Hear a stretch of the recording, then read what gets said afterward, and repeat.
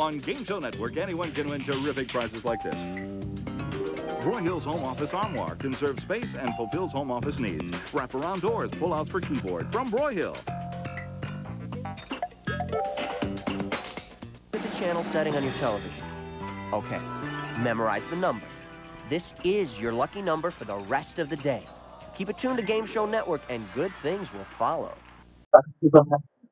Welcome to another edition of Time Wars. I just want to let you guys know this is our last Sunday Time Warp all month. Because starting tomorrow, it's our decade war, and we are in a... So we'll get to that. But today, we are going to have March of 1980, Bill Cullen and his friends at NBC. Coming on that.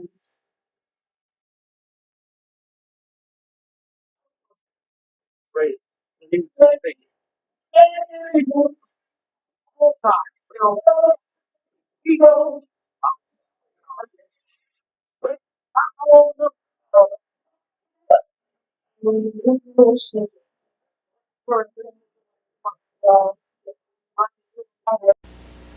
Oh, do they need a basket now? Waters comes down the right side. He gets over to Puccio. Comes over left side to Wolf. Here comes Waters down the right. He puts it up. He scores! Oh, what a play! And a timeout on the score! A Coke and a smile. That's the way it should be. And I'd like to see the whole world smiling with me. Coca-Cola adds life. Let's take a look at that again. And a Coke and a smile. You love the flavor of Rome. Sole di Roma, the new white wine from Italy, made from grapes kissed by the Roman sun. Sole di Roma. If you like white wine, you love the cold, lively taste of Sole di Roma. You love the flavor of Rome. Fruity, light, and delicious. Sole di Roma. The flavor of Rome. In just 1 year, this carpet cutting machine makes over 60,000 cuts for more than 60,000 Kaufman customers. But the best cut of all is when Kaufman cuts prices for the last 2 days of our half-price Election Day broadloom clearance. This $7.99 textured nylon cut to $3.99. This $11.99 plush polyester Saxony cut to $5.99. And much, much more. Come save 50% and get a bargain you'll never forget. One last time, Friday and Saturday at Kaufman, the carpet experts. Call Roto-Rooter, that's the name, and away go troubles down the drain. That old commercial still tells the story pretty well. His expanding steel blades whirling down the line, cutting out all obstacles. There's still no better way to clear a clogged sewer or drain. So the next time you have a problem, remember this, and remember the name. Call Roto-Rooter, that's the name. And away go troubles down the drain. Roto-Rooter, sewer service. New York's finest, Chateau Madrid. Chateau Madrid invites you to dine, wine, and dance the night away with us.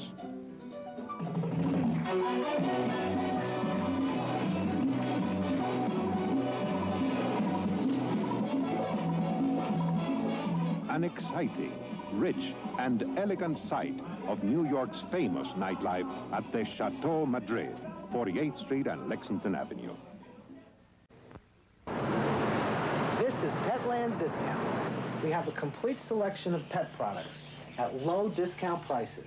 We have hundreds of dog bones and toys to choose from, and one of the largest selections of aquarium supplies, and a large variety of bird and small animal supplies.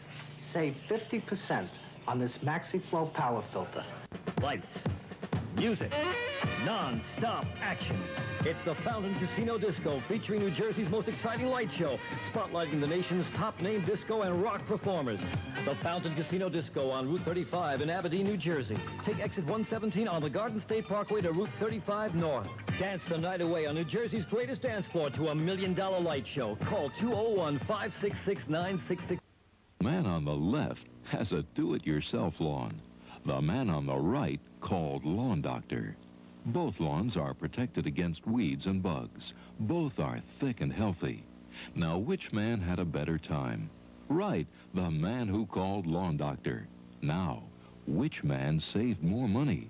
Surprise, the man who called Lawn Doctor. Get a green thumb without spending a lot of green. Call Lawn Doctor. We're in the white pages.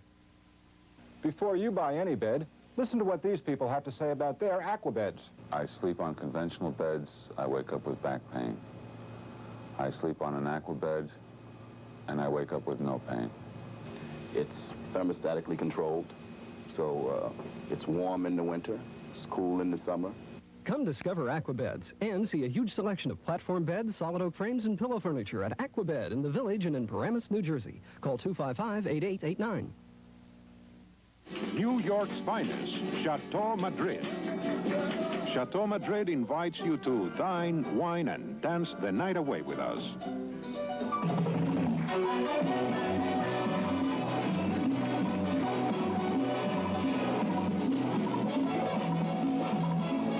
An exciting, rich, and elegant sight of New York's famous nightlife at the Chateau Madrid, 48th Street and Lexington Avenue. Wednesday and Sunday. We at Carvel are extremely proud of our little Miss Half-Pints who are here trying to tell you something about the deluxe Sunday dinner. Let's Sunday dinner. Come down and get some fish at your Christensen Cowboy Theater. That's right, honey. Deluxe Sunday dinner. Buy one, get one free at your participating Carvel store.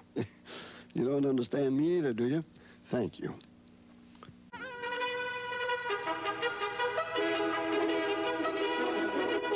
No matter how you get there.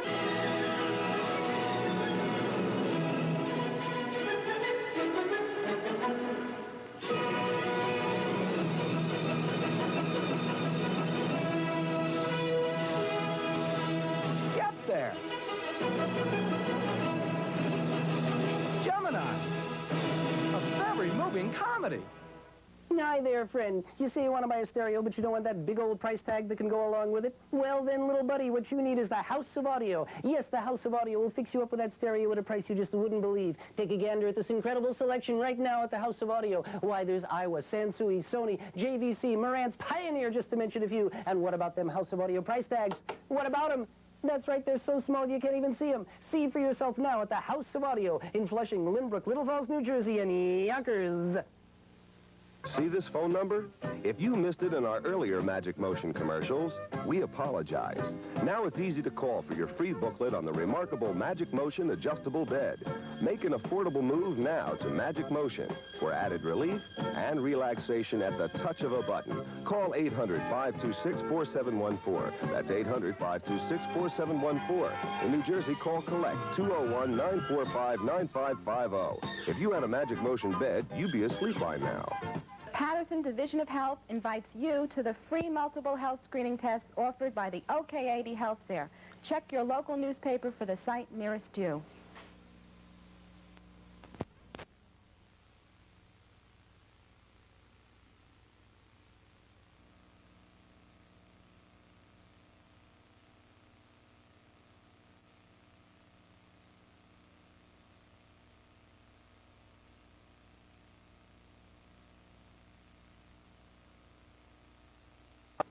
If your car's vinyl top looks old, weather-beaten, dull, now you can restore its original showroom beauty with new vinyl, the fantastic vinyl and leather care product. Just wipe new vinyl on. There's no rubbing, no buffing, and just one application will protect your vinyl top month after month. We ran this car through 50 consecutive car washes, yet in spite of all the scrubbing, the harsh detergents, and steam, the side treated with new vinyl still shines like new. It's great for your car's vinyl upholstery, too. New vinyl is perfect for all of your vinyl and leather goods. Protects expensive vinyl and leather-covered furniture from stains and scratches. Restores the shine to scuffed-up shoes, boots, and purses. So restore the original beauty and luster and protect all your vinyl and leather goods with new vinyl. It's guaranteed to perform to your... Get new vinyl today, only at Woolworth and Wilco, J.J. Newberry, McCrory, H.L. Green, and Genevieve's drugstores. I think that we all like to feel that we're kind of different, that we can stand out in a crowd. Our faces, they're unique. Our clothing, unique. Our home should be unique, too. And that's why your furniture store should be Maurice Valenci. You see, Maurice Valenci goes all over the world to find exciting furniture that you will not find everywhere else. 4 great locations: Manhattan, Paramus, Scarsdale, and Roslyn Heights. Maurice Valenci. Furniture you won't find everywhere else. New York's finest, Chateau Madrid. Chateau Madrid invites you to dine, wine, and dance the night away with us.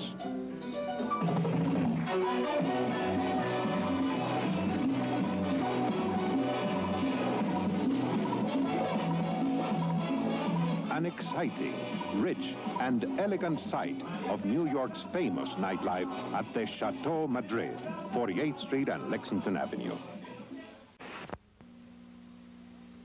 Wednesday and Sunday. We at Carvel are extremely proud of our little Miss Half Pints who are here trying to tell you something about the deluxe Sunday dinner. Look, Sunday dinner. Come down and get buffet at your Christensen Cowboy Theater. That's right, honey. Deluxe Sunday dinner. Buy one, get one free at your participating Carvel store. You don't understand me either, do you? Thank you. Hi, this is Henry Dior with a Dale Den Studio Party. Our students and teachers are having a great time, right? Right! And so can you. Try one free lesson. Learn the hustle, freestyle, disco, the fabulous Lindy, all the Latin dances like mambo, cha-cha, salsa, also foxtrot, waltz, tango. At Dale, it's easy, cheap, and you never pay for unused lessons. Mention the set and save. Offer good at any Dale Den studio listed in the yellow pages. Before you buy any bed, listen to what these people have to say about their Aquabeds. I've had to go back to using a regular bed, a conventional bed. I didn't like it. I couldn't sleep. I went back to an Aquabed. I don't get the regular 8 hours of rest. Even if it's 4, even if it's 3, I still feel refreshed when I wake up. Come discover Aquabeds and see a huge selection of platform beds, solid oak frames, and pillow furniture at Aquabed in the Village and in Paramus, New Jersey. Call 255-8889.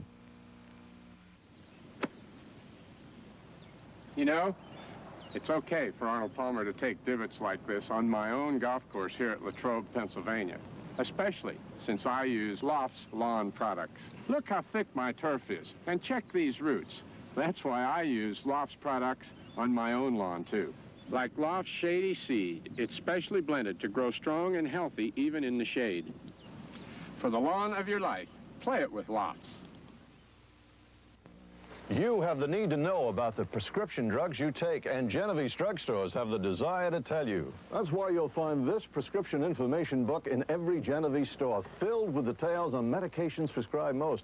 It tells in simple language what each drug is for, possible side effects, and much more.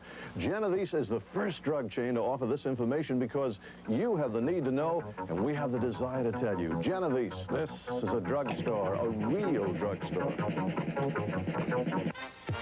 Peter and George Kopinakis invite you to enjoy the fabulous Forge Restaurant and Supper Club with 2 locations on Route 9 in Woodbridge and Route 22 in Springfield, New Jersey. There's delicious steaks, prime ribs, and fresh seafood. Plus, you'll enjoy live entertainment 7 nights a week. The Forge 1 and 2 feature businessmen's lunch specials daily, continental dinners, and catering for up to 500 people. Yes, it's the Forge Restaurant and Supper Club on Route 9 in Woodbridge and Route 22 in Springfield, New Jersey. Hi there, friend. You say you want to buy a stereo, but you don't want that big old price tag that can go along with it? Well, then, little buddy, what you need is the House of Audio. Yes, the House of Audio will fix you up with that stereo at a price you just wouldn't believe. Take a gander at this incredible selection right now at the House of Audio. Why, there's Iowa, Sansui, Sony, JVC, Marantz, Pioneer, just to mention a few. And what about them House of Audio price tags? What about them? That's right, they're so small you can't even see them. See for yourself now at the House of Audio in Flushing, Lynbrook, Little Falls, New Jersey, and Yonkers.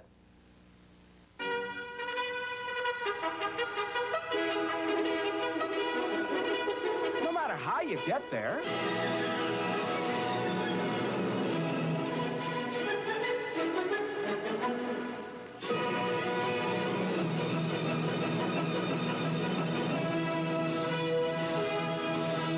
Get there. Gemini. A very moving comedy. The New Jersey Hospital Association urges you to visit OK80 Health Fair. Many tests are offered free. Call to find the site nearest you. Wednesday and Sunday. We at Carvel are extremely proud of our little Miss Half-Pints who are here trying to tell you something about the deluxe Sunday dinner.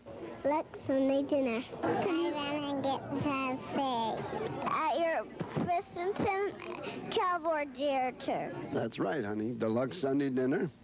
Buy one, get one free at your participating Carvel store. You don't understand me either, do you? Thank you. Where do you get super low prices on name brand auto parts? R&S Auto in New Jersey. Car stores in New York. Where do you get great value in automotive service? In New Jersey, R&S. In New York, Strauss stores. R&S and Strauss stores for super low prices on everything for your car. Quality Cordovan Jetstar white wall tires as low as $99 for a set of 4. Get Cordovan Jetstar white wall tires, 4 for $99. Save on everything for your car. R&S in New Jersey, Strauss in New York. North Stage Theater Restaurant proudly presents My Fair Lady, starring former co-star of The Ghost and Mrs. Muir, Edward Mulhare and Lee Beery. Eliza, say North Stage. North Stage. Can't you hear the difference? North Stage. That's what I said, North Stage. Eliza, we have an appointment at North Stage. You must learn to say it correctly. North Stage. North Stage. By Jove, you've got it.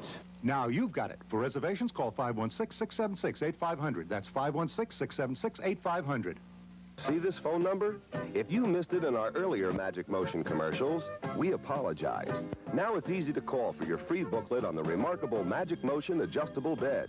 Make an affordable move now to Magic Motion for added relief and relaxation at the touch of a button. Call 800-526-4714. That's 800-526-4714. In New Jersey, call Collect 201-945-9550. If you had a Magic Motion bed, you'd be asleep by now. All like to feel that we're kind of different, that we can stand out in a crowd. Our faces, they're unique. Our clothing, unique. Our homes should be unique, too. And that's why your furniture store should be Maurice Valenci. You see, Maurice Valenci goes all over the world to find exciting furniture that you will not find everywhere else. 4 great locations: Manhattan, Paramus, Scarsdale, and Roslyn Heights. Maurice Valenci. Furniture you won't find everywhere else.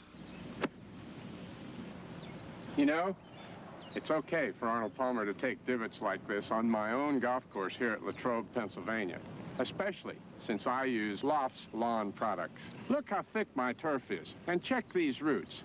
That's why I use Loft's products on my own lawn, too. Like Loft's Weed and Feed, it's formulated with the ingredients your lawn needs. For the lawn of your life, play it with Loft's.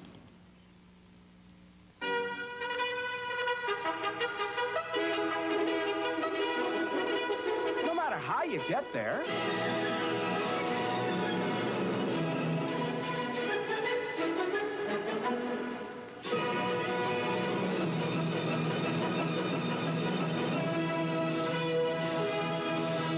Get there. Gemini. A very moving comedy. New York's finest, Chateau Madrid. Chateau Madrid invites you to dine, wine, and dance the night away with us.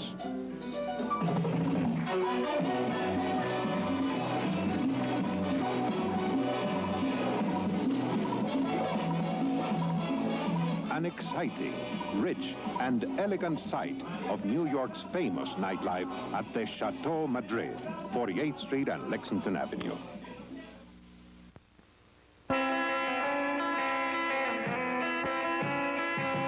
There's a man who leads a life of danger.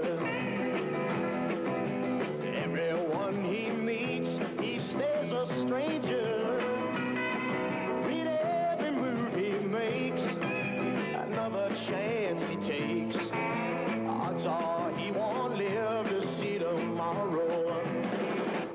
Secret Asian man, secret Asian man, they're giving you a number and taking away your name. This is WNBC TV, New York. A lot's changed in... Go. The other side of my ranch and back. Oh, big deal. How far is that? About 500 miles. Oh. Volkswagen does it again.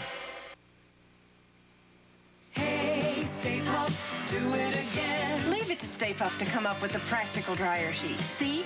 Reusable. Hey, Stay Puft, do it again. It's like getting twice the sheets in every box. Hey, Stay Puft, do it again. New Stay Puft sheets are made a special way, so the second load comes out soft and fresh and without static cling like the first. And they're perforated, so you only use what you need. Hey, Stay Puft, you've done it again.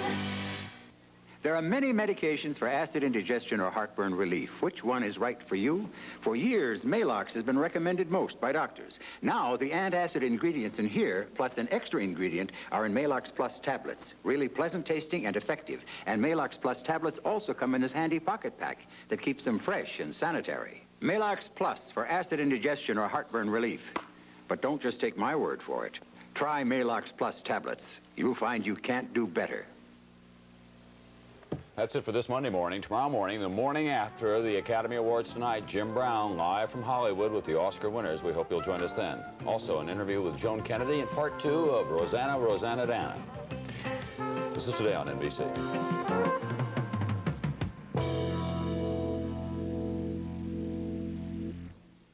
On a one-hour special, meet Fred Sanford's new collection of dummies.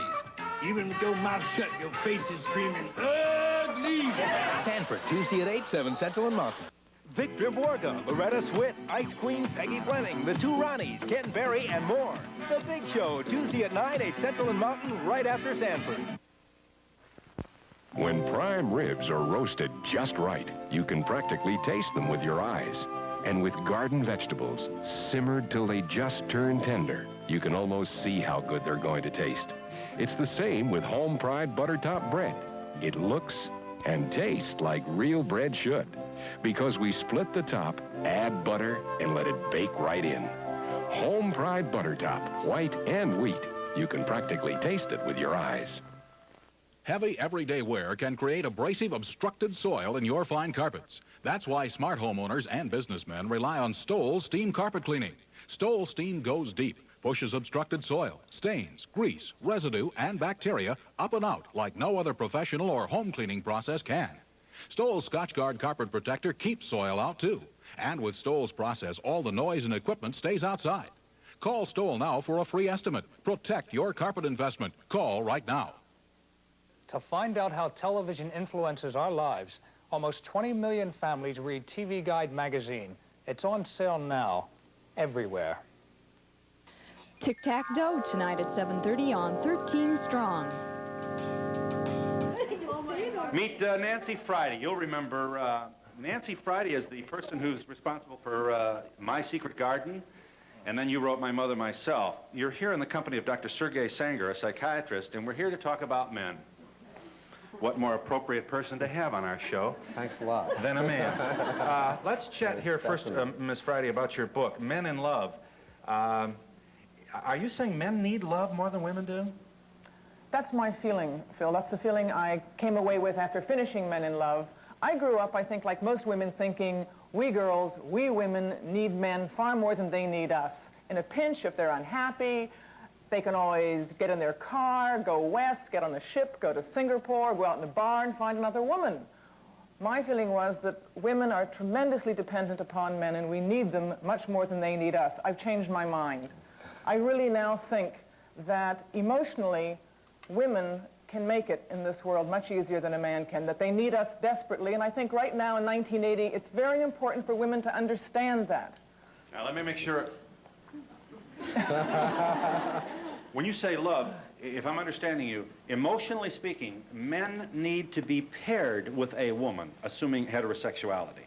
Yeah. More than is true in the reverse. Well, statistics, sociological studies have shown that men on their own really don't make it. Tables of statistics of alcoholics, depressed people, suicide. Men don't make it on their own. I think it isn't just sex. You know, women seem to think he only wants her for sex. Sex is all he's out for. That's all they're out for. The fact is, you know, if it's just sex that a man wants, he can have sex with a prostitute or another man or by himself and stay home if he wants to. The fact is, he'll pay the price that women put on love and sex because he needs a woman so badly. He is so interested in sex that he'll accommodate a lot of other... He's so interested in love.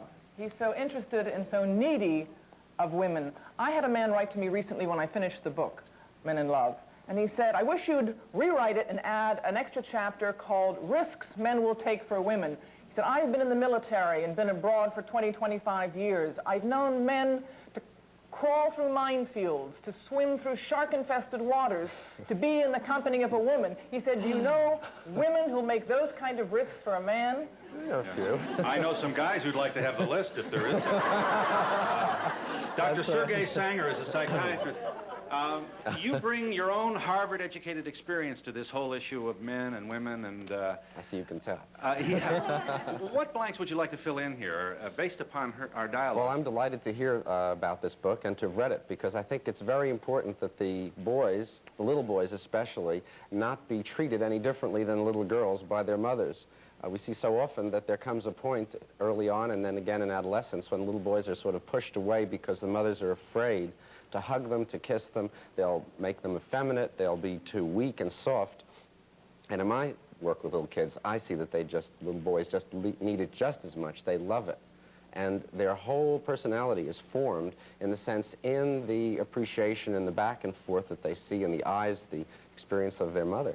So I'm very pleased that Nancy, at the end of the developmental cycle, sees boys, young men, older men, who are also saying the same thing. They thrive, they bask in this attention, this love. Sergei Sanger is one of the doctors I worked with on my mother myself so closely. And as he well knows in his profession, so much of the emphasis, the thinking nowadays, has gone into these very early years in children's lives, girls and boys, and how important those years are. I think one of the good things that's going to come out of the troubles we're having now in the 1980s with so many mothers working, it's problematic now, but I feel that in time, what it's going to do is bring the men into the early mothering, as it were, of the children. Boy, I tell you, to put it bluntly, to have a daughter toilet trained by her father, wow, that would be terrific. Why? Why would that be terrific?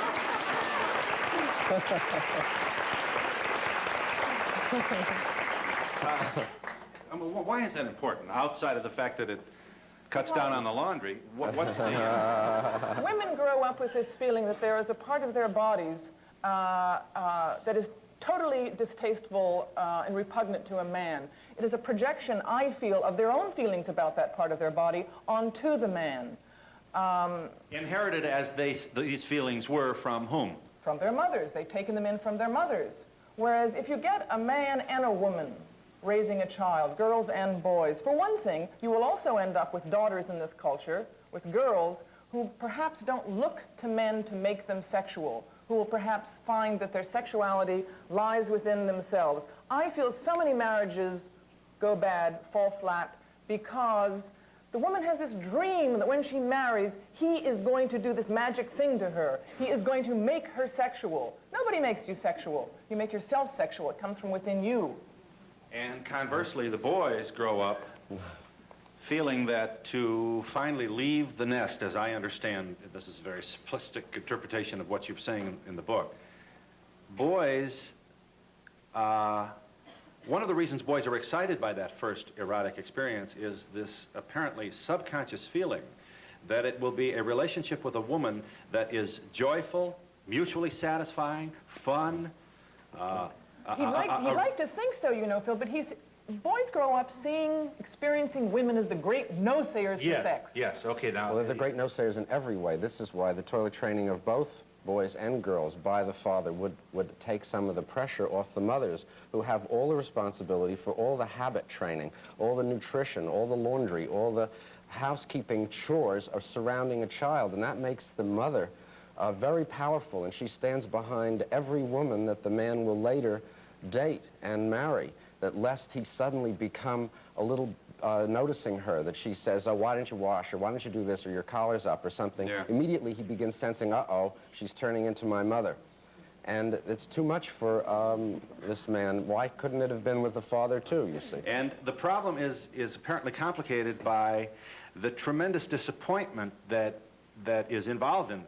For example, if all of us have this French Riviera fantasy with the guy and the violin and the wine, and you're looking into each other's eyes. All right.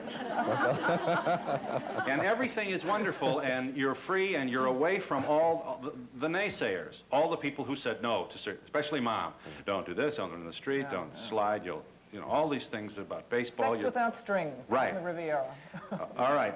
Then he suddenly realizes that this is not free of negative influence, that she is reminding him of his mother by beginning with the restrictions. Have I got this? You've got it right, but it's even more complicated than that.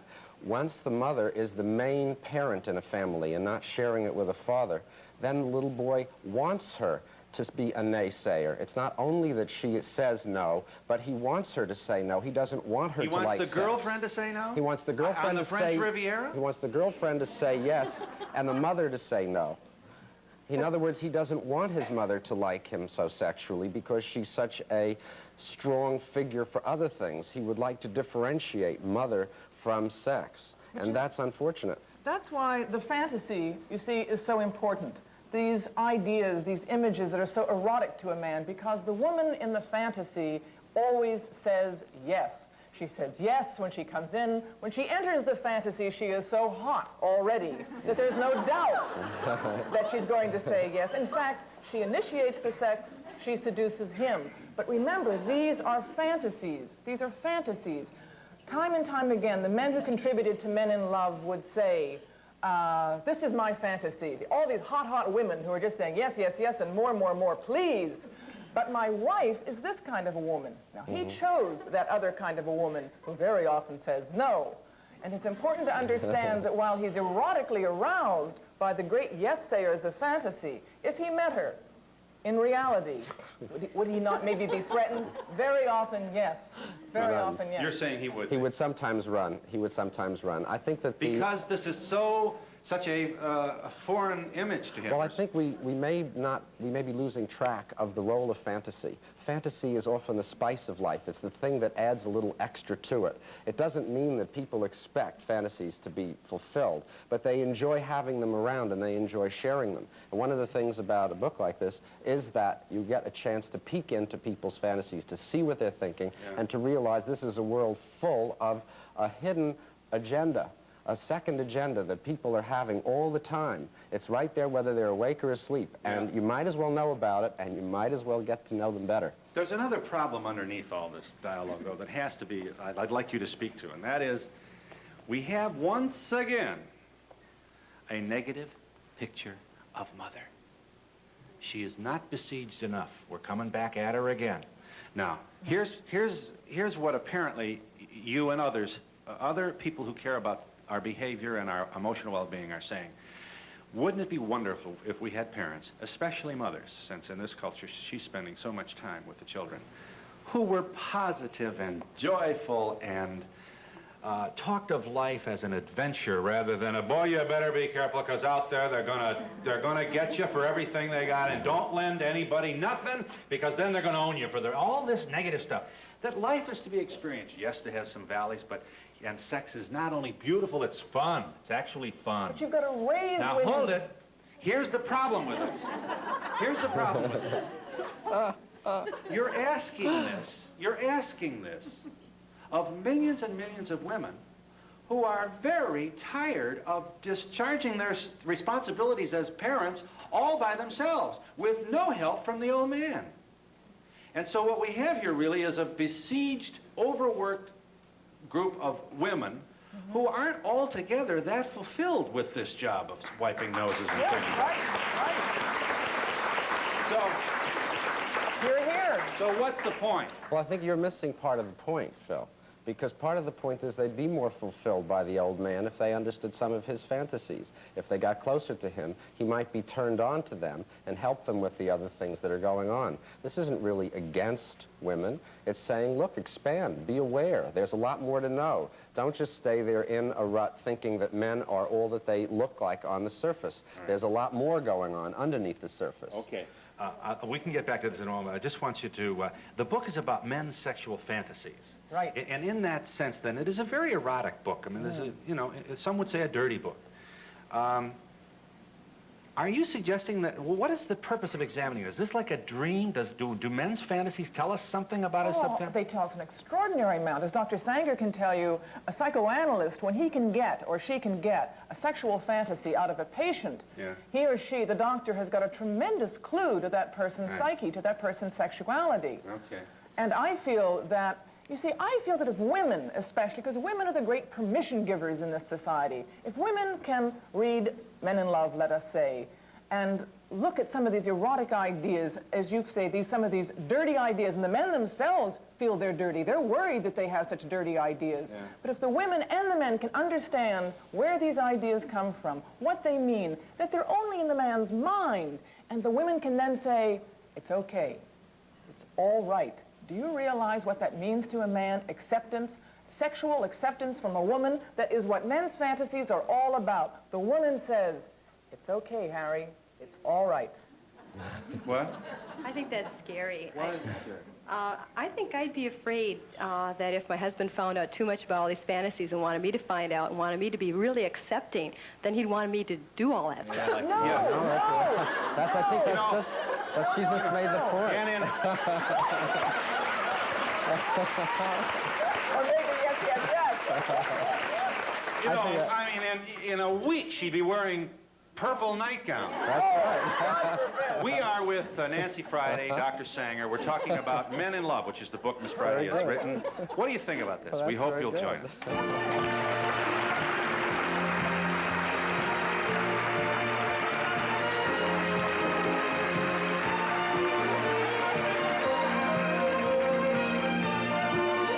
From Chicago, you're now in touch with Donahue. Today, Donahue explores the myths about male sexual fantasies and examines the hopes and fears of today's liberated man with author Nancy Friday and psychiatrist Sergei Sanger.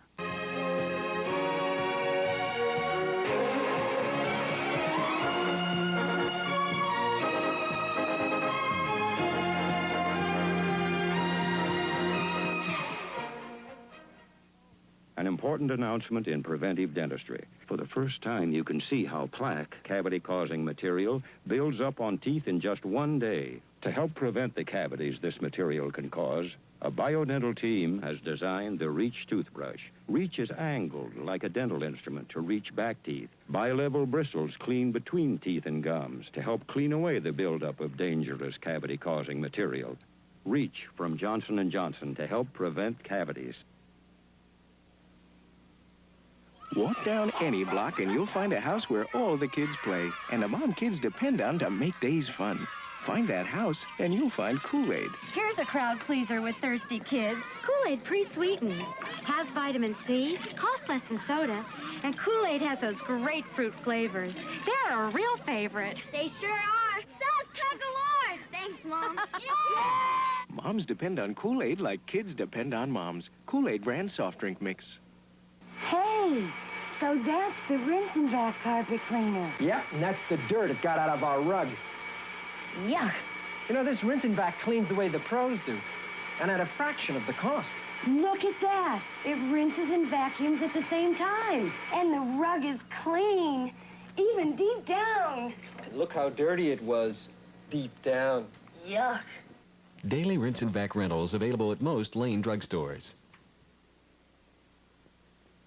Woody says Woodville Appliances is having an inventory liquidation sale with fantastic savings, like KitchenAid built-in dishwashers as low as $399. KitchenAid has big, fully usable racks, self-cleaning stainless steel filter, and soft waste disposer, safe flow-through drying, sound-absorbing insulation. KitchenAid built-in dishwashers at Woodville as low as $399 during the inventory liquidation sale now through Tuesday at Woodville Appliances, where you always save more.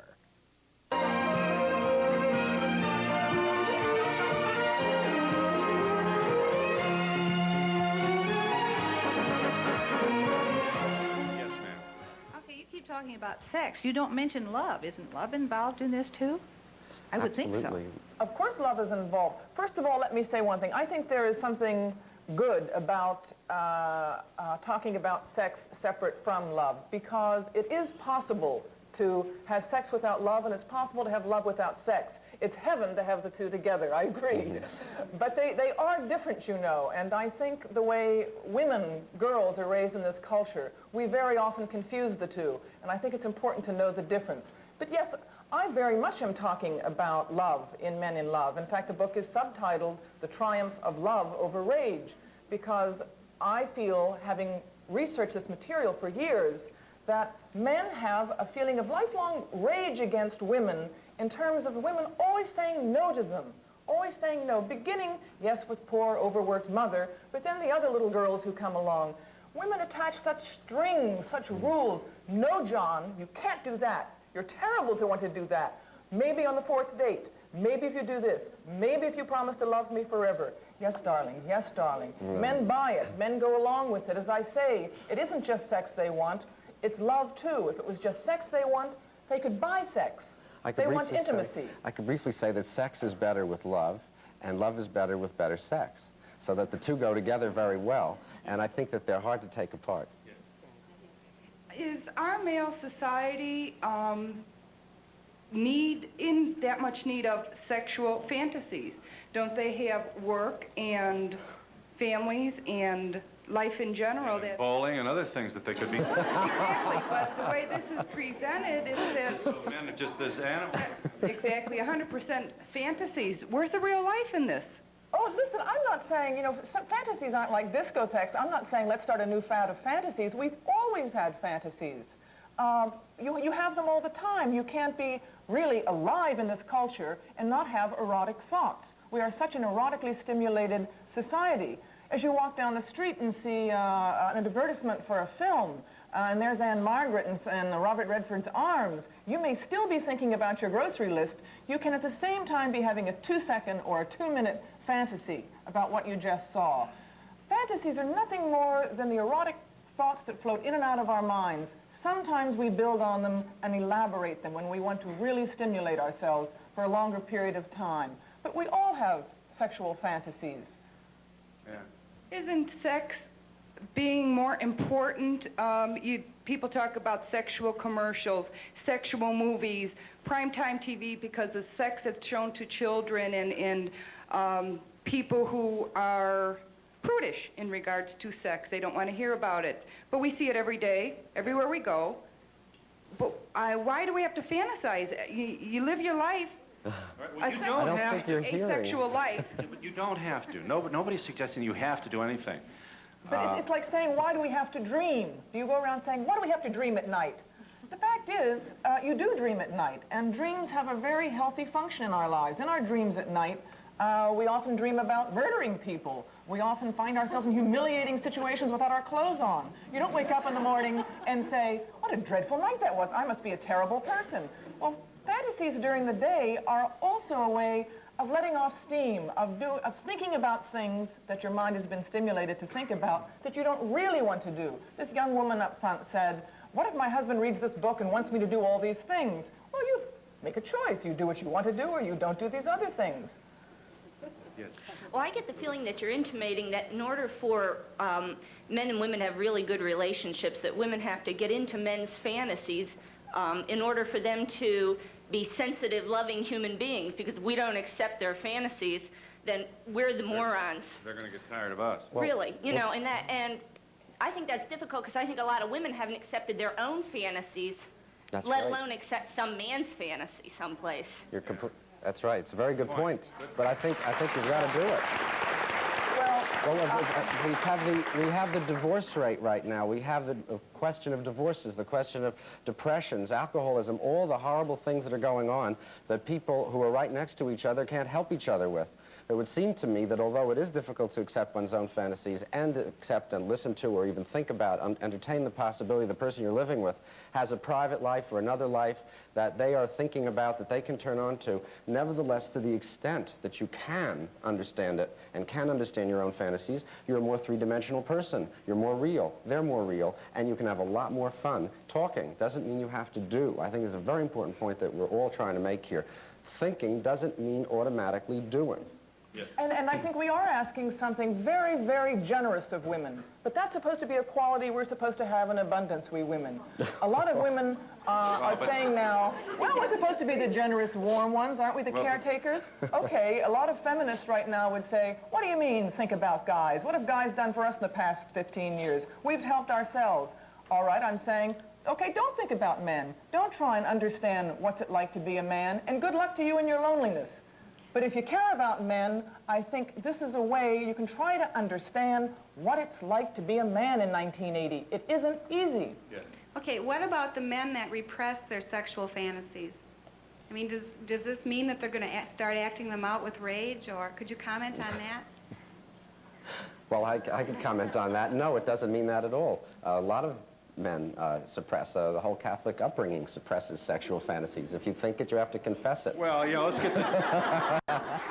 let's get the Jews in on this, too, right? Portnoy's complaint. Right, that's what it is. That's right. And so there is something to that, but I don't think that people are in any more danger of acting on fantasies who don't talk about them than who do. The question of self-control comes across the board with people. But it still would mean that the person who doesn't, who suppresses their fantasies, is probably not going to allow themselves to appreciate a lot of things that are going on in the world around them, whether it's music or art or literature or magazines or whatever. They are going to be limited people. But at what point does it become abnormal? At what point do they start, you know, acting out their rage? See me after. Listen, we have to break here, but tell me again why we're so filled with rage. I don't get that. How come we're mad? Well, one, because women have attached such rules and conditions to love and to sex all of a man's life. And also, he has sacrificed. I think men sacrifice a great deal for women. For instance, you take your son to the airport. A little boy goes to the airport with his parents. What does he see at the airport? He sees a lot of men in dull-looking, they're wonderful-looking suits, in these brown suits carrying briefcases. Now, how many little boys have fantasies of growing up to be a man wearing a dark suit carrying a briefcase? No little boy thinks of growing up that way. He wants to grow up and be an astronaut or a Mountie or something exciting. But when adolescence comes, right away, even though he hasn't consciously decided, he has given up being an astronaut, he's given up adventure, he's en route to the briefcase and the dark brown suit, and he's going to do it for a woman. I'm not saying men are walking around in a rage. I am saying much of it is repressed and suppressed. We don't have a world filled with men who are overtly angry at women. Women, I think, tend to think that there is this dark, hostile side to men. I think reading Men in Love will show them that there is an even more strong, loving side to men. And that, I think, is important for women to know right now. And we'll be back in just a moment. Folks, meet Henry Bate, or Hank, as he's called. He's wearing one of those saggy diapers that leak, and that makes Hank cranky. Well, cheer up, old boy. Here's Huggies. Huggies are form-fitting disposable diapers from Kleenex with soft, gentle elastic, so Huggies hug. So Huggies help stop leaking to help keep baby dry, more comfortable. Thick, absorbent Huggies diapers help keep baby dry, more comfortable. Right, Hank? Tonight, Arthur, you're going to learn to drink from a glass. Oh, Arthur, that's okay, pal. It's all right. All right, Arthur, no problem. Let's try it again. Introducing Bolt, a paper towel so strong and absorbent you can wring it out without wearing it out. In tests, it actually stood up to a washing machine. Here's Scott Towels, here's Bounty, and here's Bolt. You're doing it, Arthur. You're doing it. You're not doing it. Bolt, the cloth-like paper towel. All the convalescent aids and equipment you see here can be rented by the month or longer from Sugarman Surgical Supply. Wheelchairs, crutches, walkers, whirlpool equipment, as well as other convalescent aids. Even this power lift chair, which will help you to a standing position by simply flipping a switch. Whatever your rental problem is, Sugarman's has the solution for you, including complete hospital bed and equipment. Sugarman Surgical Supply is your convalescent aid rental headquarters in northwestern Ohio. Introducing new bakery-style rolls. Bakery style, we shall see. Crusty outside. It is tender inside like fresh bread. That's bakery style. But you use preservatives, eh? Oh, no preservatives. Magnifique. Crusty, tender, it is bakery style. These bakers agree it's a whole new style from Pillsbury. New bakery-style rolls. In my humble opinion, it is a breakthrough. All righty, with all this that's being written every day, you pick up a magazine, you pick up a paper, somebody's got something to say about sex. All righty, I think this is a sick world we're living in. We don't need all that. We don't need all that. And I don't think anybody can tell me how I should do or what. Nobody can tell me that. That has to come from within me and my husband, between the two of us. Nobody can tell me what to do and how to do it or what to do. That's right. That's privacy. That's privacy. All righty. Why is it a sick world? Well, because there's too much written about it. We grew up in a world that we didn't know all this. I think we're happier because I've been married 34 years, and there's not very many people that can say that today. Oh, I've been married 15 years. But oh, well, that's great. That's wonderful. But listen, that's marvelous. The good old days or the bad old days is depending on how you want to look at them. This innocence you speak about was also ignorance in a way. I believe, for one thing... You think so, huh? Television, aside from Phil Donahue's show, how many good things are on television? I think the world, by and large, will keep Phil, but let's do away with television, largely speaking. That's a big bugaboo. That's true. Television has really ruined a lot of us. It isn't the books that are making the world, as you call, sick or uncomfortable for you. What it is the world has changed. You know, we live in a different kind of a world than your mother and your grandmother lived in. I agree with you. The books haven't done that. The books, and some of them are good, are trying to help people adjust to this world. And I think if there's one thing a book can do, and I think my books try to do it, is to alleviate the guilt. I think there is such a tremendous amount of guilt out there. And the refrain I hear from women again and again and again is, thank God you wrote that book. I thought I was the only one. And if you can do that, I think that's a plus. I think that's marvelous, and I'm happy for you. And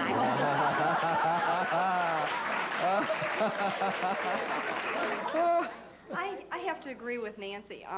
The world isn't sick. You got to come to grips with yourself. You're okay. All the things you think that you're the only one thinking, you're not.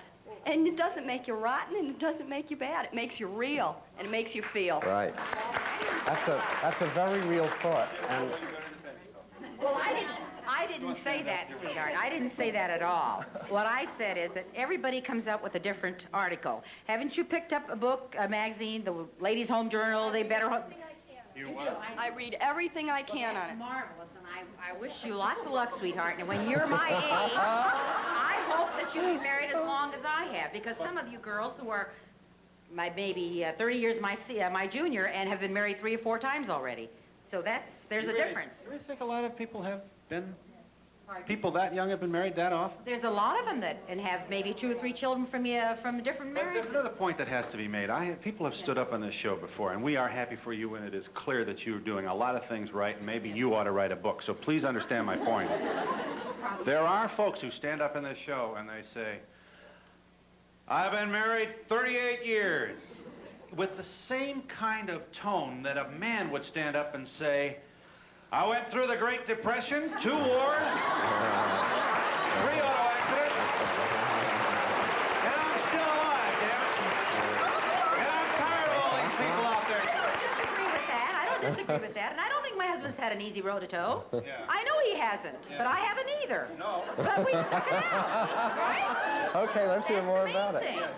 Isn't that the main thing? Yes. Okay. Well, but the point here is, the point we're asking, and we're not demanding that you agree with any guest on the show. The point is, can life be better? Can it?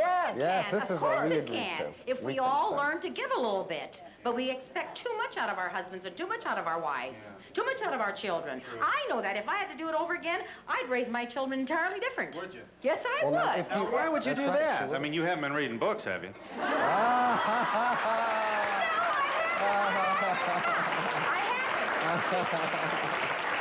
haven't. But there's a lot of things that I would have done differently, Phil. I really mean that. You know that. I mean, that's right. I mean, Anybody with a big family raised the first one a lot different than the last. That's you know? right. That's right. I don't have such a big But that's family. just the point that this woman is mentioning, I think, is very important. Had she had greater access to her husband's fantasies and her own fantasies, she might have had some cues and clues early on to change her child rearing a little bit. Also, we're coming at the end of a long era of repression. We're still, up until the 50s anyway, in the hangover of the 19th century. We're all now beginning to give ourselves permission. Talk about being hard on the husband and the husband being difficult with the wife. What about what we do to ourselves?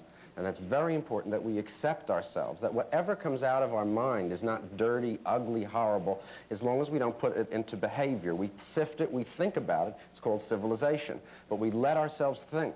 And to think is not really a bad thing. In fact, unfortunately, thinking in most other countries is very dangerous. One can't afford to think because if you think very frightening things politically. And thinking is supposedly one of the most important things that we can do as people. How to reconcile that? Thinking and not doing. That's a very big challenge to us. And what to do, what thoughts to communicate to your husbands and have your husbands communicate to you, your boyfriends communicate to you, and what thoughts to ask them, please, I just don't want to know about that yet. I'd like to hold off. That's terribly important to understand in this whole business of fantasies, which is, should you or should you not tell your mate about your sexual fantasies? I happen to think it's a very important point, and if love means anything between a couple, it means having some responsibility for the other person's feelings and happiness. Would your mate like to hear that your fantasies involve somebody that isn't he?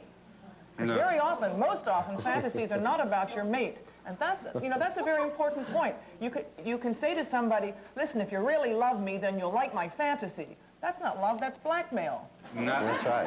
Yeah. That's right. But let's make the point clear. So it's not always a good idea to verbalize your fantasy. No, on the contrary. In fact, I'd be very subtle about it. I'd be as coy as saying, gee, George, I was reading this book, or I have this friend who has the most interesting fantasy. It goes sort of like this. They ask the neighbors in, etc., and if your mate goes, they do what? I would not proceed. But you can be very subtle and find out if these ideas excite him or her. Yeah. And go slowly, because you care about these person's feelings, and they're going to have to live with your fantasy for the rest of his or her life. We're a little late, folks. Nancy Friday's book is titled Men in Love, and we'll be back in just a moment. At last, an incredible household cleaner that's also a powerful laundry pre-spotter. Super strength less toil. To prove its strength, we put less toil and this work shirt to work, cleaning a greasy stovetop, tough bathroom dirt, even this greasy car engine. Then we put less toil to work on that same work shirt. The result, less toil cleaned the shirt that cleaned the house. Less toil around the house and in the laundry.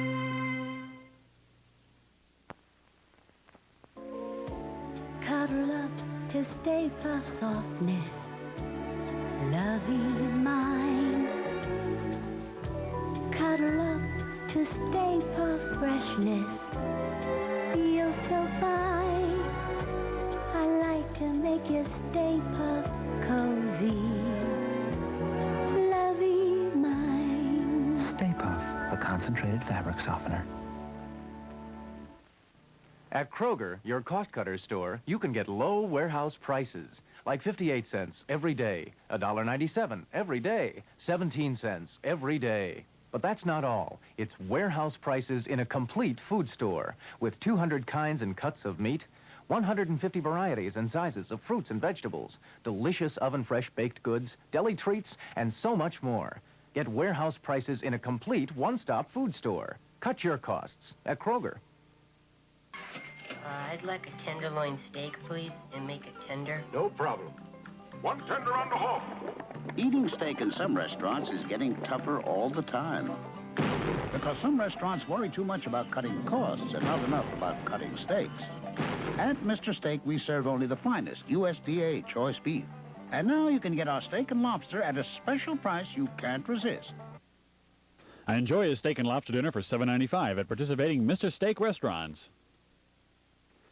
More on men in love and their sexual fantasies with Nancy Friday and Dr. Sergei Sanger when Donahue returns following these messages. If you have a legal problem, why choose Hyatt Legal Clinics? Well, we're the largest legal clinic in the state. We have offices throughout northern Ohio. We have only experienced attorneys who specialize in cases such as divorce, bankruptcy, personal injury, and probate. And we offer professional services at very reasonable fees. Hyatt Legal Clinics. There's no reason to go anywhere else. Hyatt Legal Clinics. Call 385-6000. 385-6000. Ram, for you to keep? Yep. I got one just like them. For your other girlfriends? No way. Share the fun of pictures. Look at that giant bird. That's me. My favorite. Get double takes at Lane Drug. You want two favorites? 2 sets of prints from every roll of standard color film we develop. I can't wait to show these. To your other boyfriends? No way. Double takes at Lane's. 2 sets of prints, 1 low discount price. WTVG Toledo.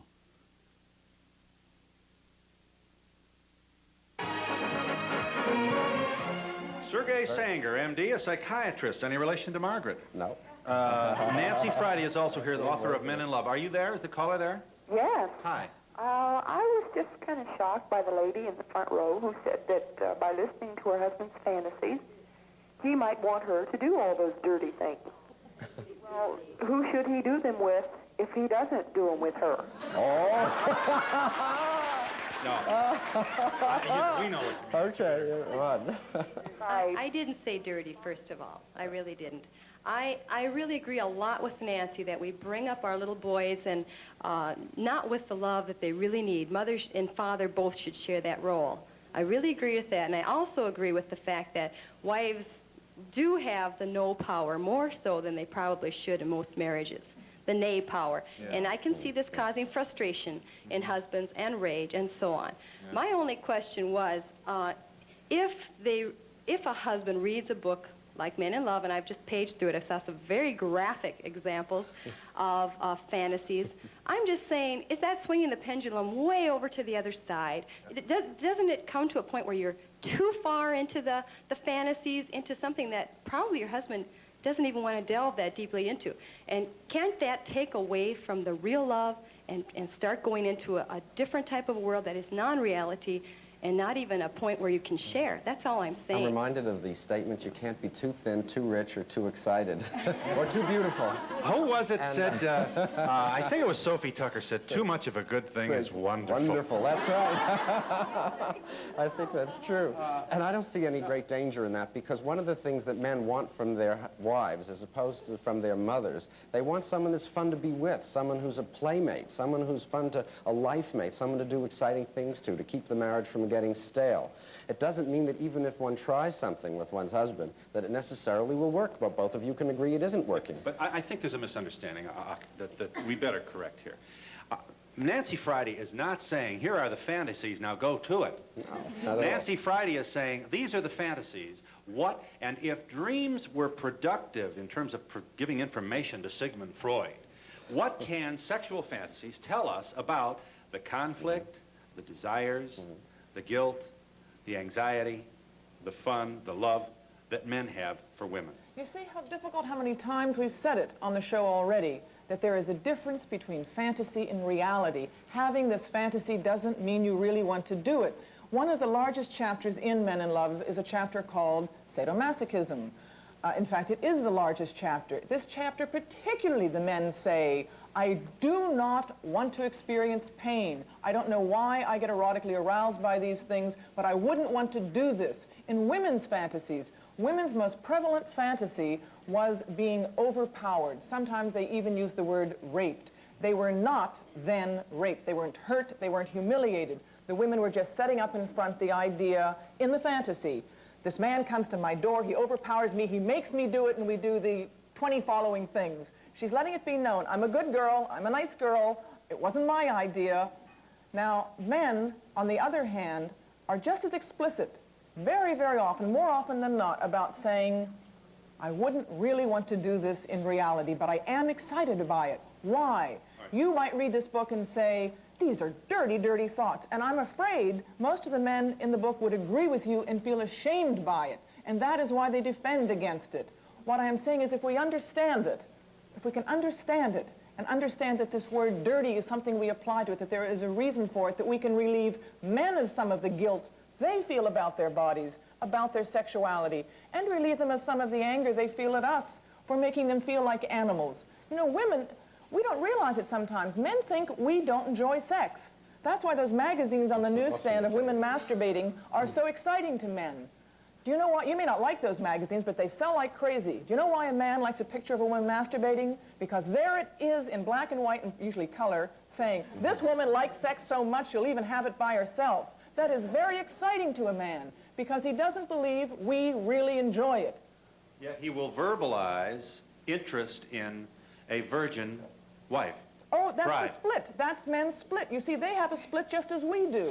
Men, it is not easy, but it's important to understand it. You know, it's like we went out of our way to goof this up. You know that? It's really goofy. But we're coming out of it. We're coming out of it. That's the good news. That's why there is so much talk about sex today. Young people today talk about sex in an open, accepting way that we didn't when we were growing up. That's positive and good.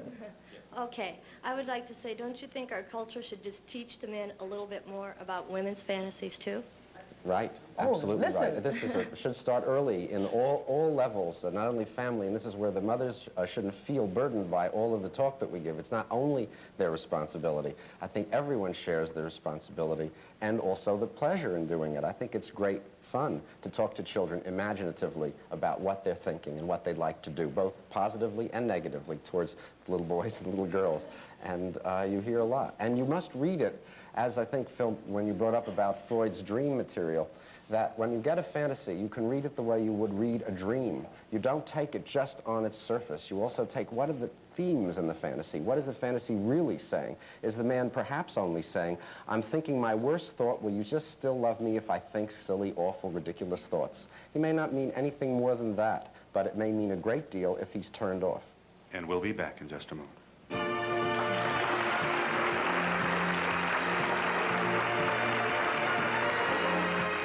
Come to Banner Mattresses' grand reopening at both locations. We have redisplayed and enlarged both showrooms. You've always expected Banner to be the leader in better bedroom suits and factory direct mattresses. Now we're the leader in obviously better quality living room furniture. For example, look at this luxurious long-wearing 100% Antron nylon three-piece sofa, love seat, and chair set.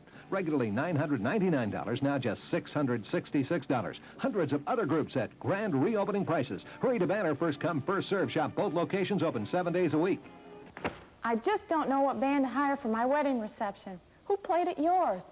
Well, I had Glenn Miller and Barbara Streisand, Chuck Mangione, the Jacksons, Bob Seger. I had everybody at my wedding reception. How could you afford that? I had Mr. Entertainer. If you need music for a wedding reception, a class reunion, a dance, or just a private party, Mr. Entertainer is exactly what you've been looking for. Mr. Entertainer is a mobile music system providing the finest recorded music available and tailored to suit your needs. Mr. Entertainer, call me today. Hey, it's a Papagallo Spring. Pretty bright-colored Papagallo espadrilles, sandals, and casual shoes, Sebago Docksiders, Cole Haan loafers, and Olaf clogs. Plus plenty of perfectly Papagallo shirts, tops, and dresses by Lons, Gordon, Point of View, and many, many more. Classic clothing that will take you right through the spring and summer. Papagallo has it all. That's the shop for Papagallo at Cricket West Shopping Center, West Central Avenue, 1 block east of Secor, where it's spring by Papagallo. Toledo, the glass capital, some great industry, some fine restaurants. One of the best is the Porch of the Maidens. Excellent food, outstanding service. And today, when everyone is raising in prices, we're holding them down. And now, the Porch is introducing a brand new concept called Early Fare. Visit the Porch anytime between 4 and 6:30 p.m. and take advantage of the Early Fare menu with its smaller portions and smaller prices. Visit the Porch on the Central Avenue Strip. The caller there? Yes. Go ahead. I'm just sitting here thinking that there y'all go again, blaming all of men's problems or rage because women, and not because of their own inability to face up to their problems. It seems that you're talking about the little boy not fantasizing about carrying a brown, or wearing a brown suit and carrying a briefcase. How many women fantasize about folding diapers and wiping runny noses? That's right. Well, women do fantasize about growing up and being mothers, though. And that is a fantasy they have all of their lives, that they will get married and grow up and become mommies. Little boys I don't think, have the fantasy of becoming good providers. And that is how we define masculinity in this culture, a good provider. How'd you like to have your gender identity defined by how much bread you bring home? Most of these men carry these briefcases for their own egos. They're out there in their own power trips. That's right. That's Oh, true. certainly in time it's true. It becomes that way. Yeah, you know, somewhere there's a guy who for 25 years has brought that briefcase home and never opened it. And you know what's inside. Yeah. I want to make sure we understand your point. This looks like another one of those, let's put the rap on Mom. No, that's exactly wrong. I think that well, let her make her point. Do we have you right? Well, it seems like the women are always asked to make the changes in a relationship.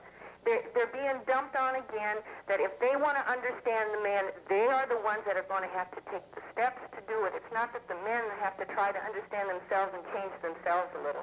Look, men have simply not been racing forward to have consciousness-raising groups the way women did 15 years ago. Men are not raised in this culture to group together with other men and share their most intimate feelings. Gee, Harry, I have this terrible guilt and anxiety about sex. They simply don't do it. We women want them to. What I said earlier is true. A great deal of generosity is being asked by women right now. Don't do it if you don't want to, but then don't sit around and say, where are the men? Well, the men are trying all the time. They're sending signals out all over the place. I don't think there's a single man that hasn't signaled to his girlfriend or his wife that he has a secret life, he has other thoughts, and so on. It's just that the future belongs to those who are prepared for it. And if you are prepared in your own minds to listen to some of these signals, you'll hear them. The men are taking responsibility. I don't think they're just all closed up and not saying a word at all. I think they're trying very hard to get across. Hang on just a second. Well, my question is, if we, as mothers and fathers, jointly raise our children, sons and daughters, then how are our sons' fantasies going to change when they're older? Are they going to be less masochistic or sadistic or... Yes, I think so, because everything in a man's life when he was a child will not be focused on one person, a woman. She will not be all the love in the world, and she will not be the naysayer, the no-sayer in those important years in his life. It will be a man and a woman. It's that tremendous focus that children have on that one parent, the woman. She gets all the love, but she gets all the rage, too. Okay, I want to know, now personally, I believe that a woman's fantasies are more bizarre than males. And I want to know, are you going, because if I was to, you know, I couldn't even say the fantasies that I have. I'm glad you're not going. I know what you mean. But your point is what? I mean, but who, are you intending on writing a book on female? Oh, I did. I wrote a book called My Secret Garden. It was my first time on Phil's show 7 years ago. Women's fantasies are extraordinarily bizarre and wonderful and rich. Men's are different. But it's the word interesting to compare the two. The word bizarre is judgmental, though. I mean, it suggests a bad thing. I don't Is that what we want to say about that? No, they're very rich and they're very bizarre? intricate. They're different. They aren't necessarily things that the women want to do in real life. You know, the imagination is a wonderful, fertile organ. In fact, the mind, the brain, has been called the most erotic, powerful organ of all. Yes. You said in the beginning that we should raise little boys like little girls. Well, what do you think of little boys that want to try on little girls' clothes all the time? Do you think this is a sexual fantasy for them, or...? I said one should give little boys as much love and not be any more shy with little boys than one would be with little girls about showing how much they're loved and not be scared by the various sexual overtones. But as far as the boys trying things on, again, he may be playing with something that's just a play any more than putting on a baseball hat or running around as a fireman. And these are important things for him not to feel that there's any one thing you don't like, because with a child, the minute you tell them there's something you can't stand, that fixes it. And then even if they don't do it, they remember it bothered you, and in a few years, they'll have a whole repertoire of things that roast you. So you know not to do it. Don't you think that little boys sometimes tend to push the mother off before she is, like, she still wants to hug him and hold him and everything, and the little boy from his friends and everything just feels like, Mommy, don't do that anymore. I'm bigger now. That's right. That was one of the points we made earlier, that he would like to separate the mother who is the boss lady, who is the instructor, the habit giver, from the mother that he loves. He may still let that mother kiss him in private and from time to time, but he doesn't want to be kissed and hugged in front of his friends. He's moving on, he's separating, he's with a different, and he doesn't want to be treated like a little kid. But I think it's more complicated than that, isn't it? I mean, Yes, but we wouldn't don't it be have the time. healthier if little boys weren't so self-conscious about that? Oh, of course it would be. You know, I wrote my mother myself was all about women's problems on separating from their mothers. Well, boys have just as difficult problems separating from this woman who is all the love in the world they know. But they know when that by the time they're 2 years old that they have to grow up to be like daddy. It's already become a tremendous chore in their minds. Can I make it without this all-powerful, loving mommy? Is that the fault of the mother or society, or how would you suggest? There's also part of the fault of biology. We mustn't forget that men and women are different, basically very different. And a man can't fake his excitement, whereas a woman can. So it's very important that a man remember fantasies that turn him on, lest he not be impotent. A woman can still not think fantasies and still be so-called potent, and no one will ever know. This is a very important biological difference, besides the species difference. I disagree with you. My son is much more loving to me. He demands the love. In public, no matter where we're at, he is much more loving than my daughter. He's 4. It never bothers him anywhere. And he is just, he tries to act tough, but he's a real tender. That's very sweet. So in other words, enjoy this. Enjoy it. Don't turn it off. I don't think you can spoil children myself. You keep going back to wives discussing fantasies with husbands. Don't divorced men fantasize and single men? Oh, of course they do. Probably more so. Absolutely. But the fact is, a lot of people think married men don't fantasize because they have sex so available. What we're trying to say is it has nothing to do with the availability of sex. Sex fantasies aren't filling in for something that's missing in your life necessarily. We simply have them because we're lively, sexual people, I hope. I was thinking about the young children who are talking about love and bringing them up. And I'm in the 2nd generation now, and I think about my grandchildren and how the little girls and the little boys, the 2 girls were older, and when they were all together, they'd come in the afternoon all dressed up, and the little boys would have on the high-heeled shoes and be dressed up just like, and they'd come out and have a show. That was great. Yeah. Now they're 14 and 12 and like that. The little boys are the ones that come to me running at 10 and 11th show their love. Yeah. The girls are more restrained, and I think they all grow to what they're going to be, and they see love, and you don't worry about, oh, they're showing too much toward the girls or too much toward the boys. I think it's a natural thing, and they come out. Yes, that's a beautiful story, and we're grateful for your telling it to us, because you've obviously got healthy grandchildren. But we do have, I'm afraid, too many homes in which the parental love is not demonstrated. So true. And that's one of the things maybe that we'll have. Show the love. Yes. We'll be back in just a moment.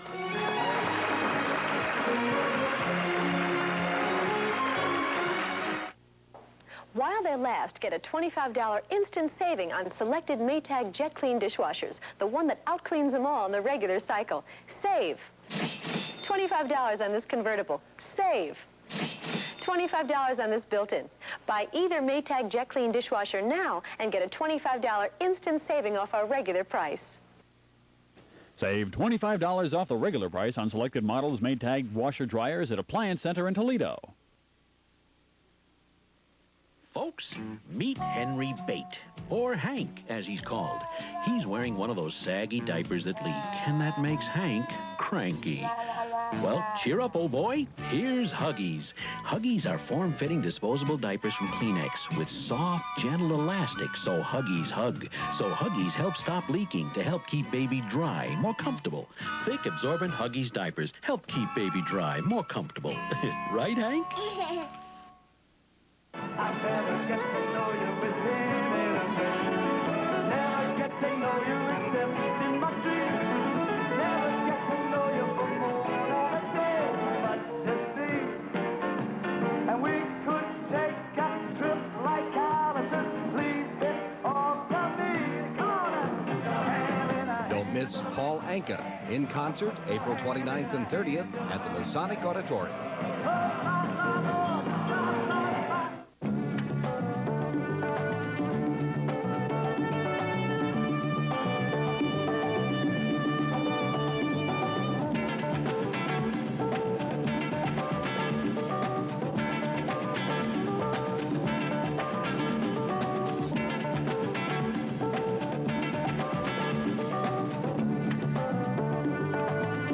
If it's modern, it's from Timmons.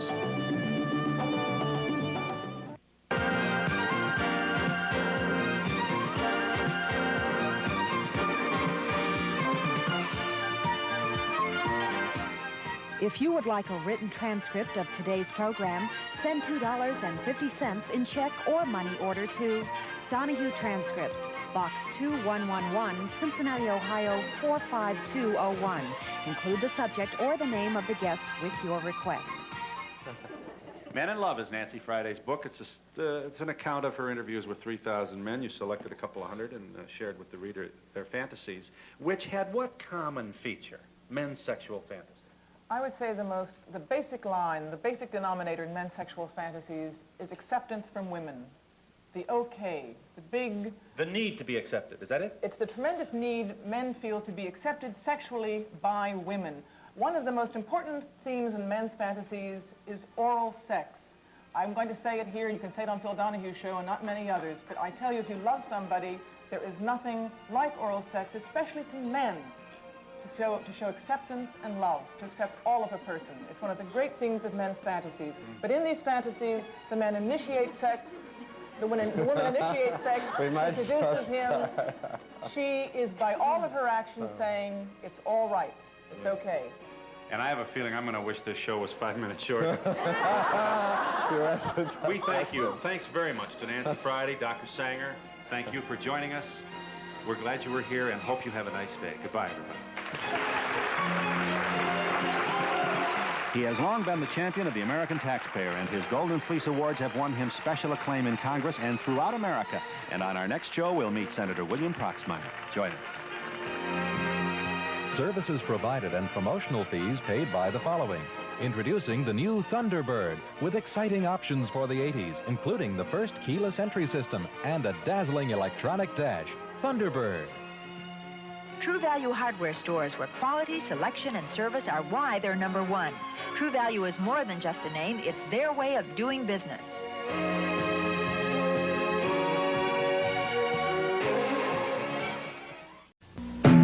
This is NBC. On Game Show Network, anyone can win terrific prizes like this. Broyhill's Home Office Armoire conserves space and fulfills home office needs. Wraparound doors, pull-outs for keyboard from Broyhill. Put the channel setting on your television. Okay, memorize the number.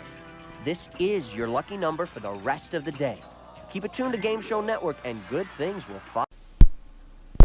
Tony Randall and Hervé Villachez host The Big Show tonight at 9.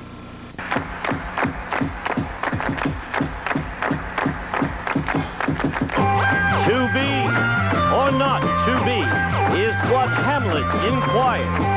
If he were here, he would ask, should I call lower or higher on Cut Shark? And here's the host of Cut Shark, Jim Perry. I thank you very much. Welcome to Cut Shark. You're a nice group. Thank you. Thank you. Thank you, Gene. Very literate.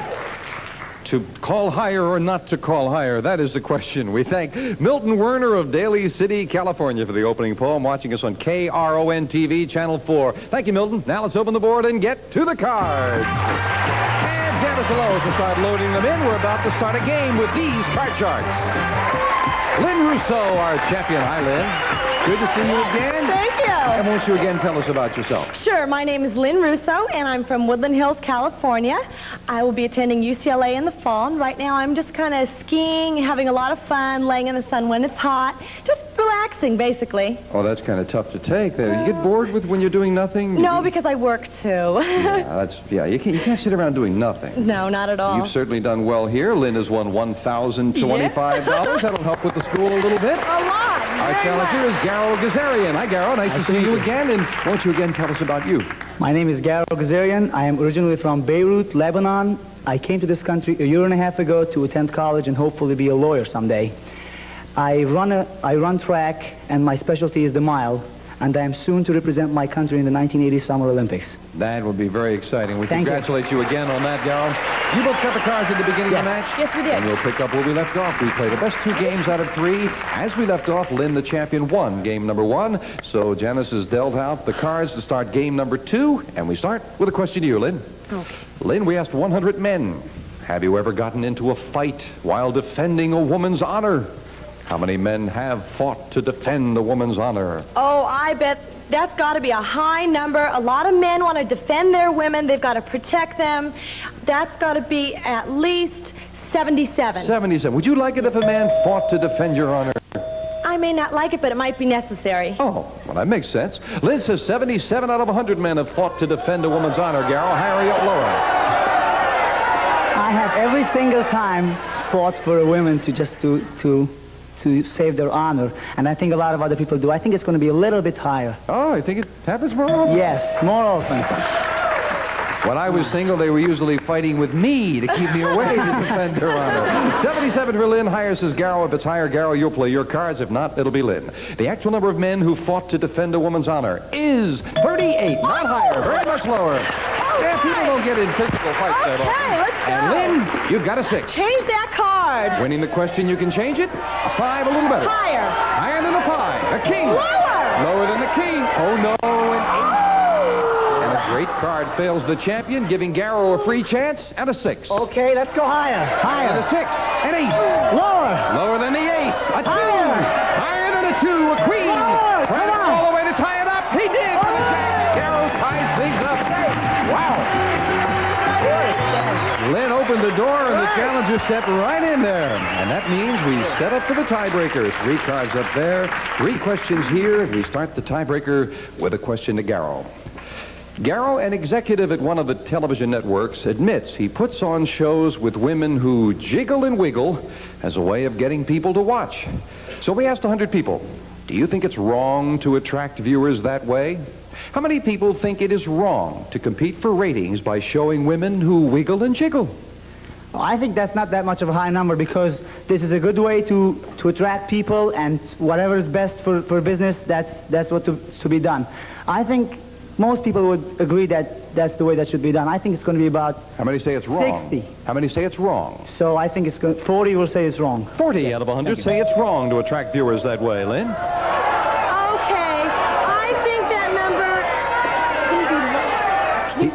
Surely, yes.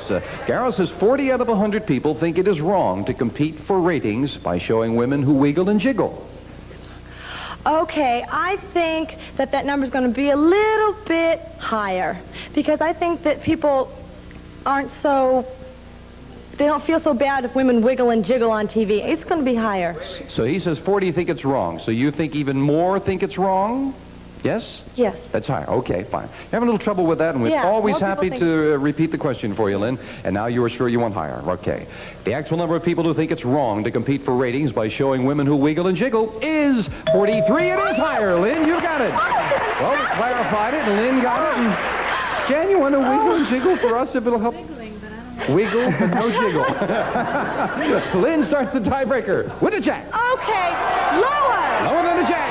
Oh, no, queen is not lower. And Okay, Garrow okay. gets a free chance. And a 10. Lower, come on, lower. A 4. We have a new champion. Higher, we do. And twice in a row, the champion gave the challenger a chance, and he took advantage of it. Lynn, we have to say goodbye, leaving us with $1,025. Thank you Good luck very with your much. studies. Thank Lynn you. Russo. Garrow Gazarian, come on down.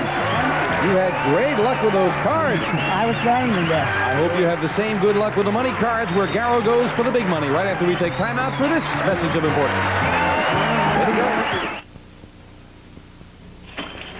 I wanted this dress so badly for Jan's party. Buy it. What have you got to lose? Pounds. In time for the party. I've got a plan. The Apodrine diet plan. Apodrine helped me lose weight. It'll help you lose weight. Extra-strength Apodrine tablets with an appetite control ingredient approved by a U.S. government panel. You took off some weight. Hey, Maureen. You want to dance? What have I got to lose? Try Apodrine. What have you got to lose? If I'm wrong, it's Lisa's fault. She said buy Cling Free. Don't you use that white fabric softener sheet? Not since I learned each Cling Free sheet has thousands of softness cells with special softeners. So soft. No static cling. And I love Cling Free's fragrance. Your laundry smells so springtime fresh. And it's so convenient from the box and dryer. Cling Free. It's softness made simple. Back with our new champion, Garrow Gazarian. Are you ready for the money card? I'm sure ready. I hope you gave him a good cut. Let's get up and play him. Come on, Garrow. And here comes Janice and Lois to deal them out. Going to give you $200 of new money. 3 cards on the bottom line to bet as you will. When you move up to the second level, we add another $200 of betting money and 3 more cards. Your minimum bet's $50 till you get to the top card, the big bet, where you must risk at least half the money. Okay. Good luck, Garrow. Thank you. Here's $200. And you can, of course, change your base card on each level if you need to. Thank you, Lois. We'll start Garrow with 200 and a 10. Change it, please. Change it. You can only change it once. You must play this one. Okay, all of it lower. All of it lower. If this card is lower than an ace, it is. All right. You're in the middle of it. $50 lower. Minimum bet, $50. Lower than a 9. But a king for good $50. card, good cards. Gotta go all of it lower. $350. Lower than a king. Yes, with a 7. Good job on the bottom line with $700. We move up to 7 and give you the other 200. Garrow, you've got 900. Change it, please. Change it. You made a great change before. Let's see if he can do it again. He can! Another race! Wait a minute. 1, 2, all of it lower. Come on. 1, 2. Yeah, there are only 2 more in there. Let's not see one now because it's $1,800 if this is lower. It is! $300 higher. $200 on a near middle card. Oh, he's opening the purse strings. Is he right? $200 higher. He is right. $2,000. You've got a jack, Garrow. $500 lower. Big bet on a jack. $500 lower. He's right. And a 2. With $2,500, we move up a great card, the 2 for the big bet. $2,000 higher. He's holding back in case there's another 2, but come on. $2,000 higher than a 2. It is for $4,500. I will very happily put that live back up there. 4,500, 200 in the game, $4,700, Garrow. Come on down here. You were guarding against the double there, right? Good job. Fine money cards for a fine champion. We'll be back with him and a new challenger in a moment. Right now, some of our friends are going to tell you about themselves. My nose is plugged up. I kept dripping and sneezing and dripping and sneezing. Congestion? Yes. Try this nasal spray. She doesn't know she's using Dristan long-lasting. Skeptical about how long this might last? Yes. I got through the day beautifully. Like to know what you used? Dristan. I'll give you Dristan if you give me your regular spray. It's a deal. Are you serious? Sure I'm serious. What do you mean? Here you go. I got the best end of this deal. Dristan is long-lasting. It's still working on me. Lights, please. Oh, no. Now the lights chew up the dirt on this rug. Your parents arrive any minute. What'll we do? Get the fast and easy rug cleaner. Woolite self-cleaning rug cleaner. Cleans in as little as 15 minutes. Just spray on. Woolite self-cleaning formula automatically loosens dirt without scrubbing. Just vacuum. Dirt's gone. The rug looks beautiful. Get fast, easy Woolite self-cleaning rug cleaner. Cleans in as little as 15 minutes. Whoa! Wow. The older you get, the harder it is to train. I'll say, but we all keep at it. We're also training to eat better with a low-fat, low-cholesterol diet. And we've put Sunlight, 100% sunflower oil, on our training table. Because Sunlight tastes light, really light. Because it's low in saturated fat. And Sunlight has no cholesterol. Training never tasted better. Make your table a training table and get Sunlight. An important announcement in preventive dentistry. For the first time, you can see how plaque, cavity-causing material, builds up on teeth in just one day. To help prevent the cavities this material can cause, a biodental team has designed the Reach toothbrush. Reach is angled like a dental instrument to reach back teeth. Bi-level bristles clean between teeth and gums to help clean away the buildup of dangerous cavity-causing material. Reach from Johnson & Johnson to help prevent cavities. Back with our champion, Garrow Gazarian, who was happily telling about how he's going to spend them. Oh, terrific, the family and going back to the Olympic trials. I never asked you as a miler going to the Olympics, how fast do you run the mile? I have a best of 3 minutes and 56 seconds. Under 4 minutes. Yes, that's right. A sensational mile. Let me ask you this, Garrel. You won $4,700. If you had to run to go collect that money, how fast could you go? If to collect that money, I think I would have broken the world record. I think I would have gone 3:48. Garrel, you're a fine champion. We'll have a new challenger in a moment. Right now, we'd like to invite you to take part in the Card Sharks poll if you fit in this category. We are looking for men or women who have lost $1 million or more in a business venture. So if you've ever lost $1 million all at once, we'd like you to take part in the survey. And here's Gene Wood to tell you where to write. Would you like a chance to get ready for the Olympics? Well, jog down to the post office and send a postcard to Lost $1 Million. Card Sharks, 6430 Sunset Boulevard, Hollywood, California, 90028. Okay, Garrel, Janice deals out 2 brand new decks of cards. Here comes a new challenger on Card Sharks. Marty Uslainer. Hello, Marty. Welcome. Nice to have you here. Thank you. Pain to be here. Won't you tell us a little about you? I'm Marty Uslainer. I'm a physical education teacher, and I teach small children who have learning disabilities. And I've taught junior high school and college. And I've been married 10 years, and I have 2 darling boys. You have taught all the way from youngsters with disabilities all the way up to college. Yes. Well, who are the easiest to teach? College. College kids? They want to be there. They want it. Yeah, that makes sense. And I'm happy that you're here with us, Marty. You cut your cards? Yes, sure did. And good luck. Good luck to both of you. We start the best 2 out of 3 with a question to Garrow, the champion. In Garrow, we found 100 men who are paying alimony to their ex-wife. And we asked them, Gene Wood goes, what do you think? 100 men who are paying alimony to their ex-wife. And we asked them, do you think that divorce laws are unfair to men? How many men who are paying alimony think divorce laws are unfair to men? They're paying alimony, they have to think it's unfair. I'm going to say that number is going to be a high number. That's going to be 78. 78 out of 100 say, yeah, those laws are unfair, Marty. What do you think? I think it's even higher. Unfortunately, we have a lot of friends who are divorced, and they are paying alimony, and they are really upset. So I think it's even higher. The actual number of men who are paying alimony who think divorce laws are unfair to men is 89. It's higher, very much higher. And Marty starts off the match with an 8. Lower than the ace. A 6. Freeze. And we move over the freeze bar, protecting that position for Marty. And your first question, Marty. Remember the last question? Yes. Well, this time we found 100 divorced women who are receiving alimony from their ex-husband. And we asked them, do you think the alimony laws are unfair to men? How many women receiving alimony think alimony laws are unfair to men? I would say the number is 25. If they're getting alimony, they think they deserve it. They'd probably even like more.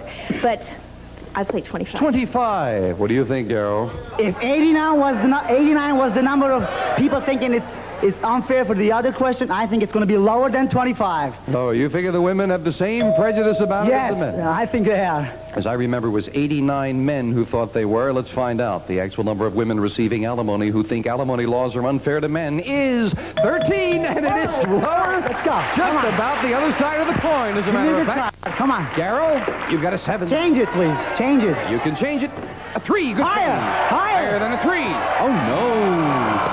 That 2 is not higher. Marty gives you a free chance with a 6. Let's go higher. Higher, she says. Higher it is with a 7. Let's freeze.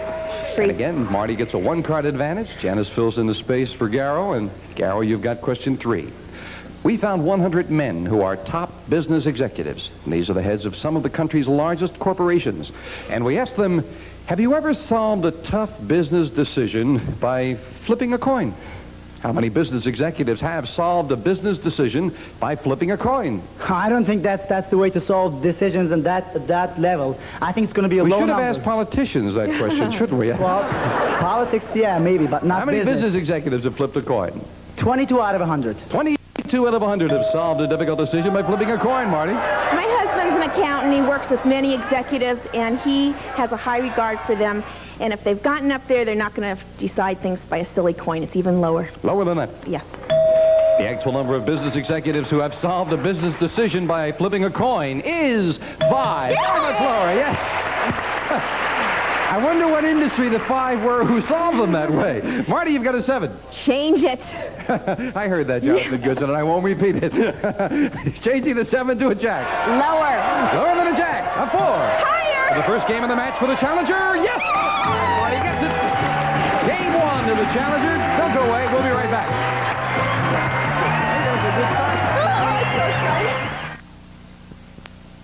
my mouse parties, my friends want diet cheese. But not all diet cheese products are alike. Some have more calories than you think. That's why I serve Lightline from Borden. Lightline has 1/2 the calories of processed American and says so. If a diet cheese product doesn't say half the calories, it could have more. So when calories count on Lightline. Delicious. When you build a better mousetrap, the world beats a path to your door. Lightline, America's #1 diet cheese product. The GE Pot Scrubber 3 cleans so well, things have changed. Sit. I'll do the dishes. Sit! I'll do the dishes. The GE Pot Scrubber 3 cleans dishes and pots so well, everybody wants to do the dishes. Its powerful 3-level washing system directs streams of water to get pots and dishes sparkling clean. Sit. I'll do the dishes. Pot Scrubber 3. Sit, America. We'll do the dishes.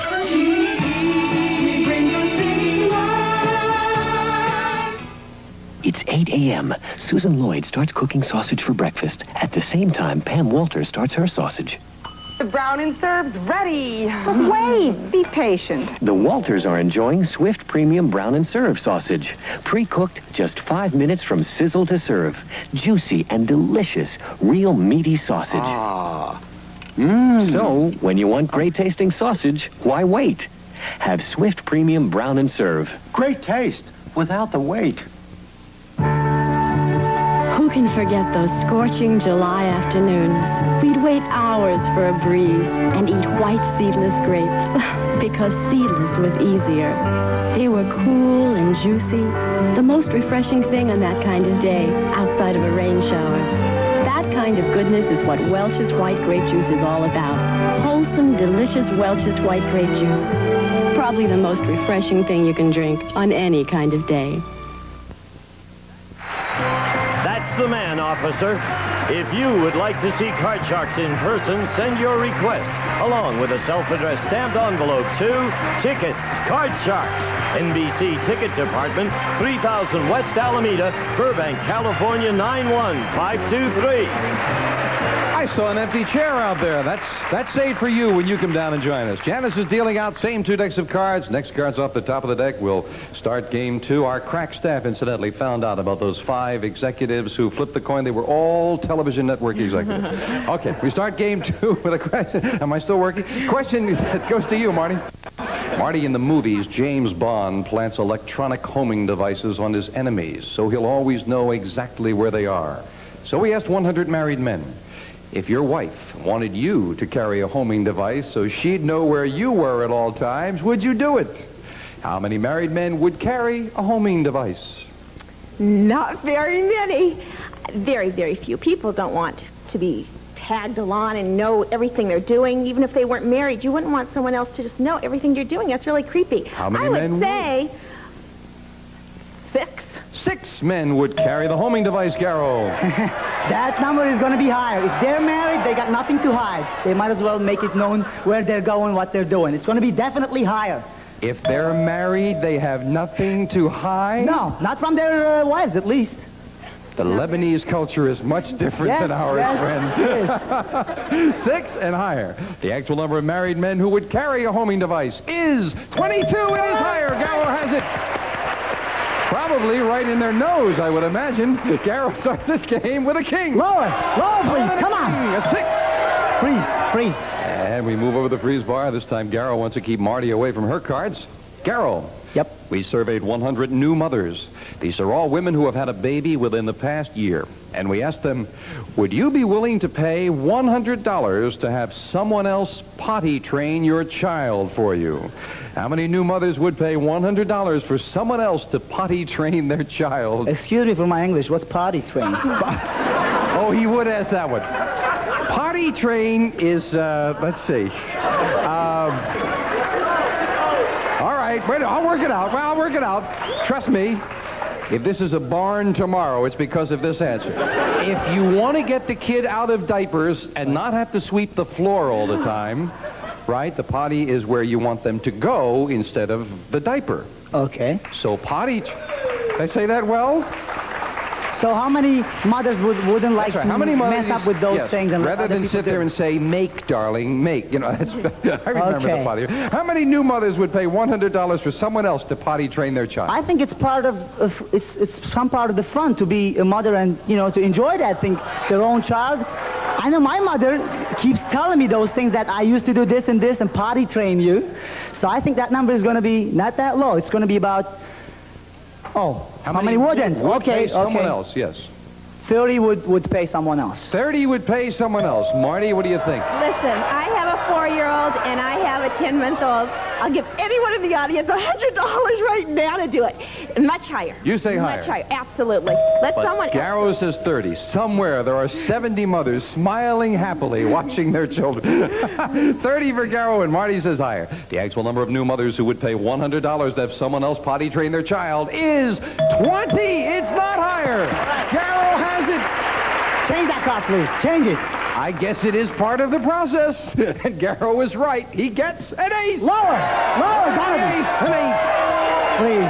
We move on to the freeze bar. Marty, you're too close to the problem. That was it. Marty, we asked 100 single women. Can you tell how good a lover a man is going to be just from his first kiss? How many women can tell how good a lover a man is just from his first kiss? Would save a lot of time. I would think that quite a few could. I think a lot can be told in that kiss. So I think it's going to be 80. 80 out of 100 say they can tell from the first kiss, Garrow. Jim, you want a Lebanese advice? Yeah. A kiss never represents being a good lover. Somebody can be a kiss specialist, but they can't be a lover. Lover means a lot more than kissing. It means other things. This part of Lebanese culture I understand. Yes, so it's going to be lower. You say lower? Yes. Merle Lee Waterstone, our assistant to the producer, said, no, it doesn't work. Doesn't work. 80 for Marty, lower for Garrow. The actual number of single women who can tell how good a lover a man is just from his first kiss is 36. You're right, Garrow. It's lower. Come on. Garrow, you've got an 8. Change that card, please. Change it. Changing that middle card to a king. Lower. Come on. Lower than a king. A 9. Freeze. Now we move over the freeze bar. Garrow needs one card. Marty has yet to turn over a card where it's sudden death. Someone has to win it right now. Garrow, some doctors believe that marijuana can be beneficial in the treatment of certain illnesses. So we asked 100 United States congressmen in Washington, D.C., should marijuana be legally available for legitimate medical uses? How many congressmen said marijuana should be legalized for medical purposes? Legitimate medical purpose? Legitimate medical purposes. I think it's going to be fairly high number. Congressmen, they're educated people. Quickly they now. know. So it's going to be 72 out of 100. 72. Higher or lower, Marty? I would say that we're still a little bit old-fashioned, even though they know a lot. Lower. Lower than that? Yep. The actual number of congressmen who said marijuana should be legalized for medical purposes is 97, almost every one of them. All right. Garrow gets control in sudden death, needing one card. Marty has yet to turn over a card. Should I turn the card over, the base card first, after he makes his decision? Okay, let her play. You're going to let her play it. She needs them all. We'll give you one head start. We'll show you what the base card is. Marty, you've got a king. Good. You need them all. Good. Lower. Lower than the king. It is a 2. Good. Higher. Higher than the 2. A 10. Good. Lower. Lower than the 10. No, it's not. Garrow game 2 and ties things up. We'll be right back. Don't go away.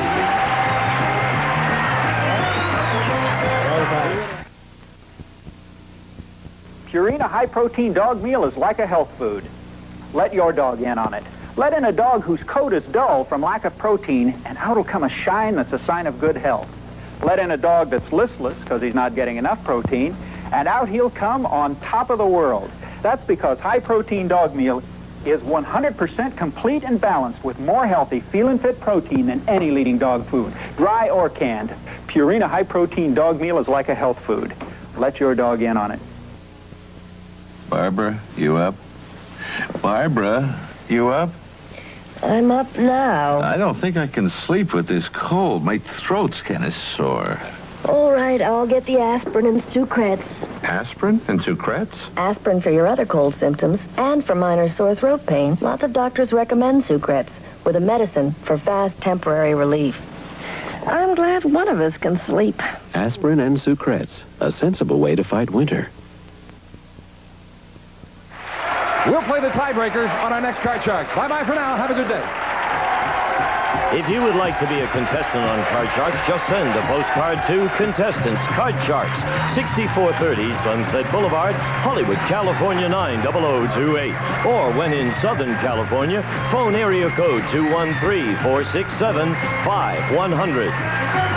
One of our polling groups will receive Rotel's 20-watt 555 music system complete with AM/FM receiver and high-fidelity two-way speakers designed for minimum space furnished by Rotel.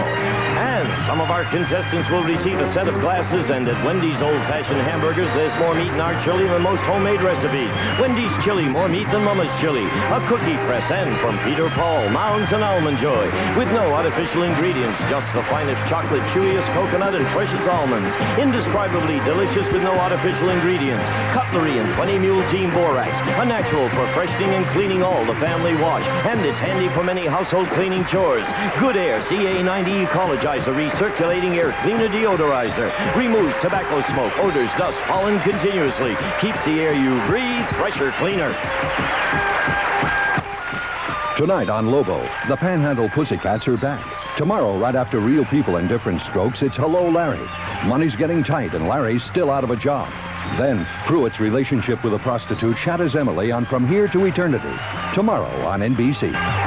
This is Gene Wood speaking for Card Sharks. A Mark Goodson, Bill Todman production.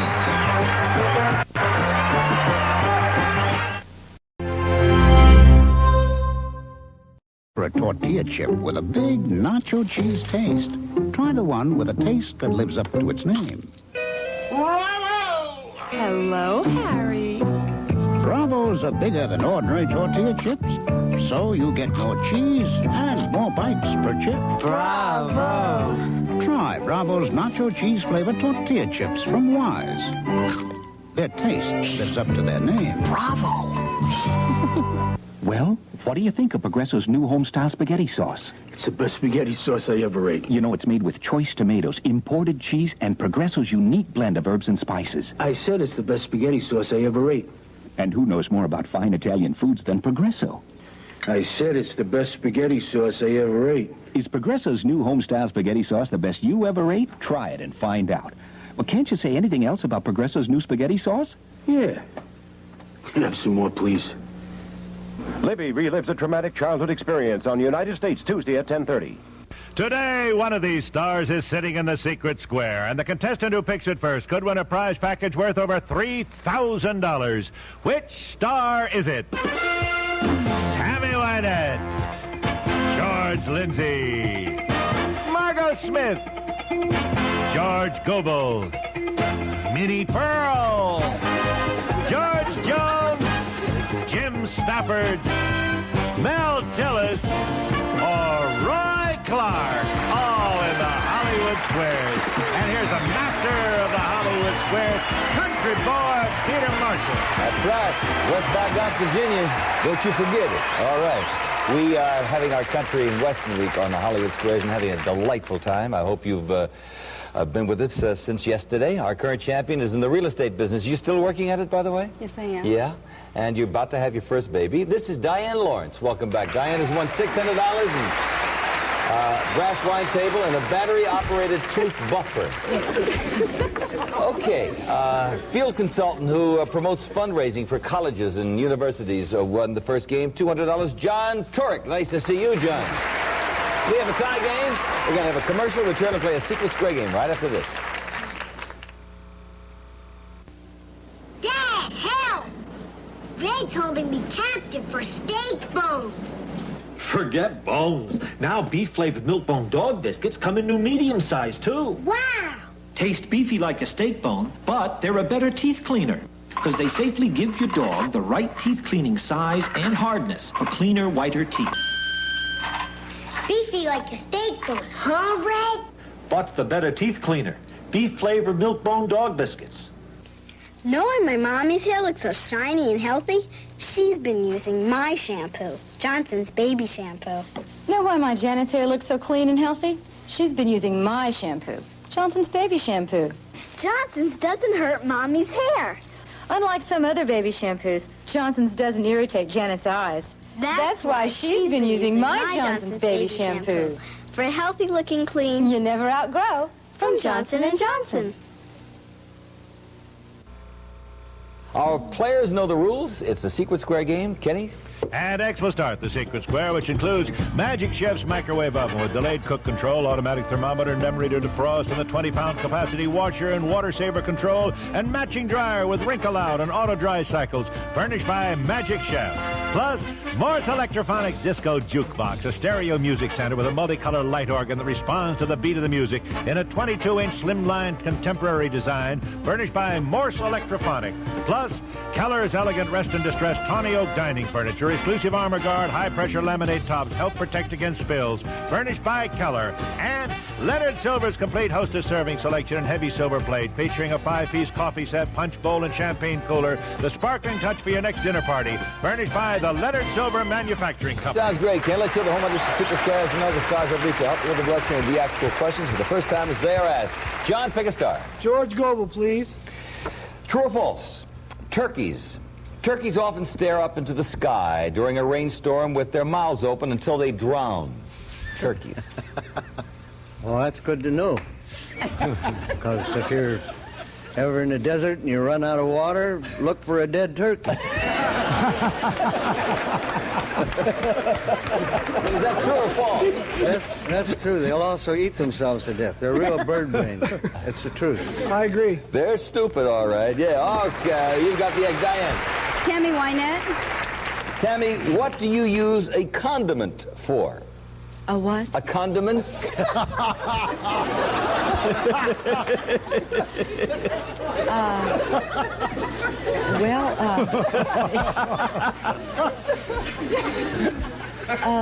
I would think to tie back your hair. To tie back your hair. I disagree. Boy, smell. Your hair would smell. No, it's for spicing. Condiments are seasonings used on... You're on the road. You don't know about these things, man. You're out making a buck. Okay, put us there. John, it's your turn. George Jones, please. Hi, George. Hi. According to Dear Meg, that's a column, I would imagine, is it okay to marry your stepsister? Can I hear that one more time? Is it okay to marry your stepsister? According to this column, Dear Meg. No, it's not. No, it I isn't. would say no. I'll agree. Sure it is. Nothing wrong with that. Stepsister? No, yeah, no blood relative, nothing like that. Diane, it's your turn to break for you. Secret Square game. Jim Stafford, please. That is the Secret Square. Big Jim up there. All right, Jim, here we go. It's worth $3,800 for our mom-to-be, Diane Lawrence. The U.S. Coast Guard is under the control of a larger organization. Now, is it the U.S. Navy, the Interior Department, or the Department of Transportation, the U.S. Coast Guard? Can I hear that again? Yes, the U.S. Coast Guard. Is it under the control of the U.S. Navy, the Interior Department, or the Department of Transportation? The Navy. The Navy. I agree. No. It is under the Department of Transportation. Yes. X gets the square. Tomorrow's Secret Square is worth $8,000. But, John, you're excited over here. Yes. Break for you. See how it turns around? Go Margot Smith, please. Margot, can a priest bleach his hair? Well, if he wants to have more fun, he can, you know. But if he wants to have more time, he better leave it alone. So you say no? No. No. I'll agree. Oh, yeah, there's nothing wrong with a priest bleaching his hair. Interesting game. Diane, your turn. Minnie Pearl, please. Minnie, according to the book of Numbers, where do you have the best chance of finding a single man your age? The best chance. Would it be in Japan, France, or right here in the USA? Well, I'd certainly like to find out. That's one thing I'd like to find out. Oh, I haven't been kissed in so long I forgot whether it's done by drawing in your breath or blowing it out.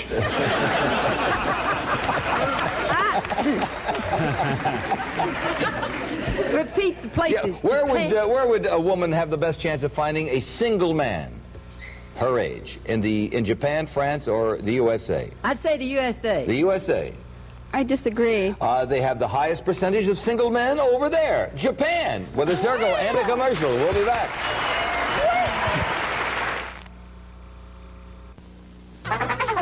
There are a lot of extras in some manufactured snacks. Things you may not want your kids to eat. Now, raisins Raisins are a different matter. Nature manufactures raisins. We just put them in the package. You see, raisins are dried in the sun, so they're naturally sweet and chewy. Instead of just any snack, why not give your kids a bit of the sun? Raisins from California. Nature's candy. I'm the spot maker. I live in your dishwasher, spotting and streaking glasses and dishes. Do I make you unhappy? Embarrass you? Oh, no! Calgonite! That's right, spot maker. Calgonite with blue cleaning crystals to wash soft water clean, rinse soft water clear. It keeps the spot maker out of your dishwasher. For the cleanest, clearest dishware possible, get Calgonite. Calgonite, the end of the spot maker. John, your turn. Roy Clark, please. Roy, according to the old song... But, hey, Pete, before you go any further, can I say something? Sure. I ain't got nothing right in a long time. And so far today, I've known the one about the condominiums. Yeah. I've known the one that Jim Stafford blew. That one, I knew it was the Department of Transportation. Yeah. But now you're going to embarrass me again. No, I won't. Just be easy. I'll be easy. According to the old song, now it's a song question. Okay. I mean, but Roy would know this. Right. There's where the old folks are longing to go. Where, according to the old song? The Lawrence Welk Show. Am I right? No, according to the song lyrically, there's where the old folks are longing to go. Where?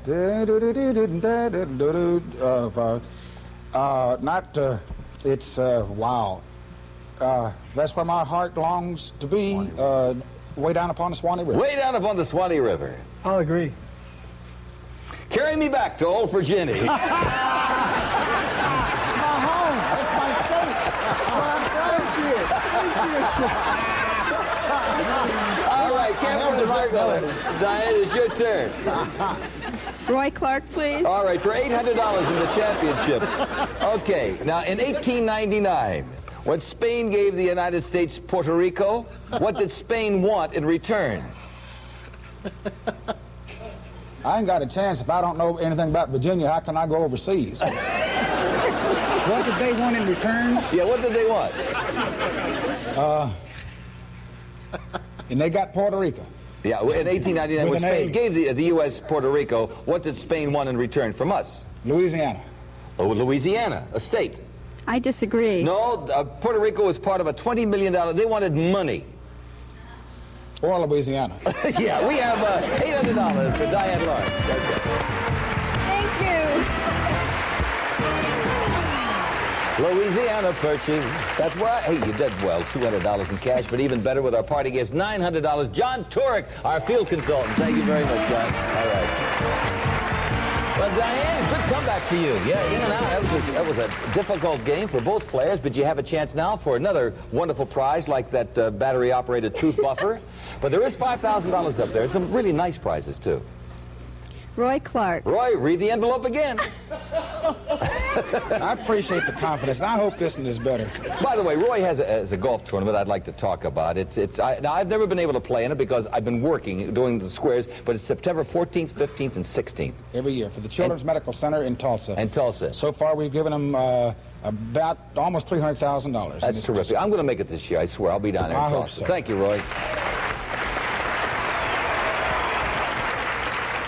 See, this one I read ahead, so I'm not going to get as dramatic as I was on the other.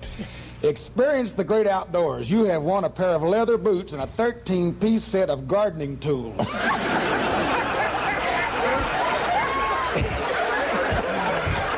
Diane. Yeah, all right. We have a new player. Hi, how are you? What's your name? Larry Ryan. Hiya, Larry. Let's find out about Larry Ryan here. Let's welcome Larry, first of all. This is Larry Ryan. Hi.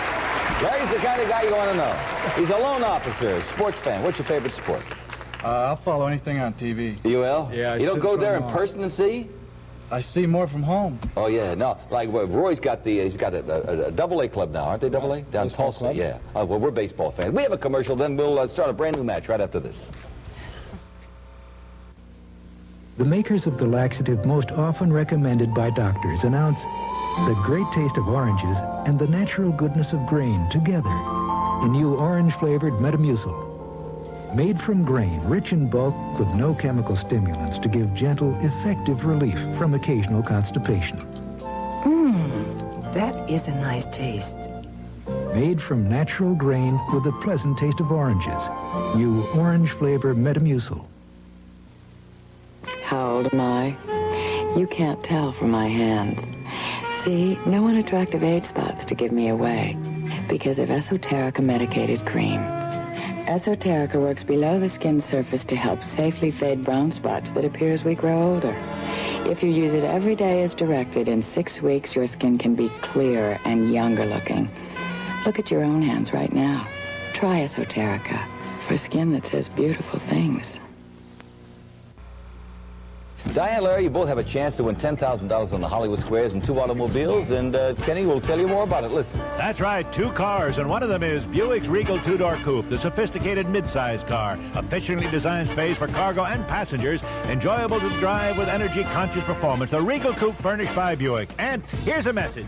If you'd like to see the Hollywood Squares and you plan to be in the Los Angeles area, send a stamped self-addressed envelope to Tickets, Hollywood Squares, NBC TV, 3000 West Alameda Avenue, Burbank, California, 91523. We'll be right back after this message. Any gossip? Not a peep. Oh, come on. Somebody must be doing something. Everybody must be away. What are you doing in town? A no-nonsense commercial. Are they really good pantyhose? I think so. Very good pantyhose. They're sheer, fit well, have that cotton-lined ventilated panel so they're cool and comfortable. Try a pair. Thanks. Even you won't find a better buy in pantyhose. Great. Then you can buy lunch. Oh, get no-nonsense fit, no-nonsense comfort, and get it at a no-nonsense price. I'll never forget the first time I wore that blue dress. I thought it was ruined. Discover today's Trigger Spray and Wash. Everything on my plate was on my dress.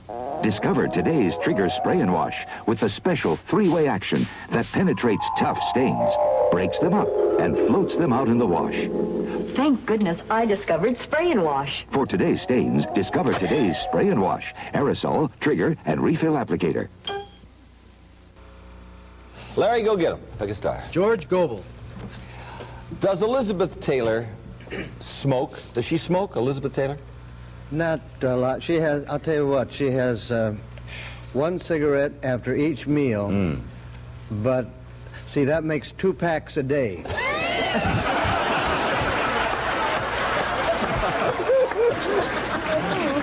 Now, she's been doing better, George. She went on the diet. She lost the weight. She looks good. I think she always looks good. Yeah, me too.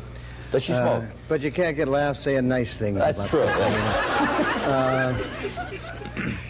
No, I don't think she smokes. She doesn't smoke. I agree. Oh, yeah, she sure does. Oh. Put a circle there. Diane, a break for you. Mel Tillis? Mel, we had a question on turkeys today. Now, you just bought some guinea hens and some turkeys and chickens. I heard you didn't make up I wish that you hadn't mentioned that about turkeys being stupid. I've just ordered me 25 that is going to come through the mail.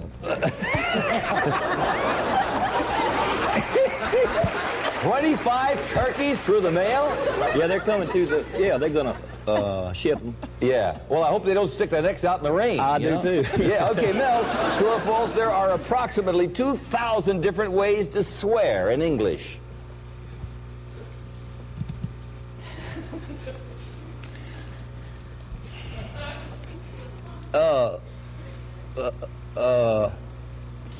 There is if you don't stutter. I get by on 3. He said, yeah, true. I agree. Yeah, but most of us just rely on the old 12. Yeah. Whatever they are. Okay, your turn, Larry. Roy Clark of Hee-Haw. Roy, what do you get from the upper part of a hog's hind legs? Well, that opens up a lot. You know, there's only 2 places you can get a ham anymore. Where's that? That's on both sides of a hog. You get ham up there. You get ham. I disagree. Oh, sure. That's where you get ham, the upper part of a hog's hind leg. I'm right. Yeah, you're right, Roy. Let's hear it for Roy. Okay. Diane, I can't put a circle there. You'll have to earn that yourself. Roy Clark, please. True or false? Research Don't shows... push me. Let me rest on that for a minute. Research shows that a little alcohol improves a mouse's memory. Research shows that. True or false? I can't remember. Yes. Yes. Yes, it does. I agree. That's true. $1,000 to Diane. Let's play the board and Diane, take a start here. George Goebel, please. According to legend, what was St. George most famous for? Oh, St. George, he was famous for killing the dragons. Killing a dragon. Diane? I agree. That's right. He slayed the dragon. Larry? Tammy Wynette. In a survey from Arizona State University, Tammy, young people called it the most important characteristic in choosing a mate, the most important one. Was it looks, emotional stability, or a sense of humor? I'd probably say sense of humor. Sense of humor. I agree. Emotional stability. With another circle. Diane, another break for you. Mel Tillis, please. According to the book Total Self-Protection, it's the most important quality in a watchdog. What is it? I hope I didn't throw my money away on them turkeys. I'm still worried about... would you repeat that, The most important quality in a watchdog, what is it? That he has teeth.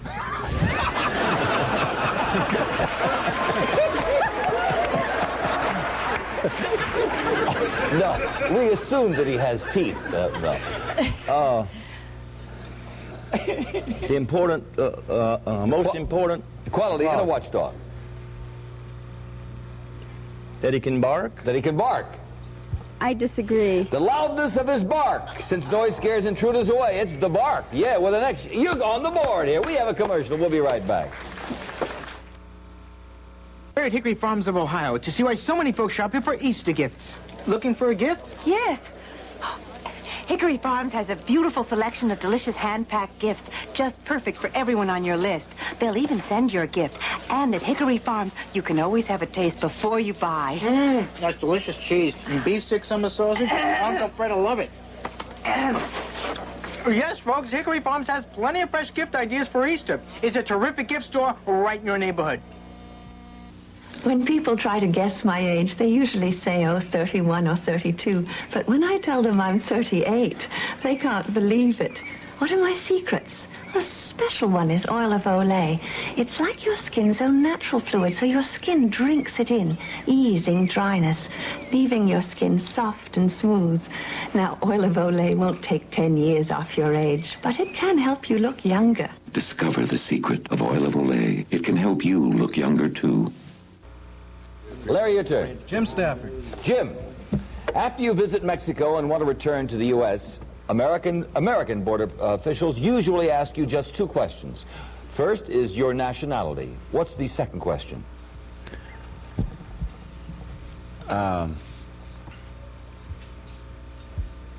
They ask you if you got anything. They ask you, don't they? What you got to declare? What you got to declare? That's it. Total recall. All right. That'll fix Roy Clark. George Jones. George. This is George Jones. According to the legend Jack of the Beanstalk, what does Jack trade for those famous magic beans? Come back one more time. Remember the Jack of the Beanstalk? Yeah. Yeah. Okay, what does Jack trade for those famous magic beans? He had something to trade for them. What did he trade? I believe it was some gold coins. Some gold coins. I disagree. No, it was his cow. With a circle. All right, Larry, your turn. Minnie Pearl. You spent any time in Hawaii, Minnie? Oh, yes, and I'm getting ready to go tomorrow. And the last time I was there, you know, they wear these moo-moos down there, you know. I put on one of them things, and I look like a mama kangaroo with everybody home. They're not for me. Anyway, what is the nickname of Hawaii? Oh, paradise. No, oh, I'm so stupid! Did you ever see my brother? He walks like this. Paradise Island. Paradise. I disagree. It's the Aloha. The Aloha State. Yeah, you have the X. Diane, it's your turn. George Lindsay, please. George, I'm sure you know, you're a country boy. I'm sure you know something about sheep. Is 26 old for a sheep? 26. I asked my wife, I said, where does virgin wool come from? She said, ugly sheep.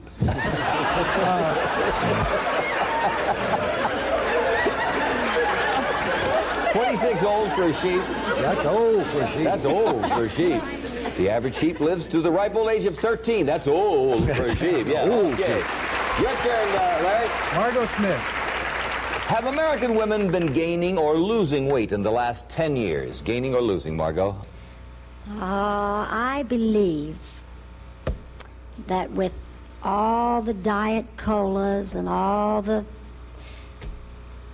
people trying to stop smoking, that they've actually been losing weight. Losing. I agree. According to the Center for Health Statistics, women are fatter these days despite all the diet. They are gaining. Cannot put a circle there. Several ways to win the championship. Diane, pick a star. Roy Clark, please. Roy for the championship right here. According to the Gallup poll, did Richard Nixon make it into the list of the 10 most admired men of last year, 1979? Did he make the top 10 list of the most admired men, Richard Nixon? I remember something about that, and I'm very serious now. I think he did, yes. Yes, he did. I disagree. He was number 9. Yes, he did. Put an X there. You're back in the game, Larry.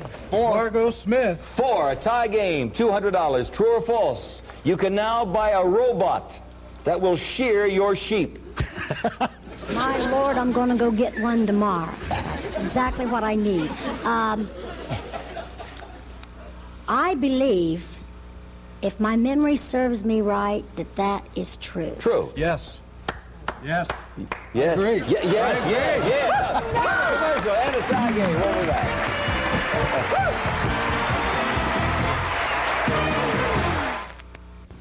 Sam just can't accept my new idea. An antiperspirant's not a new idea. Secret Solid is. It's ideal for women. First, it's strong. In fact, nothing keeps me drier.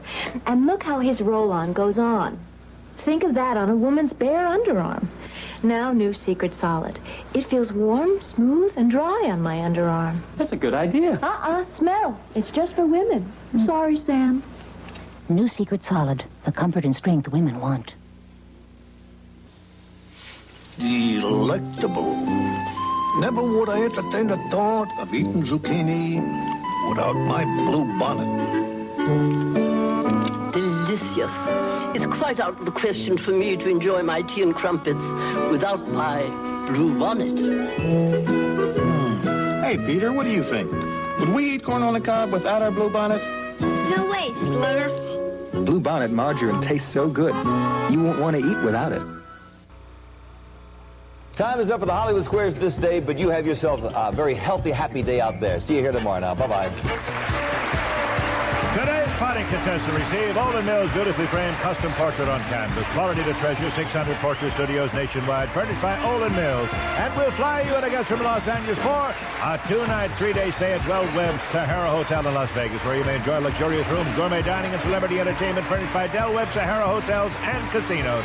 You'll fly via Western Airlines to Las Vegas, Nevada. En route, you may enjoy warm hospitality and friendly service during your flight, furnished by Western Airlines. Plus, a tote bag and supply of Easy Mask painting tape, the special tape designed to protect walls and woodwork while you paint. It's easy to paint like a pro with Easy Mask. Also, the Colonel's finger-looking good chicken and an insulated bag to keep things cool. It's nice to feel so good about a meal. Kentucky Fried Chicken and an egg cooker presented by Hinkle Paint on Easter egg colors. No mixing, no mess. The colors dry instantly with Hinkle. A family tradition since 1893. Plus, Super Seal Food Savers. Airtight seal saves money. Now, new Super Seal Clears. You can clearly see inside. Also, from Paradise Jewelry, a $100 wardrobe of jewelry from the 1980 Artisans Collection. Exquisite designs created by Paradise. And great tasting classic pickles are America's favorite. There's a taste and crunch for your family's ever craving. Plus, a limited edition collector's plate from the Hollywood Squares.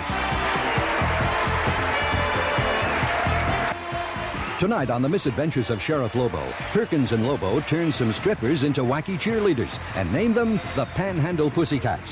Then, Tony Randall and Hervé Villechaize host The Big Show with Lola Falana, Dorothy Hamill, and more. Next, it's United States. Libby prepares for a reunion with her uncle, a man she had hoped to forget. Thursday night, don't miss a new Buck Rogers movie, Flight of the War Witch, followed by an all-new Quincy, Thursday on NBC.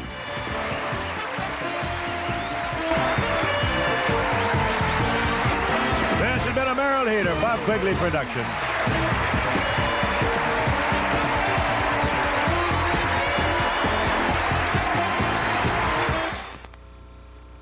This is NBC News Update. I'm Jane Pauley. The cost of living took another big jump in February, up 1.4%. That would put the annual rate of inflation at about 18%, and the months ahead don't look good. Again, it was fuel. Gasoline went up more than 7% in February. Home heating oil, more than 5%. Housing costs went up more than 1%, and financing costs by nearly 3%. Food was mixed, up for some items, down for others. Again, the government says this could change for the worse. Iranians like these massed at the U.S. Embassy today, demanding the hostages be put on trial and blasting Anwar Sadat for letting the Shah into Egypt. They can shout until the end of the world, said Sadat. I will never heed them. Special Envoy Saul Linowitz asked Israel today to put a freeze on new settlements in the occupied areas. Israel said no. More news later on this NBC station. Pruitt's Affair is revealed on From Here to Eternity, Wednesday at 10.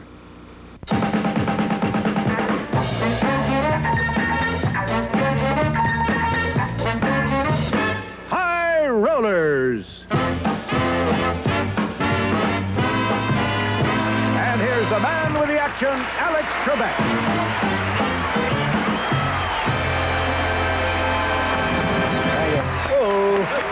All right, here we go. Security salesman. He joined us at the tail end of our last program. He's also the father of two from El Toro. His name is Tom Burns, the third, by the way.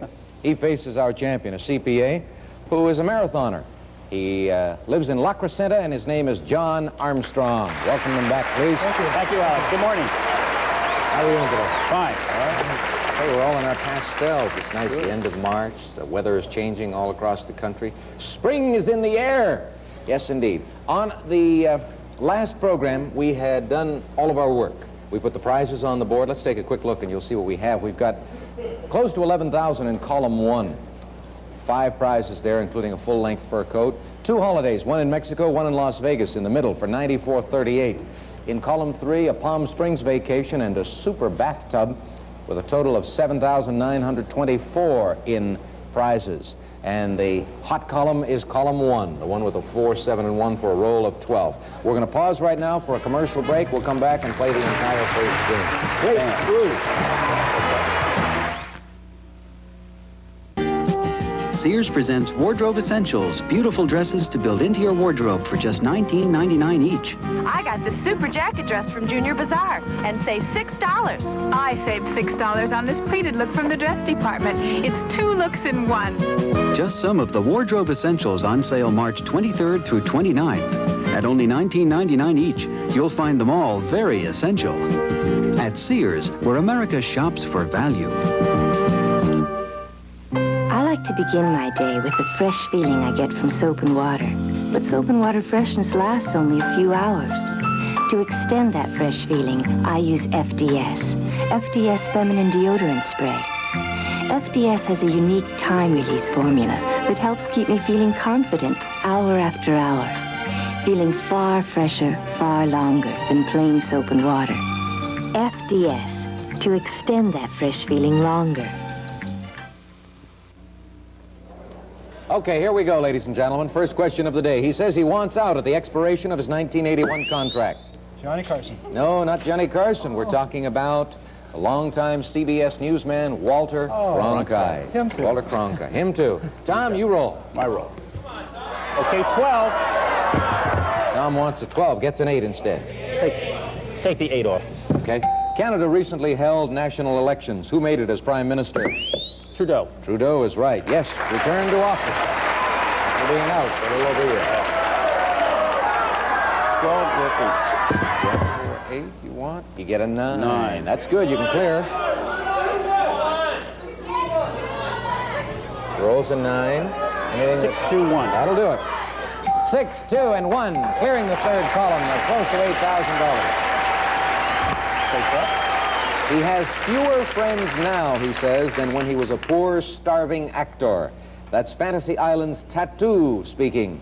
Who plays him? Norman Fell, Don Knotts, or Hervé Vilche? Third one. Hervé Vilche. Yes. That is right.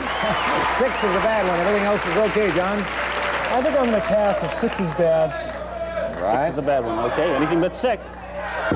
Anything but a 6, and you make it right on. Take 11.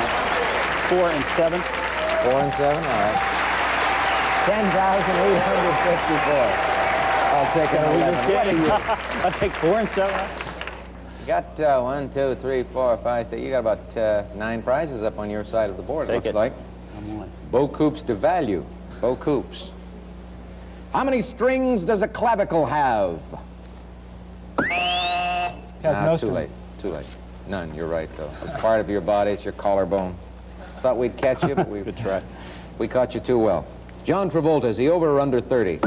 John. He's under 30. Under. You're right. I'll pass. Okay. John. 3, 5, 8, 9, 12. All of them are good rolls. 3, 5, 8, 9, 12. 8.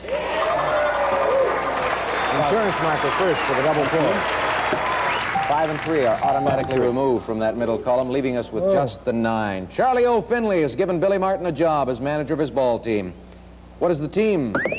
John. The A's. Oakland A's. You I'll got pass. it. Yes. Okay, I got a roll, but You got to roll a 9 to win the game. But I'll tell you something, Tom. You roll a 9, and you're going to wind up with close to $26,000.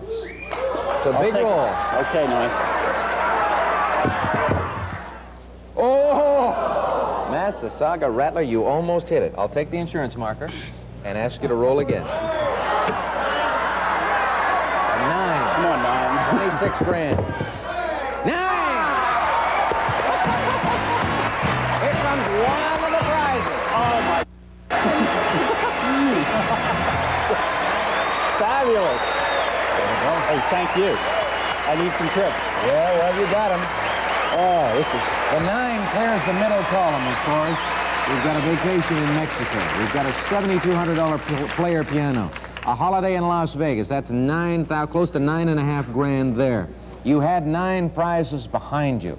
Okay, I shortchanged you a few moments ago. I was adding just off the top of my head. I didn't know what that third column was worth.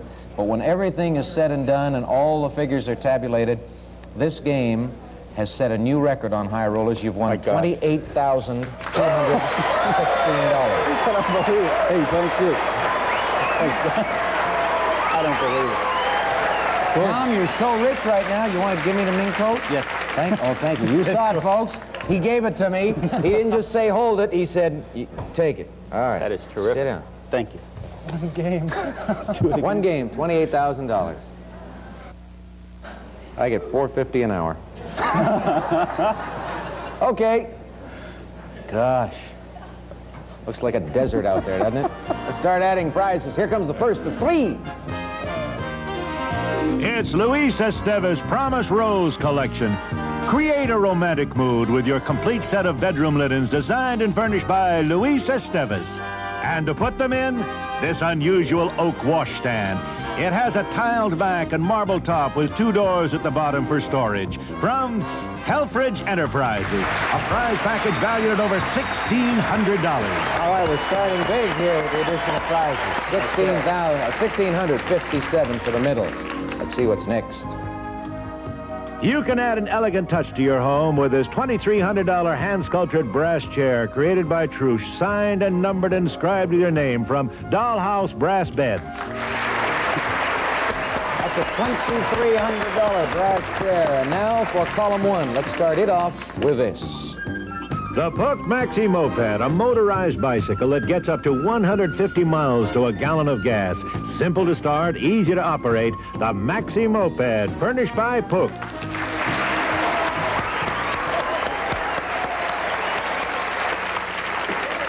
$5.19, the value of the moped.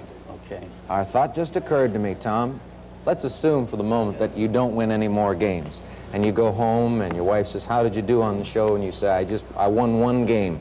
She says, oh, how much did you win? $28,000. That gonna shake her? You bet. Just imagine now, That's the downside. The good side, if you keep winning. What a fantastic beginning. I picked column 2, by the way, folks, right now. I'm going to be right. Okay. No. You're Stick right. with me. I say 2, it's 2. It's a 10 in 2. 5, 3, and 2 adds up to 10. We're going to take a break. Get over Tom's big win.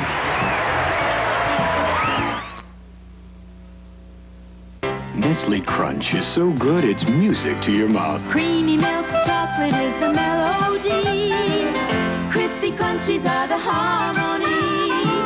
The two together are music to munch. Let's hum a few bars of Nestle Crunch. It's music, sweet music to your mouth. Nestle Crunch is music. Hurry! It's the biggest bra and bottom sale in town. The free spirit sale. Playtex cuts prices on every free spirit bra and bottom. Save 20% on every seamless bra, tricot bra, lightly lined, even stretch and shape. And 20% off all the fanny briefs, body briefers, new fanny shaping pants liners, too. Free spirit bras and bottoms for a smooth, natural look. Now save 20%. Ma'am, what's great about Chuck Wagon dog food? It's that cute little wagon, right? Wrong. Chuck Wagon's great because it's chewy. Chewy? Crunchy and chewy. Add water and Chuck Wagon makes tender, chewy chunks. Plus, crunchy, crisp nuggets. Let me try that. These chunks are tender, and these little pieces do stay crunchy. Crunchewy Chuck Wagon. Crunchewy Chuck Wagon. Beef flavor and variety mix. I'm chewing gum again. It's wonderful. For years I couldn't because gum stuck to my dental work, but now there's Freedent gum. It doesn't stick, so I can enjoy all the pleasures of chewing gum again. The delicious flavor, fresh, clean breath, and refreshing taste, all that's possible again with Freedent gum from Wrigley's. It comes in peppermint and spearmint. You'll love it. Feel free to chew Freedent. It won't stick to most dental work. Freedent gum. The grind. All right, here we go. By the way, Tom Burns, our challenger, with that victory in Game 1, the first game he played on our show, is now number 9 on our list of big cash and prize winners for 1980. Here we go. If a baseball player has been to bat 4 times and gotten 1 hit, what's his average? 250. 250. You got it. You roll him. Come on, 10. 4. I'll take the 4. It comes out. Fine. Lois Areno, the beautiful blonde on the Ropers series. Does she play an airline stewardess or strip? Airline stewardess. That's it, yes. Okay, I I need doubles now. John. I need to repeat what he did. 6. I'll take the 6. All right. Rock star Elton John, does he usually write the music or the lyrics to his... John? He writes the music. Music, you got it in before our buzzer. You're right. Roll again. Okay, here we go. Here we go. 6. You're learning to add from Tom, I see. I'm a little nervous. I'll take the 5 and the 1. You got him. Is it in ice hockey, football, or basketball that one team may be short a few players? John? Ice hockey. Ice hockey is right again. Are there any bad numbers? 4 and 6. I'm going to pass. Okay, Tom. Anything before 6. 5 would be good. 9 is all right. I'll take the 9. 9 for the Maxi Moped, 519 value. Was it Dinah, Billy Joe, or Mame who could coax the blues right out of the Mame horn? You're right, John. Yes. 4 and 6 is still a bad one, Tom. What are the bad ones? 4 and 6. Okay. Anything before 6? Let's go 5. 3 is all right. Okay. Does it purr? Does it bark or does it chirp if it's a pulley? John? Chirps. No, a pulley is a Hungarian dog, I believe. I will pass. I'll pass. What's bad here? Let's see. What's bad? How about what's good? Yeah. 2, 7, 8, 9, and 10. 2, 7, 8, 9, and 10. 7. That's one of the goodies. You're still alive, John.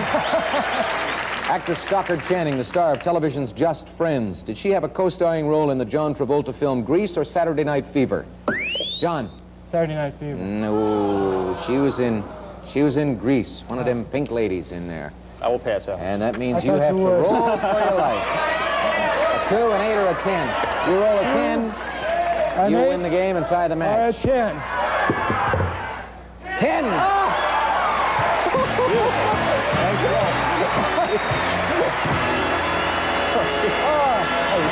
A few moments ago, you said you wanted to do what Tom did. You just did it.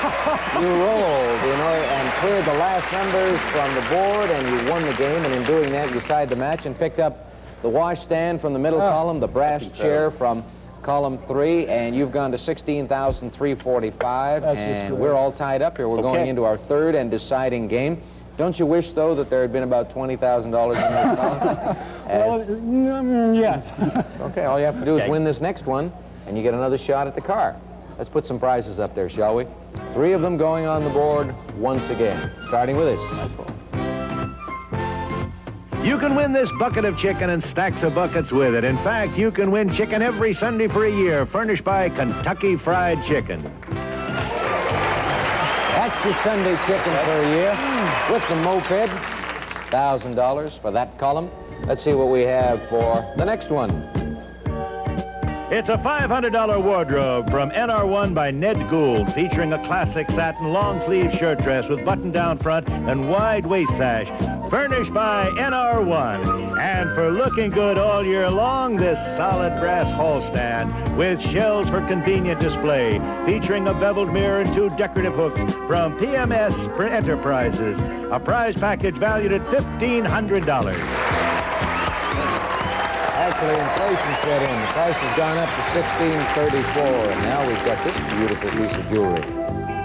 This man's ring has a Florentine 14-karat gold band and 3 rows of diamond clusters, valued at nearly $2,000 from Mastercraft.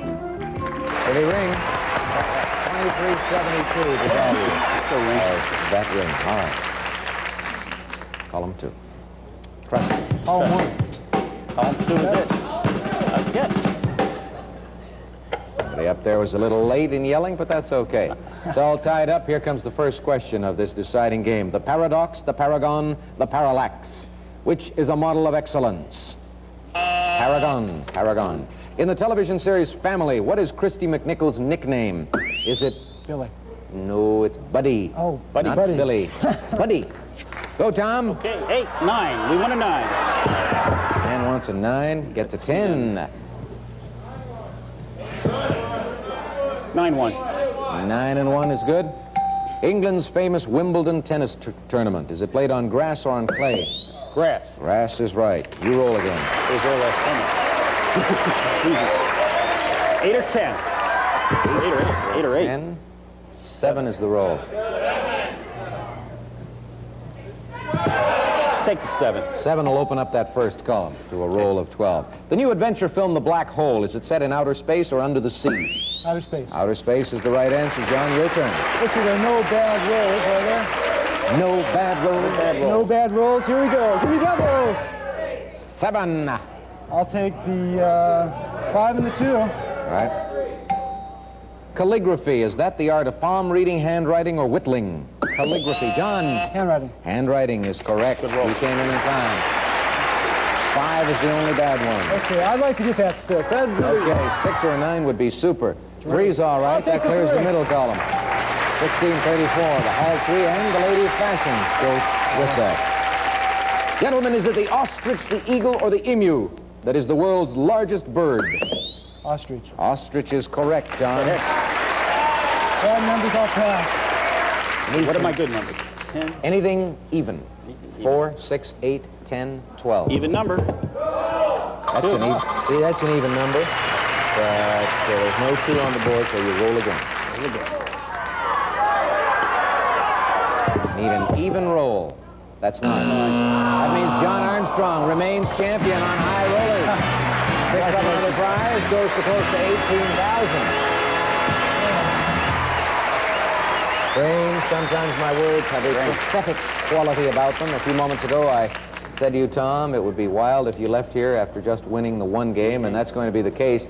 But gosh, I would love to see the look on your wife's face and on your friends' faces when they hear about your short visit to high rollers. You've got a holiday in Las Vegas, one in Mexico, one in Palm Springs. You've got a beautiful Dolly artwork, a full-length mink coat, a whole slew of other prizes. Total value, $28,216, plus the parting gifts we have for you backstage. Terrific. Good luck to you, Alex. Very much. Take care. Good luck. John, you're going to play the big numbers one more time as soon as we come back after these messages.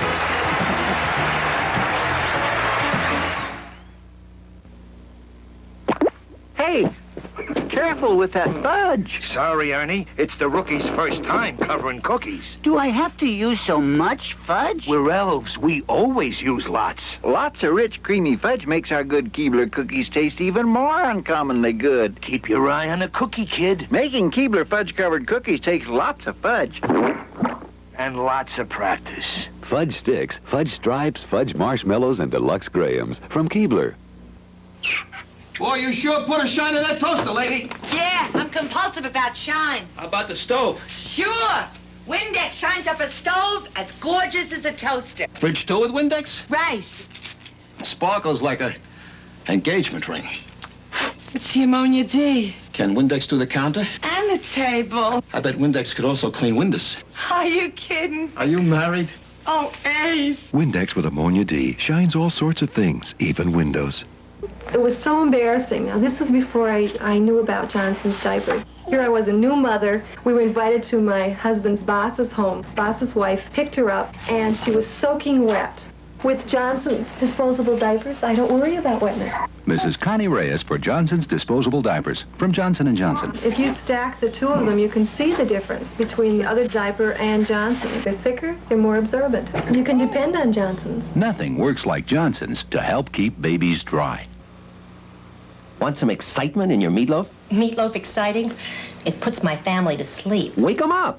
Get the Lipton Onion Soup Mix. That's exciting? Soup with my meatloaf? No, put the soup mix in your meatloaf. Add 1 envelope Lipton Onion Soup Mix to 2 pounds of ground beef. Add breadcrumbs, eggs, water, ketchup, and bake. What a great oniony flavor. What did you put in here? Just a little excitement. Soup up your meatloaf with Lipton. Gary. And here we go. Third time around for our current champion, John Armstrong. He's gotten all but one number off the board on 2 previous attempts with our big numbers. He's going to pick up $100 per as he rolls the dice, but we'd be so happy for him if he got them all off so he could win this prize. The new Pontiac front-wheel drive Phoenix Coupe with advanced engineering for better gas mileage, a new transverse-mounted engine for added roominess and comfort, furnished by Pontiac. All right, come on, John. Stop this fooling around here. I'm going to get it this time. Good. This is it. Here we go. Get this show on the road. Let's go, doubles. Oh. It's a good roll. It came back down by right, itself. You got a doubles. 6. There you go. Take the 6 off. The man is hot this time. I'm hot. All Here right. we go. 6 is off the board. Doubles Go again. on. Gets a 10. Nice roll. I'm going to take the 9 and the 1. Right. Don't argue with the people in the audience. No, I won't. Here we go. Doubles. Oh. 3. Take the 3. Thanks for your help, folks. He took the 3. Appreciate it. Here we go. Doubles. 7 is good. Take the 7. 7 is out. 2, 4, 5, and 8. Okay, here we go. 9 and 10. Come on, guys. Nice. Oh. 9 and 10. 6 is 4-2. That's good. 4-2. Okay. 5 and 8. Roll double 4s. And bump Here we the 5 go. out. Here we go. Double 4s. Doubles. Double 2s. No good. We get to roll again because of it. Okay, here we go. Now 5 and 8. 5 and an 8. Another double 2s. 3 roll. We'll get some balance here. Here we go. Come on, guys. 5. You see, you keep trying, you're eventually going to hit the right number. Okay. Now you roll the 8. 10. Take the marker. Got to do it now. Okay, 8.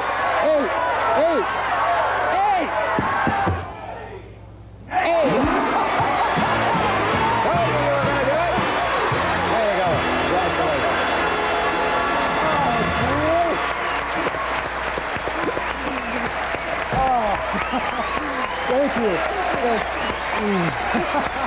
What a super morning this is turning out to be for our contestants on High Rollers.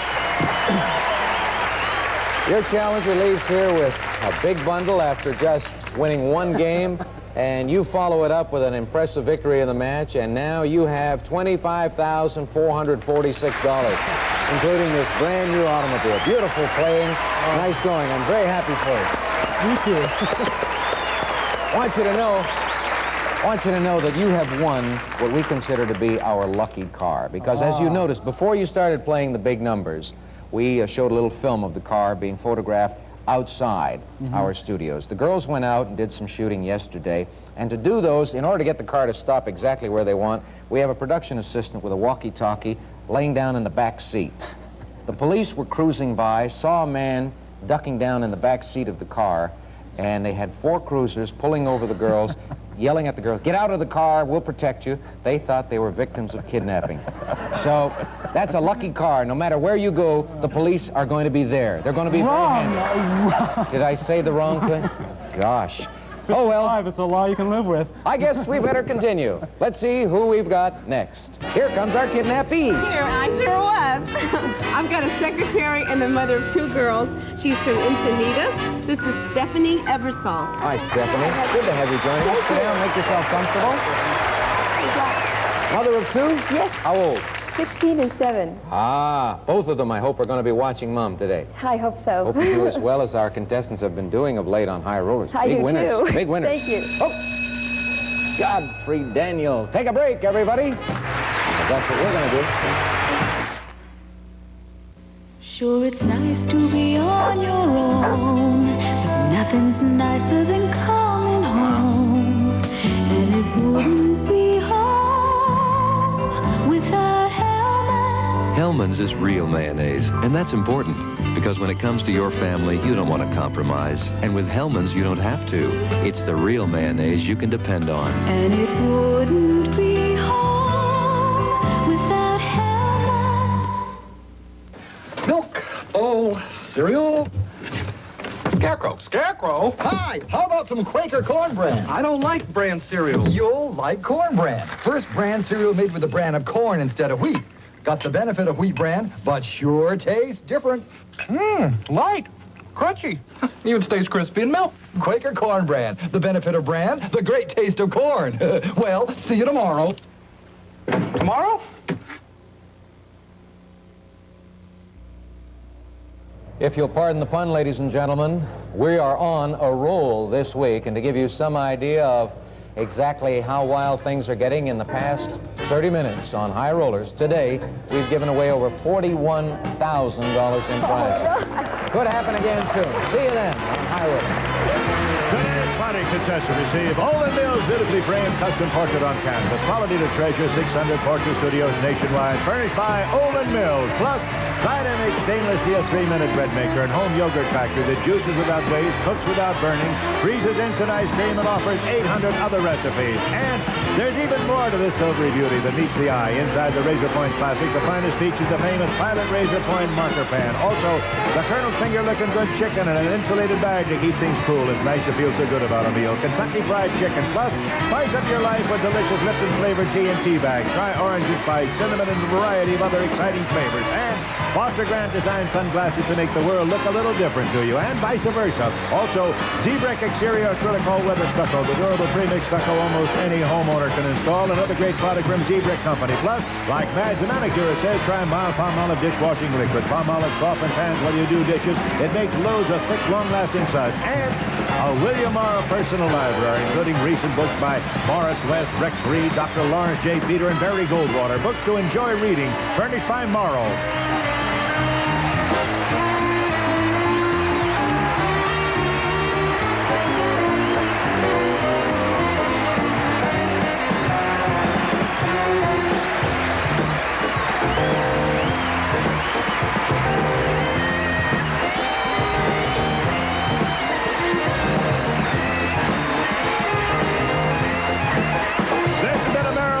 Quigley production. on Lobo, the Panhandle Pussycats are back. Tomorrow, see why the whole world's going hot tub crazy on Real People. Next on Different Strokes, Willis joins a street gang and winds up in jail. And on Hello, Larry, money's getting tight and Larry's still out of a job. Then Pruitt's relationship with a prostitute shatters Emily on From Here to Eternity, tomorrow on NBC. Tony?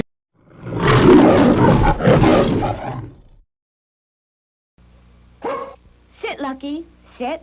Hey, don't forget to reward him. Huh? Don't forget his liver snaps. I don't like to give him too many treats. He can eat lots of liver snaps. They're nutritious treats you can give a dog anytime. Nutritious treats? Sure, they're made with real liver, and dogs love them. So I can treat him to liver snaps anytime. Treat him to liver snaps, because dogs love liver. Anytime. The power and the passion continues From Here to Eternity, Wednesday at 10. Look at these extravagant prizes. Fabulous merchandise. Just waiting to be won today on Wheel of Fortune. Elegant flatware. A holiday in Acapulco. A kayak. Total retail value over $40,000. And now, here's your host, Chuck Corey. Charlie O'Donnell, good morning, everybody, and welcome to Wheel of Fortune. Now, I'd like to introduce our hostess, Susan Stafford. Susie, good.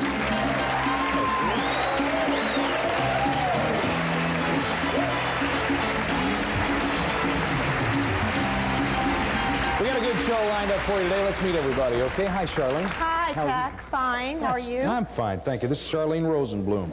Right. She's a nursing student, married, and a mother of one. Right. Well, it's nice to have you on the show today, Thank Charlene. you. Good luck to you. Thank you. Hi, Becky. Hi, Chuck. Welcome back. Oh, thank you. Yeah, you're welcome. This is our returning champ, Becky Charlton. She's got a one-day total, $5,050 in prizes. You did very well. Thank you. Good luck today, Becky. Thank you. Hi, Les. Good morning, Chuck. How's it going? Just fine. That's good. This is Les Lang, originally from Chicago, writer. What do you write? I write commercials, movie scripts, letters home to my mother. As long as they pay me, I'll write it. Sounds like my career. You want to keep your cat out of show business? Well, he appeared with Ruby Keeler in Bell Book and Candle. My tastes are simple. It's his that are a little bit more expensive.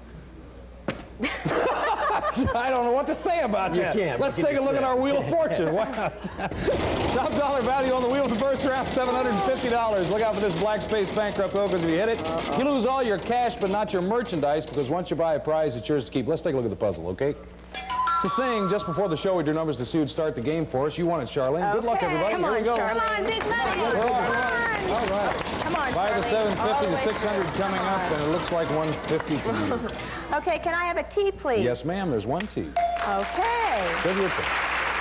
Okay, I'd like to spin. This is the thing. Okay, come on, big money. Come on. 600 looks like 4. Yes. No, 6. Okay, can I have an H, please? No. Oh. No H. Okay, Becky. Come on, Becky. Yeah, Becky does. There goes 405. 750 with a 6 coming up to her. I believe you're going to make it. $600. Oh. Is there an S as in Sam? No, there's no. Oh, no. Okay, Les. I'm going to spin. Come on, Les. Come on, let's get a big one. Make it pay off. Let's do it. See, Les looking at $400. That's good money. Let her please, Les.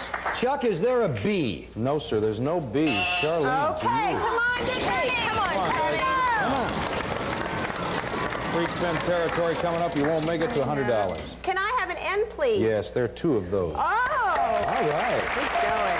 $350.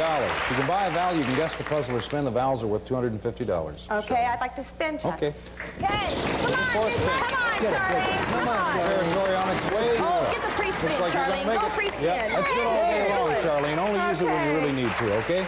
Okay. Still your turn. Come on. Come on, big money. Free spin coming up again. Free spin, Charlene. And you may make it again. Okay. A lot of insurance. Why not? Never can tell. They may come in handy. Come on, big money. Charlene. Oh, my God. $100. Okay, can I have a D, please? No, there's no D. Want to use your free spin or pass? I'll pass. Becky? Come on, Becky. Come on, Becky. Get a big one. Let's do it. Come on. Buy the 4, the 450 with 100 coming up. $100. Okay, is there an R, please? Nope. No. Oh, Let's no. try it. Let's go. Big one. 7 down. 2 on the board. We're looking for a thing with $300 to you, Les. Chuck, is there a G? Yes, sir. Give your turn. Thing. We'll give it a spin. Come on. Good spin by the 750. The 4, well, $150. How about an H? No, it's been called. Go watch that use letter board. Charlene, to you. Okay, Lose come your turn on. if you recall the letters. Charlene, go. That's why we have a use letter board over there for all our contestants. You'll lose a turn. Got 2 free spins if you want to use one or pass. I'll use it. Might as well. Charlene. Still got one Come on, left. Charlie. Come on, big money. Looking for a spin. And $400. Okay, can I have an L, please? There's no L. Oh. Becky. Okay. No L. Becky. Becky's got no money at all. $200. Okay, I would like a peas and Paul. No P. Les, to know. you. Wonder how a home audience is doing on this one. Tough. Free spin coming up, Les. Everybody's going to have a little insurance. Right. Just looks like. Pass that on down, please. Here you go, Les. Come on. You're up again. Give it a spin. Come on, Les. Uh-oh, bankrupt coming up. Go. You may have 3. All right. Letter, please. Chuck, is there an M? There's no M. No M. No. Okay, come on. Back to Charlene. Oh, come on, Charlene. We're going to run out of alphabet pretty soon. You'll have to get it. Can 600. I have a W, please? Yes, there is a W. Yes. You may buy a vowel, guess the puzzle, or spin, Charlene. I'd like to buy a vowel, please. Okay. Can I have an I, please? 2 of them. Oh. Okay, I'm going to spin. All right, she has $700. Come on, Pretty spin Charlie. card. Go. Looking at $350. $250 looks like $250. Letter, please. Okay, can I have an F, please? No, but you have a free spin card if you'd like to use it. And you can also buy a vowel if you use your free Okay, spin. I'd like to buy a Well, vowel, wait a minute. please. Give me your free spin card first. Let's keep Okay. it fair, okay? All right. Can I have an E, please? Yes, there are a couple of those. Come on. Okay. And you can... I'd like to spin, please. Okay, good luck. Go. Come on, Looking big for a money. thing. Come At on, least you may have it by now. Can I $200. have a V, please? Yeah. $650. What is that? Vintage wine. Hey, you got one? Outdoor fun, $650 from a TV, cassette recorder, right on down to beverages and soup box. Okay, for $599, I'd like the TV, radio, and cassette recorder. Okay, that'll leave you $51. Okay, for $36, I'd like the beverage and soup The only box. 2 things I named. The rest on a card, Okay. gift certificate or on Gift account? certificate, please. Here you go, Charlie. Thank you. Okay, Chuck, warm, earthy colors decorate these ceramic soup and beverage mugs. They're perfect for dishing out your homemade chili and hot coffee on these cold winter nights. Set includes 4 soup and 4 coffee mugs, $36. Take this mini entertainment center with you wherever you go. It's a combination 3-inch color TV, cassette recorder, and AM/FM radio. Runs on electricity, batteries, or plugs into a car cigarette lighter. Retail value, $599. That's terrific, Charlie. It took a little while to get through that one. Yes, it did, but I got That was a tough puzzle. That was hard. Oh, yeah, right. We're going to come back with round 2 in just a minute. We're going to be playing for fashions, trip to Acapulco, Yugoslavia. Got a couple of cars up there. We'll be right back in just a minute. Stay with us. Okay. I get so nervous I didn't know it was real. I know. It's hard. It's hard when you first come up. When I'm constipated, I want relief I can depend on overnight. Phillips is a true blue friend. My laxative should work overnight, too, and be gentle. Phillips is a true blue friend. Phillips Milk of Magnesia Liquid works with your body as you sleep, using your body's water to lubricate and soften. Next morning, most people get gentle, effective relief. Phillips is a true blue friend. Phillips, available in fresh-tasting mint. America's true blue friend. I have a regular kitchen floor. I have a no-wax floor that doesn't look as bright as it used to. I hate waxing. I thought I'd never have to wax, so I damp mop with Mop and Glow. I love the way Mop and Glow cleans and shines my regular floor. So easy. I like the way Mop and Glow brings my no-wax floor back to beautiful. If you hate waxing, or thought you'd never have to, just damp mop with Mop and Glow. It makes both kinds of floors beautiful. Welcome back to round 2 of Wheel of Fortune. The top dollar value on the wheel for this round is $1,000. We have another bankrupt, and we've got a good puzzle. This is a good one. Quotation this time, Becky. A lot of money up there. Come on. Becky, come on. Come on, make a bunch of it. Make all of it. Come on. Let's do it. Now, buy that. 500, buy that for $250. Is there a T, please, as in Tom? 1, 2, 3 of them. $750. You know your options. Still your turn. Okay, I'd like to spin. All right. Go for a big one. Come on. Oh, no. 550 looks like. You can hold it. Yes, 550. Is there an H, please? Yes. 2 of those. $1,850. I would like to buy a vowel, please, Okay. and O. 1, 2. Spin. 1,600. We're looking. There goes the 550. Looks like over to 2. Yes, 200. I would like an S as in Sam. Yes. Okay. Back up to 1,800. Okay. Coming up on the 900 this time. Sure, it's too strong. Gonna be a little strong. Over to $400. Okay, I would like an R as in Robert. Yes. 1 R. $2,200. I would like to buy a vowel, please. Okay. I would like to buy an E. 1, 2, 3, 4. 4 E's. We're looking for a quotation. It's a quotation. Okay, I'd like to spin. Okay.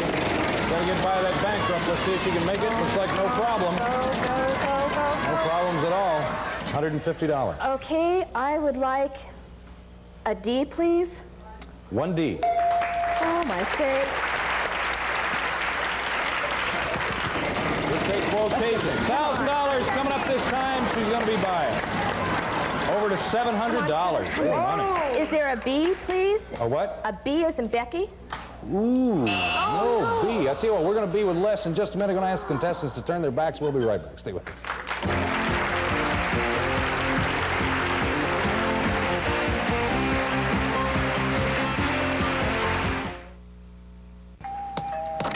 Mrs. Jenks, so glad you could give me a day. Start early, finish early, and I don't do toilets. You don't do toilets? Not every time. I keep a shower in the bowl. A shower in the toilet bowl? New Be Fresh. Watch. Be Fresh makes ever flush a deodorizing shower. Even has detergents to fight bowl ring buildup. Nice fresh scent. That's New Be Fresh. It's the shower for the bowl. I like helping others. It's a very special feeling. But sometimes when I feel a little irregular, I need a little help myself. And that's when I take Correctol, the modern gentle laxative. Correctol's special formula combines a mild laxative with a softening agent. Its gentle overnight action helps me feel like myself again. It's easy to understand why so many women today use Correctol, the modern gentle laxative. Okay, that's a quotation. Les has got it. Les, Okay. Here we go. Let's get a big Come on, Les. Make a bunch of money. All right, let's go.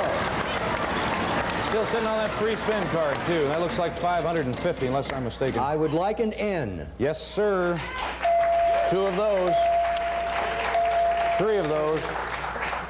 I'm going to spin. 1650, that's what he's got. Come on, let's go. Like I said, he still has a free spin card. No problems. Here comes 1,000. Awfully close. Oh! 150. May I have a K? Yes, sir. And I'm going to spin it. All right. Come on. Up to $1,800. Buy the first bankrupt. Buy the loser turn. Oh, Les, no! Oh, lost the $1,800, but you got the free spin card. I think so I'll you use can it. redeem yourself here. Oh, that's all that money. Here comes the second one.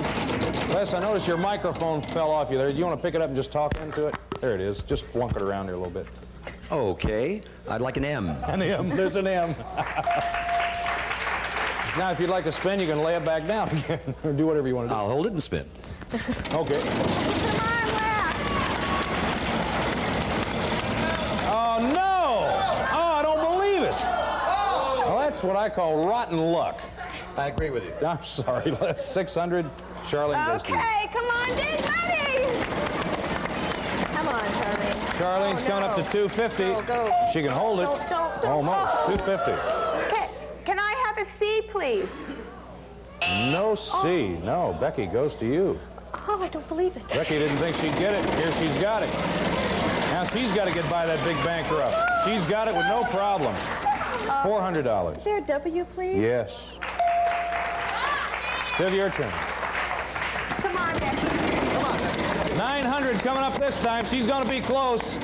Oh, you're over. 200. $200. I would like a Y, please. Yes. 2 of those. 2,900. Still your turn. She's going for it. Good luck, Becky. Get by that other bankrupt. You'll be all right. No problems there. Give you a quick $150. Okay, I would like an L, please. Yes. What is it, Becky? Ring to me only with thine eyes. That's got it. $3,050. Fashion Showcase, $3,050. What are you going to buy? Full trip. For $1,048, I'm going to Acapulco. All right. Yeah, it's gotten to the place where I can almost pick out what people are going to buy now. $2,200. Oh, you're kidding me. No, a lot of money. $489, I would like the sewing machine. Okay. For $353, I would like the luggage. Okay. Oh, dear. For $445, I would like the ladies' shoes. All right. $715. Okay, for $250, I would like the ladies' raincoat. Need that. We don't get washed away out here. For $225, I would like the ladies' fur jacket. Why not? That's kind of nice, sure. Still have a lot of money left. What, $240? Chuck, I'm going to put it on the count. Are you? Yeah. Okay, why not? It worked for you yesterday. Here's Charlie O'Donnell to tell you about your stuff. Charlie O. You'll enjoy this natural heather French rabbit hooded jacket accented with raccoon trim. It's quilted for added warmth and has a zipper front. Great for casual cold weather outings. Furnished by Somper Furs Fur Couture International at appraised value $225. You'll receive a Gucci gift certificate with which you might select this bright raincoat. Created of fire engine red polyvinyl cotton. Good for a spring shower or for a thunderstorm. Retail value $250. Airways Encore 2 luggage collection. Casual elegance combined with strength and durability. Plus add wheels for the ease of roll-along luggage. Encore 2 furnished by Airway. Retail value $353. You'll also receive a Gucci gift certificate with which you might select this assortment of fine ladies' Italian shoes. Neutral colors in a variety of new styles. Smart and comfortable. $445. Fancy stitchery will be a breeze with this deluxe portable sewing machine with case. It does practically everything, makes buttonholes and zigzags, comes with a rotary hook, retail value $489, and it's a trip to Mexico. We'll fly you and a guest from Los Angeles for a week's stay at the 22-story Paraíso Marriott Hotel, one of the finest resort hotels in Acapulco, Mexico. Elegance and hospitality with a colorful Mexican touch, furnished by Marriott Hotels, retail value $1,048, and you'll fly by a Western Airlines wide-body spaceship. En route, you may enjoy Fiesta flight service furnished by Western Airlines. Well, Beck. Oh, Chuck. I mean, really. You came here, you conquered, and it's not over yet. We're going to be back with round 3 in just a minute. Stay with us. Oh, thank you. Oh. When I phoned home last night, my husband said, what did you win yesterday? And I said, I couldn't begin to tell you. Nestle Crunch is so good it's music to your mouth. Creamy milk chocolate is the melody. Crispy crunchies are the harmony. The two together are music to munch. Let's hum a few bars of Nestle Crunch. It's music, sweet music to your mouth. Nestle Crunch is music. Why are sinus headaches a special problem for Ellie Blatt? Feels like a pressure building up, like I get clogged. You take sinus medications, don't I've tried various types, and they've made me sleepy, so I don't take them during the day. So we're giving her a sinus medicine with an advantage. Sinead. It relieves sinus pain and pressure without making you drowsy. I feel a big difference. My headache was gone, and I don't feel drowsy. I feel like a whole person. Relief, yes. Drowsiness, no. That's the Sinead advantage. There are a lot of extras in some manufactured snacks. things you may not want your kids to eat. Now, raisins are a different matter. Nature manufactures raisins. We just put them in the package. You see, raisins are dried in the sun, so they're naturally sweet and chewy. Instead of just any snack, why not give your kids a bit of the sun? Raisins from California, nature's candy. Hi, Lucky. Pardon? Country Bob, handy-dandy butter churns, here with the churn of your dreams. Butter churn? For making your buttery-tasting Townhouse crackers. But there's no butter in them. Townhouse crackers are so good because they have a rich, buttery taste only elfin magic can give them. Delicious. We don't need a churn. Well, of course you don't. Listen, these little beauties make great lamps. Just look at that. Keebler Townhouse crackers for a rich, buttery taste. Okay, here we go with round 3 of Wheel of Fortune. The top dollar value on the wheel for this round is $2,000. Still got the $1,500 up there, too. Let's take a look at the puzzle. This is a phrase, Les. Better luck this time than last. Come on, Les. All right. No more bankrupt. By the 15 to 2,000, 2,000, rolling around again. Gonna be close. No, hold it. Oh. 500.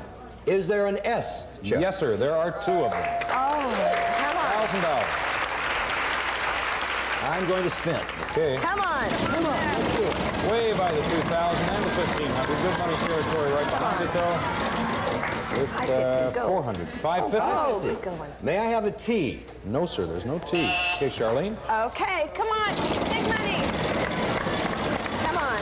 By the 900. 400 to you. Can I have an H, please? There's no H. Becky's up. She's got the $240 on account. That means she can't hit a bankrupt. She has to win another puzzle and take it home. And speaking of that, boy. Well, there goes your 240, kid, on account. Return. Sorry. Les goes to you. Come on, Les. Go. I don't know. Sometimes it works, sometimes it doesn't. By the 2, $300. Is there an R? Yes, sir. 1,300. Chuck, I would like to buy a vowel, please. Okay. I would like an A. Yes, sir. There are 2 of them. Cost you $250. You still have enough money to buy a vowel. Guess the puzzle or spin, guys. I would like another vowel. Okay. Is there an E? Yes, there are 2 of those. $800 left. Same options apply, Les. I'm going to spin. Hold it just a second. Before Les spins, we're going to take a commercial break. We'll be right back. That means there's no time for fun.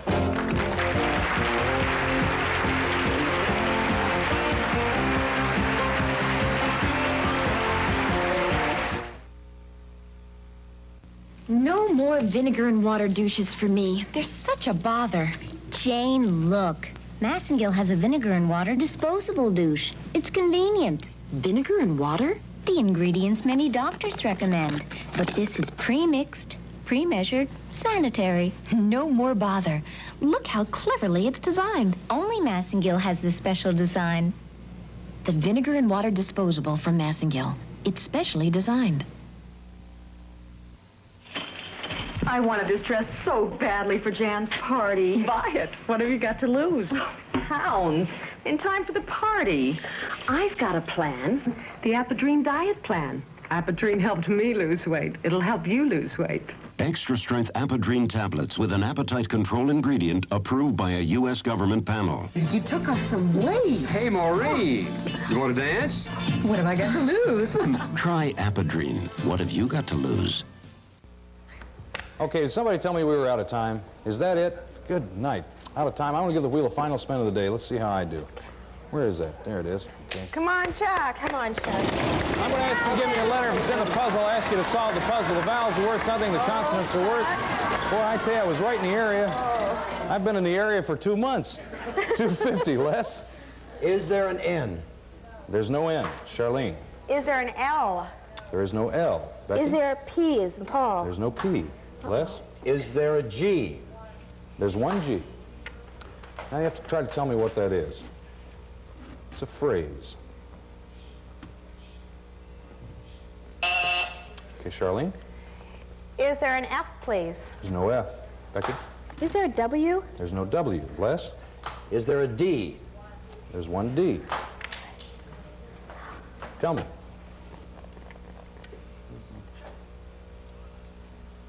So, Charlene? Is there an M as There in is no Mary? M. Becky? Is there a K? There's no K. Les? Is there a B? Yes, sir. Tell me what that is, Les. Oh. Tell me. Zebra? I can't. Is there a J, please? Yeah. Oh. Yeah. Sober as a judge. Oh, yes. Les just woke up. Oh, yeah. $2.25 or $2.50. What are you going to buy with it at the Gourmet Center? Okay, for $2.38, I'd like the kitchen cart and cookware. All right, let's see how much you have left, okay? Got $12. We'll give you that on a little gift certificate. Okay, Here's Charlie O'Donnell with thank the you. invite stuff. Charlie O! This colorful portable kitchen cart is sure to be a favorite wherever you use it. Imported from Italy, it's made of epoxied metal with 2 wire grids to protect the surface. We've also added a matching enamel tea kettle and saucepan. Retail value, $238. Get to go home. All right, take a look at the final score. Les, no money, got some nice parting gifts. Thanks for being with us. And Charlene, you had a $900 day today. That's not too shabby. Thank you. $2,810 to you. 2-day total, $7,860. We'll come right back. Good for you. Oh, thank you. Soft, pretty things. No girl can have too many. Not with soft Kleenex tissues styled so many pretty ways. Kleenex tissues in foil. What an elegant creation. And get this little number, soft Kleenex boutique tissues. And here's flowery family size. Very big again this season. Any tissue can be soft, but for softness and style, Kleenex brand tissues are the only real choice. I'm taking them all. Are you whispering sweet nothings to me? Sweet nothings, new sugarless candy. Sugarless, and it tastes like real candy? Sweet nothings, the taste is really something. Great taste, that's real candy. Sweet nothings, the taste is really something. Great. Are you whispering sweet nothings to me? Sweet nothings. Sugarless. Sweet nothings, the taste is really something. Great. Great! I can't believe it's sugarless. New sweet nothings in luscious fruits and refreshing mints. Sweet nothings, the taste is really something. Great. Well, we'll see you next time when we spin the Wheel of Fortune. And we love you. God bless. Some contestants will receive brunch cookery plus 4 more beautiful cookbooks from HP Books.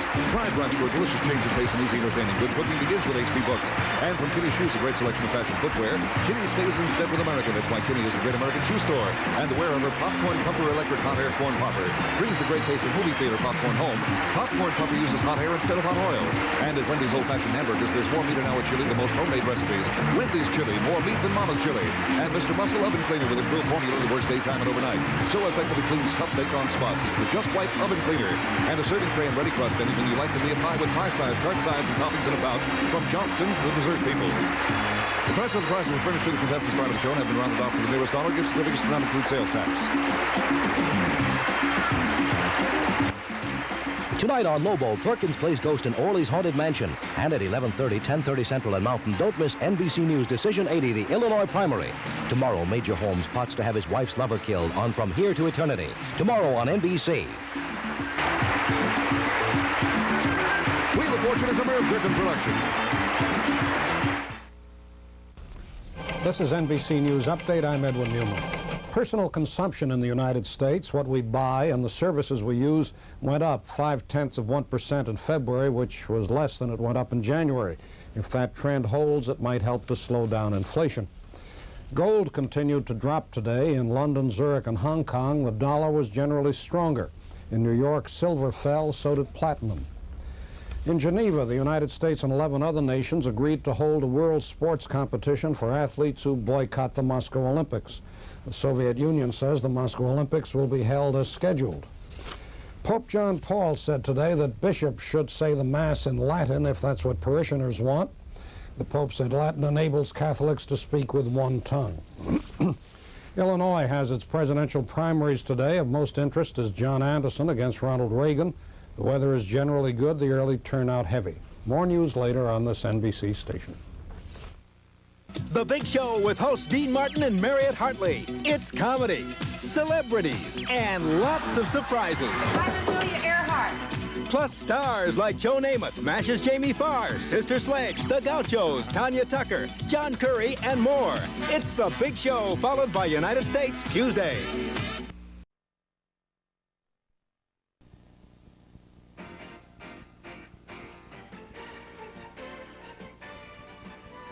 This is the USA Network.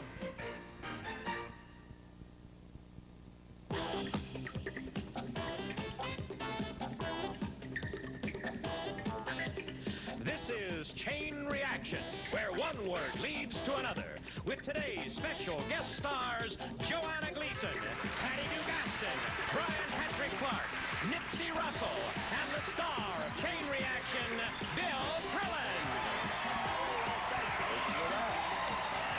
That must very well be. What do you know? Hi there. Thank you. What a nice bunch you are. Welcome to Chain Reaction. It is our pleasure to have you here. Before I say anything else, on Friday we were playing a game. Time ran out, and we stopped with a score 29 on this side and 15 on this side. Now, since then, we have a fine bunch of new celebrities with one returnee. And we have, our pairing has been selected by the flip of the proverbial coin, flipped by the proverbial coin flipper. Whoever he or she might be. Yeah, I have no idea, but I just thought I'd add that. We would like to introduce, first of all, this team. On my left, a great game. We got great game players here today. Patty Duke Aston. Patty Duke. No. Well, no, you're the great game player. Welcome to our show. Thank you. I love this show. You watch us at home? Every day. I thank you, And Patty. it's the truth. We have your partner here. Is Dennis Licht. Hello, Dennis. How are you, Bill? Tell us a little bit about you. I have 2 children. I'm in real estate. I have a lovely wife and very active in children's sports. Okay, and you have 15 points to go with it. Yes, sir. And on your left, returning this week because he is so sensational, need I say more, Nipsey Russell. Welcome back, Nipsey. Oh, Nipsey, yes. After a week on Chain Reaction, I finally learned how to play.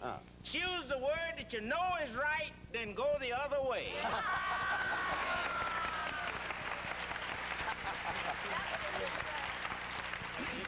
Words of wisdom always there. Speaking of good game players, we continue with this team. By the way, we will begin with this team. We have Joanna Gleason from Hello, Larry. Hello. Actually, I work for Chain Reaction. Yes. They're going to start playing with you that way. Super tight game player. And the partner now is Mary Franz, our champion. $11,400 you've won so far, Mary Franz. Welcome back. And to round out a fine week, we have Brian Patrick Clark. He from 8 is Enough. Welcome, Brian. Happy to have you. Okay. We're going to be starting with this team, and Brian, you will be first up. So let's take a look at this chain reaction board. This one starts with the word cork. There are 6 words in between, and it ends with the word hide. So there it is. 50 points wins the game. You get a point for every letter in the word you guess. If you guess any of the words that have a plus sign next to them, you see 2 there, you get a double score. Okay, middle of the game, 29 for this team, 15 over there. Brian, you're up. Where do you want your first letter? I'll take it under cork. Okay, under cork, the word starts with C. County. No, it is not county. An Irish boy, a broth of a lad. Patty Duke, you have it. Patty Duke Aston, I'll get that. That's all right. I'd like it under cork, please. You're going to get a CH.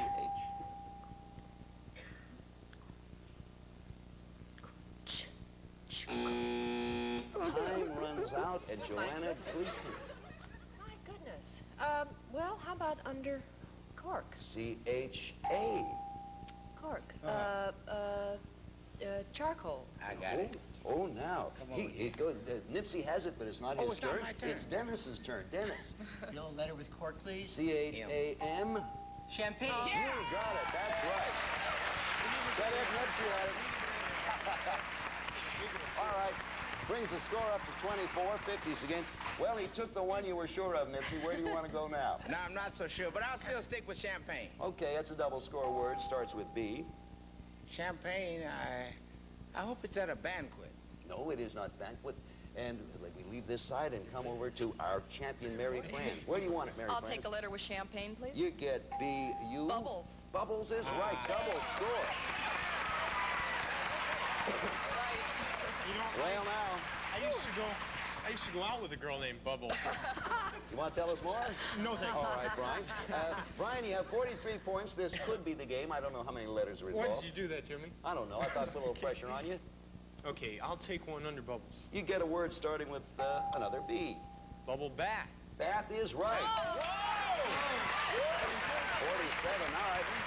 Dangerous here, folks. You can tell these have all been here at Chain Reaction, all of our friends, and now the pressure's on you, Joanna. Thanks. You're welcome. 3 points to do it. I'll take a bath. Okay, Joanna's going to take a bath, beginning with the letter T. Okay, how about tub? No, it's not tub. Oh, it was a good guess. There's nothing wrong with tub. No. Patty? It was not tub. No. Oh, Art, I'll take a letter with bath, please. Sure, you get a T-O. Oh, towel. Towel is right. Oh! A double score, too. Double score. 34 points. Dennis, you were not licked. Pretty clever. Yes. Not bad at all. We're coming back, Bill. Where do you want it, Dennis? A letter with towel, please. You get it. All right. The word starts with B. Bathe. No, it is not bathe. By golly, Ned. We are over to Mary Franz. Okay, Mary, 3 points will do it for your side. I'll take a letter with towel, please. It's a word starting B-E. I hope it's beach. You've won the game. That's what you've done. Congratulations.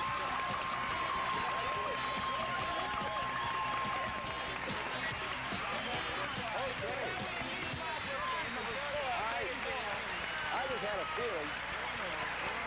I just had a feeling this was going to be an exciting week, and indeed it was. The rest of that chain, the word that relates to beach and hide, is tan. And to you, Dennis, thank you. You played a good game. Thank you very much. We have some nice parting gifts for you. All right. Now, you're going to get a chance to win. You get $100 for winning the game, and you're going to get a chance to win $10,000 in 90 seconds. So step on down there, and we'll tell you all about it. But right now, we have a word of interest for you.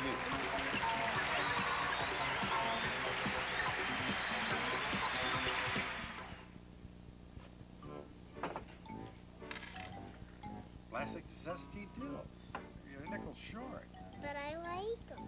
Look, you like them. I like them. But you're still a nickel short. Well, don't start with the eyes, because I'm not giving in. Of course I'm giving in. I always give in. Try new Classic Zesty Dills. Our heartiest, spiciest dill ever. Timex knows this is going to be a marvelous Christmas. The Timex Wafer Thin Digital, our expansion band quartz, and our sweet second-hand quartz. There are over 90 Timex quartz watches for women. And they are gorgeous, one and all. Happy holidays from all of us to all of you. Taboo by Dana. It all began with an embrace. Embrace me, my sweet embraceable you. Taboo. Embrace me, you irreplaceable you. Taboo. My sweet embrace. Taboo. An embrace that lives forever in a fragrance. Hi, this is Paul Horning with news about a spectacular half-price offer on the Sporting News. It includes the special 100th anniversary issue in 1986, all the sports info and stats you could want, and the anniversary issue to boot. So call now. Call toll-free 1-800-USA-1000. You pay in 3 easy installments of only $4.96 each. It's our lowest price anywhere, and you can count on that. Call 1-800-USA-1000. That's 1-800-USA-1000. We're back to Chain Reaction. Chance now. Chance for Mary Franz, who has $11,400 to add $10,000 to it. I told you it's going to be a good week, did I not? Yes, you did. All right, now, the answers that appear on Joanna's and Brian's screen will not be seen, of course, by Mary.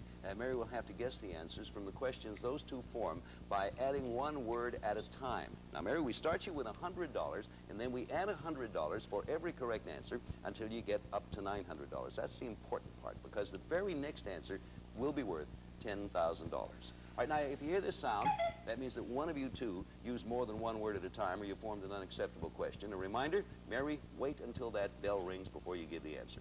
Okay, here's the $100 you won in the game. You now have 90 seconds to turn it into $10,000. Wait till I say go. Here's your first answer. Ready? Go. What do you open to enter a room door? 200. What Do you get from oranges juice? 300. What Do you yell when you have a coin tossed? Heads or tails? 400. What Do you do if you don't run? Walk. 500. what Does a bald man wear to pay? 600. where Is our gold supply stored? Fort Knox. 700. what Does a cheerleader wave pom-poms 800. who digs ancient artifacts? Archaeologists. 900. One more. what Month? follows May. June. That's it. 38 seconds.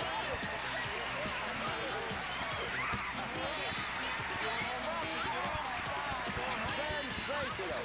That's a record. That's a record right now. Congratulations. Joanna, marvelous. I think you... Oh.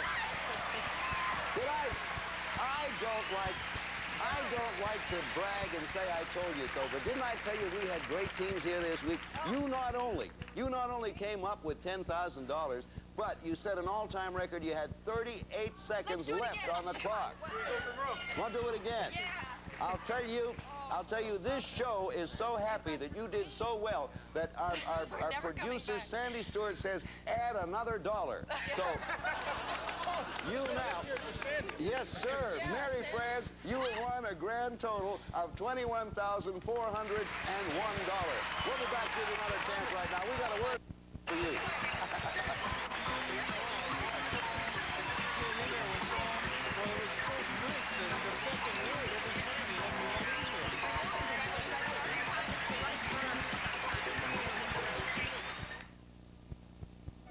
Prego Plus. It's one spaghetti sauce with meat you can sink your fork into. Like whole slices of real Italian sausage. Meaty, hearty, fork-sized slices. There's Prego Plus sirloin beef and fresh onions. Veal and fresh mushrooms. Sausage and fresh green peppers and real homemade taste. It's all in there. Prego Plus. It's one sauce with meat you can sink your fork into. Jeremy! Okay, where is it? Where's what? You took my Colgate pump. Did not. You did too. I did not. The Colgate Pump. It's neat. It's fun. It's Colgate's MFP fluoride. Maximum fluoride protection against cavities. You did too. Did not. Somebody looking for this? Oops. I thought you were looking for this. My diary, how could you? Bobby with the big blue eyes. Colgate in 2 great tastes. The world's #1 toothpaste in the world's #1 pump. In an hour or two, these streets will be teeming with people, all going after the same thing, the American dream of success. But while there are millions of men and women chasing the American dream, there's only so much of it to go around, which is why you should subscribe to the Wall Street Journal. Each business day, the Journal gives you a real competitive advantage with comprehensive news coverage, analysis, ideas you can put to excellent use in your work, and business information you won't find anywhere else. Now, of course, you don't have to subscribe to the Journal, but in a very short time, these streets will be filled with people who do. Call 800-527-9800 for this new Journal offer. 13 weeks for just $28 with a money-back guarantee. 13 weeks, $28. Phone 800-527-9800 now for the Wall Street Journal.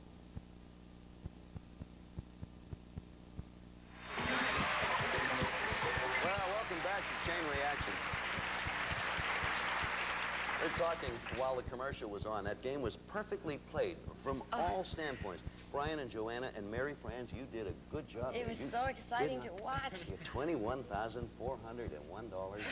And now you got another fine team. You got Patty Duke Aston over there on your other side.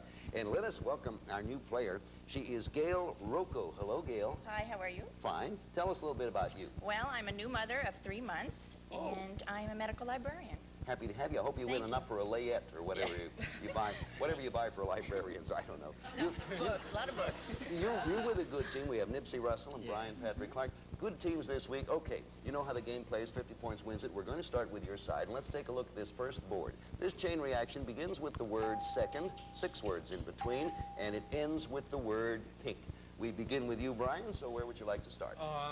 I'll start under second. All right, you get a word beginning with the letter H. Second helping. No. Interesting, though. Keep that in mind. Big appetite.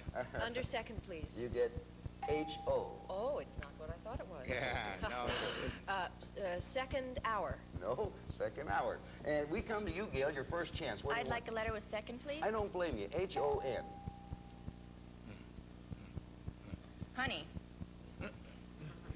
I need more. Okay.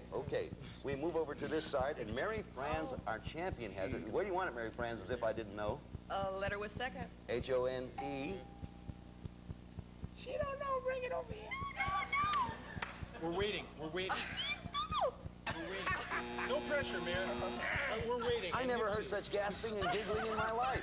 We are. Oh, look at this like a Russell. loaded gun over Yeah, there. look at him. He's all cocked and ready to go. Facing this terrible challenge here. All right. I'll take a letter under second. H-O-N-E-Y. I don't even know why they had the first, but I think it's second honeymoon. That's the way to do it. You got it.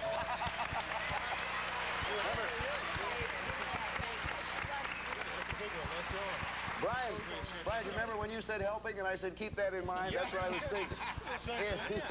More or less.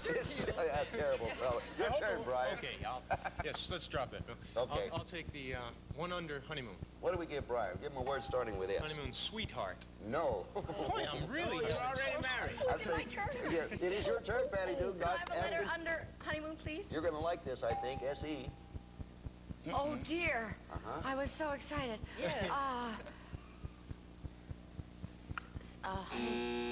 It was, I was betting on you there, Patty. So Who was has I. it? Gail has it. Gail, where I'd do like you... a letter with honeymoon, please. We cannot give you another letter, which means that there's only one more letter in that word. Can I guess? No, you can't.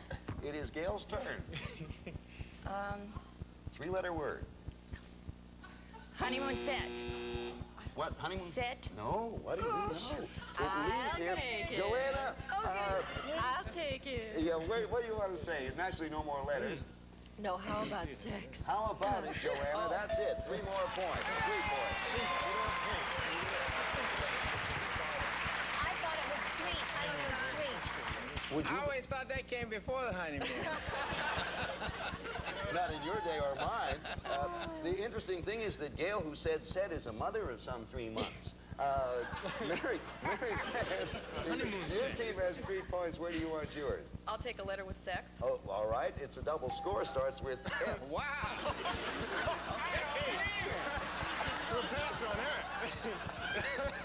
Well, take another letter. You stay out of it. Take an aspirin.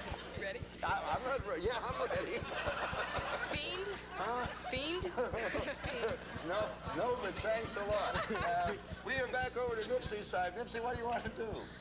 There's so much talk about sex today that I have made a vow to find the guy who invented sex and see what he's working on now. I'll take a letter with sex. Okay. With sex, you get F-A. Sex, fashion. No, it's not fashion. And Patty Duke Aston has it. She has her fingers crossed. I would like a letter with sex, please. F-A-M. Sex fantasy? Oh. That's it, Patty Duke. You got it. That's a double score, too. You're up to 17. Joanne. Under fantasy. Under fantasy, the word starts with I. Fantasy Island. Right, and you're running off now. We're up to 23 on this side. Mary Franz. I'll take a letter with island. Which lady gets a letter, a word starting with N, double score? North. No, not North. And it leaves your team, goes to Gail Rocco's team, and Brian is out. Well, this is interesting. I'll go for the double with island. All right, N-A. Island, Nantucket. No? It's a heck of a nice island. We are over to Patty Duke Aston. May I have a letter with island, please? I think you'll like this. N-A-T. Oh, again, it happened to me. Natural? Nope, it's not natural. Back to I didn't Gail's think it was team. either. And Gail's up. I'd like a letter with island, please. N-A-T-I, Gail. Nation? No, it's not nation. And Oh, Joanna I know. Gleason has it. It's double I score. think I And everyone's going, oh, Everyone but me. I'll take one with, under island. Okay, N-A-T-I-V. Oh, how about native? Native is it. That's right. 12 points on a double score. There you go. There's one word left, Mary. It relates to native and to pink and begins with the letter T. Taboo. No, not taboo. And Gail's team gets a chance. Nipsey, we add a letter to that word. Relates to native and pink, T-O. T-O, native and pink. T-O, pink. Towel. Time runs out, and who has it? Patty has Could I it. have a Give letter? her another letter. T-O-N. Tongue? Yeah, Patty, that's it. The score, 41 points for Mary. Gail has 9 points. We'll be back in a moment. Would you watch this, please?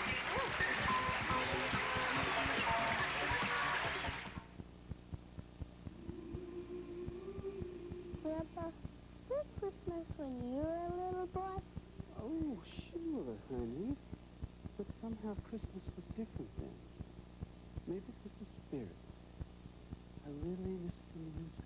Chestnuts roasting on an open fire. This is Christ. Christmas, the spirit, the tradition lives on in Christmas Classics, a 4-album treasury of the world's most cherished songs. Dreaming of a white Christmas. Unlike any Christmas collection before or ever, Christmas Classics brings all the traditional songs into your home. Imagine Nat King Cole's The Christmas Song, Johnny Mathis' Haunting Silent Night, Steve Lawrence and Edie Gourmet's Let It Snow, Robert Goulet's God Rest Ye Merry Gentlemen, Gene Autry's original Rudolph the Red-Nosed Reindeer, and yes, White Christmas. 40 Christmas classics never before offered, a must for every home that treasures the true meaning of Christmas. Grandpa, will you visit us every Christmas?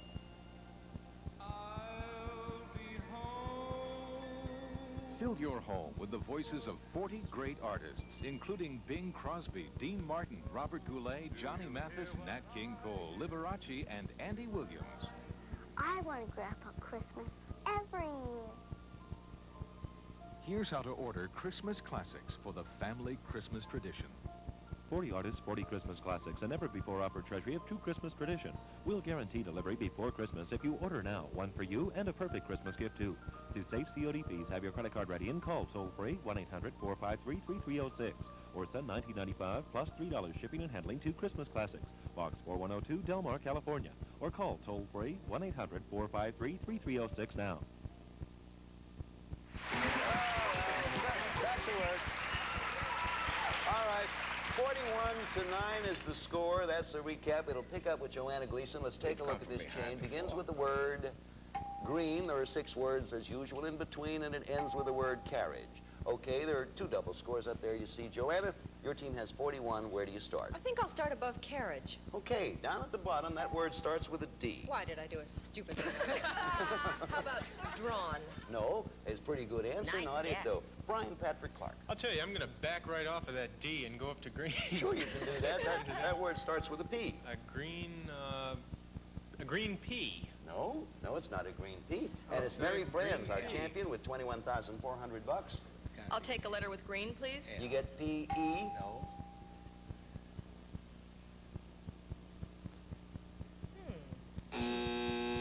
Time runs out, and we come to Gail's team, and Gail's up. I'd like a letter with carriage, please. Down at the bottom again, D-O. Doll? Doll is right. That's 4 points. That's the way to do it. Nipsey. I'll take a letter with doll. With doll, it's a double score word, Nips. It starts with a C. Doll, clothing. Nope, it leaves this team and comes over to Patty. May I have a letter with doll, please? Sure can. C-H. Is it China doll? It is. Oh. That's good, Patty. Very good. 50 points and the game. Yes, that is the game.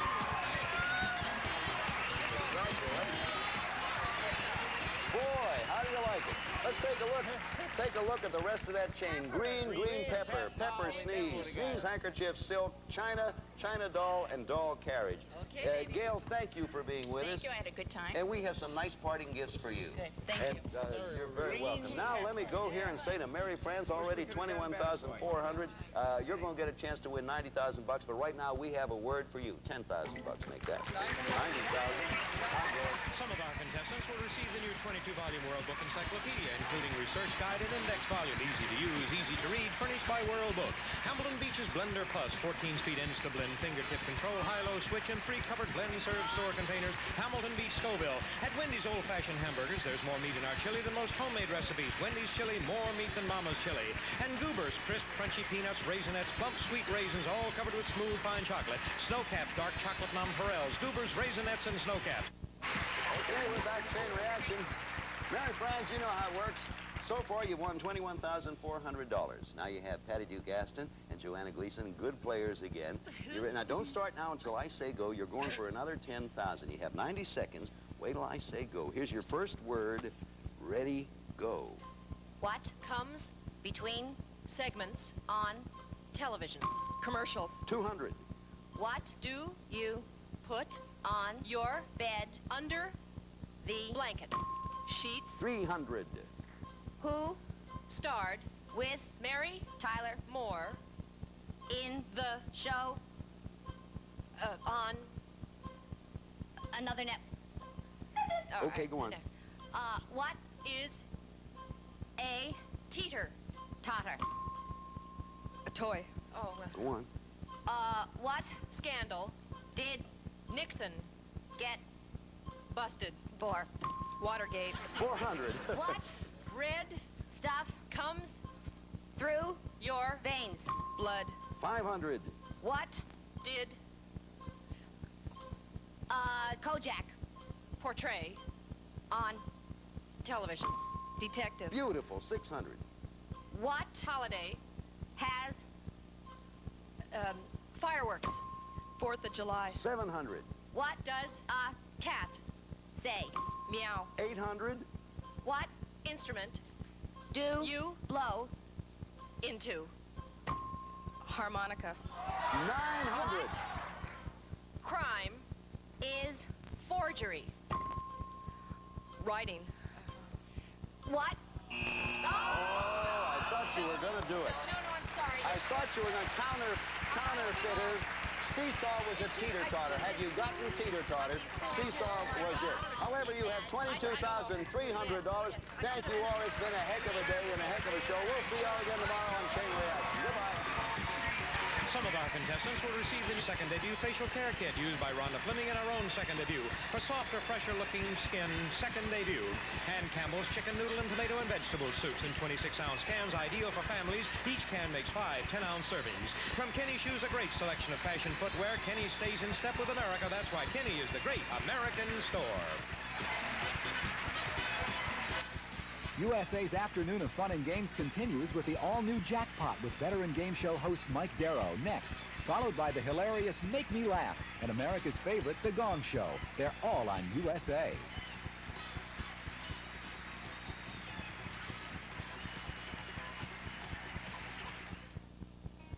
Would you...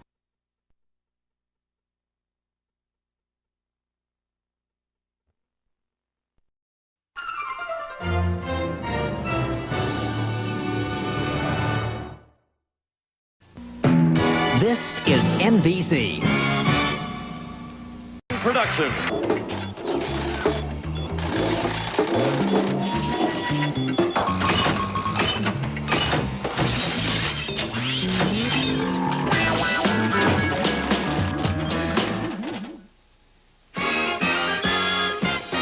It's more than password, it's Password Plus. Our guest stars, Peggy Katz and Bill Cullen. And here's the star of Password Plus, Alan Ludden. Hi, Peggy. Good to have you with us. Welcome to your show. Well, welcome to your show. Glad you're with us. Hey, we've got 2 old friends. Yeah. What about that studio audience? You see, Peggy, that's for you.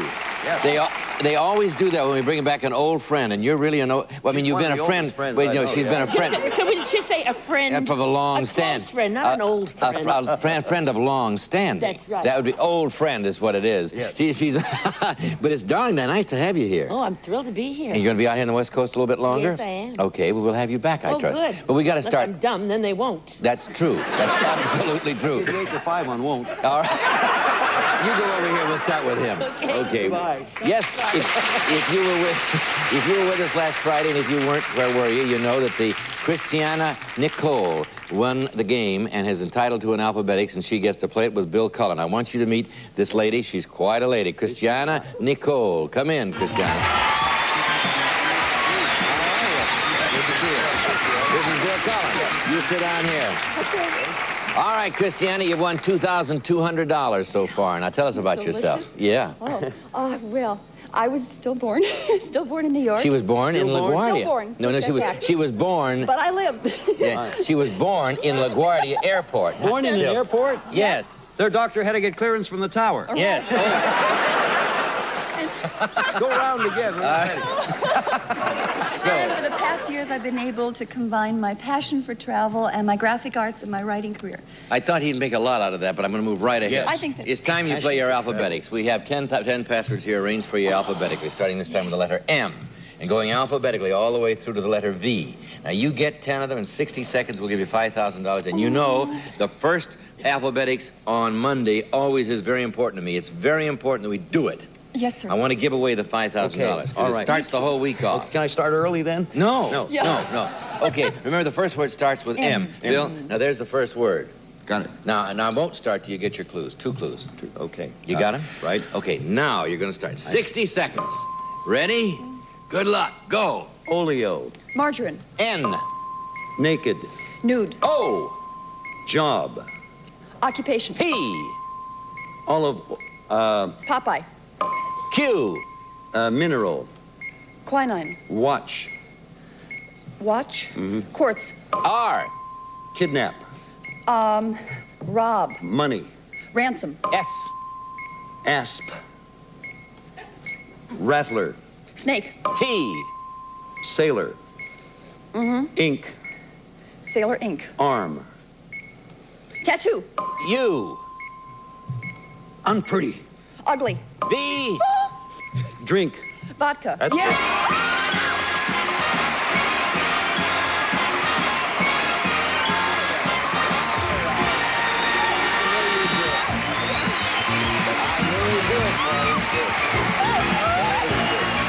You happy about it?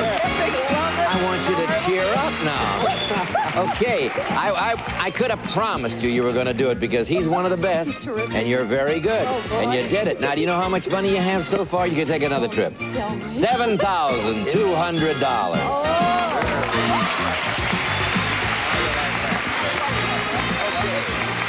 We're going to a commercial, and when we come straight back, Peggy Cass is going to tackle Bill Cullen. Don't go away. All right.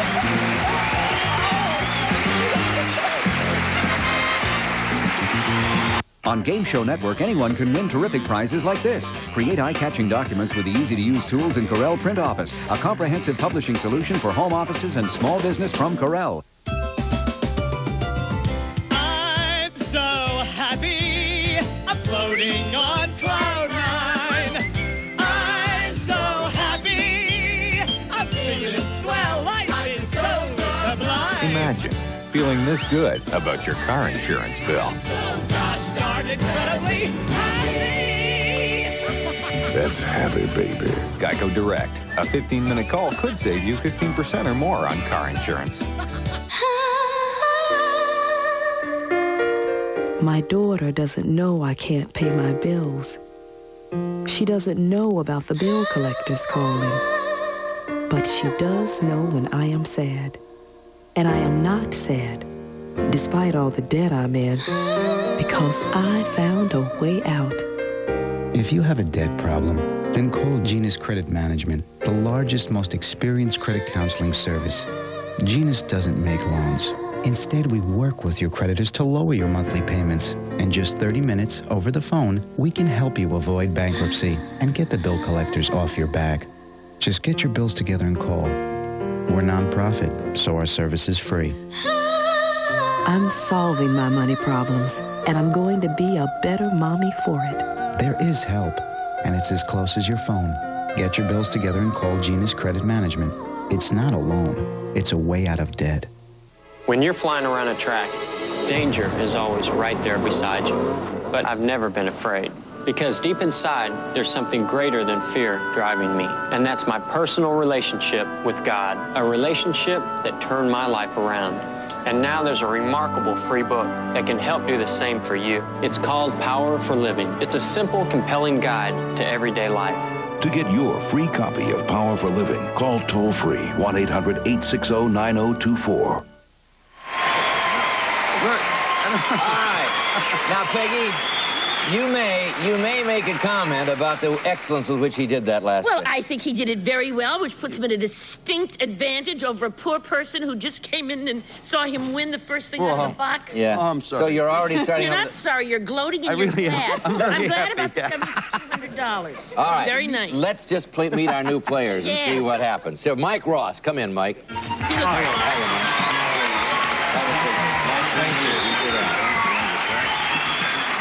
Now, you have two fierce ladies over here competing against two delightful, easygoing, attractive guys. Well, Now- thank you. Yeah, now tell us about yourself, Mike. Okay, I'm an aspiring director and actor, but right now I sell grave markers. Great. He sells grave markers. That's a great job for an aspiring actor. Isn't it? Okay, you ready to go?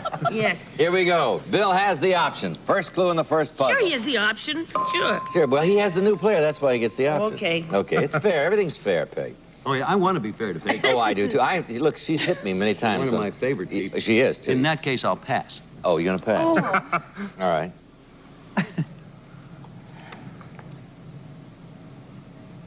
Meadow. Field. Yes. Very good. That was the only one that would have done it. I thought she was too young for Ebbets.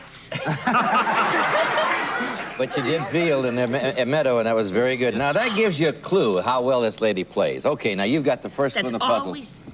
I shouldn't say that? No. Okay, Christiana, Sit first down. clue in the puzzle is field. What do you think the answer to the puzzle is? Person, place, or thing? Peggy, you don't guess. Just Christiana guesses. Oh, God. Ebbets. Is it Ebbets? Sounded good. Could have been. All right. Here we go. Second clue. But Peggy has the option. Okay. Pass or play? I'll pass. All right, Bill. First clue. Saints. Holy. Second clue. What was it? Saints. Thank you. Hearts. Valentine. Yes. Oh, that's okay. Field and Valentine. Field and Valentine. And Valentine. What do you think it is? Chicago? Is it Chicago? No, but Peggy keeps the option. Gonna pass or play, Peg? I'm gonna play. Okay. Wachiki. Do I say it right? Wachiki. Illinois?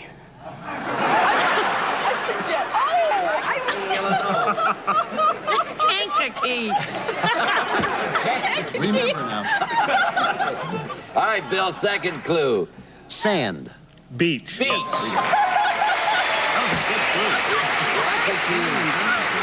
Illinois. All right. We'll never forget that one. All right, you have three clues up there, Mike.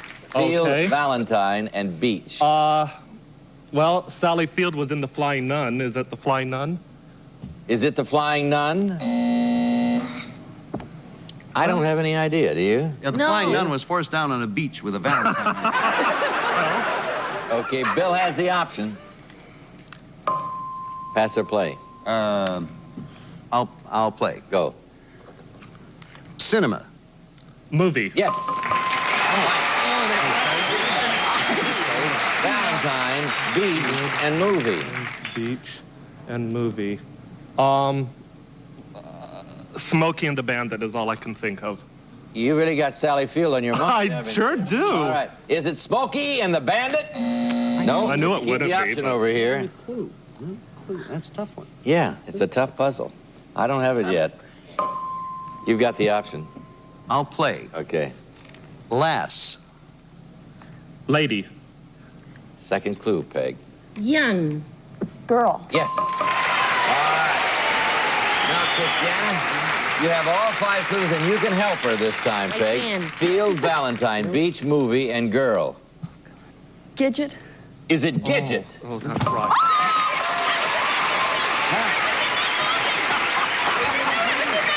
You were in the movie? I was in a movie called Gidget Goes Hawaiian. I didn't get it.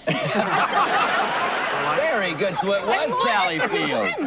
It was Sally Field in one of her Gidget movies. That lady's very talented. I hope she gets the Oscar. All right, you have $100. You've won the first game. However, we have a commercial. We'll come back. We got another puzzle. We'll see what happens.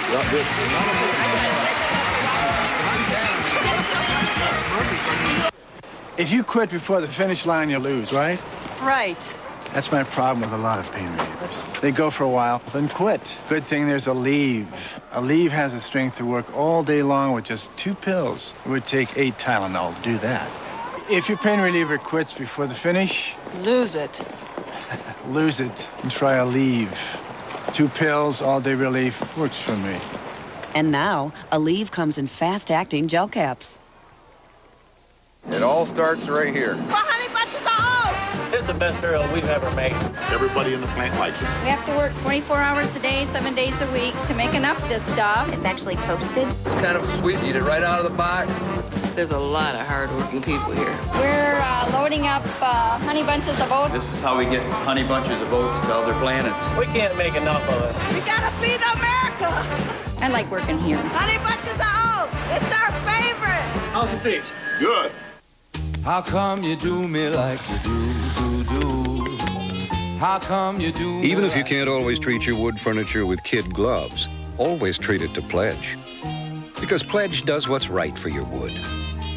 Its conditioners care for and protect it far longer than dusting sprays.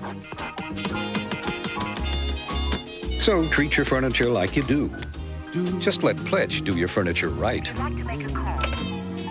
S.C. Johnson Wax.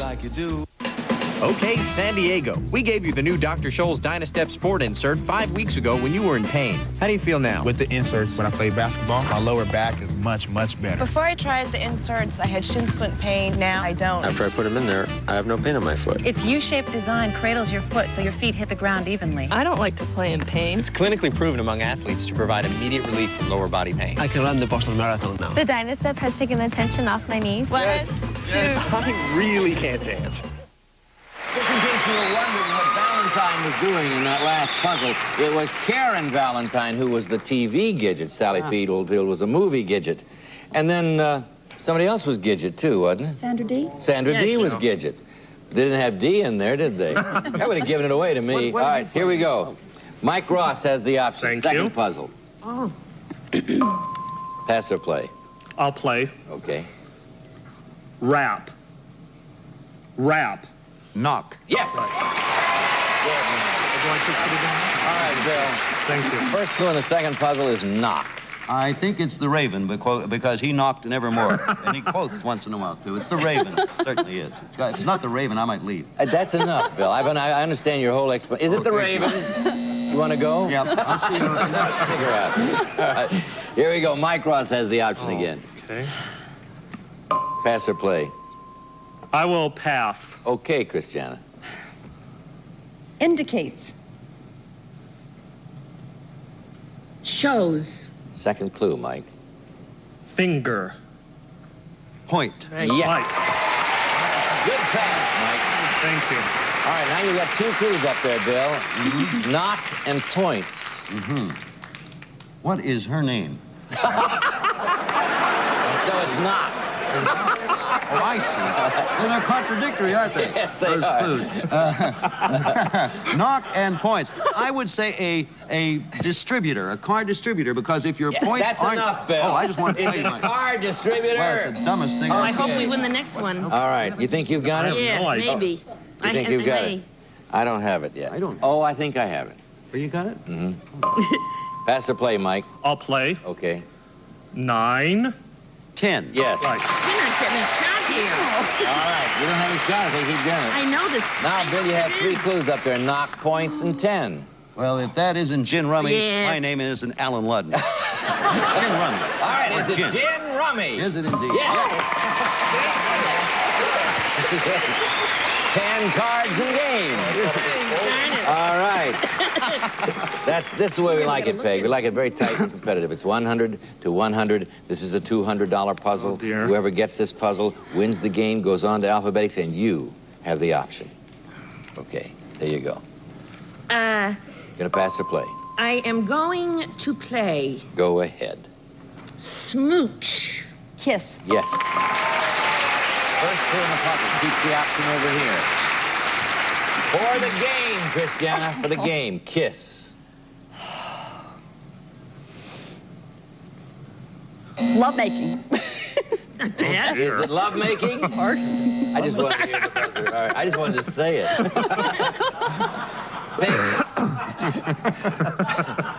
Pig's option. Okay. All right. Converse. Talk. Yes. Christiana, for the game. Kiss and talk. Huh. It's not a nice thing to do. No. All right. Too long? Yeah. Yes, I heard. Peg. Okay. Savor. Collector. Oh, savor. Yeah. Okay. That's the game. All right, second word, second clue. Sense. Sense. Mm-hmm. Saint. What did you say? Saint. Saint. You better. Yeah. She said savor. Savor, not savor. All right. Okay. Third clue. What? What did you say? Savor? Savor. Yeah. Okay. Good. Taste. Yes. Yeah, that's what it was. As soon as I said Clarify that, wasn't it? All right, Christiana. You had 3 clues up there, and this is for the game. Kiss, talk, and taste.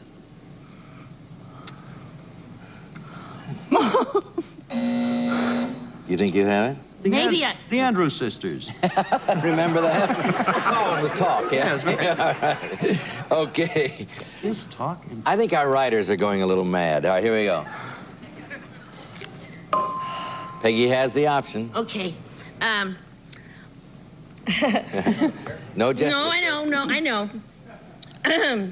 Lollipop. Mm-hmm. Lick. Yes. I didn't know anything. Very good. Kiss, talk, taste, and lick. Christiana, for the game. For the game. No, I know. You do know? No. Oh. All right, this is the last. They know. I think you know at home, don't you? I think you know. My mother knows, and she's All going to right. yell at me. All right, here we go. You have the option. Okay, Hammond. Organ. Right. All right, perfect clue. Didn't know what it was. Oh. Kiss, talk, taste, lick, and organ. Tongue. Is it a tongue?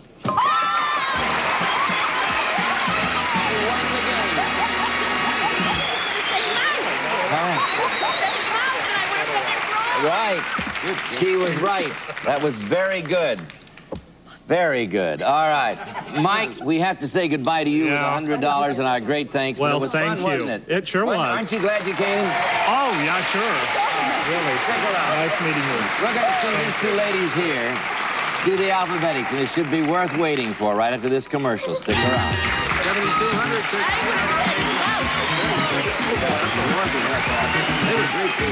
It's time to register to play our interactive game shows. Call 1-800-537-GAME. It's fast, it's fun, and it's free. You only have to register once to play forever on Game Show Network. This is indeed a small miracle, a triumph over everyday arthritis pain, made possible by a remarkable medicine. Tylenol Arthritis Extended Relief. So effective, even the newest arthritis prescription hasn't been proven to work better. And stomach safety, no other brand of pain reliever can surpass. Miracle drug? Someone sure thinks so. Tylenol Arthritis. Take comfort in our strength. You've been working hard all day. And now it's time to kick back and reach for a cool one.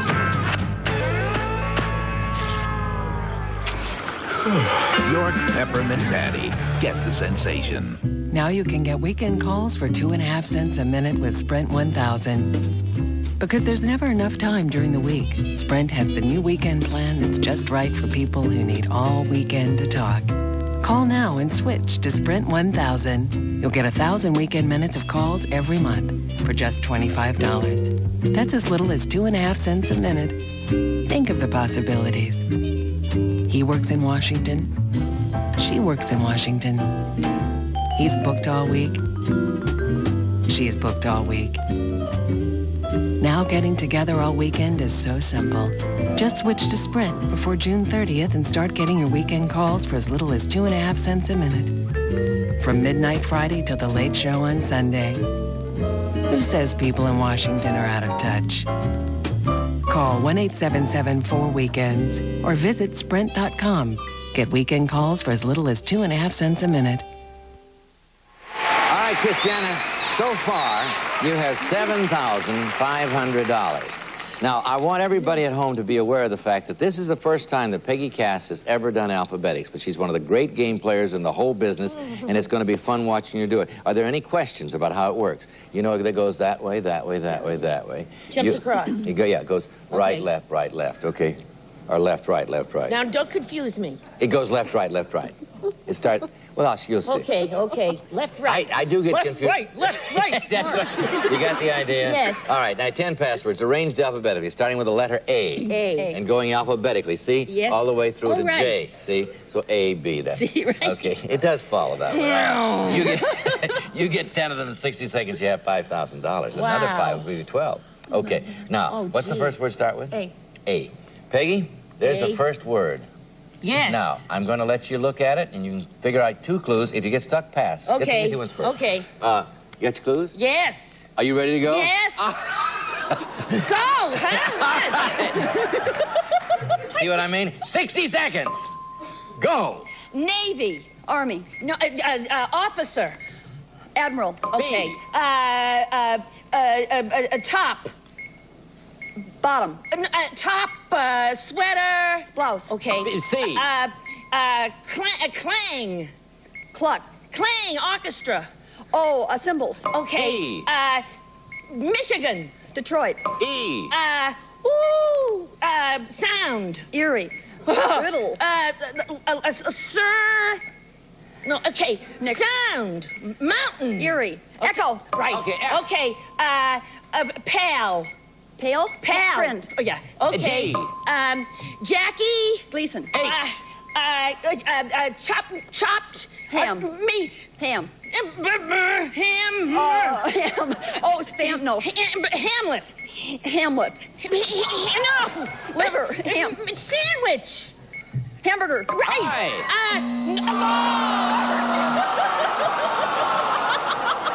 You could say McDonald's. McDonald's. All right. Right now. Yeah. But you got a little stuck on hamburger. Too hard. You'll be all right. You can take it. All right. The immense was the last, but you picked up $800, giving you a total of $8,300. And wasn't that worth it?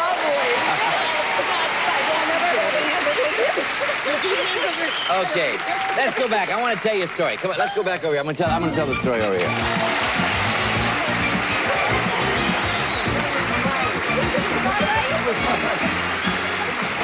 Well, you know, I congratulated you because with your help, you are really raising the ratings on Password. You've raised it up 2 share points in the last 2 weeks. Following Chain Reaction, it's a great hour of play. Now, this is going to be a great week following Bill Cullen's Chain Reaction. We're going to enjoy this week with Peggy Cass and Bill Cullen, but next week we're going to have a very special week. Playing for charity, we're going to have 4 celebrities from 2 very famous shows. First of all, we're going to have Carol Burnett and Vicki Lawrence from the classic Carol Burnett show. They will be playing as Ma and Eunice, as Mother and Eunice, in character some of the time. Then they will be playing opposites Joanna Gleason and McLean Stevenson from Hello, Larry. Boy. So that's next week. They're good. Watch all week Chain Reaction. This week with these good people, and the next week tell your friends. We have a commercial. We'll be right back.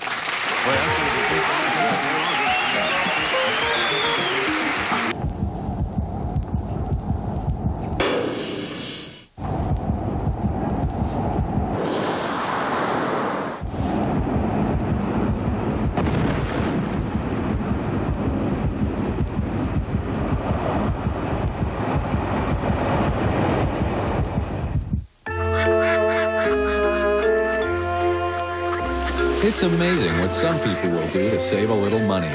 Found it!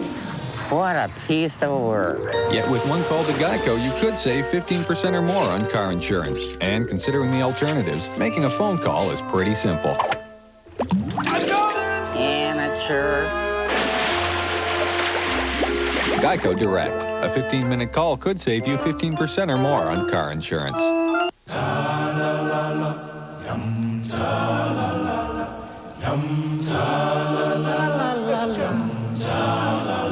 So full of life, savors. The refreshing flavor of life. If you're a diabetic, I'm going to share a big secret with you. I found a way that you may be able to get your supplies at no cost. But wait, there's more. All your supplies come to your door when you need them, so there's no worry about running out. With Diabetic Supply of America, you pay nothing up front. If you have Medicare or private insurance, call Diabetic Supply of America now. You may be able to get diabetic supplies at no cost. Call 1-800-214-4965. We're so excited about an amazing new lawn and garden product exclusively from Kmart. It's the Hosey Cow, the fun and easy way to keep your yard looking green and beautiful all year long. While adding a unique decorator landscaping touch that everyone will love. Ordinary sprinklers are clumsy and awkward and don't do anything to liven up your yard. But the Hosey Cow is exciting and fun, guaranteed to brighten any surroundings. Just plant Hosey Cow's feet in the ground, attach it to any standard garden hose, and turn it on. Watch its tail wag as your lawn gets perfectly and evenly watered by the Precision Sprinkler Unit. It's only $24.99 from Kmart. Hosey Cow spray is completely adjustable to suit any size area, from the very small to the very large.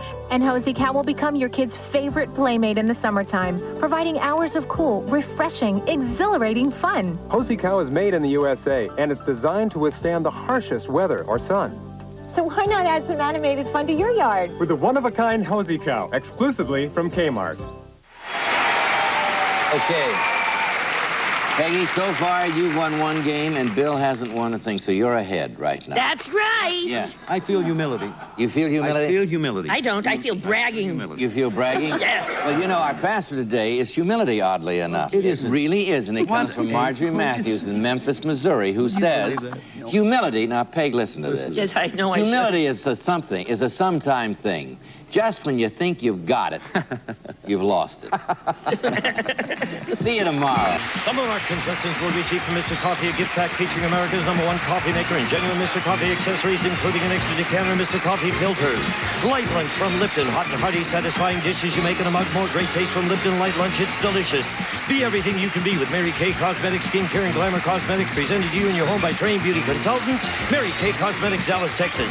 A master mechanic, 10-gallon shop vac from True Value Hardware stores who combine value and personal service in over 5,000 locations nationwide. 100% pure Treetop frozen pear grape juice. Unlike other frozen grape juices, Treetop adds pear juice with sweetness, not sugar. Scrubby, tough scouring pad and sponge in one, designed to scrub faster than steel wool, last longer too, no rust, no splinters, gentle to hands, or cedar scrubby. And the representative of our studio audience will receive Hoover's convertible upright vacuum cleaner. More powerful than previous models, so it's more effective in getting carpets deep down clean. Furnished by Hoover Company.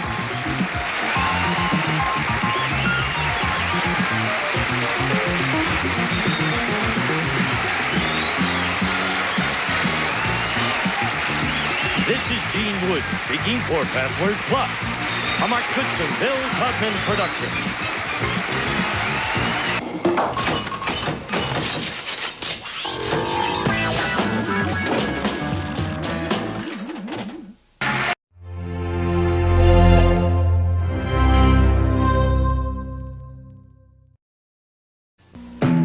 This is NBC.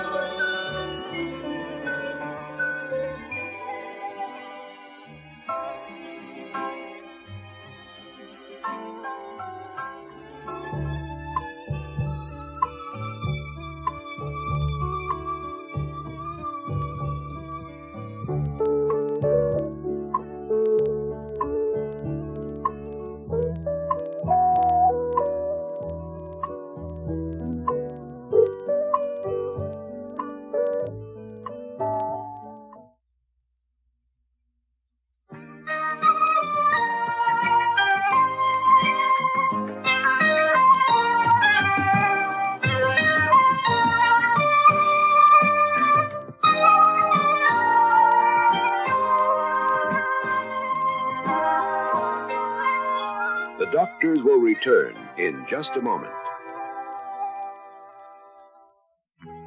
The Doctors is brought to you in part by the Colgate-Palmolive Company, makers of Dermassage for soft hands in rough weather, and by Cold Power, the best cold water wash you can get.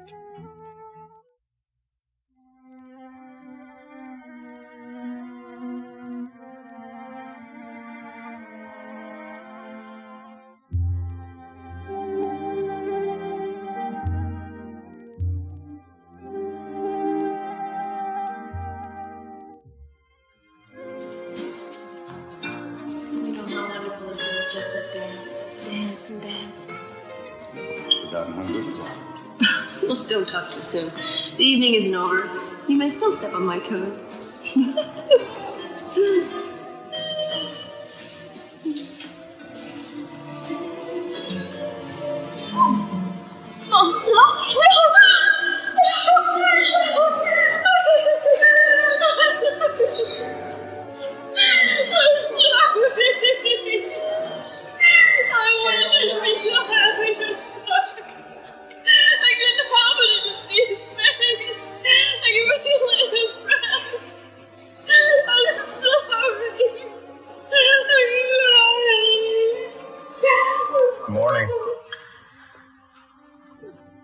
Morning.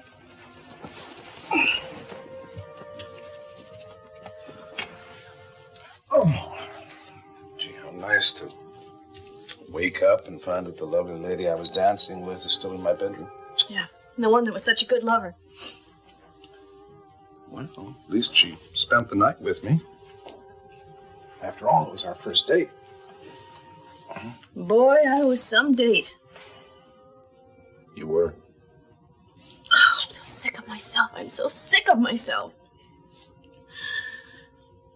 Why don't you just leave me? Because I get awfully lonesome for you.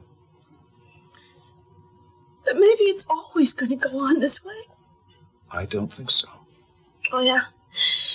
What do you base that opinion on? The way I let you kiss me? Mm-hmm. The way I let you touch me? You did, at first. Yeah, at first. And then, I'm a horrible wife. Oh, now, just a minute. Oh, please, I don't want to talk about it anymore. I'm so sick of talking about it. I'm sick of everything. Where are you going? Downstairs. Figure at least I could make you a decent breakfast.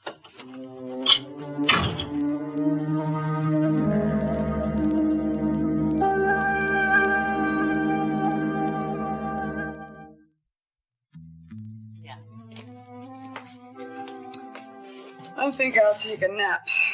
Maybe all day. Oh, why's that? Oh, well, I couldn't sleep last night. Oh, poor dear, you worried about something? Lots of things. Well, it's not good. You need your rest for the baby's sake. For the baby's sake? It's because of the baby I couldn't sleep. It was kicking all night long. It's wonderful. It means it's a strong, healthy baby. Jason was that kind of baby. Yeah? Oh, no, thank you, no. Well, Mrs. Croft has asked that I make you fresh squeezed orange juice. Well, I don't want any. It hurts my teeth. Oh, but, darling, you need a good diet for the baby. Well, don't you think we should consider the mother, too? I'm sure you do. Listen, I've been sort of thinking that it might be time to hire a maid-type nurse now. Now? Uh-huh. Well, what would she do? Help me. Well, help you do what? Things. What sort of things? Well, my health, for one. I mean, you were just saying it was so important. Darling, your health is up to you. Whether you eat the proper food, whether you sleep, whether you do your exercises. I know, but it's difficult. Oh, and I wish we could cover up all the mirrors in the house. Darling, why on earth would we do that? Well, I hate the way I look. I mean, it bothers me to see myself like this in the mirror. No, you're lovely. You're at the point in a woman's life when she is her most beautiful. You're creating a new life. Jason's child. Perhaps the only child he'll ever have. You know, I really love to hear you talk that way. I mean, to know how much you care. I've been thinking, and, well, without Jason, I just don't know how I'd go through this without you. I don't know the first thing about taking care of a baby. Well, I'll help you all I can. Thank you. And you know, I am absolutely convinced this child is going to be a boy. And you know a lot about raising boys. Oh, well, yes, I had 2. I'm very proud of them. That's very important. You know, I lie awake some nights thinking of Jason and how he would feel seeing his baby. Yes, I do, too. He would be so happy. Thank you, if he only knew. I know. If you'll pardon my asking, how long will it be before the little one is here? Well, it's been 6 months now, so. Oh, well, that would be about mid-June. Oh, what a lovely time of year. Mrs. Sturgis, you know, I think my coffee's gotten a little cold. I'll get you a fresh cup. Thank you so much. Nola, you know, Jason has been gone really more than 6 months now. I know. Well? Oh. Oh, silly. Of course, I mean 7 months. Which is it? You know, Mona, I didn't sleep well last night. And you keep pushing orange juice on me when I've told you it makes my teeth hurt. And now you're asking me to do mathematics. I'm sorry, I'm getting a headache. Nola, it was a very simple question. The baby's due May 15th. Oh, is that what Dr. Stark said? No. I've been seeing another doctor. Oh, well, what's the doctor's name? Whose name? The doctor's name. Why do you want to know? Darling, it's important that you have a good doctor. I mean, it's a traumatic thing to have a child. The doctor's name is Dr. Berkey. Dr. Berkey? Yeah. Well, I mean, I didn't want to bother Steve. He is my brother-in-law, and Carol Lee's been having all those problems. Yes, but what's happened to Dr. Stark? I didn't like him. Well, I hope you'll be able to talk to Dr. Berkey. About what? I mean, the spotting stuff. Just been about all these things that worry you, that sort of make you very worried and nervous. I will.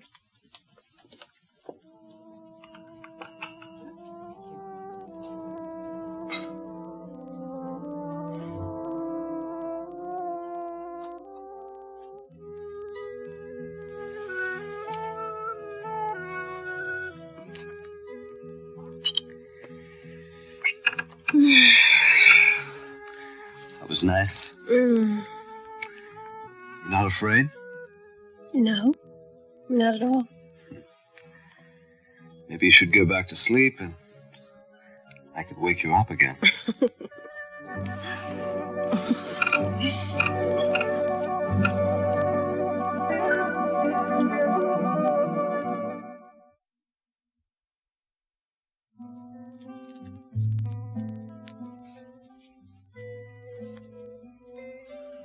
Here, let me help you. Ah, very nice.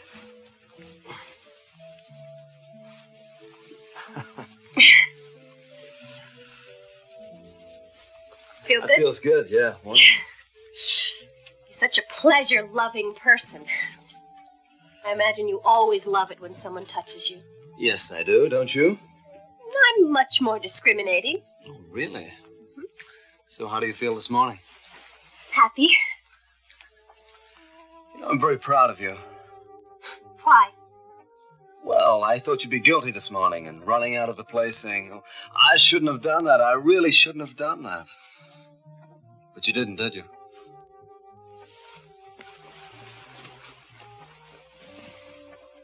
I guess that's the difference between just going to bed with someone and going to bed with someone you love.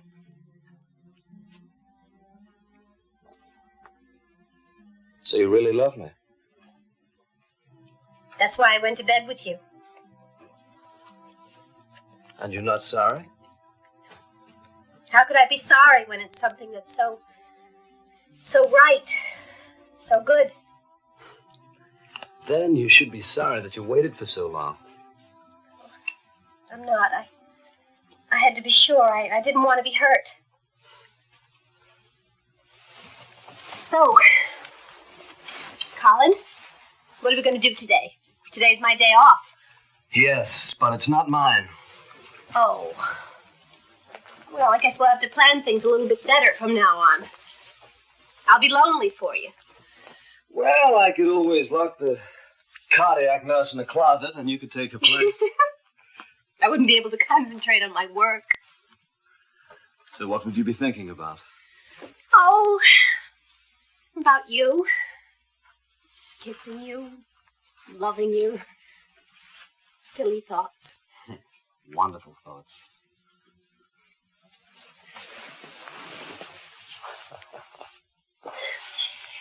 We're going to have to do a lot of talking tonight, okay? We'll just talk all night. We'll talk about you, and we'll talk about what you were like as a child, and what sort of foods you like, and what you're afraid of. We'll talk all night. I really don't know very much about you. We're going to have to talk all night. Well, we're going to have to start very, very late. Why? This evening I have a board meeting, and the topic of discussion is the new cardiac wing. Oh. Hey, no sad face. You look very good in that shirt. Oh. What? I just remembered something. I don't have anything to wear. I just have that gown, that formal gown. Well, you look wonderful in it. I can't wear that in the lobby. Everybody will know. I mean, you just don't walk around in a formal gown in the morning unless... Well, unless what? Unless you spent the night. What, are you scared of people seeing you and saying, there goes a fallen woman? I just don't like to be embarrassed, that's all. Who's that? I would say that's breakfast. Good morning, sir. Thank you.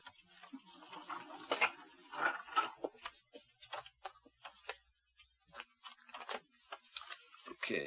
Thank you, sir. Morning.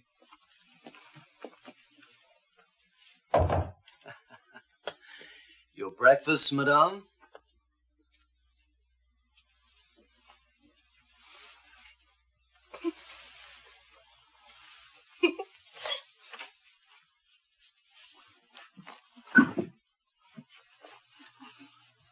Perfect.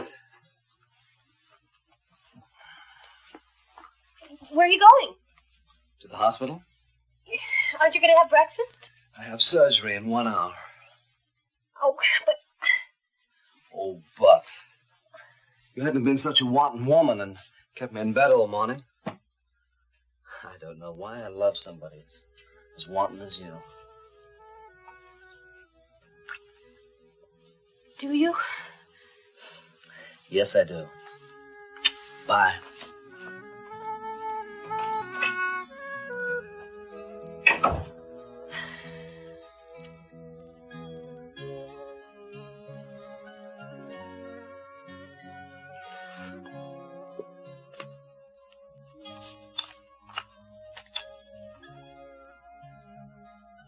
Of course, it should have been a day only for love.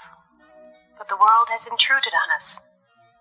Days are like that, but we'll save all of our nights for each other. Love, Colin.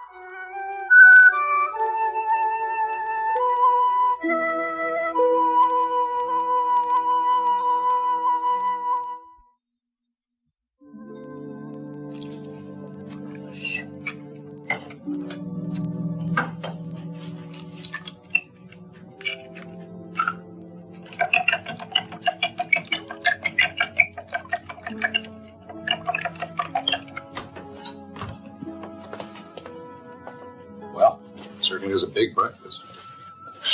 I know. May even be the biggest breakfast I ever saw in my life. That's right. Eat a better breakfast, have a better day. Wasn't there a jingle, something like that when we were kids? I don't know, and I don't care.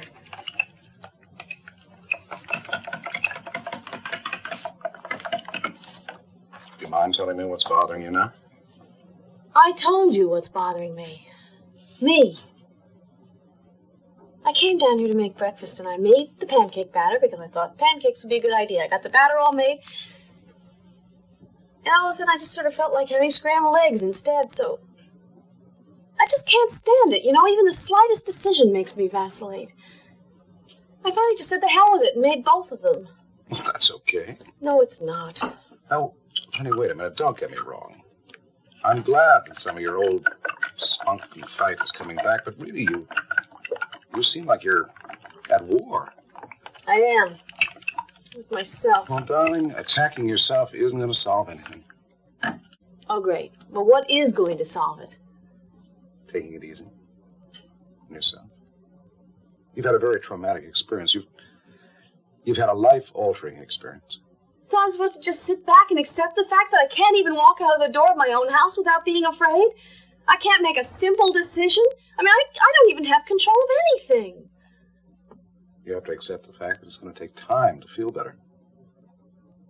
Well, I can't. I can't and I won't. I am going to do things. I'm going to make a list and I'm going to do everything on the list. Like what?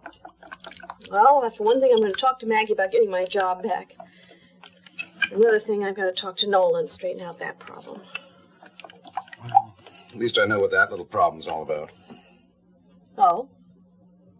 Well, honey, this whole idea at this point of being Nola's midwife. Well, I'm not sure I'm going to be her midwife anymore. Well, I'm glad for that. What else is on your list? Making love to you.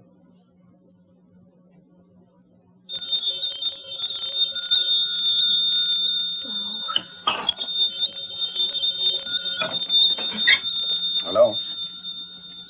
Yeah, right. Oh, how far is she dilated? Okay. Yeah. No, I'll be right there. I'm sorry, honey. There's a new life about to be born into this world any minute now. What am I going to do with this breakfast? Well, sugar, I'm sorry. I don't know. Maybe the kids could eat it all.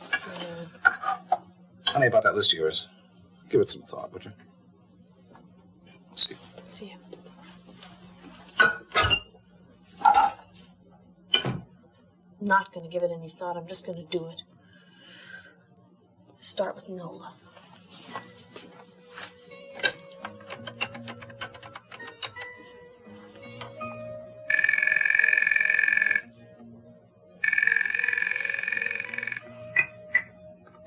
Hello? Nola, it's Carol Lee.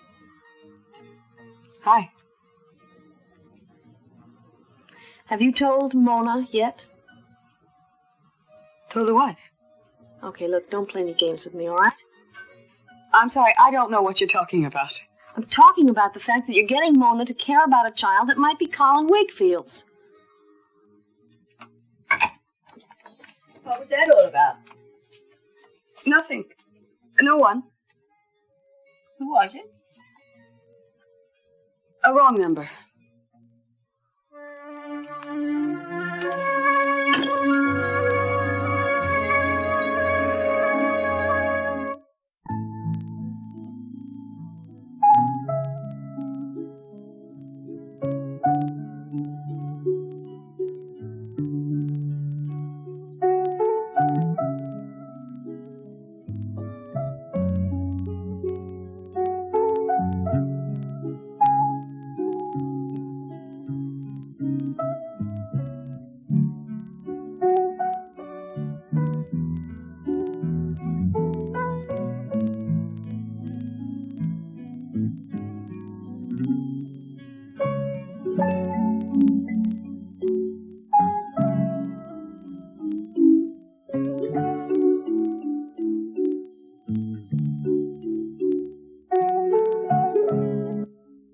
Tomorrow night, don't miss Cliffhangers. Will Dracula succeed in turning Mary into his creature of the night?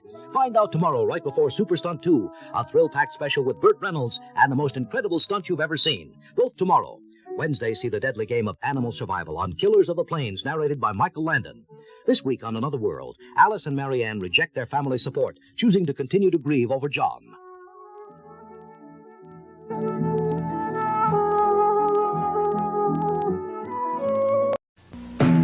This is NBC.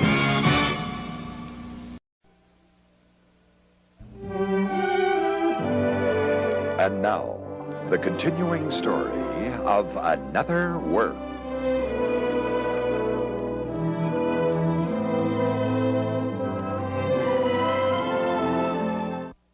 I missed you. Did you? Yes, I've gotten spoiled having you all to myself these last few weeks. Yeah, me too.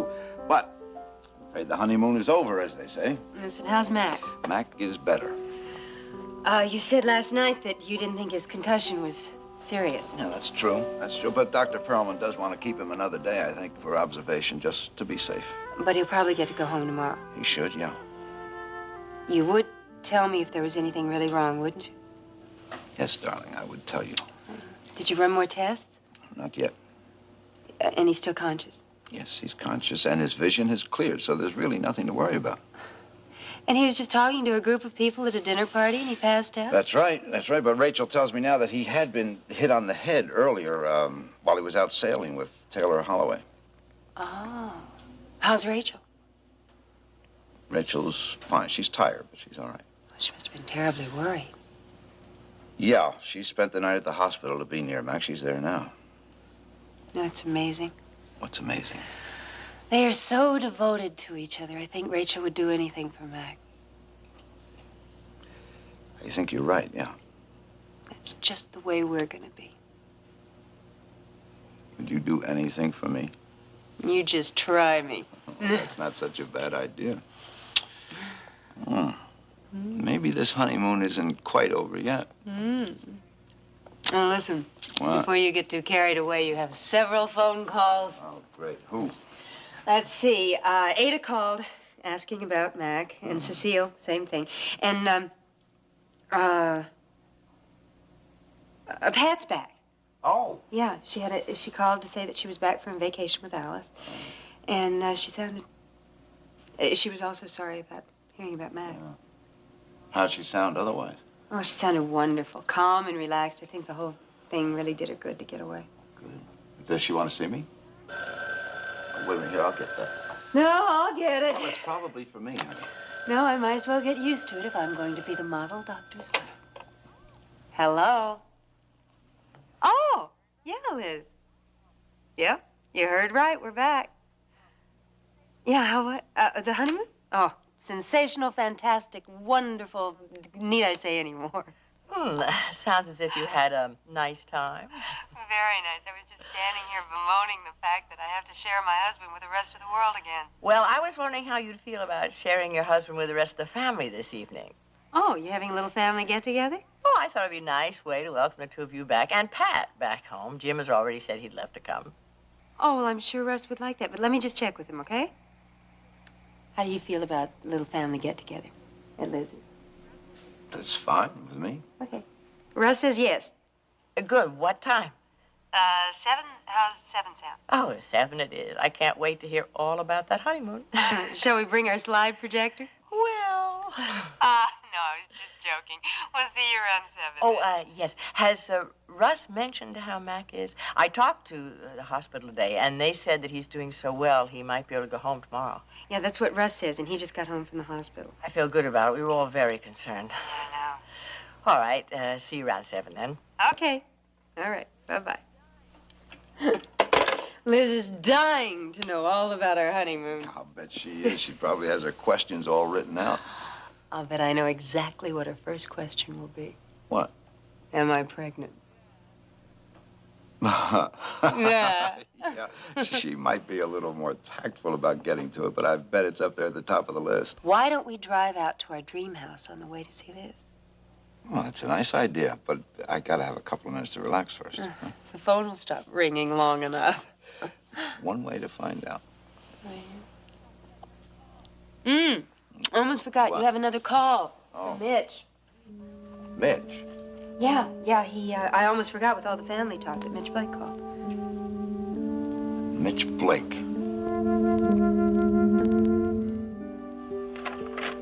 Cecile, I see that Mac has left a note here about, a budget submission that's due next week. Right. Bravo? It's due on Friday, but I think we'll have them ready before that. Oh, would you? That'd be great. Okay. And what else? Do you know about the Parkinson novel, the galleys for it? Yeah, Jamie, they're at the proofreaders. I could have them ready in about an hour or so. Would you? Oh, that's fantastic. Thank you, because I'll have to ask Mac exactly when we go into production on that. Liz? You don't happen to know that, do you? Oh, not offhand, but they're probably in the outer files I could check. Would you? That'd be fantastic. Certainly. Oh, Mac is much better today. Oh, you've spoken with him? I talked to the hospital staff, and if he stays getting so much better, he can go home tomorrow. Oh, fantastic. And I spoke to Pat. She got back to Bay City last night. How is she, Liz? Oh, she's absolutely splendid. I think that vacation just did her a world of good. Well, that's wonderful, isn't it, Jane? I think it's great.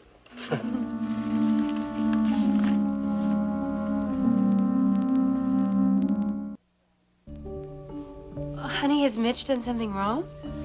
Why do you ask that? Well, just your reaction just now when I mentioned his name. What did he want, honey? He wanted to know about Mac, and then he asked about Rachel. Well, why couldn't he check with the hospital? He did, but he also wanted to speak to you. Did he say why? He asked me about Mac's condition, and I told him everything that I knew. Did that seem to satisfy him? Yes, why? What's wrong? What did he do? There's nothing, I hope. I have a feeling there's something you're not telling me.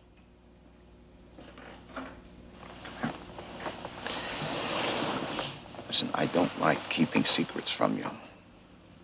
I am a doctor, and there's a lot of things I'm not going to be able to discuss with you. You can understand that, can't you? Of course I do. I just, especially when it's professional, but I just have the feeling that this is something a little more personal. Yeah. It's a little of both, I think. I'm sorry. Well, I don't mean to put you on the spot either. Well, it's just that I would like to share everything with you, and I can't. But you can't share this. Not without the permission of a third party, no. Why do I get the feeling that that third party is either Mac or Rachel? I'm sorry, baby. I just can't say anything more about it. Okay, I don't mean to push you. You think you'll be able to stand being married to a secretive doctor? Oh, I'm gonna give it all I've got. I'll tell you what. I think I'm going to go off and visit with Pat for a few minutes. Oh. Then suppose we do go out by the house and we'll see what kind of great decorating ideas we can come up with. Oh, that's a great idea, and that'll give me a chance to freshen up a bit. Oh, you seem fresh enough to me. Just can't keep your hands off me, can you? Don't even want to try. You better not. Hey. What? You suppose we're always going to feel like newlyweds? Even when we're oldly wed.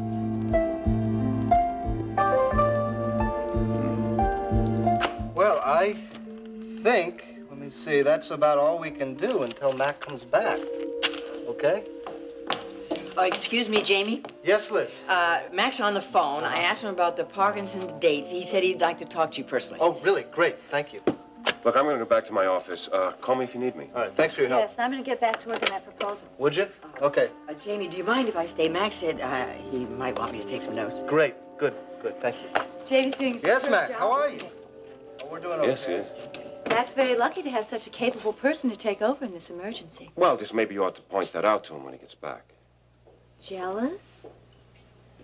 Come on, Cecile, jealous. Jamie deserves what he's got. He's worked for it. Meaning what, that I haven't? Well, let's say you haven't paid your dues yet. Oh, just because I'm successful at a very young age. No, just because you nearly destroyed Pat in getting that success. I just bet you can't wait to go running home to Pat to tell her all about the story of how I told of her drunkenness to Mac. Huh. Oh, Cecile, there you are. Hi, Felice. What is it? I've set up an appointment to interview Blaine Grove this afternoon for that piece we're doing on the arena. Good. I wanted to get moving on that. I was wondering if Craig would be available to take pictures. No, not yet. I'll assign him when the time is ready. Should I mention that to Blaine?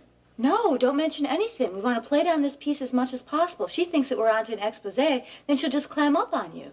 Are we on to an expose? We're out for a story, whatever that takes. Now, call me and let me know how the interview goes, okay? I will. Oh, always the angle, right? Just like everybody else. Tell me something, Cecile. Are you going to spend the rest of your life wondering what other people are up to? I have to. It's part of the game, isn't it, Philip? Well, if you have to, you have to. If you enjoy it, you'll just keep wondering. Because I'm not going to sit here and discuss that with you.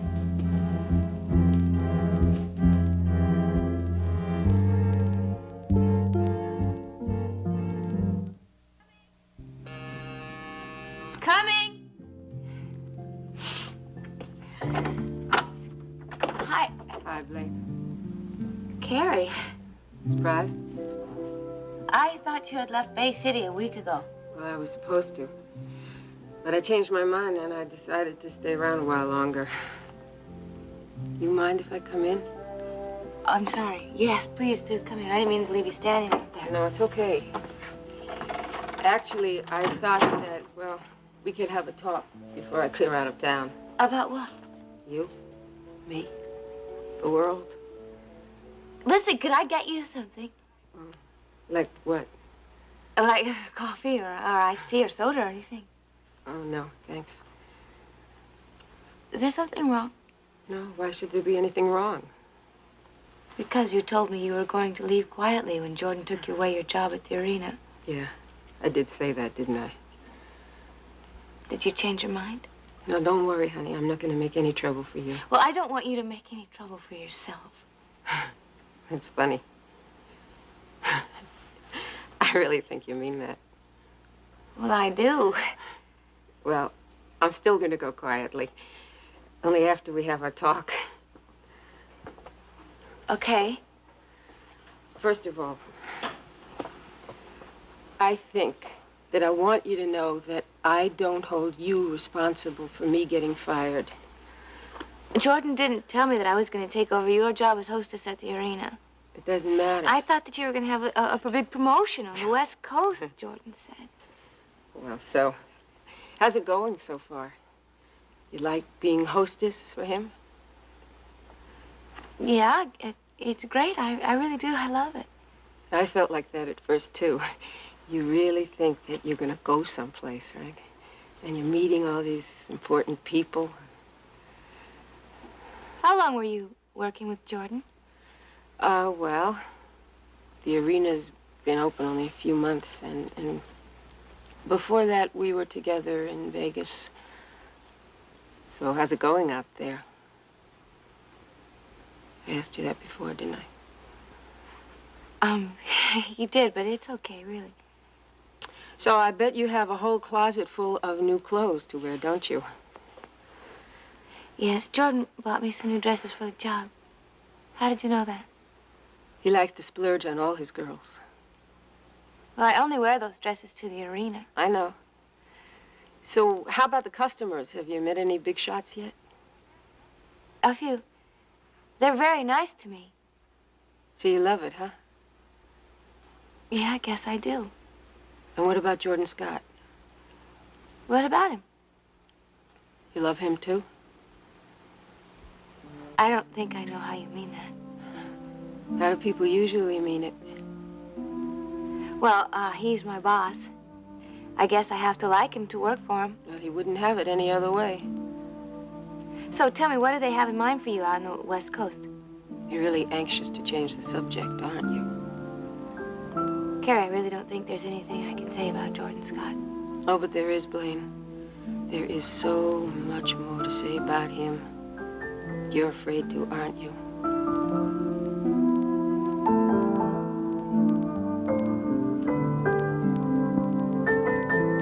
I hope you don't mind my stopping by without calling first. Oh, not at all. I needed to take a break.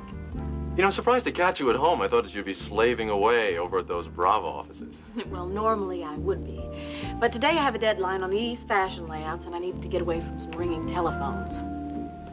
Did you draw this sketch yourself? Sure, I did all of those. You're quite an artist. Well, thank you. I studied art at school in Switzerland. Do you enjoy working at Bravo? Yeah, sometimes it can be very exciting. Oh, Brava may be doing an article on the arena in the next issue. Yeah, I heard something about that. Well, if they do, your wife may become something of a celebrity. What Blaine does won't make any difference to me, one way or the other. Well, I think that's a good attitude to take. Well, I find I do a lot better if I try not to think about her. So I try to keep my mind on other things. It's not so easy, is it? Not always. Yeah, I know the feeling. It wouldn't be as bad if Blaine's brother weren't my best friend. Larry? Yeah, I spend a lot of time with him and Clarice. Do you run into Blaine at their place? Oh, not usually, but I did the other day, and it was very uncomfortable. Yeah, I'll bet. By the way, I decided to take your advice about the reconciliation meeting that Brian wanted to set up. My advice? Yeah, remember you told me what a bad idea it was for you to try and work things out with your husband after you split up? Yes, but I'm not at all sure your situation is comparable. Oh, well, I think it is. And I'm glad I decided to turn down the meeting. Well, I'm sure you know what's best for you. But anyway, I did not come by here to talk about my divorce. I don't mind, honestly, if it helps you. It has helped me a lot. In fact, I've told my mom about the talks we've had. You have? Uh-huh. And that is the real reason I came by. I'd like you to meet her. Meet your mom? What do you say? Well, I've already beaten you to it. I met her one day in Cecile's office. Oh, come on. I know you were introduced, but I'd really like you to get to know her. I'd like that, too. Well, what are you doing tonight? Do you have any plans? Tonight? Yeah, I thought the three of us could get together and go out for a bite to eat. Like I said, I have this deadline on my layouts. Well, would you like to if you're free in time? Sure, if you want me to. Great. I'll give you a call later. I'll leave right now so you can get back to work, and I'll call you in about an hour or so, okay? Fine, Jerry. See you later. Bye-bye.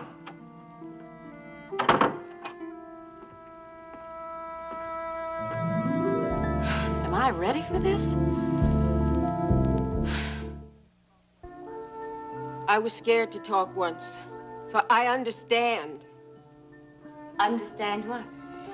How it is for you up there on that tightrope that you're walking. I don't think I understand what you're getting at. Just be sure that you don't fall off like me. I'm doing just fine, really. Oh, sure.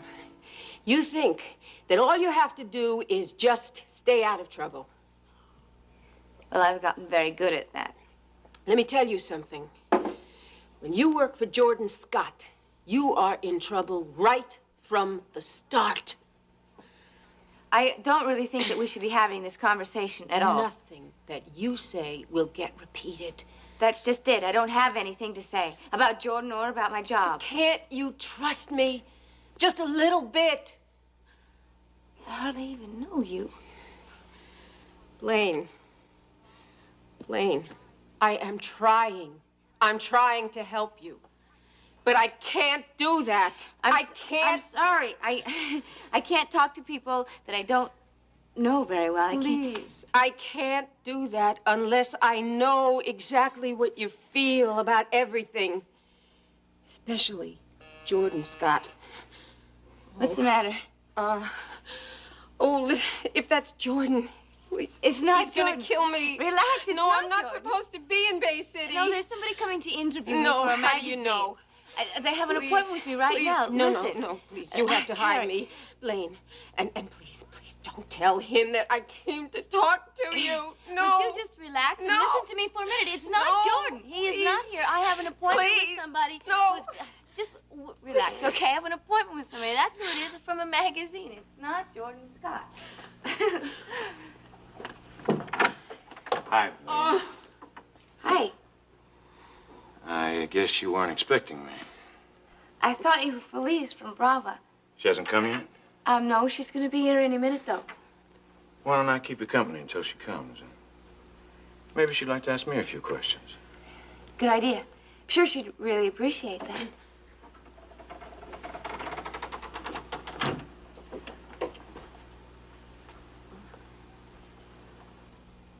How's everything, Carrie? Carrie came over here to talk to me about the job. Oh? Yeah, she's giving me all kinds of great pointers. She's telling me, like, how to handle the really rough customers, how to tell the bigwigs from the small-time gamblers. Everything is great. That was real nice of her, wasn't it? Well, you always said that Carrie was one of the best hostesses you ever had. That's right. That's why we'll be sorry to lose her. Listen, I'm going to listen to every single thing you said, and I try not to forget any of it, okay? Now, you know that you told me that you had to run, so I'm not going to keep you any longer, okay? I have to run. Yeah, okay, well, you do real good on your job out on the West Coast, huh? So long, Carrie. Wasn't that thoughtful of her to stop by? Very thoughtful. I don't even know her very well, but she seems real nice to me. Didn't she seem a little strange to you? Strange? She's high, Blaine, on drugs. Carrie takes drugs? She's a junkie. That's why we had to let her go. It's terrible. Your husband was on the narc squad. He probably has a whole file on her. Well, if he does, he never mentioned it to me. The reason she doesn't want to leave Bay City is she's got her contact here. She never said anything to me about not wanting to leave. No? No, like I said, she just came here to talk about the job. I'm part of that job. What'd she say about me? Just that she liked working with you. She must have said more than that. And what difference does it make what anybody says about you? I don't want anyone trying to turn you against me. Nobody can do that. Can't you tell I'm crazy about you?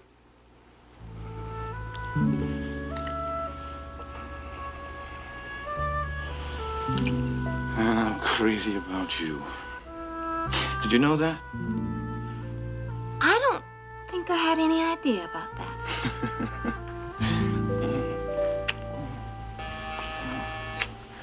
Oh, who's that? Well, I assume it's Felice. Do we have to let her in? If you want the article in Bravo magazine, we do.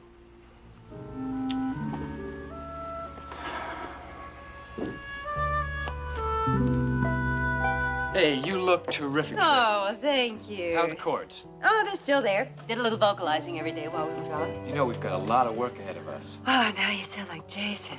Have you spoken to him since you've been back? Yeah, he came by yesterday. I think he's been counting the minutes. Yeah, he said he was real anxious to start rehearsing right away. What's the matter? Aren't you ready? No, it's not that. I was just debating whether I thought I should tell you something or not. Or what? Something about Jason? Yeah, and I think I will, because after all, I trust you more than anybody I know, except Russ, of course. It sounds confidential, huh? Yeah, I wouldn't want it repeated to anyone, especially not to Jason. Okay, you've got my word on it.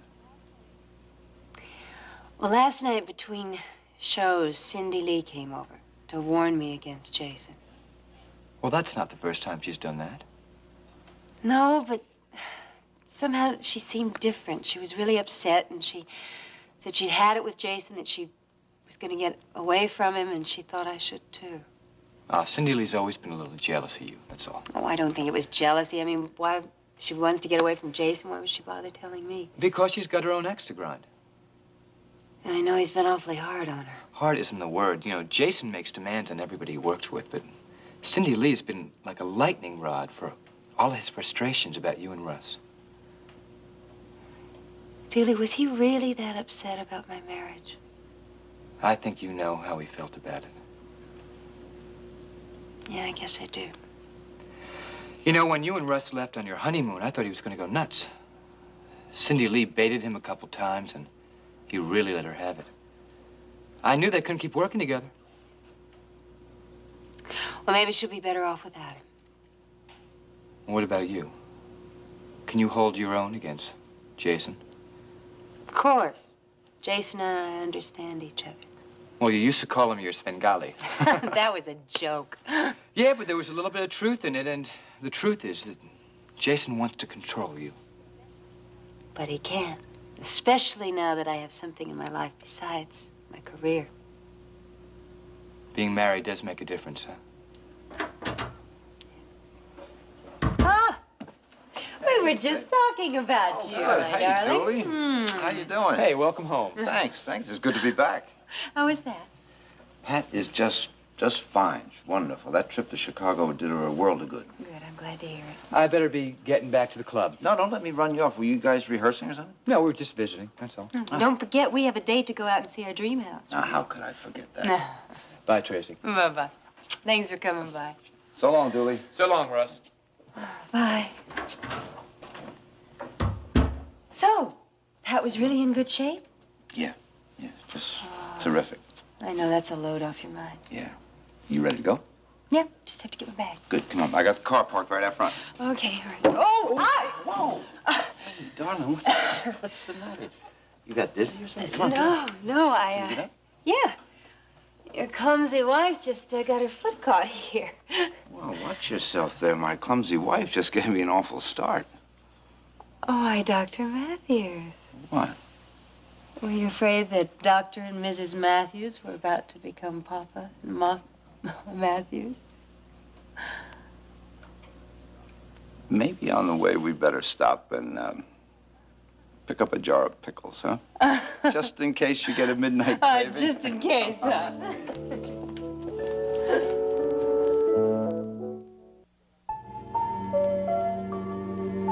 And now, the next part of Another World. Days like this just drive me up the wall. Busy? I haven't stopped since this morning, Amy. I called your office around noon. They said you were out looking at fabrics. I know. I want to find something for the bedroom walls of the penthouse suite. Oh, wow. Why don't you get a decorator to do that for you? Oh, I plan to. It's just that I want to have some ideas in my mind before I meet with him. Oh, have you already hired one? Uh-huh. Jay Allen has agreed to try to work me in. He's supposed to be one of the best in Bay City. Oh, he's also supposed to be one of the most expensive. Well, that shouldn't be a problem after my little appointment I have with the bank this afternoon. What are you doing at the bank? Well, I'm going to try to borrow some money against my trust fund that my father set up for me. You really are going all out on this, aren't you? Of course. Oh, the bathroom and the bedroom need total renovation. I don't want to skimp. Aren't you going to keep any of Iris's furnishings? A few, if Brian can arrange for me to buy them from her. Now, come on. Let's see. What are you doing with this layout here? You got it finished?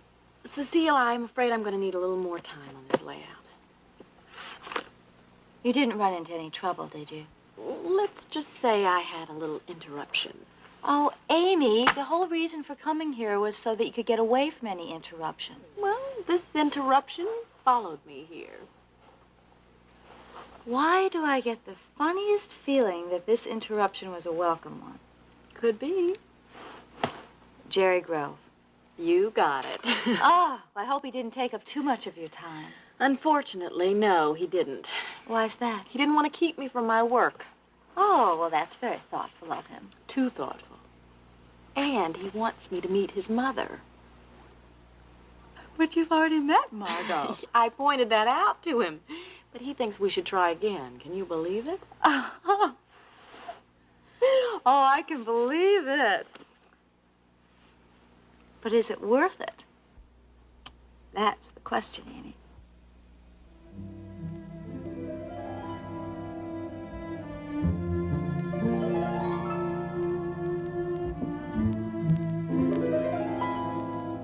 Yes. It's definitely worth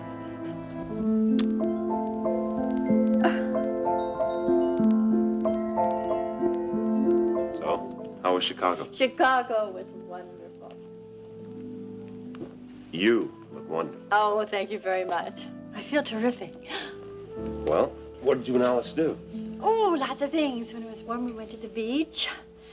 We went to some interesting restaurants and museums. We took a car trip up north to Wisconsin. Alice had everything planned when I arrived. Sounds like you didn't have to make any decisions. No decisions whatsoever. I just sat back and relaxed. Enjoyed myself. Can't tell you what a pleasure that was. I'd like to meet this sister of yours. She wants to meet you, too. I told her a lot about you. Did you tell her anything about the trouble you've had at work? No, I didn't. Well, she must have been curious as to what happened. She was very nice, Philip. She didn't press me to discuss anything I didn't want to talk about. I get it. In other words, you don't want me to discuss it either. There's nothing to discuss. Do you know there was a meeting the other day in Mac's office? Yep, I know about it. You do? Aunt Liz told me. Hearing it once is hearing it enough. Pat, Cecile's got Liz completely fooled. Doesn't matter anymore. It does matter. Oh, Philip, I have such a nice feeling coming back from Chicago. I want to hold on to that for a while. I want you to hold on to that feeling. But it's because of your sake that I'm bringing this up. I know you're doing it for my sake, Philip, but really I put all of that behind me now. Well, it sounds like you've got future plans. Well, in a way, I know that I want my life to be very productive from now on. And what will you do? I don't know exactly. Maybe something in social services. I was watching Alice at the hospital, Philip, and I could see how much satisfaction she got from being able to help other people. Oh, Pat, come on. You help people through Brava. You just don't give up. That's because you belong there. Oh, Philip, nobody cares about Bravo. It's a magazine. They read it and throw it in the waste paper basket. Well, Tommy, you sure you have something to put in its place? I know what you're thinking. I admit I was drinking too much before I left for Chicago. I know that, but it was just a situational problem, Philip, honest. Was it? Yep. I proved that because I only had one drink the whole time I was there. Just one? Just one. A glass of wine at dinner the last night Alice and I were together. Really, Philip, it's not a problem anymore. Oh, Pat, you don't know how happy I am to hear that. I can prove it if you can stay for a while. Sure, I can stay. How'd you like a glass of wine? I'm not going to have anything. How about it? Okay, if it's no problem. No problem at all, as long as I can use your strong arms to open the bottle.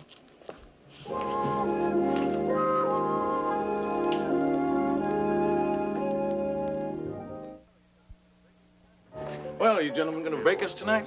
Going to do our darndest. Well, good luck to you. Good luck. How's it going? Ooh, we got a real lively crowd tonight. Everybody happy. That's the name of the game. Listen, if you get free a little later, Evening, Zach. Oh, hey, Jordan. Hi. Sean's got your place all staked out at her game table. Good. Tell her I'll be there shortly. Who's that? That is Zachary Colton. He's the assistant district attorney. Just took over for Scott Bradley when he went off to Washington. He's running for election for DA in November, isn't he? Bet your life on it. His picture's plastered all over Bay City. And he gambles. No, he comes in about once or twice a week. Plays for $100 minimum. Is he good? When the wind's blowing in his direction. What was that about Sharon's game? Oh, he likes to play her table. He calls her his lucky dealer. What's the matter? I just can't believe that somebody like that would come here. Why not? It's legal. Try explaining that to the voters. What the voters don't know won't hurt. Is he honest? As far as I know. Of course, if he loses a bundle, then... Sounds like somebody I should get to know. That's not a bad idea. If he wins, he could be a friend. If he loses a lot, then he'd have to be a friend, wouldn't he?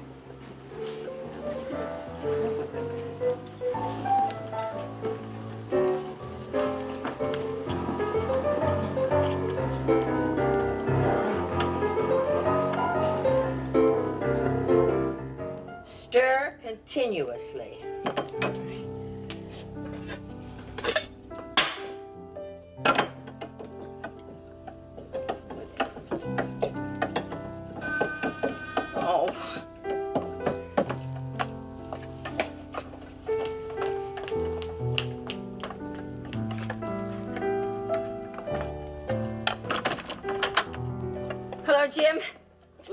are you doing your cooking in the living room tonight? Well, I'm running a bit late. All this was so last minute, and I did want to make something nice. I'm making a special cheese sauce. You want to taste? Yeah.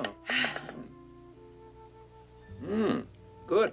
Oh, you're sounding a lot better. So are you. Well, I didn't just get over a bad cold. Well, just the same. I'm surprised you didn't ask to bring Margot here tonight. Should I give her a call? Want me to get that? Oh, please, if you will, yes. Tracy, Russ, come on in. There. Where's Liz? Well, she had to take her cheese sauce back to the kitchen. Oh, we just came from our new dream house. Yeah. I can't wait to see you. What the Russ. wedding done. I can't wait to see it. Oh. How was it? Why? Oh, you look lovely. beautiful. I thought you were Pat. No, where is Pat, though? She's usually the first one to arrive. I wonder why she's late. I don't know. She seemed to be all right when I saw her a while ago. That's Pat now. I'll get it. Oh, Pat, we were worrying about you. Liz. Hi, everybody. Hi, Tracy. Hi, Dad. Hello, sweetheart. How is Chicago? Oh, it was wonderful. Alice sends all her love. Now all we need is Sally. Oh, wait, did I hear Where her is name? she? Hi. Hi. Oh, welcome back to Thank Bay you. City. How are you? I'm fine. Alice is fine. And I have a lot of things to tell you. Oh, yeah, like what? Oh, a lot of secret messages. I'll tell you later. I think it's time to toast the newlyweds. I bought a bottle of champagne just for that purpose. Oh, what a great idea. I'll help you, Aunt Liz. I think I'll have a glass of club soda. That'll be just as festive, don't you think? Oh, I think you're absolutely right. The champagne is in the fridge, and the club soda is in the pantry. I'll get some ice cream out.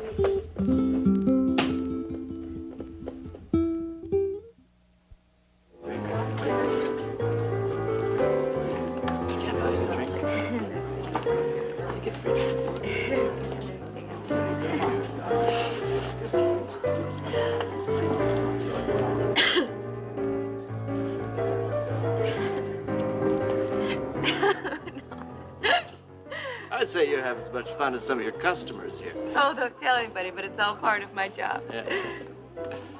Well, it must beat waiting on tables in a coffee shop. How did you know I used to work in a coffee shop? Oh, I know a lot of things about you. No, you just took a wild guess. I never guess about anything, but... For instance, you may have gotten rid of your accent, but I happen to know you started out on a ranch in Wyoming. How do you know all these things about me? Mostly from your brother, Larry. My office worked with him when he was in the narc squad. Oh. I feel like throwing away some money, Zach. Yeah? Sure. Go ahead, kid. Have yourself a good time. You go. See you at the roulette table. I suppose you're anxious to get to the tables yourself. Nah, I got plenty of time, huh?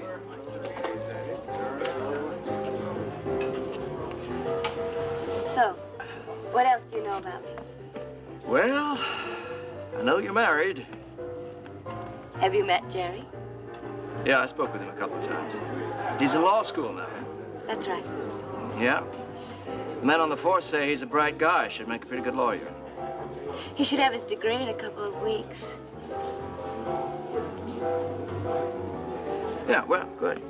I was thinking about bringing him into the DA's office if I win this election in November. Do you think that would be good for his career? That's the way I got my start. But wouldn't it be better for him to go into a famous, prestigious law firm? Yeah, I would if he were going into corporate law, but that would just be wasting his police background. Oh, look, there's Brian Bancroft. Oh, how do you know him? Through mutual acquaintances. Hey, Brian. Hi, Zach. So how's the wonderful world of private practice? Fine, just fine. Hello, Blaine.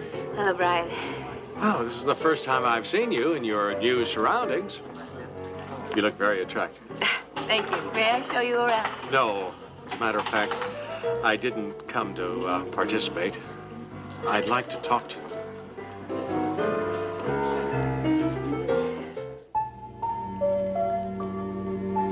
stay tuned for the conclusion of Another World.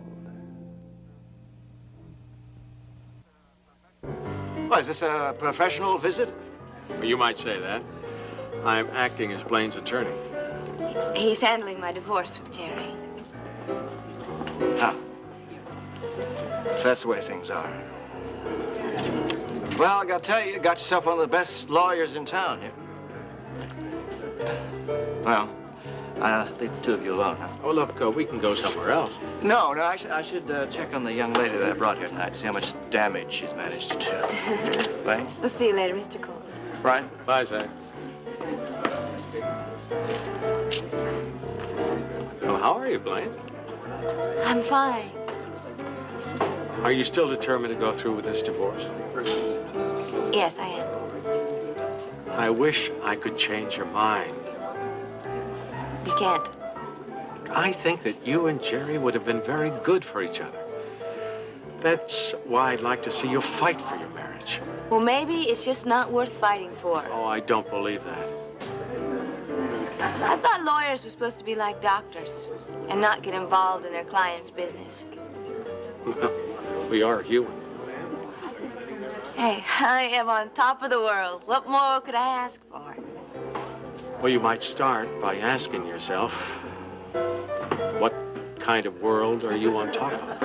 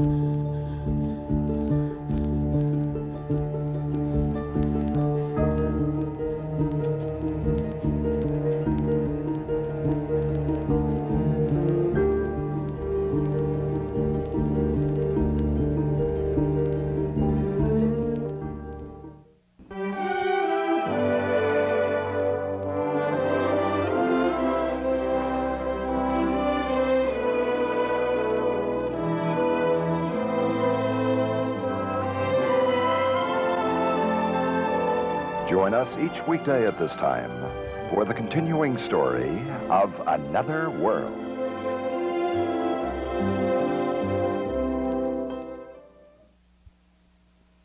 This is WNBC TV, New York.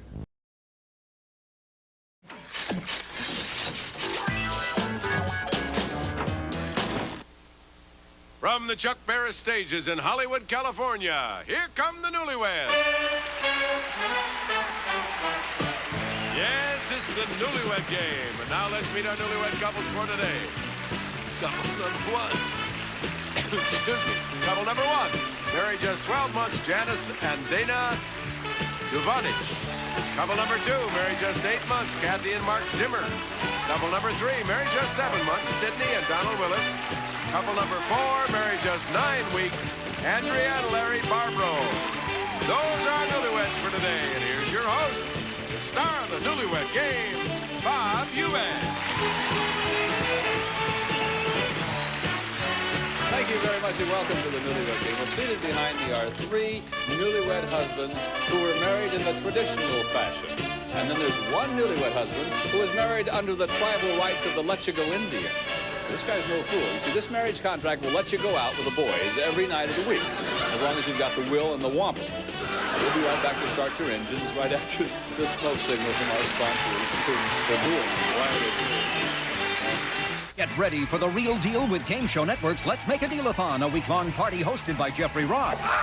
There'll be games, classic episodes, plus a few surprises. Monty Hall! Watch the Let's Make a Deal-a-thon starting Monday at 8 Eastern only on Game Show Network. How was your dinner, eh? Oh, heartburn. I've got just what you need. Alka-Seltzer Heartburn Relief. Faster than Pepcid AC or even the leading prescription. Alka-Seltzer Heartburn Relief. Get ready to move.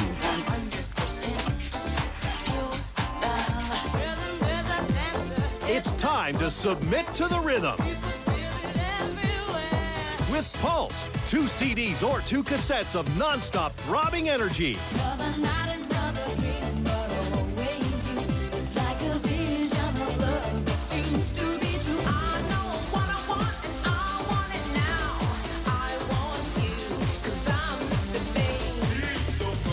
You can order this collection online at MusicSpace.com.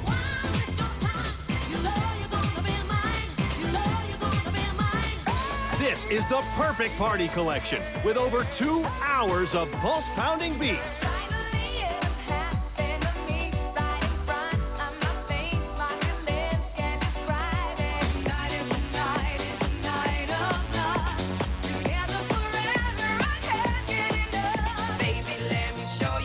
You can't get this 30-track collection in any store.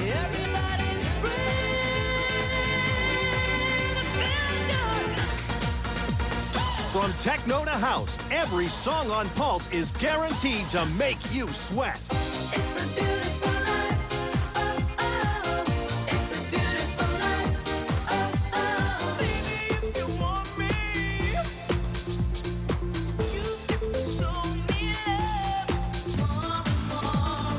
Why wait? Order this collection by Rush Delivery.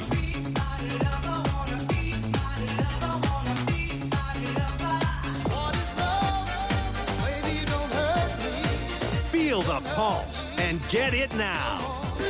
To order, have your credit card ready and call the number on your screen or log on to MusicSpace.com. 2 CDs, $26.99. 2 cassettes, $21.99. All right, with the wives secluded safely off stage, it's time for some 5-point questions. I've always said with the wives secluded safely, they may not be too safe off stage, but they are secluded off stage. As you know, you'll be answering these questions as you predict your wife will answer the same question when she returns. If her answer matches your prediction, you'll get 5 points. If you have more points than anybody else at the end of the show, then you win a grand prize. That's been selected especially for you. So does everybody understand what the heck we're talking about here? Oh, yeah. No, you don't. Well, I'll explain as we go along. There's a written test at the end of the show. Gentlemen, for 5 points, how will your wife say you would complete this sentence? I have to admit that I'm always looking at other girls' blanks because my wife's aren't that hot. Larry? You have to ask that, don't you? No, I would have to say probably her... Looking at tush. other girls' blanks. Has to be blanks. Blanks. Unless she's okay. got 2 blanks. Her legs. Legs. Okay, fine. Donald? Buns?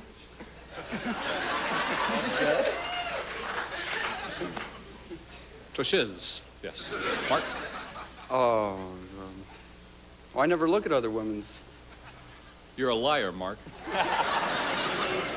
She'll say breasts. Okay.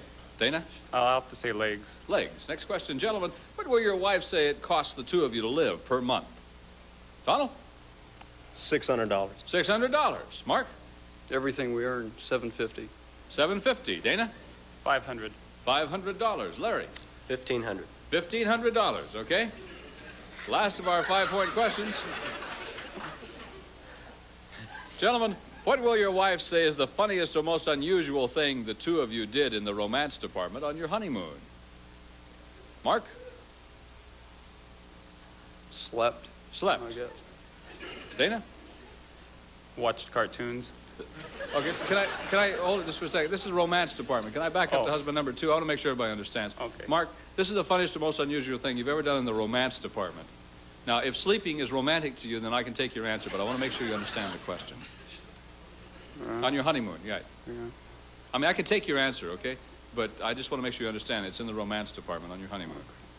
I took a picture of her. You took a picture of her, all right? Dana? I'd have to say watching cartoons because we did that in bed. Watching cartoons, right. Okay. Larry? Eating salami and crackers in bed. Eating salami and crackers in bed. Donald? Fooling around in the bathtub. Okay, fine. We'll be right back to reunite the newlyweds, and we'll see how well the husbands have predicted what their wives will say. It's been 1 week since you looked at me. Dropped your arms to the sides and said I'm sorry. 5 days since I laughed at you and said you just... Already craving the 90s?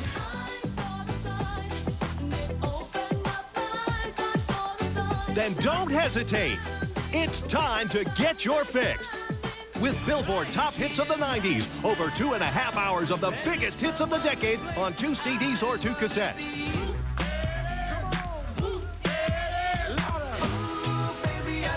You can't get this 36-track collection in any store.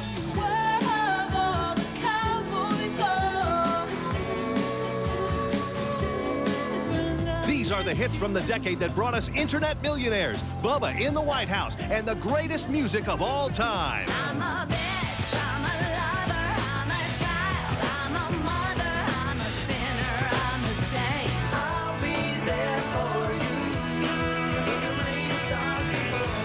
Why wait? Order this collection by Rush Delivery. I said, what about breakfast at Tiffany? She said, I think I remember the film. Billboard Top Hits of the 90s has no filler. It's loaded with #1 hits that top the charts of Billboard magazine.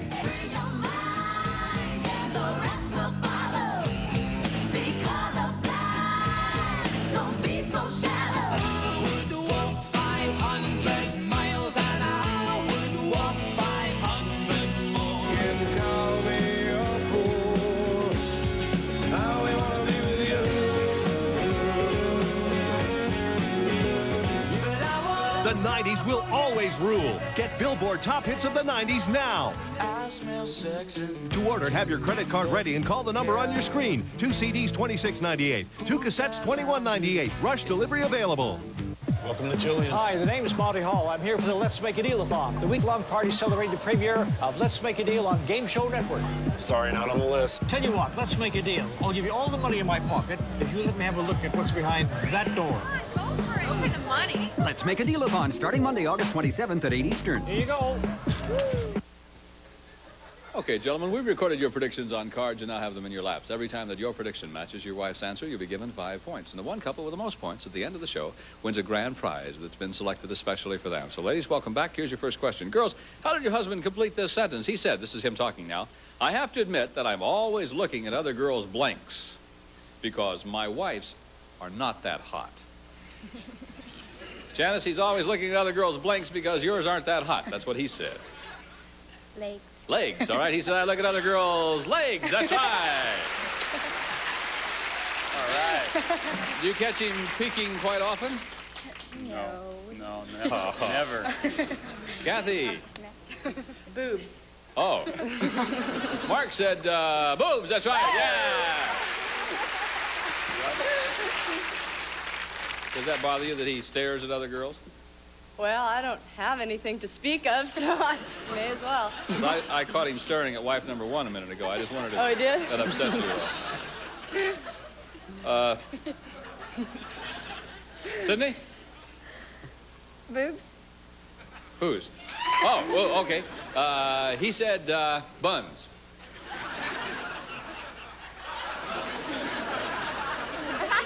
Can you believe he said that? No. Isn't that awful? I mean, every time some girl walks away from you now, that's right. He is going to be staring.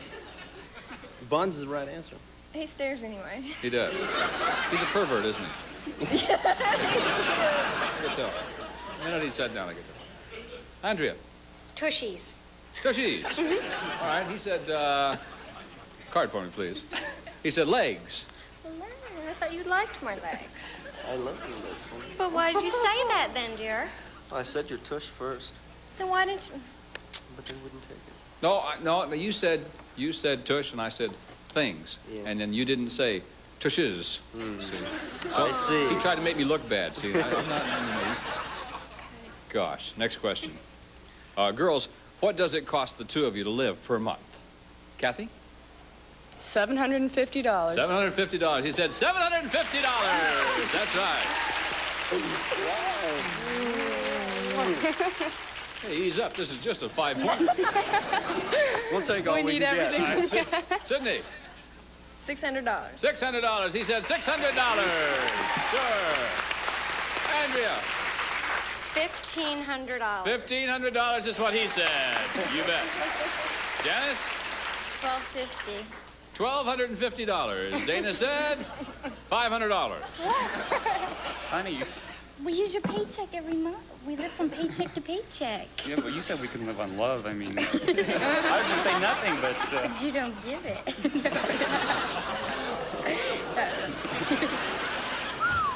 I'm only kidding. Oh, okay. Here's the last of our 5-point questions. Girls, what's the funniest or most unusual thing the two of you did in the romance department on your honeymoon? The funniest or most unusual thing the two of you did, Sydney, in the romance department on your honeymoon? Oh. On our honeymoon? Yes. Oh. Made whoopee in the bathtub? In the bathtub. All right, he said, fool around the bathtub. Right.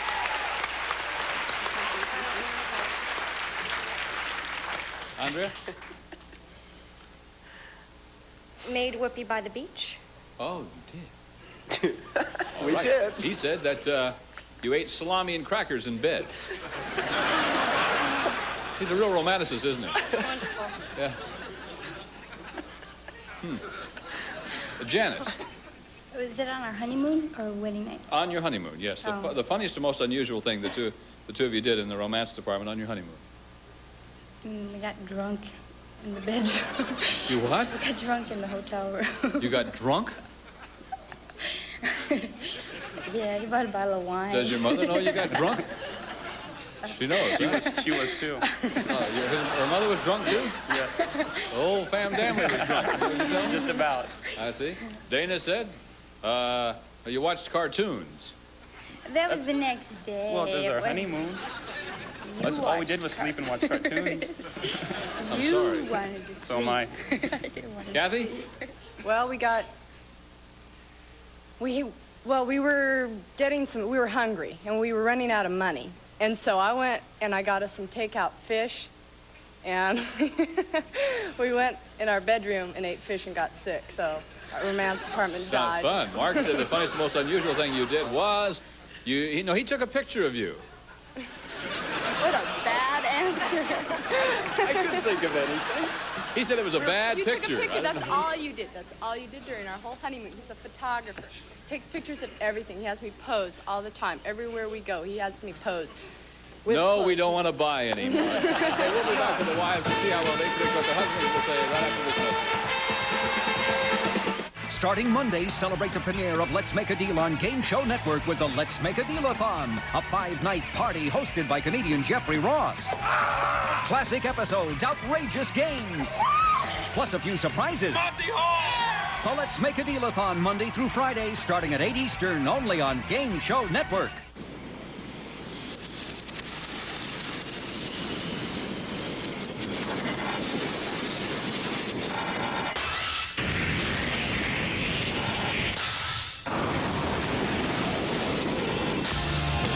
New faster acting Dawn with flash sets. It powers through tough grease at a speed no other brand can touch. New faster acting Dawn. Get grease out of your way sooner.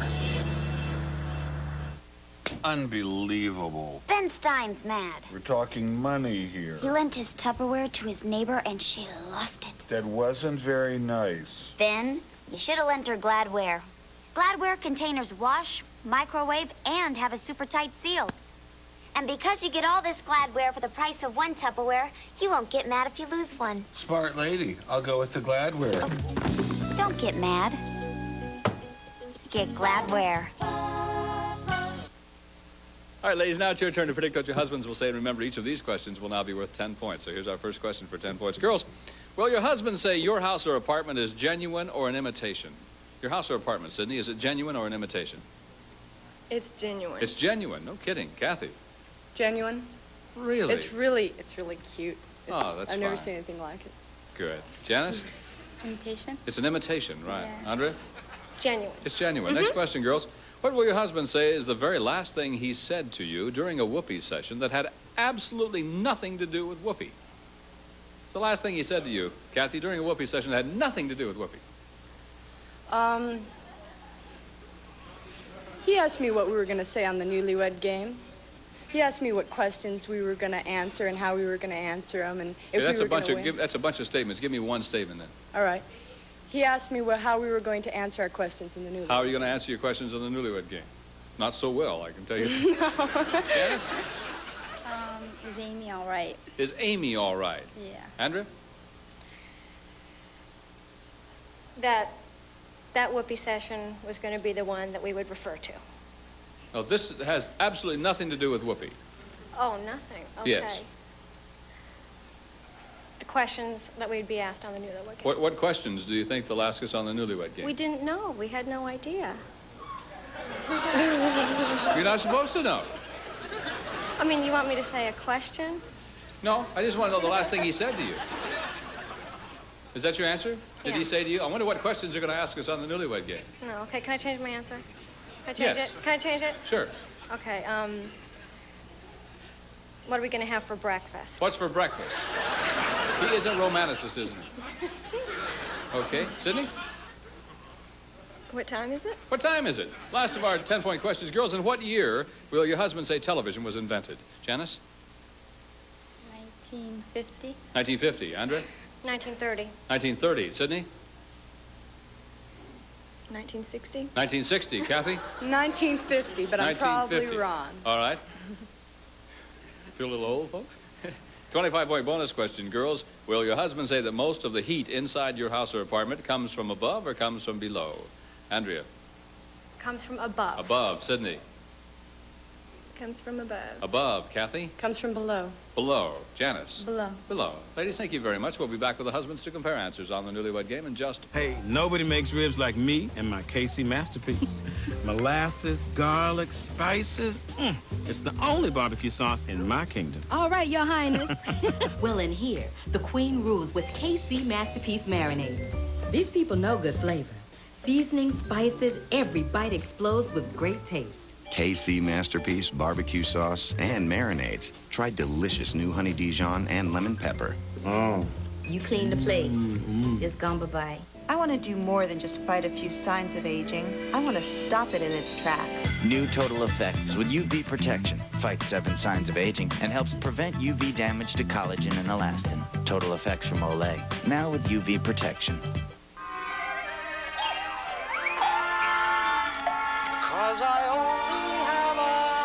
How can a cereal so simple taste so good? Life is full of surprises.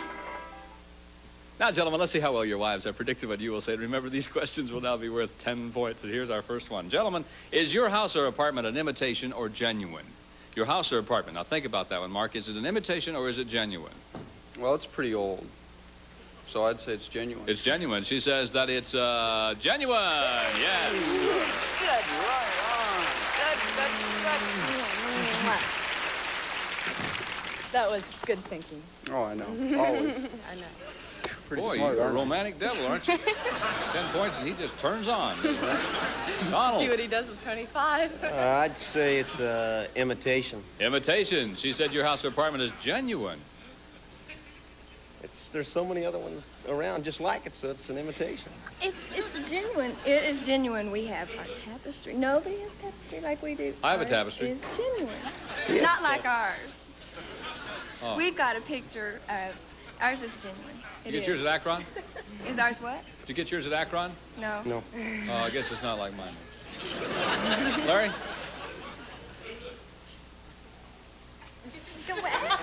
Punch him, Genuine. Andrea. He'll wake up. Pardon me? Genuine. Genuine. All right. She says that it's genuine. Right. Sure. Dana? I'd have to say genuine. Genuine. For sure. Your wife said that it is. Oh, no. It's imitation. Nobody's house is decorated like our house. Not the decoration. Well, the I mean- apartment looks like everybody in the world. Wait, what about the little thing that hangs over the kitchen there? All Everyone the comes in a apartments house. in our building have that little thing over the I've got that bar. little thing over my house. Do you have a little Yeah. roof that goes Uh-huh, over yeah. the kitchen? Did you get yours at Akron? No, Came Kmart or apartment. something. Oh, okay. Well, it's not like mine then. Here's our next question. Gentlemen, what's the very last thing you said to your wife during a whoopee session that had absolutely nothing to do with whoopee? Ladies, don't hold up the cards until I ask for them. This is the last thing you said to her now, Donald, during a whoopee session that had nothing to do with whoopee. I have to go to the bathroom. All right? Married a classy guy. I really like it. No, she said, you said, what time is it? I couldn't think of anything else. Larry? Question. What time is it? What time is it? Yep. She said that you said, what's for breakfast? What's for breakfast? Yeah, in the morning.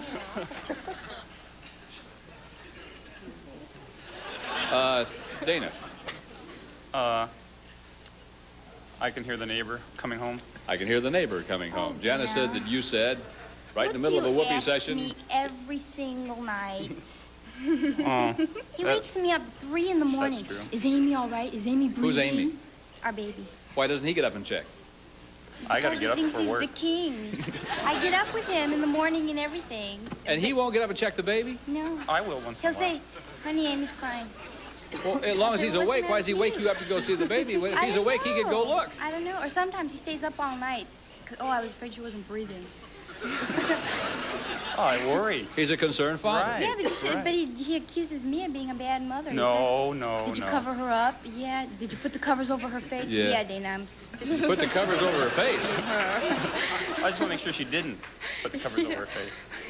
He always asks me. I mean, he treats Well, did you feed her? No, she hasn't. Make him today. feed her and get up then from now on. All right. Cure him of that. I'll get up tonight.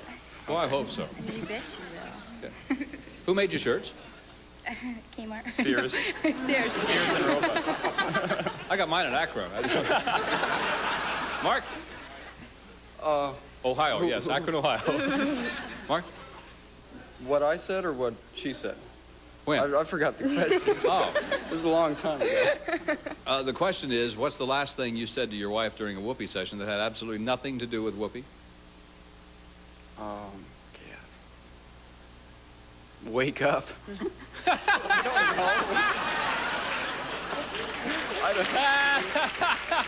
I don't know. Yes, you are. You're a real lover, aren't you? As he said, you said, how should we answer on the newlywed game? Oh. Here's That's what we said last night, isn't that yeah. what we said? Wake up. Here's the last of our 10-point questions. Gentlemen, in what year was television invented? In what year was TV invented, Larry? 1942. 1942. She says it was invented in I 1930. thought you'd say it was earlier. Are you having a good time, Andrea? Yes. Good, I'm glad. Even though we're losing. Dana, what year was television invented? I think she would say 1950. 1950. She said 1950. Right. Great. Mark. I don't know. 1945. 1945. She says television was invented in 1950.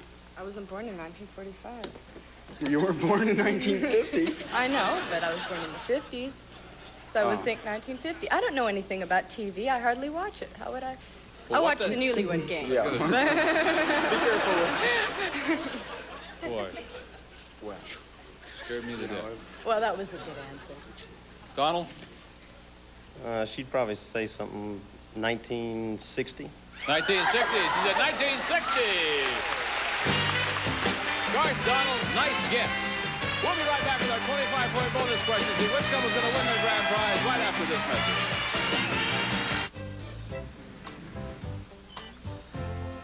Wishing and hoping and thinking and praying and planning and dreaming.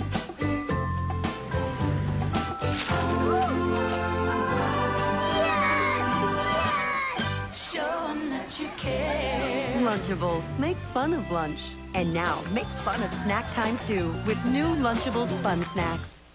Heartburn, acid indigestion, that burning sensation. Rolaids. Relief never tasted this good. R-O-L-A-I-D-S. Rolaids spells relief. Look, us gallon-sized store bleachers are bigger than Ultra Clorox bleach. Sure, it's because we contain 2 pounds more water. Yeah, 2 pounds more. But it's only water. Ultra Clorox Bleach Whitening without the weight. Up next, sweethearts engage in spirited spats on the new Newlywed Game and find out who knows you best on all new Three's a Crowd. Then, Hollywood Showdown. All right, gentlemen, here it is, a big 25-point bonus question. For 25 points, gentlemen, does most of the heat inside your house or apartment come from below or come from above? Most of the heat. Couple number one, Dana and Janice with 15. 25 would give you 40. Dana? Below. Comes from below. She says it comes from below. Yes. All right, you're in first place. Couple number four, Larry and Andrea, you have 15. 25 would give you 40. Larry, if you get it right, you could be tied for the lead. If you miss it, you're going home in last place. I hope she said above. Above, she says, it comes from above. Right. Couple number two, Mark and Kathy with 20. 25 would give you 45. Mark? She can't miss on this. Below. Below, she says it comes from below. Okay. Couple three, Donald and Sidney with 20. 25 would give you 45. Donald? Above. Above, she says above. That means we've got a tie. And as you know, before the show, each of our couples predicted what their final score would be. The couple that comes closest without going over their final score will win. If all the predictions exceed their final score, then the couple coming closest will win. So let's move to our couples. First of all, Mark, you've got 45 points. Show me your prediction. You got 45. You predicted how many? You predicted 35. You did not go over. Donald, you have 45. Show me your prediction, please. You predicted 40. So Donald and Sidney, you're our Newlywed Game grand prize winner.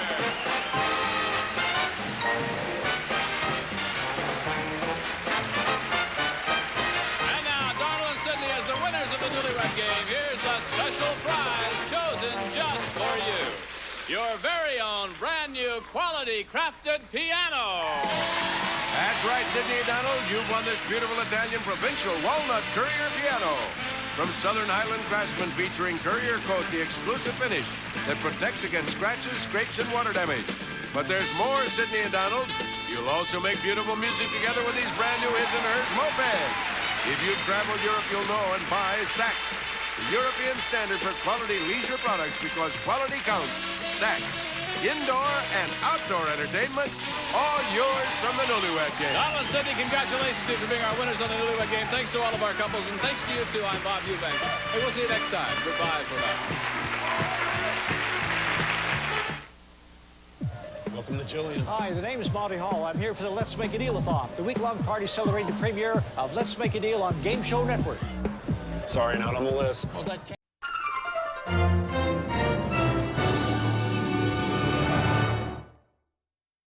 This is WNBC TV, New York. 22, Pittsburgh. From Hollywood, the glamour capital of the world, join us in a make-believe search for the most beautiful girl on earth. And now, here's the host and star of the show, Mr. Beauty himself, Rip Taylor. Do I know love is in the air right now? Hello. Hello. Hello again. Hello. They loved it. Hello. Welcome back to $1.98 Beauty Show. We got 6 most gorgeous girls in the world. Wait to see who'll be this week's $1.98 Beauty of the Week. One of which is a girl covered in feathers who's looking for a place to nest. You get it? Feathers, nest. We'll meet her in a competition in a moment after this message. Don't go away. It's a wonderful show. The $1.98 show is on the air again.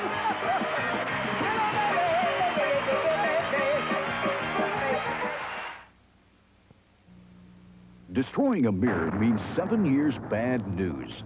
Destroying your body means a lifetime of bad news. That's not a superstition. That's a fact. Well, here's the Body Machine, a scientifically designed body workout system that's fun to use. Don't pay through the nose for lessons you don't have time to go to. Use the Body Machine when you want, where you want, and as much as you want. This single versatile machine combines all your common exercise needs into short power-packed sessions. On Monday, it's a rowing machine to tighten that tummy and shape up those shoulders. On Tuesday, cross-country skiing for trim, firm buttocks and calves. On Wednesday, swim your way to a tight, firm chest and powerful back. Thursday is Fun Day with a light aerobic workout that builds your body to that new trim you. Friday, get serious with a gym sequence, including sit-ups for the tummy, presses for your arms, even neck lifts for your back. The Body Machine is packed with professional features like a fully padded roller seat, molded hand and foot stirrups, 2 thickly padded lift bars, and a smooth seat track system. The body you have is yours for life, and so is the Body Machine through our incredible lifetime replacement guarantee. It also comes with our 30-day promise to you. If you can't feel the difference the Body Machine can make, return it for a full refund. The Body Machine. It works on your entire body. It's for legs and thighs, waist and hips, chest and neck, arms and shoulders, plus your back and buttocks. Similar machines are nationally advertised on TV at $39.95. Our overseas buying power allows us to offer you the Body Machine for just $29.95. Yes, only $29.95. So order now. At this incredible price, our Body Machine offer can't last forever. Use your credit card and call toll-free 1-800-468-2600 or send $29.95 plus $4 shipping and handling to the Body Machine, Box 2809, Pittsburgh. Call 1-800-468-2600. Order now. Welcome back to the $1.98 Beauty Show.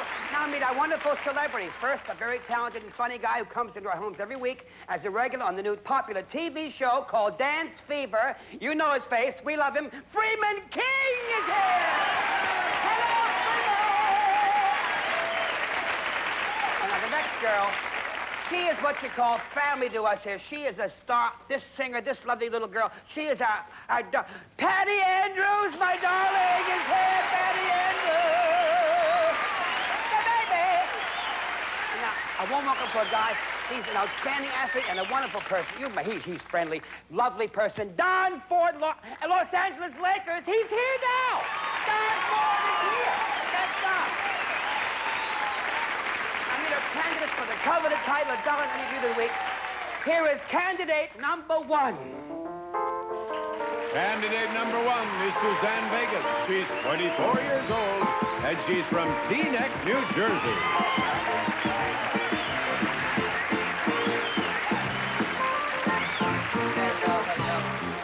Pretty little face. You got a lot of little polka dots there, too. You have fun on our show today, won't you, dear? Suzanne Vegas. Thank you, Miss Lady Darling. Thank you so much. Spot. Candidate number 2 is here. Candidate number 2 is Renee Brecker. She's 76 years old, and she's from New York City.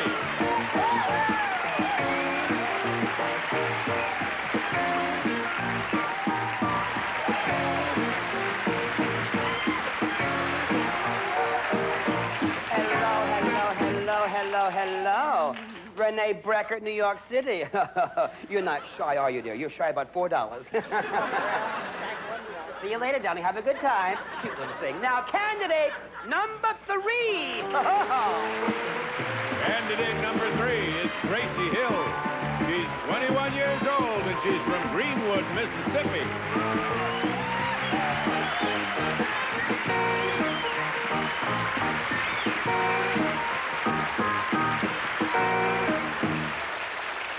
The lady in red.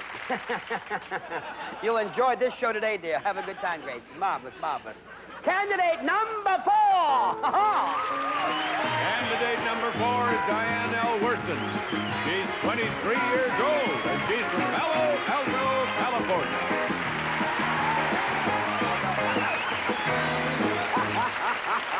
You're from Palo Alto, California, eh? Yeah, sure. Yeah. Oh, yeah, Yemeni. See you later. Candidate number 5. Oh. Candidate number 5 is Jennifer Joyce. She's 23 years old, and she's from Detroit, Michigan. Look at that pretty face. Are you relaxed? Have a good time with us today, dear? Sure thing. Good. Thank you. See you a little bit later, darling. Now, candidate number 6. Candidate number 6 is Barthalia Williams. She's 28 years old, and she's from Los Angeles, California. What's that first? Barthalia. That's a gorgeous little name. Take me home, Milton. I'm getting nervous now. We'll be back now with the exciting, unpredictable talent part of our program. After this message, don't go away. The $1.98 Beauty Show is on the air for the talent section. Have some sense about this. Raymond Land and Joan Collins star in a sensational turn-of-the-century drama. It's an old and tired phrase, but you're never out of my thoughts. As an illicit affair leads to scandal. I'm going to move heaven and earth to prevent this marriage. And murder. The Girl in the Red Velvet Swing, Sunday, December 8th at 1 on WPTT TV 22. If you could select your own rates... Okay, lady. What will it be? You'd choose the lowest. Yet people still pay higher rates for long distance when U.S. Telecom can save them more than MCI, more than Sprint, and up to 40% more than AT&T. Anytime, anywhere, to any other state. With no fees or minimums. Make your next call toll-free to U.S. Telecom. The one on the right. 1-800-531-1985. U.S. Telecom. The right price. I missed. I didn't. These guys aren't just three knuckleheads. Delighted. Devastated. Dilapidated. They're simply trying to stay out of trouble. Your drink, madam. With not too much luck. You disgraceful vagabonds! The Three Stooges, Sunday mornings at 11 on WPTT TV 22.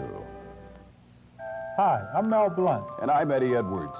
Without your help, many children will wake up on Christmas morning to find that Santa hasn't been there. But you can help. WPTT's Toy Train is collecting new toys for needy boys and girls. Toys will be distributed by the Salvation Army. Drop off a new toy at the Pittsburgh Racket Club, Monroeville on December 21st between 3 and 6 p.m. You'll meet your favorite sports, radio, and TV personalities. Come on, have a heart and donate a toy. Runners up receive Turtle Extra Car Wax, extra easy, extra durable, extra brilliant. Turtle Extra Car Wax, liquid or new soft paste. A Wellaflex hair net, the uniquely natural hairspray available in regular extra hold. And Wellaflex conditioning setting lotion that conditions as you set. Or use Future two-way straight from the bottle for a tougher than wax shine and added to plain water to refresh the shine every time you damp mop. Or Castrol Motor Oil, the oil engineered for smaller cars. 4- and 6-cylinder cars rev higher, run hotter, and can break down in oil's viscosity. That's why they need Castrol. Here's Rip. Welcome back. It's talent time of the $1.98 Beauty Show. Here's a part of our program where our candidates attempt to entertain us while we judge them on talent and originality. Now, here's a fun part of the show. Candidate number 1, Suzanne Vegas.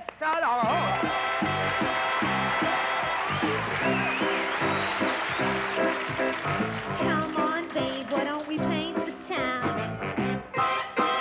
And all that jazz, I'm gonna rouge my knees and roll my stockings down. And all that jazz, start the car, I know a groovy spot where the gin is cold but the piano's hot. Just a noisy hall where there's a nightly brawl and all that jazz. And all that jazz. And all that jazz.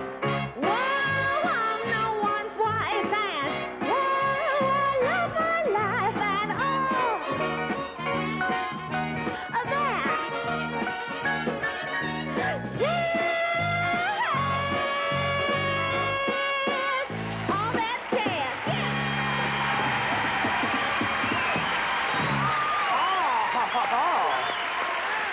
Watch it down. Now, tickle me pink. Candidate number 2, lovely Renee Brecker. Oh, please, come on, Renee Brecker.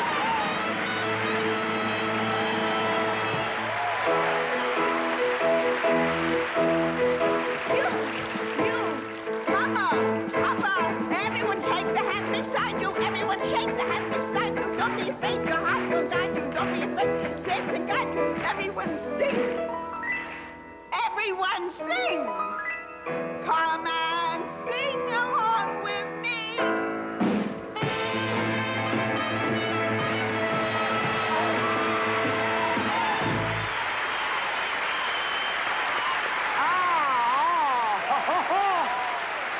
Naughty, naughty, naughty! Bagels everywhere. Now, candidate number 3, Gracie Hill!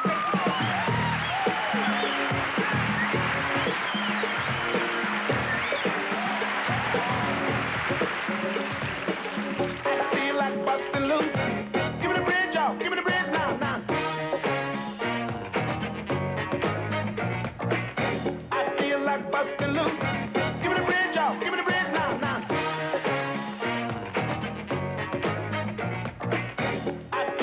bustin' loose now.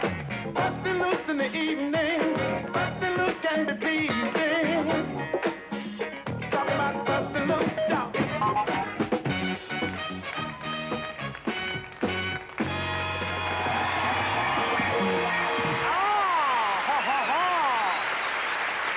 A little souvenir for the baby. Candidate number 4, Diane L. Worston. Diane Worston, come on, come on.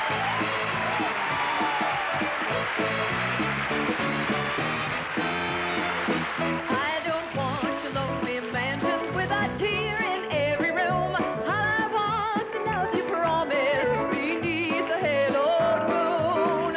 But you think I should be happy with your money and your name? Well, I hide myself in sorrow as you play your cheap game.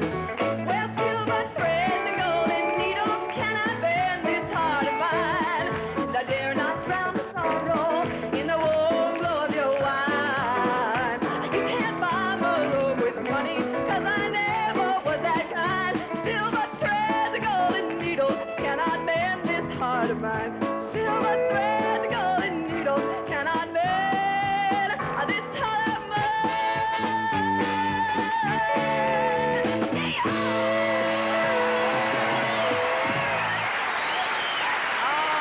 Wonderful, wonderful. Oh, they're all so good, aren't they? Candidate number 5, Jennifer Joyce. Let's hear all. Welcome, Jennifer.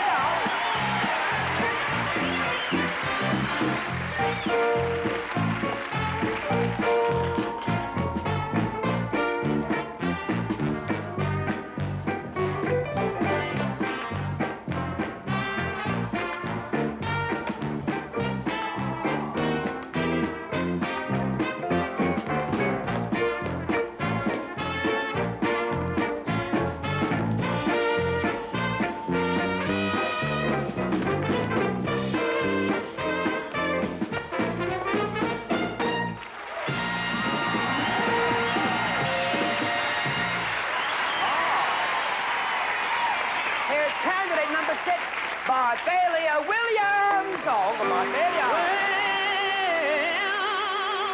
You know you took my heart and you broke it apart. Why did love, baby?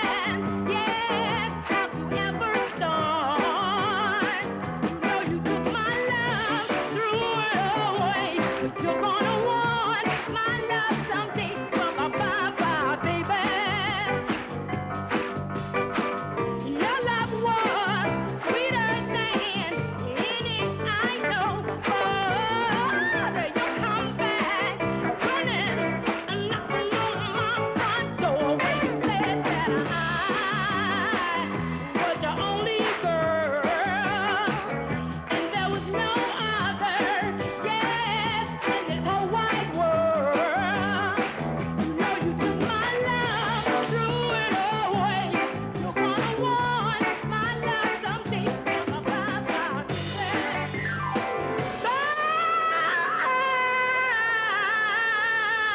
baby.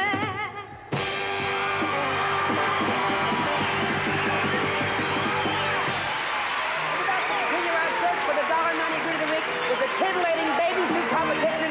After this message, don't go away. The $1.98 will be back with baby food today. Joe Robert. Nature Valley's got your new attitude, Dandy Bar. I'm feeling good from my head to my shoes. Dandy Bar. Know where I'm going and I know what to do. Dandy Bar. I got a new attitude. New Dandy Bar. Wholesome granola with a new attitude.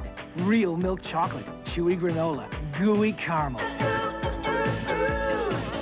got a new attitude. Dandy Bar. Witness the dramatic events leading up to the Russian Revolution. As a failing monarch does his best to save a crumbling empire. And how long will the wait be? And keep alive the great love he has for his wife.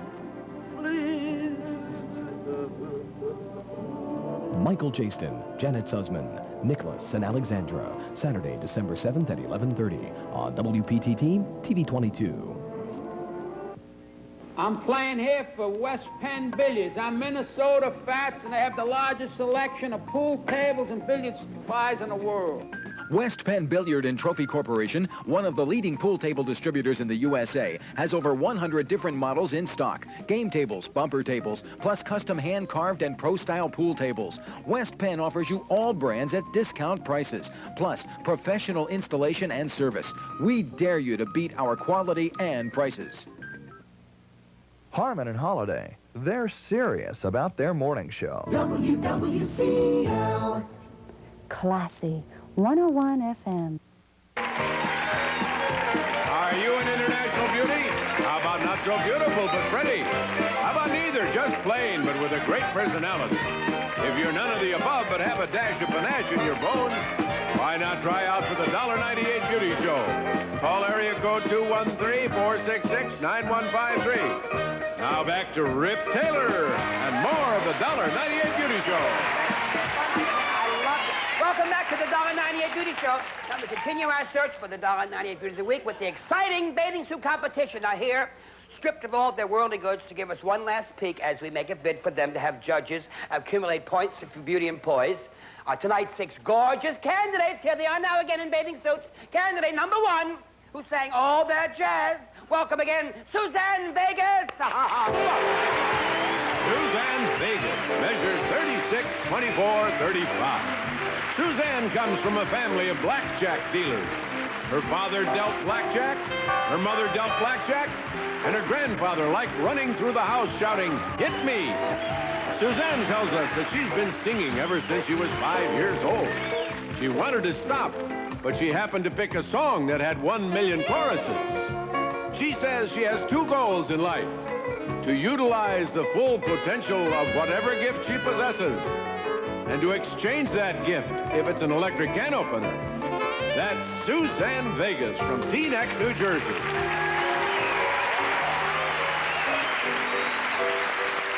Lovely, lovely, lovely girl. Candidate number 2 who gave us a little hub on Nagila. Remember her? Lovely Renee Bricker. Renee Bricker didn't bring her measurements. She did, however, bring a note from her doctor stating that she was in the best of health.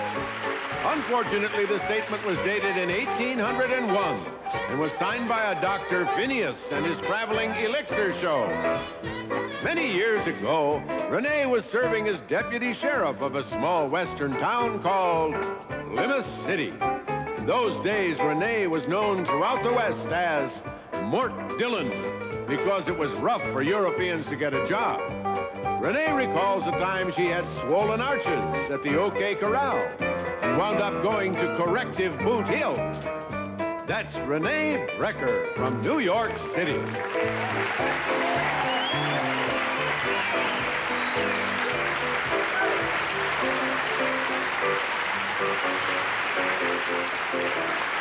Lovely Renee. Candidate number 3, she just showed up a store. Remember, Gracie Hill. Gracie Hill, Gracie Hill. Gracie Hill measures 34, 24, 38. Gracie seems to believe that she was an unlikable child just because the tire on her tire swing was connected to a truck. She says she wouldn't have cared, but it was terribly hard to maneuver once they hit Interstate 5. Gracie just graduated from telephone operator school where she learned the correct way to use a party line. It's simple. You just ask if they're a Libra and if they tried the onion dip. For a time, she thought about becoming a professional bowler. But being left-handed, she has yet to find a left-handed bowling ball. That's Gracie Hill from Greenwood, Mississippi.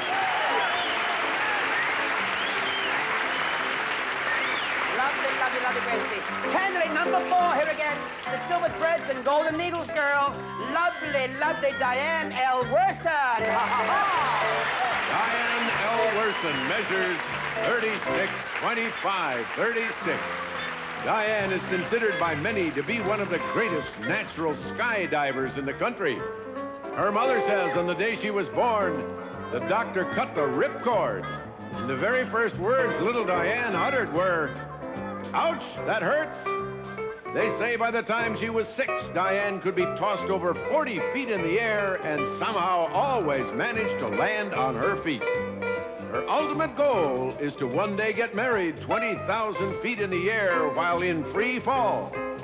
But as it stands now, she's having a little trouble finding an organist. That's Diane L. Werson from Palo Alto, California.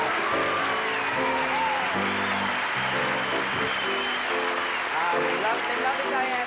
Here again is candidate number 5, the versatile tap dancer, Jennifer Joyce. Welcome, Jennifer Joyce. Jennifer Joyce measures 35, 25, 34. For the past couple of months, Jennifer has been working as an attendant at one of those new gas-a-hall gas stations. She says she likes the work, but feels a little silly checking the oil with a swizzle stick, wiping the windows with a cocktail napkin, and asking the customers if they'd like to run a bar tab. Jennifer is very interested in athletics and says her ultimate goal is to someday become a pitcher for the Los Angeles Dodgers. Right now, she's a punch bowl for the San Diego Padres.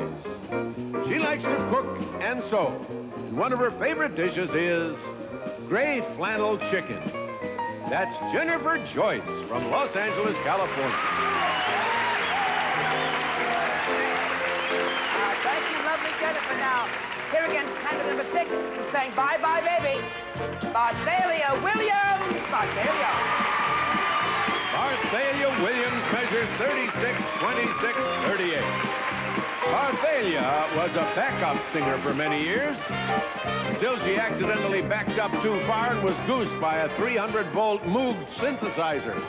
She says she found it to be a most unusual experience, but hasn't been in a good mood since. Barthalia tells us that she first started singing while in church. However, the congregation didn't seem to appreciate her singing, "Holy, holy, holy, boogie, oogie, oogie."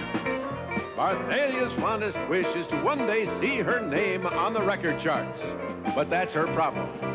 That's Barthalia Williams from Los Angeles, California.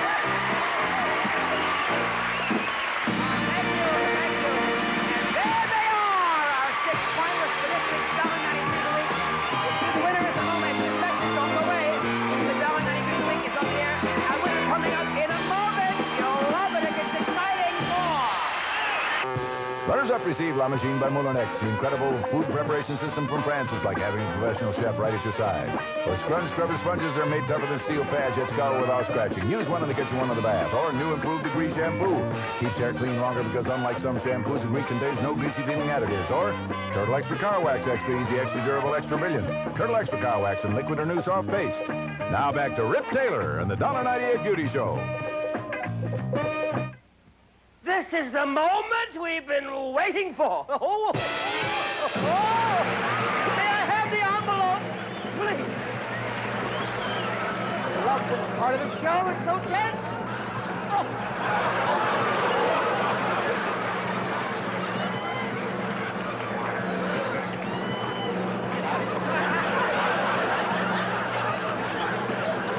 Ladies and gentlemen, that was not the winner. The winner is candidate number 6, Barthalia Williams.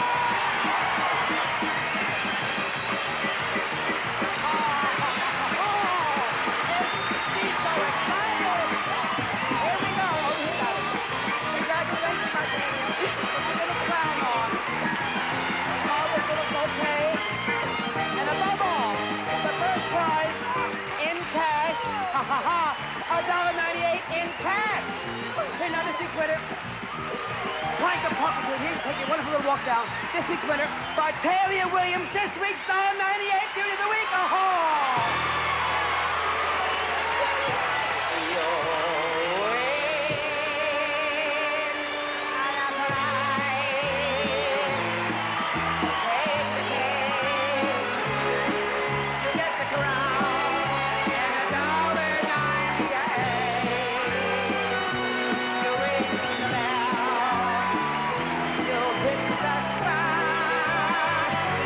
In all the world.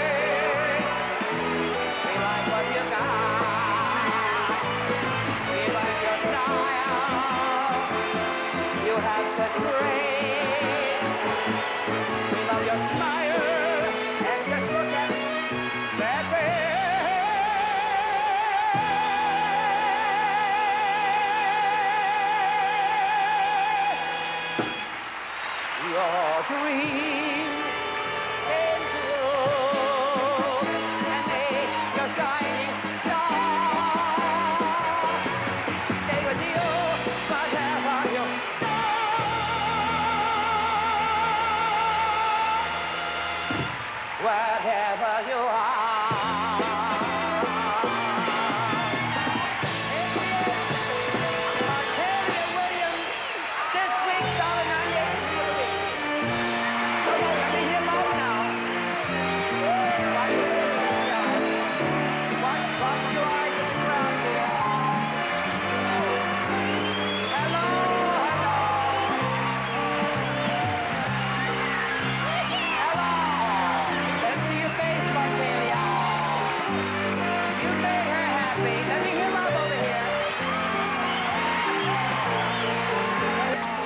On Friday's bedtime movie at 11:30, a Southern vixen loses her fiancé over a daring red gown in Jezebel. Now stay tuned for 7th Avenue, Book 1, tonight's bedtime movie special on WPTT TV 22.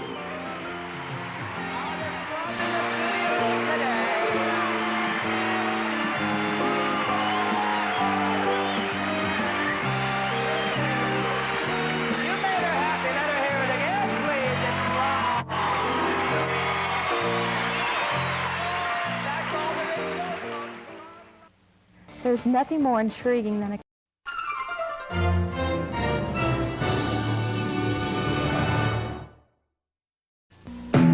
This is NBC.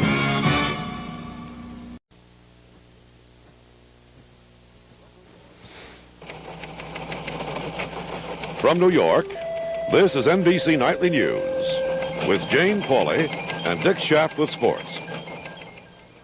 Good evening. On the 112th day that U.S. hostages were held in Iran, a discouraging statement from the Ayatollah Khomeini, who said any decision on the release of the hostages must come after the Iranian parliament is elected. Those elections come in March and April. The Khomeini statement preceded the arrival in Iran of a 5-member UN commission intent on ending the crisis. John Cochran in London has a report.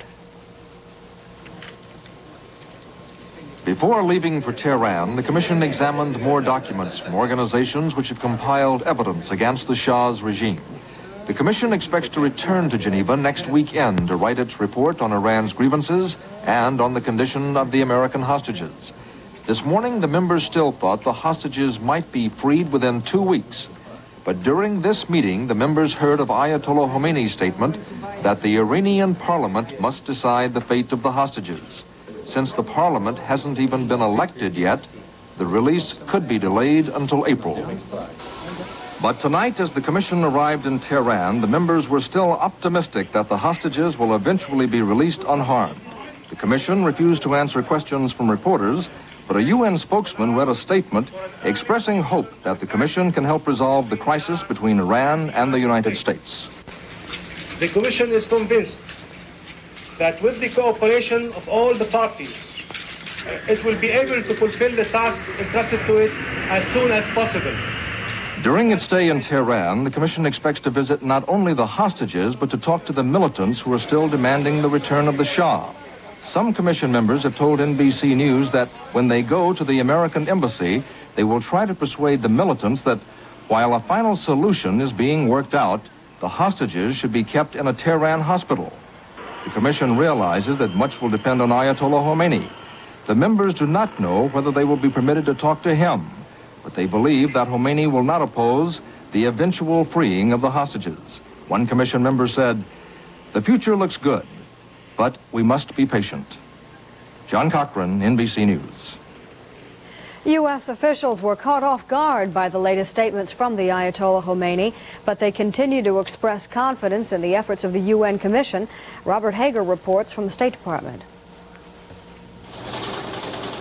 Teletype dispatches from U.S. listening posts overseas brought the text of the Ayatollah's statement to Washington, where the words surprised U.S. officials. In an unusual Saturday appearance, State Department spokesman Harding Carter said the U.S. view is that one of the purposes of the UN Commission is to get the hostages released. The purposes of the UN Commission are twofold: not only to hear Iran's grievances, but also to bring about an early end of the crisis. That, of course, requires a release of all of the hostages. Other U.S. officials said they were naturally concerned. They hoped the Ayatollah's statement was for domestic political consumption, that his position would change, and they were awaiting a more complete reading from Tehran. Meantime, one official said if this is something disastrous, we'll find out about it soon enough. Although no one here would suggest it, one consequence could be a postponement in the start of the UN Commission's inquiry.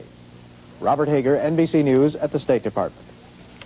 Reuters news service says Soviet MiG jets flew low over a quiet Kabul today after the anti-Soviet insurrection yesterday that, by some accounts, left hundreds dead. The Associated Press says there were clashes again today, though less intense, between Muslim protesters and Russian and government troops, but by evening the streets were deserted. Shops remained shuttered and closed in the third day of a general strike in protest of the Soviet invasion. In Beirut, Lebanon today, a bomb meant for a right-wing Christian militia chief killed his 18-month-old baby girl and at least 8 others instead. The apparent target, Besher Gemayel, was not in the car when it passed by a booby-trapped parked car. The explosion was so powerful, at least 5 other vehicles in busy noontime traffic were destroyed too.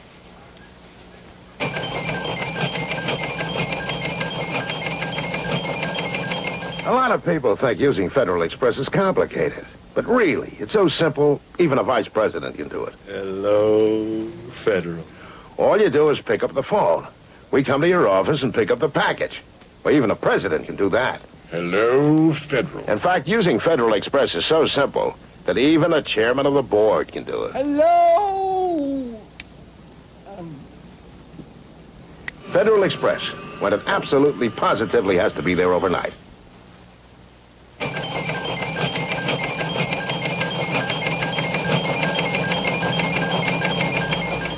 For my flare-ups of arthritis pain, this could be bad news. Chilly buildings may make minor arthritis pain feel worse. Now, here's the good news. Heat helps arthritics feel strong warmth in seconds. Heat's the fastest type relief known. Speeds strong warmth deep into stiff, achy joints. Starts to work faster than pills, faster than rubs.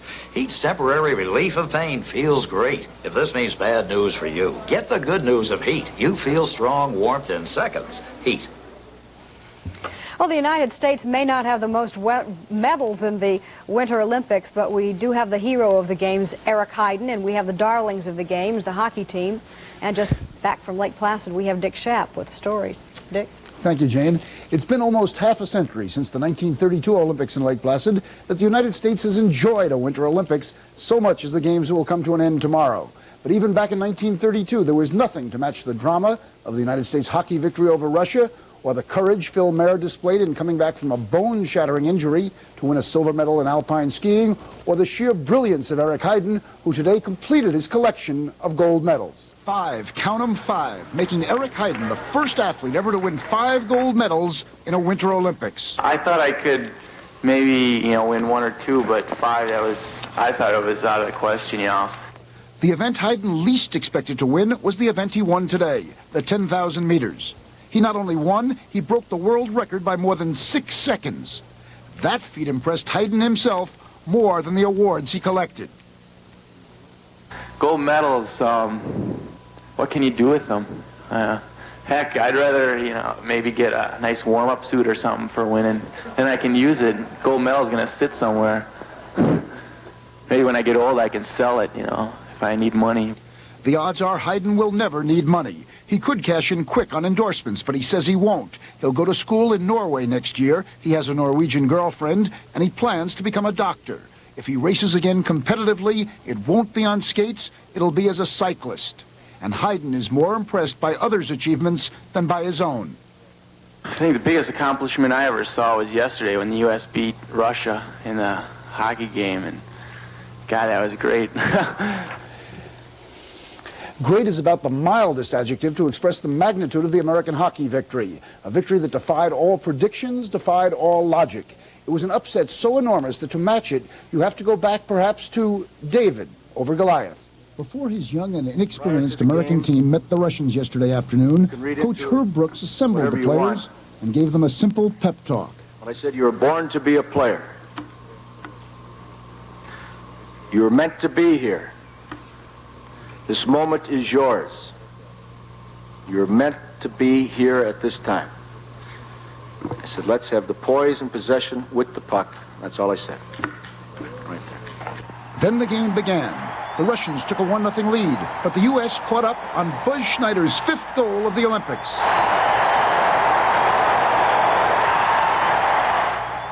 Again, the Russians went ahead. Again, the U.S. came back, tying the score seconds before the end of the first period on Mark Johnson's goal.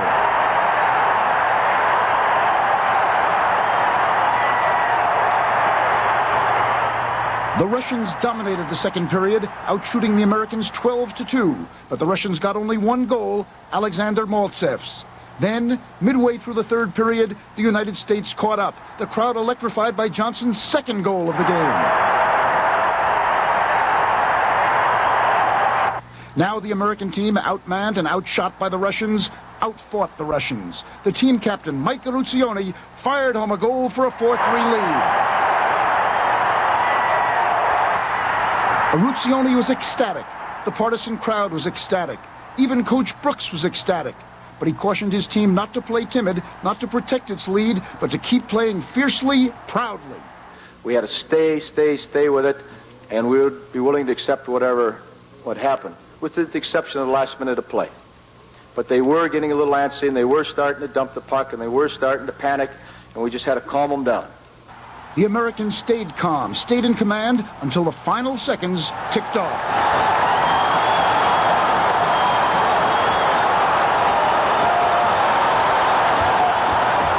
There was no calm then in the streets of Lake Placid either.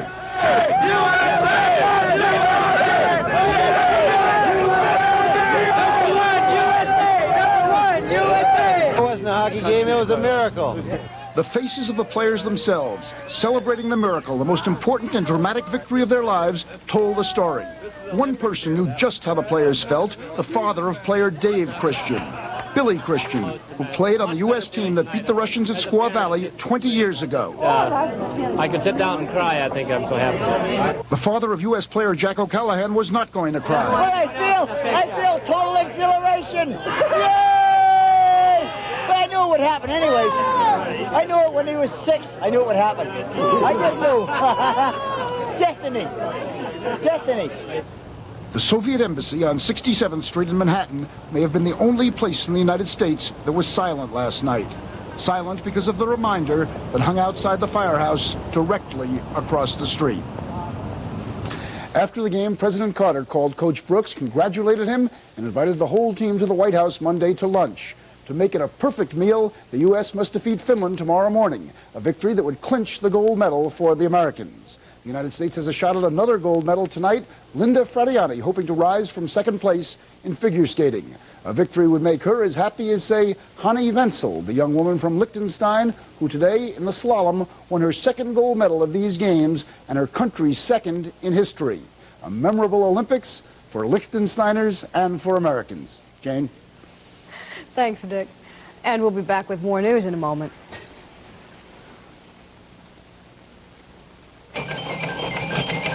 Excuse me, what did you have for dinner? Underdone chicken and an overdrawn bank account. And then? Indigestion. Indigestion? Pepto-Bismol. And what did you have for dinner? A little of this, a little of that, and a lot of in-laws. And then? Indigestion. Indigestion, Pepto-Bismol. It coats, soothes, relieves. Going up? Move up to Budget Rent-A-Car, where you're number one. I had no trouble getting here. Budget made it easy. They gave me this card, already printed up with exact directions. That's real service for travelers. Budget Rent-A-Car proves you're number one. I can't believe it. Hertz charged $10 more than Budget for the same one-day rental on the same size car. And Budget's right inside most airports. At Budget, you're number one.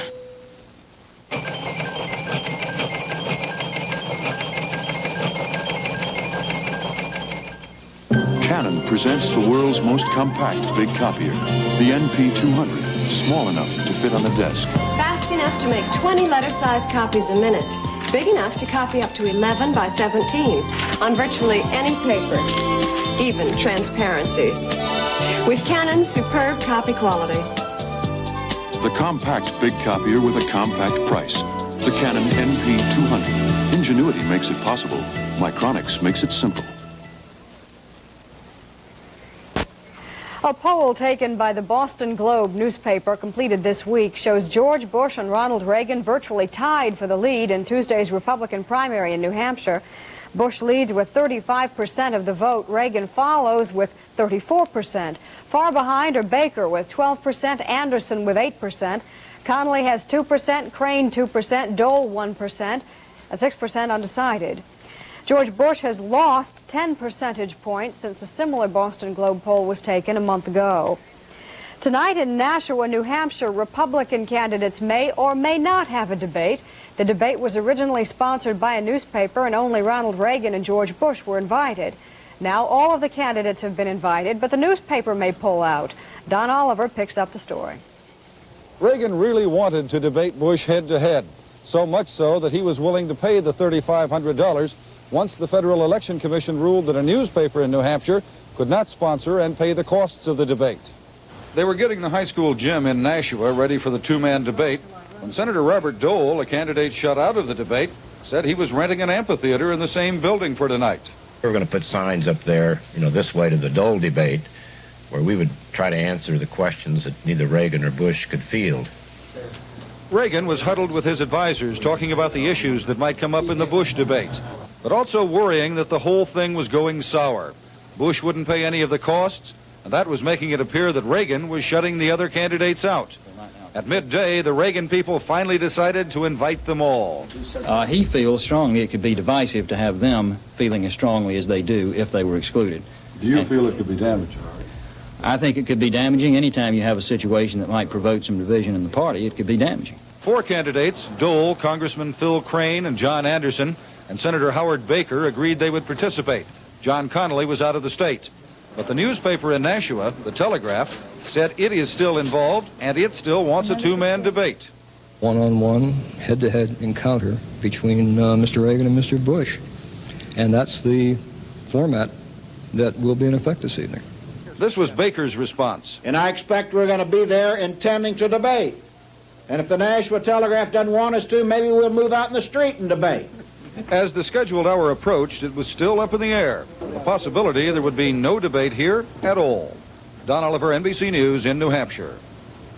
Well, the Democrats have a primary on Tuesday in New Hampshire, too, and a Boston Globe poll of the Democrats shows President Carter well in the lead with 55%, Senator Edward Kennedy drawing 30% of the vote, and 8% for California Governor Jerry Brown. 7% were undecided. Significantly, when asked to give a favorable or unfavorable impression of the candidates, 48% of those polled rated Ted Kennedy unfavorable.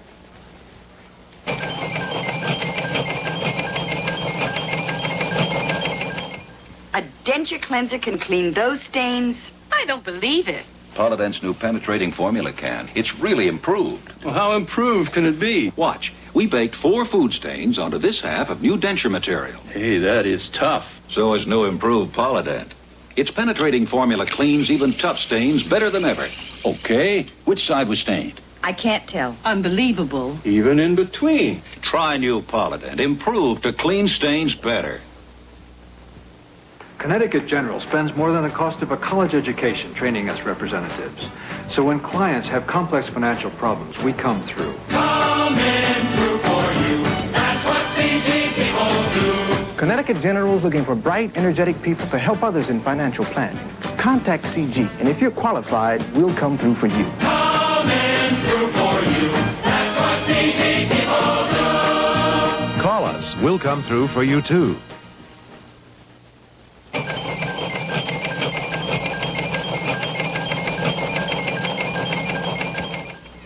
When I've got minor arthritis pain, I need help. So I turn to the warming power of Bengay. Bengay's got warming power I apply right where it hurts. I rub in Bengay and feel that glorious warming power really deep, drawing the pain right out for hours of relief. No wonder Bengay is America's #1 selling arthritis rub. It's got warming power. When arthritis pain grips you, break the grip of pain with Bengay. It's known as Reye's syndrome. It's a disease that mysteriously attacks young children. It's often fatal. Doctors don't know what causes Reye's syndrome, and even a minor outbreak can panic a community, as Mike Jackson reports. This was the funeral this week of the second child to die of Reye's syndrome since December in the small town of Sherwood, Michigan. Parents here are so afraid they're keeping their children home from school, and the school finally closed down on Wednesday. School Superintendent William Tebby denies that the school is contaminated. There are some people we believe in the area that do feel that there's some cause for Reye's syndrome to be in this building, and that this would be some reason for them to keep their children away from the building. In nearby Battle Creek, there were 2 Reye's deaths just this past week. Parents there crowded into a special meeting Thursday night where they heard that the disease is not contagious. They also heard advice from Carol Archambault, whose child died of Reye's last year. Don't panic, don't get upset. Watch for the symptoms. You will notice the personality change. You will notice the disorientation. Still, mothers whose children are ill, mothers like Judy Ferreri, whose daughter Terry had the sniffles this week, intend to keep their kids home. Maybe it isn't contagious, but flu is. Colds are. Chicken pox. My kids have had chicken pox, but what's to stop them from getting more colds and flu? You know, it's just so... Well, the only thing I can think of to say is that they just don't seem to know. And if they don't know, I don't know. Public health officials say there is not an epidemic here, that only 1 flu case in 5,000 leads to Reye's syndrome. But Dr. Ronald Waldman says he understands why parents are frightened. There is neither a known prevention nor a known cure. On Monday, Sherwood schools will open once again. Dr. Waldman saying it's a test of his attempts to reassure parents here and replace their fears with well-adjusted concern. Mike Jackson, NBC News. A Virginia legislature Democrat Robert Scott says he plans to introduce legislation to set well-defined guidelines for the use of involuntary sterilization. Scott was responding to the revelations that 4,000 people have been sterilized in one Virginia hospital. Rebecca Sobel reports. Walter Gordon is just one of thousands of mentally retarded patients who were sterilized at the Lynchburg Training Facility and Hospital in Virginia. They sterilized me over here about 4 years ago, so I won't have no more of these young girls have babies around here, because I am a sex maniac. Walter Gordon has been at the facility for 25 years. He's one of 2,000 patients at Lynchburg, one of the largest hospitals for the mentally retarded in the country. From 1927 until 1972, patients like these were sterilized here, more than 4,000 of them. The reason, according to a 1927 Virginia Supreme Court ruling, was to purify the race. But Dr. Albert Priddy, the hospital director at that time, went a step further. He also sterilized criminals and prostitutes sent to the hospital. While thousands of people were sterilized at other hospitals across the country, hospital officials say the greatest number of sterilizations were performed here at Lynchburg. Dr. K. Ray Nelson, the current director. Many of the folks that were sterilized probably should not have been sterilized. On occasion, there may be justification to sterilize a profoundly retarded child, a profoundly retarded adult who is sexually active but could not carry a child to term for the fact that they're self-injurious. Doctors say since 1972, 12 more patients have been sterilized here at the Lynchburg facility, but they say those recent sterilizations were done for purely physical reasons. Rebecca Sobel, NBC News, Lynchburg, Virginia. And this is the 10th day of the Chicago firefighters' strike. Mayor Jane Byrne thought she had a tentative agreement to get the firemen back to work last night, but it fell apart today when union leaders asked for clarification on some points. The city refused. At least 5 people died in Chicago fires yesterday. If the United States really wanted to cut energy consumption and reduce dependence on expensive foreign oil, it would impose a big gasoline tax. The International Monetary Fund had that advice for 6 other major industrial nations, too, none of which are doing enough about energy, in the fund's opinion. U.S. gasoline taxes are the lowest in the world, and federal taxes, 4 cents a gallon, haven't been raised in years. General Motors does make a lot of cars, but a lot of people don't know that we are the biggest producer of diesel electric locomotives. My kids call it the locomotive factory. John Schranz, locomotive tester. This is who we are and what we do at General Motors. We test the final product. When we start the locomotive up for the first time, it rumbles a little bit and it runs. It's just a great feeling. They call us the glory people, but it takes everybody to make a product. Everybody's got to be good. And they are craftsmen in their own way. It's hard to explain. It is a relationship, man and his machine. That engine is probably the best engine in the world. We need the railroad industry. There's no two ways around it. We are part of it, and I think we do a heck of a job. General Motors. People building transportation to serve people.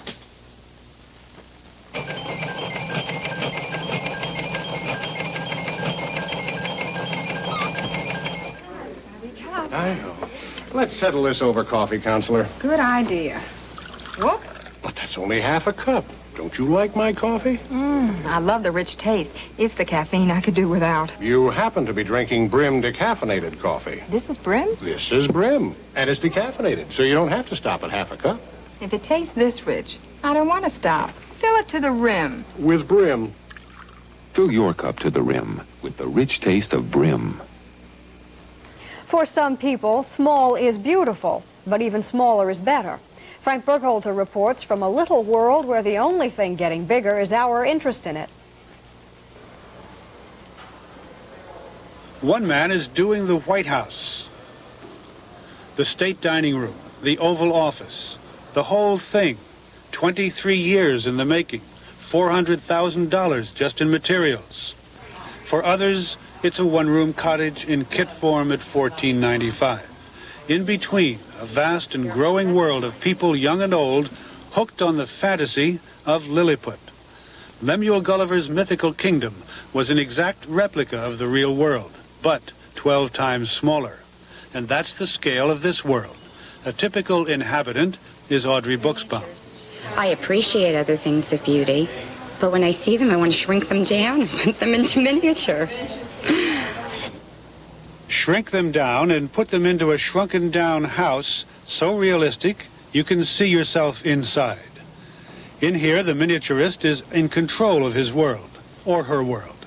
And the greater the realism of the tables, chairs, all the tiny details, whether it's a Victorian setting very popular in the West, or any other motif, modern or old, the greater the realism, the greater the satisfaction. Until just recently, miniaturists were closet collectors. But now there's a national association, 10,000 members and growing. There are specialty stores just for miniatures. One big manufacturer of do-it-yourself kits expects sales this year of $200 million. As for individual craftsmen, if they're good, there are waiting lists of customers. And there's a premium on novelties, including dentures and a bedside glass. Toy houses are only a part of the scene. There are individual rooms, individual settings, like the toy general store, the toy antique store, and of course the toy store, featuring all kinds of toys, including a toy house to put into a toy house. And we suspect someone is working on a toy house to put into a toy house that's in a toy house. Frank Burkhalter, NBC News, Los Angeles. And that's our report for tonight. Jessica Savage is here tomorrow night. I'm Jane Pauley, back Monday morning on Today. Till then, good night from all of us at NBC News.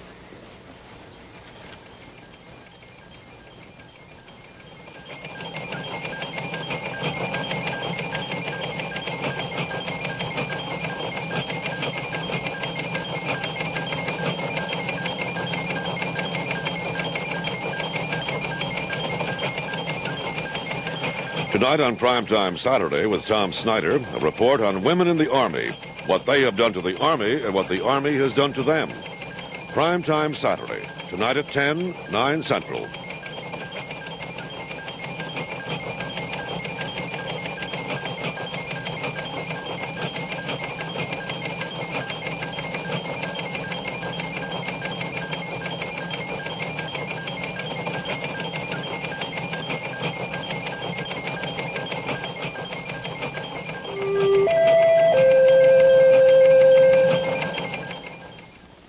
Primetime Saturday, an exclusive report on what it's really like for women in the armed forces. They do not have the stamina and the physical strength to keep up with the males. And a spotlight on the political satire of Mark Russell. Plus, first coverage of the George Bush-Ronald Reagan showdown debate tonight. Eat 4 basic food groups every... This is WNBC TV, New York. It's time for the Family Feud, introducing the Weaver family. Ronald, John, Stephanie, Beulah, and Kathleen, ready for action. And the Martinez family. Shorty, Lucy, Ron, Carol, and Carla. On your marks, let's start the Family Feud.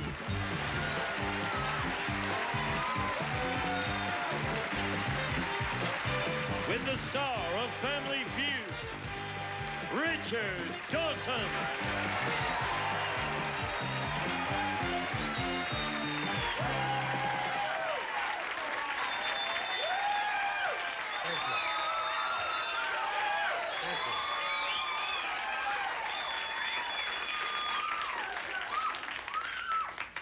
My zipper was undone for a second. Very emotional moment. No, it's frightening. You always think I do. Every time I walk out, if you watch any show, as I come down those stairs, I do this. I pretend to touch my vest, and I just, oh my God. We're gonna have a nice time. It's $10,000. Not for me, but for one of the families. And the first family is called the Weavers. How are you, man? Good to see you. Who you got with you, sir? Well, this is my brother John, his wife Stephanie, and this is my mother Beulah and her sister Kathleen. How you doing? Hi, what do you do, Richard. sir? I'm a physician. Are you? Yes, I am. Heal thyself. Well, Well, it's just a little sometimes. bit. Sometimes. What do you do, John? I'm a physician also. You specialize in anything at all, Ronald? Internal medicine, yes. Internal medicine. Oh, well, you can help each other. Right. That's right. Okay. All righty, here's the family going to challenge you, called the Martinez family.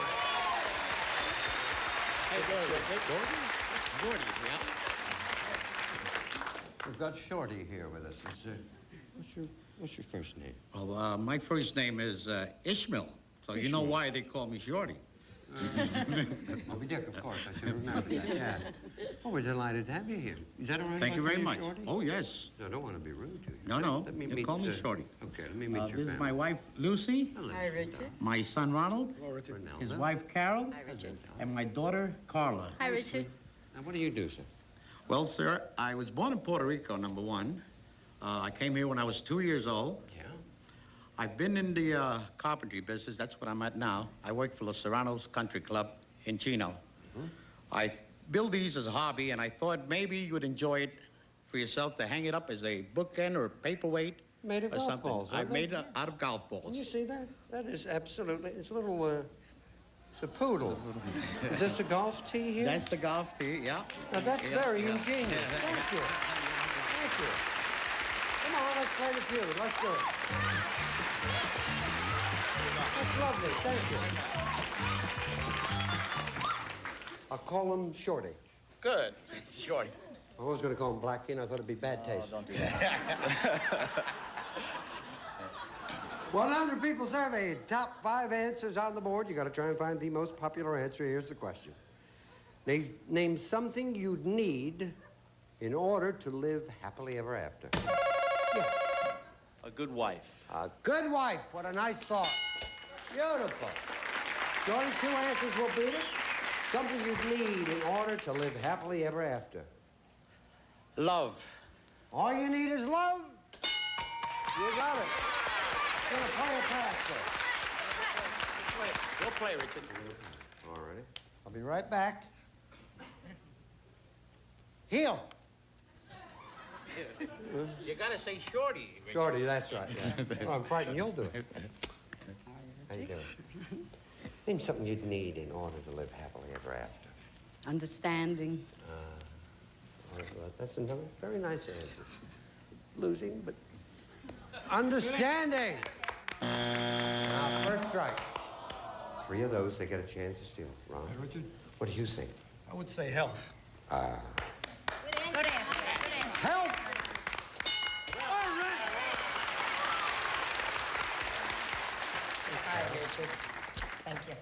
have you here. Thank you very much. Something you need in order to live happily Happy ever after. I'd say Susan, but you probably have a different answer. Children. How about children? Children is nice, yeah. Little kitties. That's the second strike. Pretty calm. Thank you. I'd love you to live happily ever after. Now, what do you think you'd need? I think money. Money. Good answer. Spondulix, money, moolah, is it there?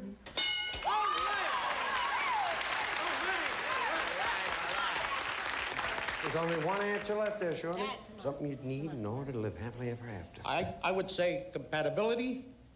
You would? Yeah. In fact, you did. I said it. Okay. Compatibility's there. You got it all. If not, get ready to steal. Compatibility? Not there. Ronald, $94 up there waiting to be filled. Friends. Well, Richard, I think we'll go with friends. Friends. Okay. Friends there, you get the $94, Ronald. If not, give it to Shorty and his family. Friends!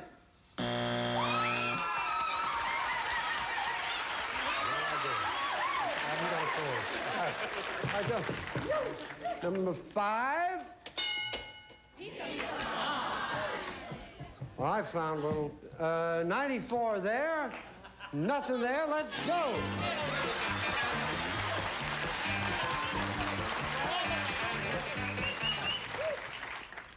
$100 people surveyed. You're standing in a hole. Oh, Only a teeny. no, I'm teasing. 100 people surveyed. The top 5 answers are on the board. Here is the question. Name a country that sent explorers to America. Spain. Spain! Number 1. Gonna play, gonna pass. Talk it over. Okay? They'll play, Richard. Very proud of you, darling. Very good. Country that sent explorers to America. Italy. Hey, Italia!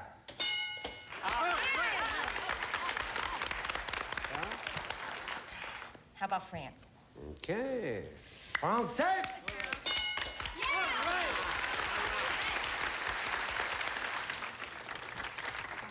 I say England.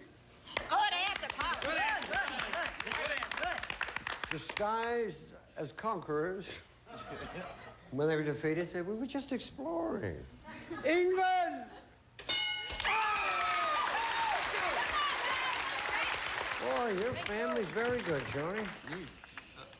Now I'm on the spot, right? Well, you were, and then you moved off. Country that sent explorers to America.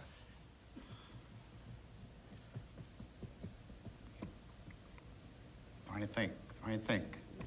Oh, Say, can you see? I'm sorry. Thought you were going to burst into song there.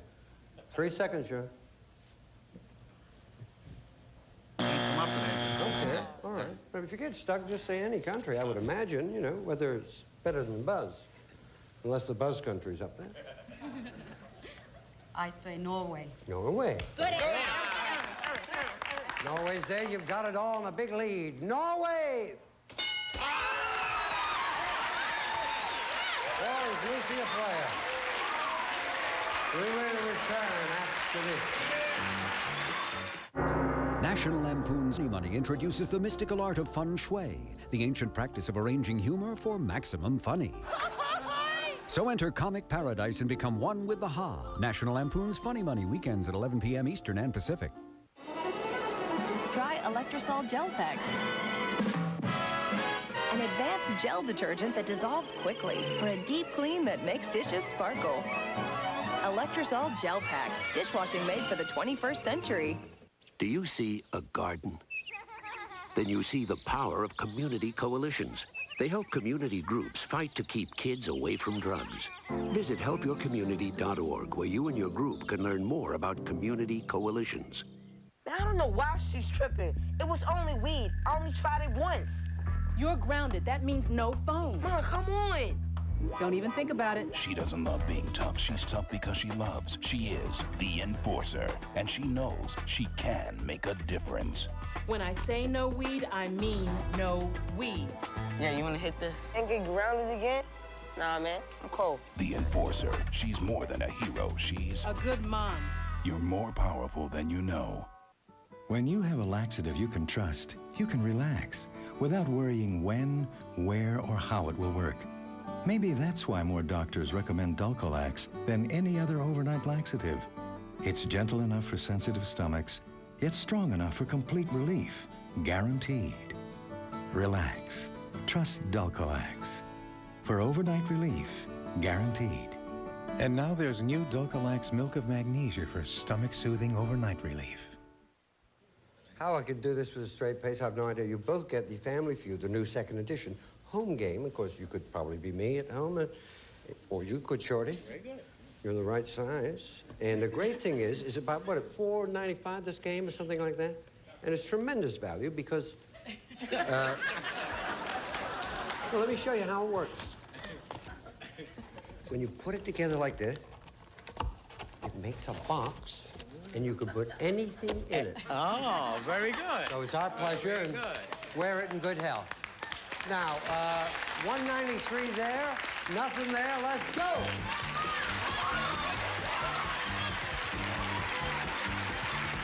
Hi, pretty. How are you? You're either doing a Sidney Greenstreet impression, or... I should have danced all night. When's the happy event? Any moment now. Really? Then we better get on with this. First family to get to 300 points will play for $10,000. Now, I know you're with child, so I'm going to help you. Put your hand down. 100 people surveyed, top 5 answers on the board. Here's the question. Name a place outside the house where people hide a front door key. Under the porch. Under the porch. What do you think? Under a rug. Rug. There you go. Gonna play or pass, though? Play. Off you go. We're on to see. Who is it? Beulah, my love. Would you think me pretentious if I availed myself of a second helping? Oh, thank you, dear.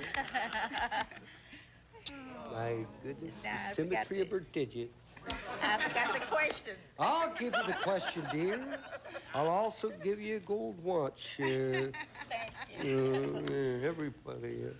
Name a place outside the house where people hide a front door key. Outside the house. In the garage. Ah, okay. That's a good one. Garage?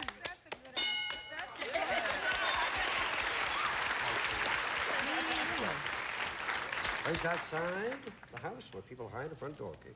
Up under a rock. Up under a rock. Rock, yes. He dreaded rock. Not there, first strike.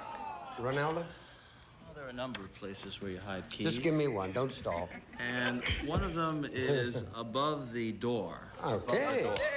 The old door jam gag. Very good. John? I got it. What? In the mailbox. Uh-huh. Mailbox? It's easy, because you get robbed, you know the postman there. Darling, come along now. You're playing for 2. In a car. In a car. Yes. Okay. All righty. Car's there. You got it all. Car. Not bad. My little darling. Back to me again. I'll be after you if it takes every penny I have. Yeah. Let me see. Well, let me see. Place outside the house where people hide a front door key. I don't know. Can't think? Can't think of anything. We got 3 seconds to think, and then they'll buzz you. Okay, don't worry. Here's a chance, Martinez. $79 there, 1 answer left. Flower pot. Need an answer? Shorty, I need an answer. Flower pot. Flower pot. If that's there, you get a big lead in the game. If not, Ronald and his family get it. Flower pot. Be there. 272, nothing. Come on, Bill, Don. Carol. I want... Oh, wait a minute. Look up, Beulah. Oh. Good luck, good luck. Taking advantage of my falling in love with her. Look. Honey, don't... It's supposed to be the right hand. Don't be so blatant, darling. It goes there and then there. Not there and then there. Silly thing, she's like myself. Her little heart's a puttering. You ready? Yes. Good. Dollar values are doubled. 100 people surveyed. Top 4 answers are on the board. Here's the question. Name a kind of vehicle that has a number painted on it. Yeah. Oh, I'm sorry about that. A school bus. School bus! Okay. Now, without, you don't need... Ambulance. What, Don? An ambulance. All right, hit it. Oh, I know you want to hit that. Yeah, she had one, just want to give it a whack. Ambulance! Not there. You gonna play, gonna pass? You gonna play? We're gonna play. We're gonna play. We're gonna play. We're gonna play. I'll see you a little later. We're gonna play. Look at that, you hit his tail off. I broke his tail off. Oh, don't worry. Oh, we'll fix it. I'll be back later. Yeah, poor devil. I say taxi cab. Good answer. Taxi! Now, that was a great answer. I thought it was going to be the number 1 answer. Not there. I got the number 1 answer. Okay. Police car. All right. For Shorty, a police car. Number 2 answer, Shorty. Come on, Mother. Okay, Mother. Kind of vehicle that has a number painted on it.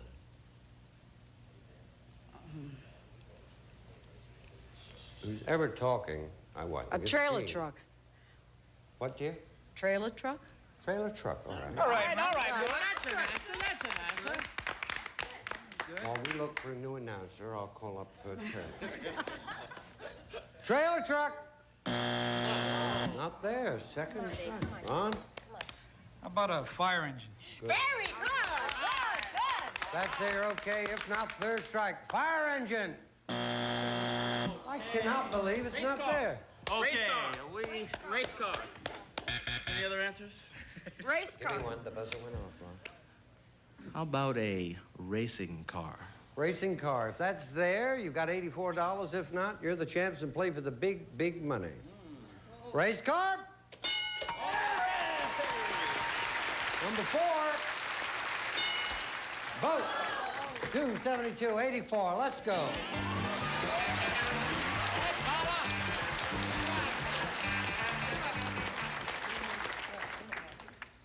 Okay. Fine, Richard. Dollar values are tripled. 100 people surveyed. Top 3 answers are on the board. Here is the question.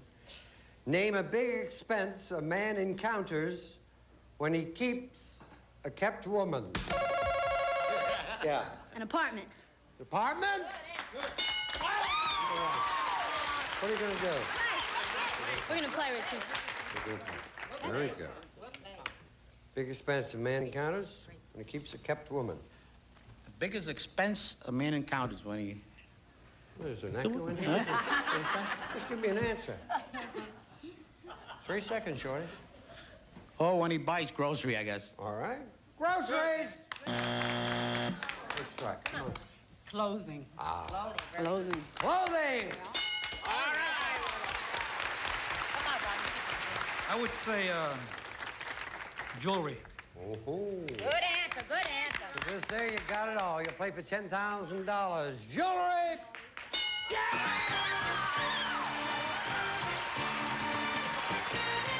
least you didn't get shut out.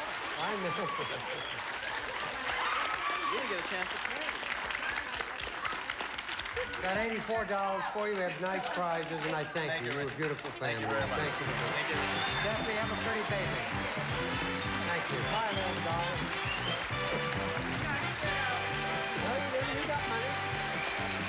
Who's gonna play? 2 people. Let's go. Who's first? Off you go. Come on, Ron. Ron and Carl are going for $10,000 right after we watch this. You did it. It's that time of year, Your house is all closed up. and it just feels stale. Stuffy. Not fresh. I use scented candles. I'm a potpourri person. But sometimes this stuff just covers up odors. Temporarily.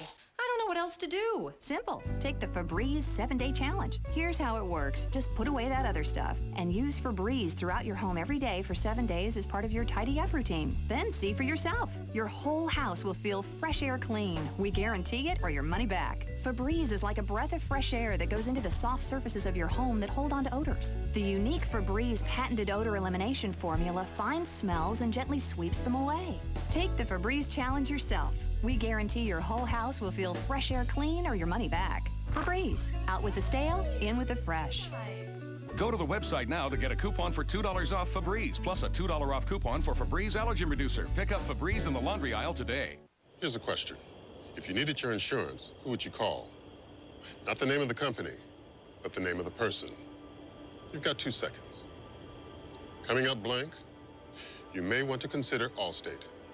You'd have a local agent you can count on, a licensed professional whose name you know, not just a number. You deserve a relationship with a real person. That's Allstate stand. Are you in good hands? If you have stains like these, rust stains, lime scale buildup, or calcium deposits, you need Lime-A-Way Lime and Rust Remover because it works better than even the leading lime scale and rust remover. In fact, Lime-A-Way has a thicker formula that coats surfaces longer for much better cleaning action than CLR. Even after 1,000 strokes, the CLR side is still incredibly stained. All around your house, Lime-A-Way is the expert lime and rust cleaner. So remember, for lime, calcium, and rust, Lime-A-Way is a must. This season, let Sears help you give the good life. You'll have so much more than before with the Conair Oscillating Shower Panel, only from Sears. Turns an ordinary home shower into an extraordinary spa-like experience. 50 powerful jets adjust from straight-on spray to oscillating waves of water. And you can choose from your shower head alone, shower panel alone, or a combination of both. So refreshing. Plus, it installs in just minutes. Remove your shower head, then attach, adjust the height, connect, and reattach.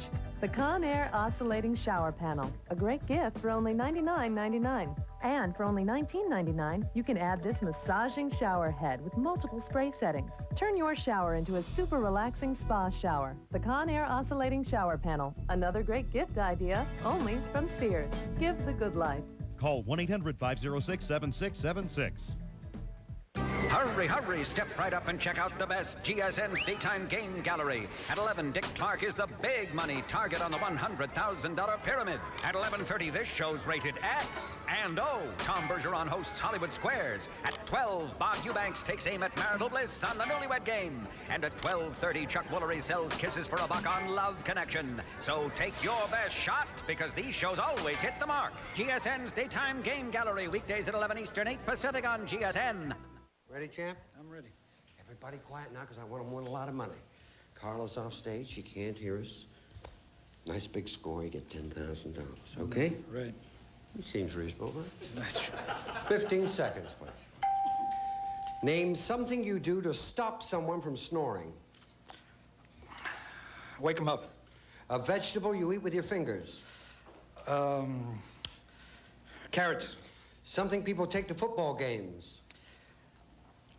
Banners. How long a person stays on a diet. 2 months. 2 months, right on the buzzer, he said. Turn around. It took a long time, there, son. Something you do to stop someone from snoring. You said, wake him up. Survey said, 41. A vegetable you eat with your fingers. You said soup. Oh, carrots. Survey said, 21. Something people take to football games. You said banners. Survey said 4. You got 66. How long a person stays on a diet? You said 2 months. Survey said 4. You got 70. And part of the telephone, we never got to that last thing, so you've got 70 points. Clear the board, please. We'll see. Carla's a good player. Get your back. Carla.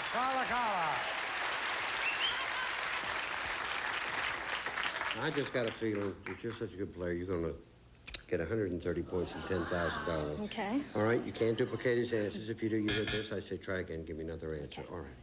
Remind everyone, please, the answers Ron gave us. Give me 20 seconds on the clock, please. Name something you do to stop someone from snoring. Turn them over. A vegetable you eat with your fingers. Carrots. Try again. Corn. Something people take to football games. Blanket. How long a person stays on a diet. 3 months. A part of the telephone. The handle. You know what that means. Yeah. Something you do to stop someone from snoring. You said, turn them over. Survey said. That was the number one answer. A vegetable you eat with your fingers. You said corn. It was the number one answer. Survey said.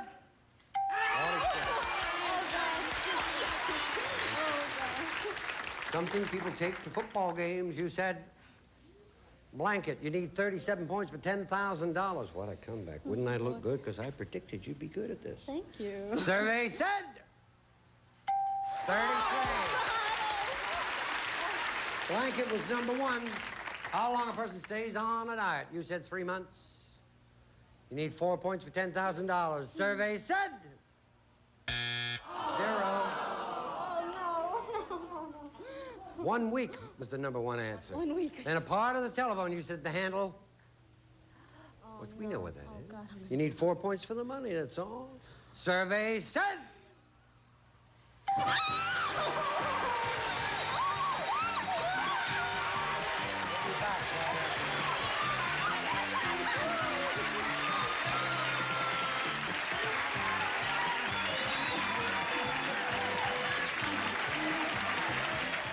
In my house, it's a fact that boys are messier.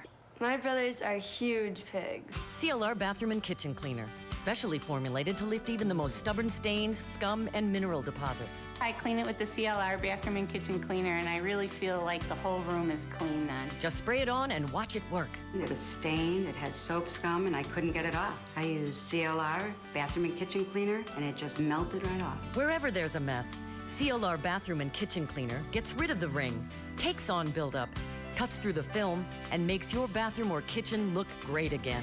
The boys made lunch. It looked like there was an explosion. I use CLR Bathroom and Kitchen Cleaner. I grab the bottle, do a few quick squirts, wipe it up with a wet sponge, and it's all gone. CLR Bathroom and Kitchen Cleaner. From the clean experts, CLR. It's magic in my book. You'll find CLR Bathroom and Kitchen Cleaner at these and other fine stores. Walgreens, Winn-Dixie, Kroger, Eckerd Drug, Ace, Safeway, Albertsons, Rite Aid, True Value, Target, Kmart, and other leading stores. What a chilly Wednesday across This Wednesday, drop what you're doing. It's the JCPenney Wednesday one-day sale. Save 50% on terrific store-wide. Save 50%. Where do you unwrap the magic? It's all inside. JCPenney. You gotta be who you wanna be. You gotta be free. Introducing beautiful new intimates from Just My Size, featuring pretty panties and shoulder massage bra. Just My Size fits who you are. Hello, Toys R... Whoa, oh, no, whoa, calm down. I'm here to help. Take a deep breath. Tell me what you're looking for. Oh, those are very popular, but we still have plenty. I know. Oh, it's going to be okay. Bye-bye. Big guy freaking? Oh, yeah. We've got the hottest toys, like a Jumbo Elmo for $5 with any $75 purchase, or a free Tyco RC TMH battery and charger when you purchase select vehicles, or Bratz Formal Funk Dolls $29.99 each, only at Toys R Us. How well does Resolve Spot Magic remove nasty stains like grape juice? Just look at that stain fighting power! Whoa. Resolve Spot Magic. Tough stains, gone. Get in financial shape with Pat and Vanna's spinning class on the Wheel of Fortune. Next, then test your mental agility on Jeopardy, followed by Pyramid. Ah, they did it. Look at that. $10,545. We love you. See you here on the Feud. Bye-bye. Lingo presents the ABCs. A, B, C, D, E, F, G, H, I, J, K, L, M, N, O, P, Q, R, S, T, U, V, W, X, Y, and Z. Now Now that you know your ABCs, won't you come and watch Lingo with Me? All new episodes tonight at 9 Eastern and Pacific on GSN.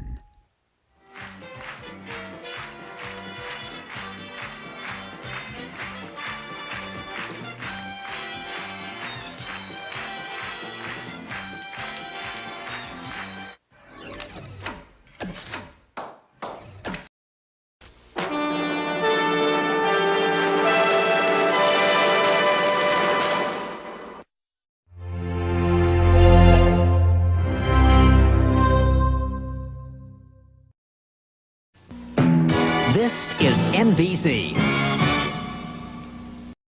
This is Channel 5, WMAQ TV, Chicago. This is NBC. Cut it out! Calm down, Lori. I know what I'm doing. Keep the gas away from the engine. It'll explode. We're on fire! The engine's burning! Help! Oh! I can't swim! I can't swim! I can't swim! We don't have much time.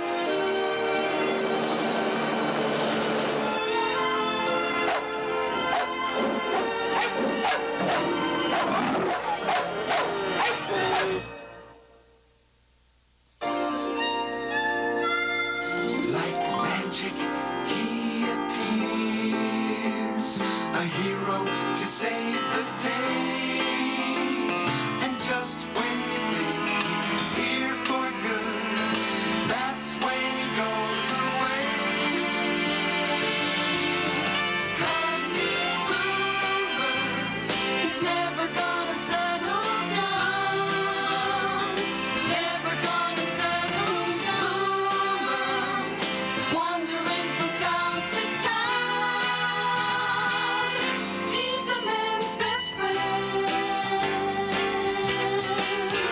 And when he comes into your life, you'll never be the same.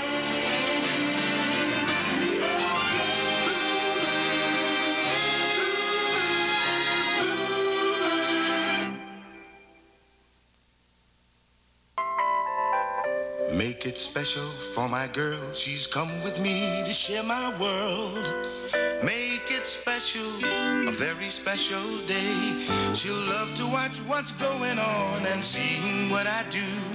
Then a very special business lunch at Burger King for two. Flame broiled burgers, fries, of course. Make that a shake. Hey, she's the boss.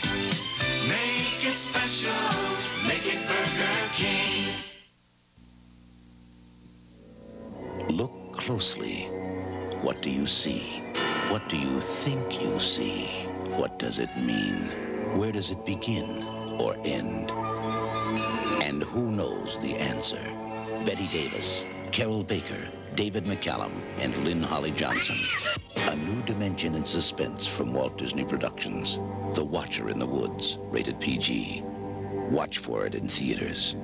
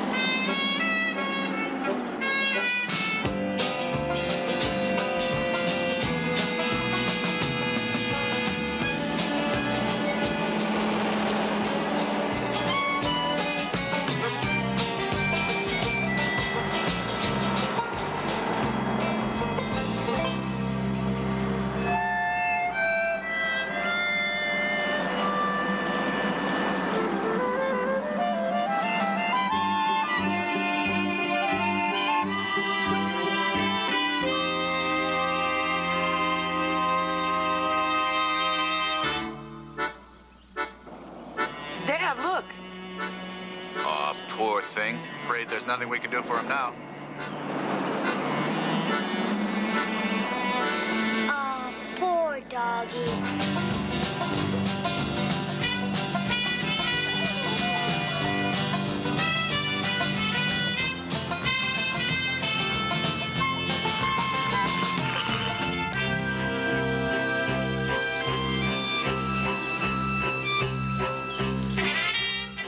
What are you staring at? Beat it.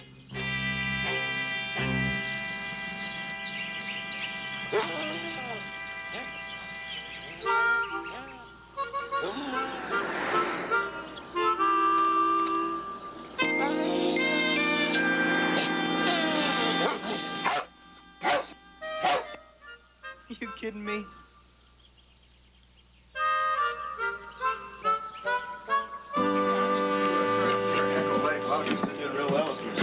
We'll go there for sure. Oh, I almost forgot we're going to need a couple dozen minnows. Oh, sure. Dad, it's that dog we saw. He's not hurt at all. Remarkable recovery. His name's Boomer. Can we keep him? Here's your minnows. Oh, good. What do I owe you? It's 50 cents on them. And for 3 apples. Make it $1. There you go. Dad, what about Boomer? Can he come? Well, I'm afraid not, son. He's not really ours. And, besides, one problem at a time is enough. Oh, Dad. Well, good luck to you. Thanks very much. You bet. See you soon.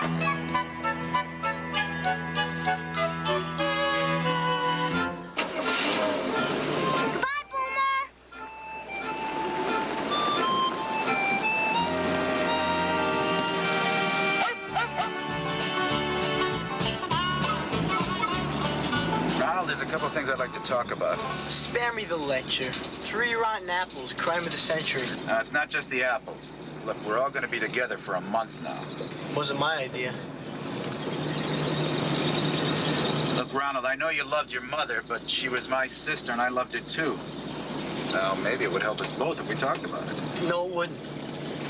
Now, just lay off, Uncle Dan, okay?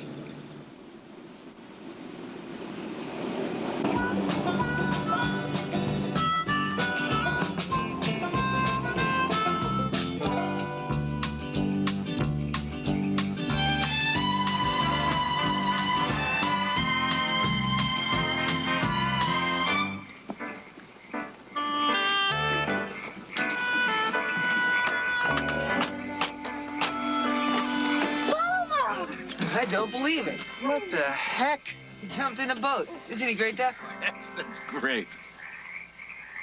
We can keep him, can't we? They keep that mud around? You know, he's probably got fleas. Well, you know, this is public property. I guess he's got as much right to be here as anyone else. Did you hear that, Boomer? Thanks, Dad. Come on, Boomer, help us get set up. Just don't let him carry the hot dogs.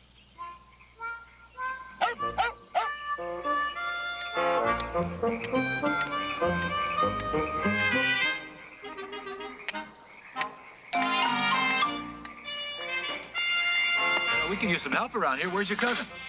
I don't know. Hey, Ronald!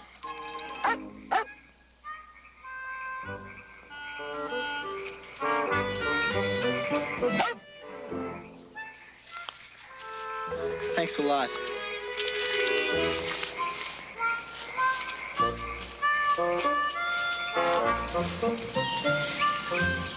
I'm sorry his mom died, but sure isn't making things any easier. I don't think he's tough. I think he's scared. Hey, what are you, my chaperone? Get out of here. Get lost.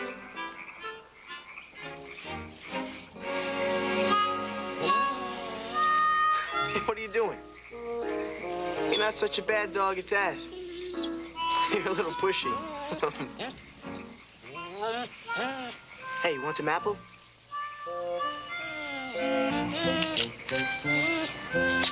Here you go, boy.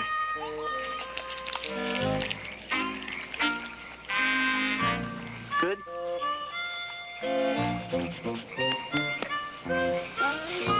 All right. That's enough. They might see us.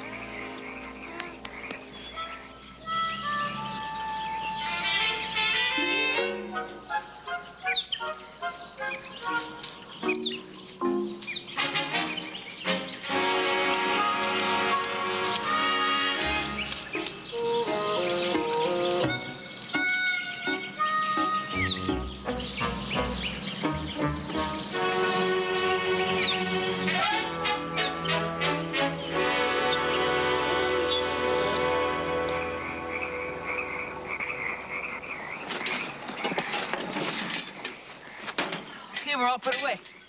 We go in the boat now? Well, what do you say, Ronald? Want to do a little fishing? Yeah, why not?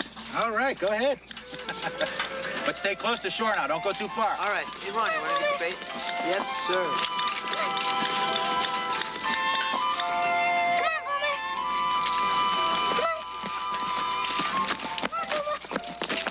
Come on, Ron, let's go.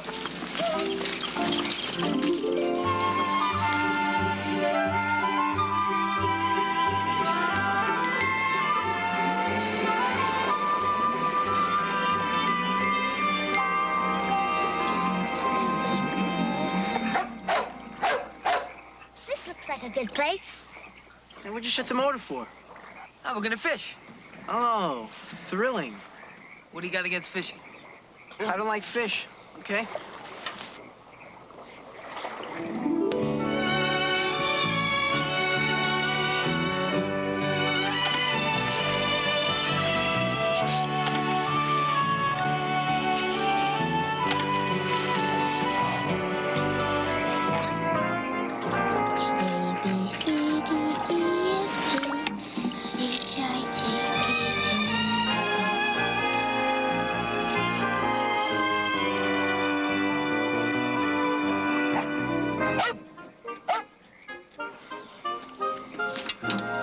Oh, this is too exciting for me. I think I'm gonna have a heart attack. If you'll excuse me. What are you gonna do? I'm starting the boat. What does it look like I'm doing?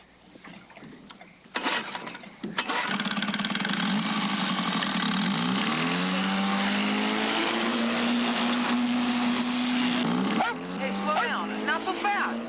Don't go so fast. Ron, stop it. Stop. What are you trying to do? Stop. Stop. That's enough, Ron. Stop. You're gonna sink us. I can't hold on. Ron, are you crazy? Cut it out. Calm down, Lori. I know what I'm doing. Ron? Hey, this isn't funny. Please stop this boat. Stop it now. Cut it out. Stop it. Okay, that's enough. That's enough.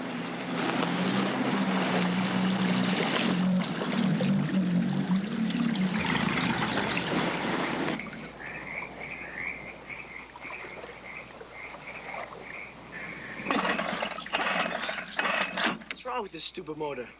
It must be out of gas. Hey, you better be careful with that gas.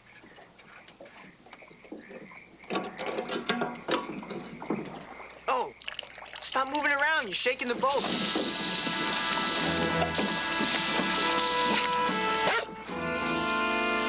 We're on fire. The engine's burning. You better get off the boat. Come on, you guys. Come on, jump over. Come on. Help! Swim! I can't swim! I can't swim!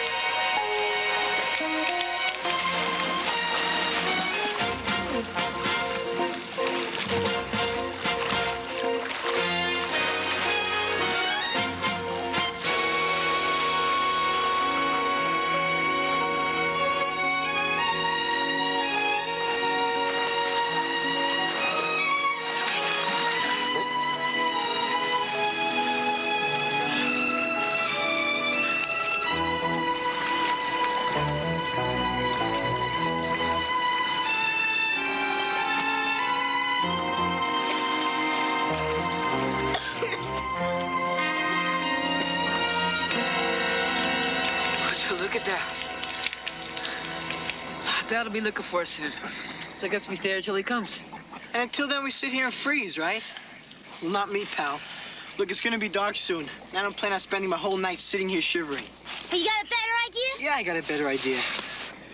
There's gotta be a road up there somewhere. We'll flag down a ride and we'll be back in camp before supper's cold. Wrong. We'll be lost in 10 minutes. He's right. We'll stay here. Fine, suit yourself. I'm going. I just hope you don't freeze to death by the time they find you. Come on, Lori. With him? Guess we're sort of responsible for him. Terrific.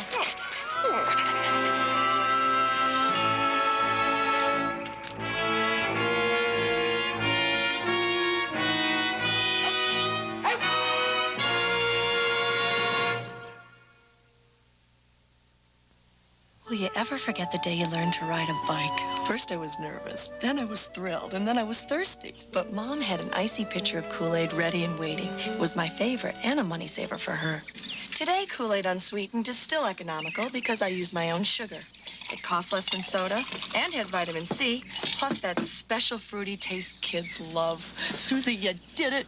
You loved it as a kid. You trust it as a mother. Kool-Aid brand unsweetened soft drink mix. My Maggie's special. Yeah, my butch bag. Yeah, Maggie's so special, I feed her Top Choice. Margarine's nutritious. So's Top Choice, and it's got high-quality protein. So? That leading dry doesn't. Oh. Besides, Maggie's got something Butch'll never have. Puppies! Everywhere! Yep, and they get Puppy Choice. Nutritious Top Choice and Puppy Choice dog foods. The family with high-quality protein. Next, Natalie reveals a secret. I'm adopted! And the girls help find her family roots, facts of life. Then later tonight, it's an all-new caper, and the Doberman gang is unleashed to sniff out a missing corpse. We asked real people what they thought about Speak Up America. The way I describe this show would be totally outrageous. Back by popular demand Tuesday.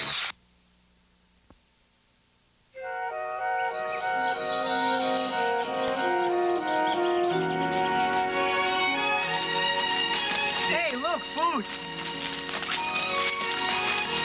Don't eat those. We missed supper, remember? Now quit telling me what to do. What if they're poisonous? I'm gonna tell you the truth. I'd much rather have a hamburger. I have these left to do. You shouldn't eat something if you don't know what it is. I'm still standing, aren't I?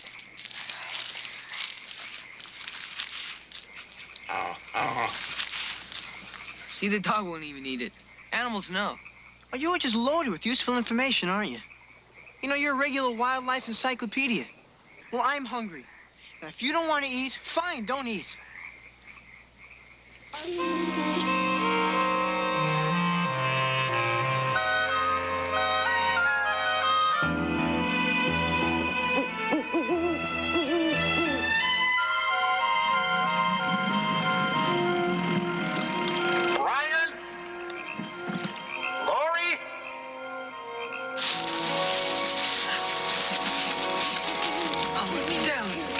My stomach's killing me. You think he's gonna die? I'm not a doctor. Well, what about Boomer? That's funny. Why don't you ask him where he keeps his stethoscope? Boomer, you're a smart dog. Go find Dad and bring him back my ribbon, okay? They do it in the movies. It'll never work. He'll try. Ronald, you got any matches? Yeah. They're all wet. Go find Dad. Go on, Boomer.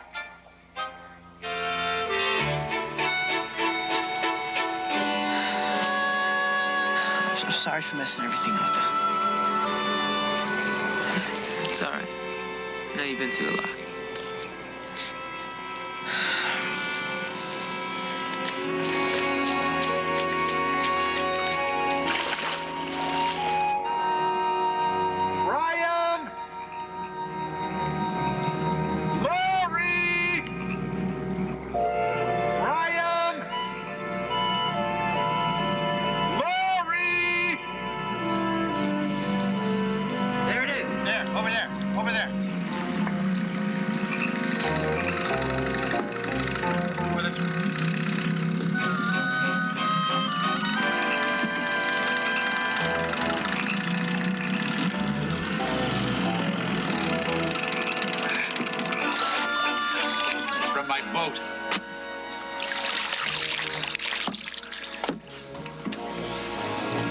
fire. That's what's something. Your kids good swimmers? Not my nephew. It's a long way to the other side. Brian? Lori? Brian! Take it easy. We'll head back in and organize a search party. Start looking at first light. Brian? Lori?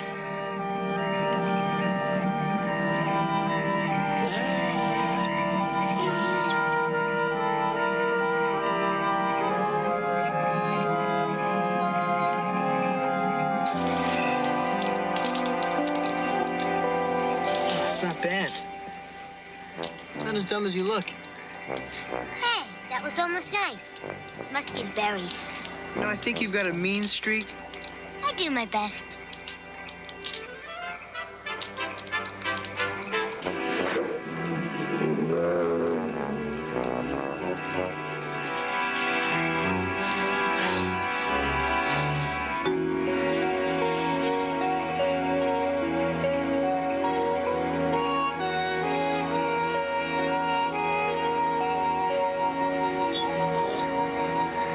I'll get on the horn and order a chopper for morning. That's the only way to search these parts. Okay.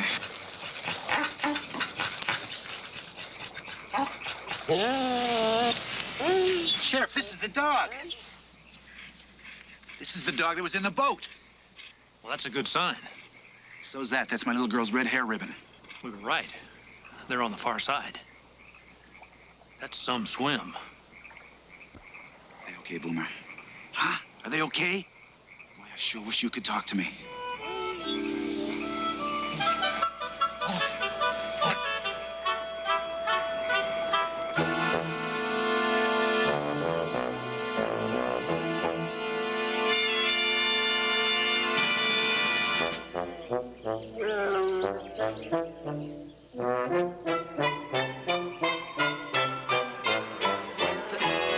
Hey, you guys! All right, get out. Mama, you here? No, not yet. We gotta get out of here. Help me with Ronald. Ronald, come on, can you walk? Ronald, come on, there's a bear. There's a bear. Come on, get up. Hurry.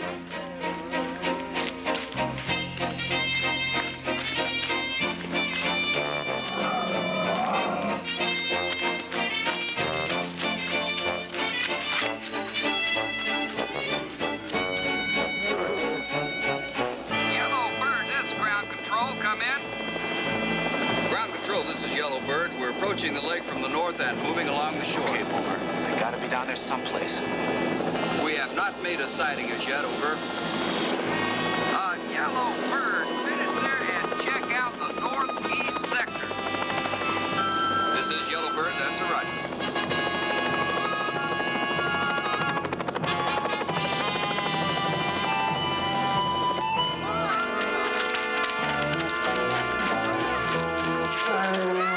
He's catching up! Hurry!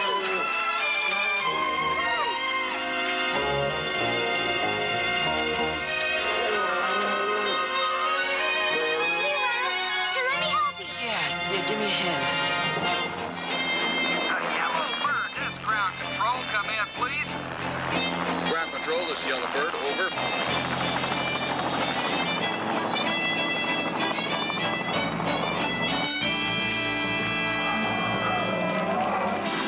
Ground control, we report negative on the shore and inland as well, over.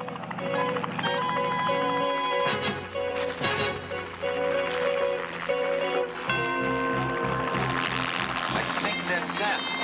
There in the clearing.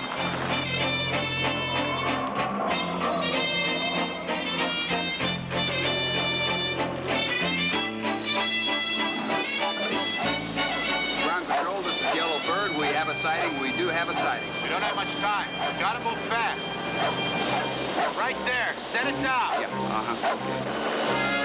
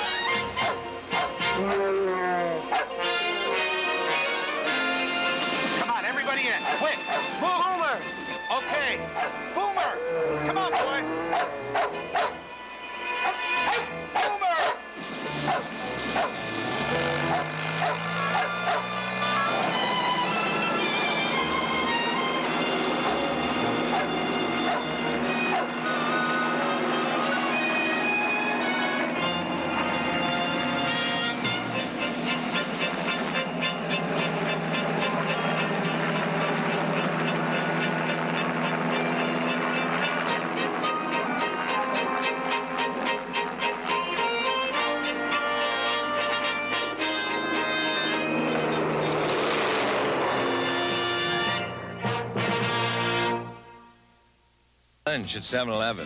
Oh, boy. What you want when you want it. Like a zesty, spicy 7-Eleven burrito. Oh, boy.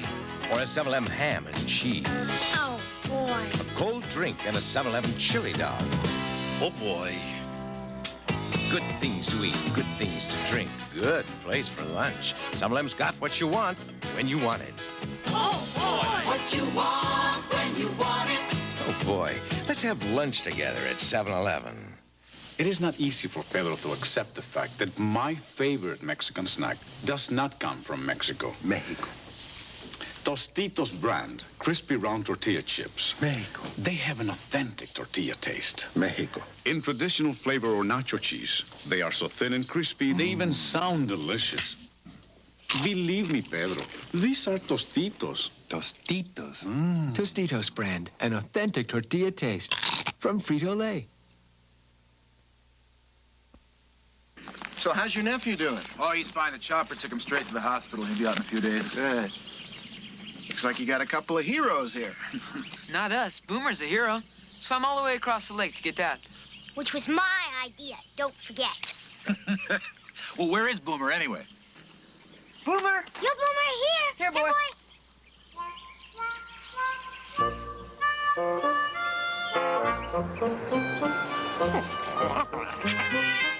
Looks like Boomer's back on the road.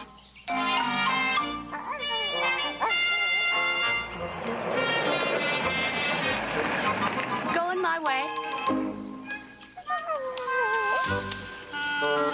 Hop in, handsome.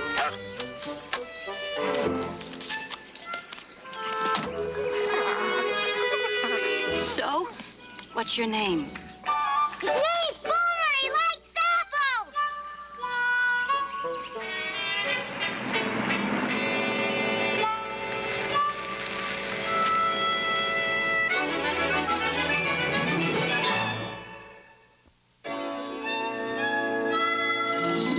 Magic, he appears.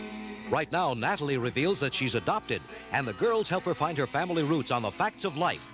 Tonight, see a one-hour NBC News special, The Mission That Failed. A look at America's attempt to rescue the hostages. John Chancellor anchors tonight at 10, 9 Central and Mountain. Tomorrow, right after BJ and the Bear, Sanford's back on Saturdays. Then rumors of peace turn the newsroom topsy-turvy on the 6 o'clock Follies. This man is A, an overly aggressive Avon lady, B, room service at a hotel, C, a competitor in the Sunday games. Find out Sunday night on NBC. Tonight, an NBC News special, The Mission That Failed. A look at America's attempt. This is NBC. Well, hello, Larry. You talk to people all day for a living. But all those easy answers you are giving, are you really living your life that way? Portland is a long way from LA. A long way. Hello, Larry. Two kids to raise alone just ain't that easy. The questions they are asking, are they breezy? The answers you are giving don't always pay. But that's the way it is with kids today. You're raising them just fine, but keep an open mind, 'cause you never know just what they're gonna say. Hello, Larry. Hello, Larry. Hello, Larry. Hello, Larry. Hello, Larry. Wow, hello, Larry.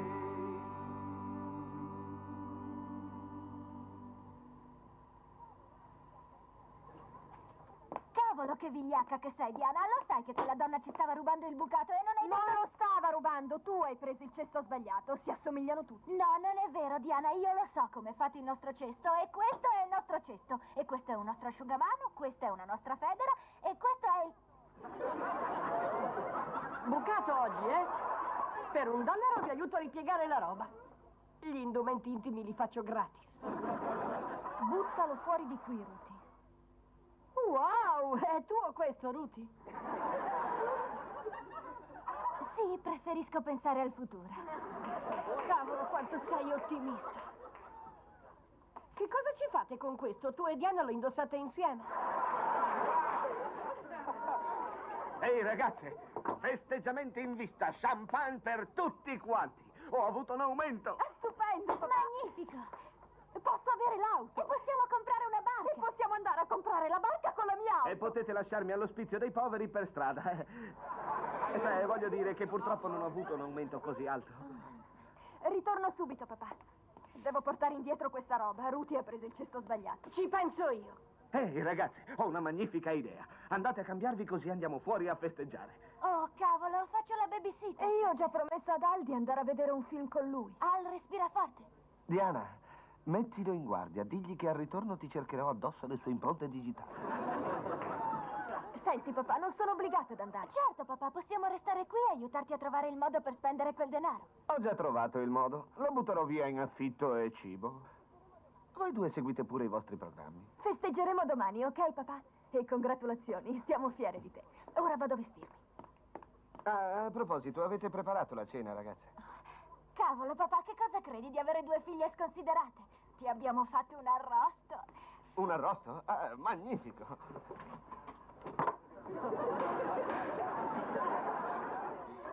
Deve essere ancora sorgelato. Beh, ci infilerò dentro un bastoncino e lo mangerò come un ghiacciolo.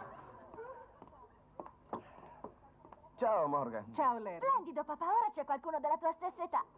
Grazie tante. Oh, no, Morgan, non volevo dire che tu sei vecchia con le rughe o... Grazie tante. Vieni avanti. Ho una bottiglia di champagne, festeggeremo. Ehi, Larry, Barton ha appena chiamato, vuole che vada subito alla radio. Tu sai cosa vuole? Beh, forse vuole dirti che ho avuto un aumento. Oh, ma è magnifico. Beh, sarei più felice se l'avessi avuto io. Sei bellissima quando sei egoista. Scusami, Larry, ma devi capirmi, è solo che lavoro in radio da 1 anno e mezzo e ho ancora lo stesso stipendio.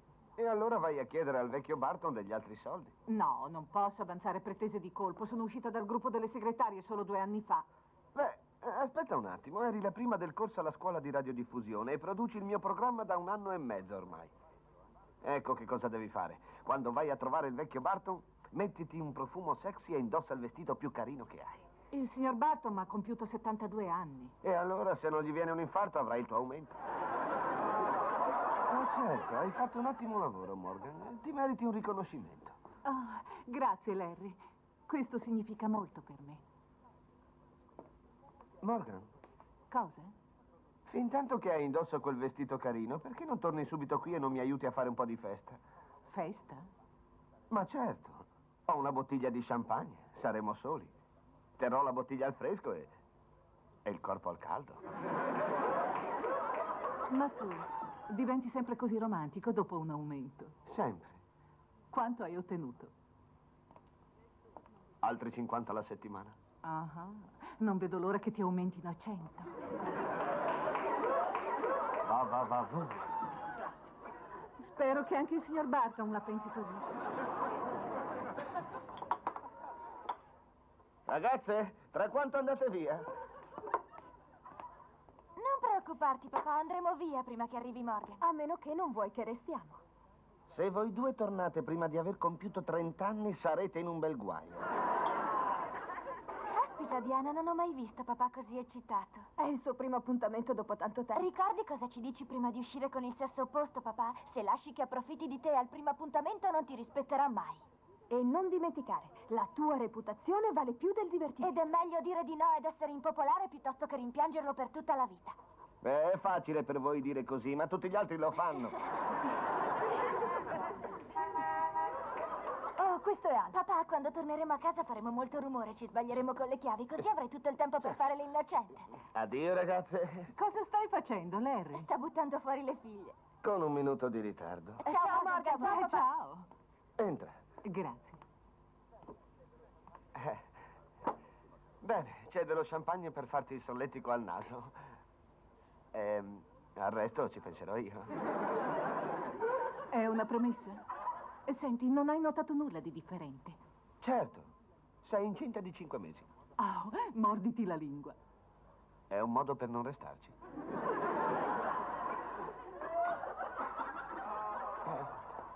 Cosa c'è di differente?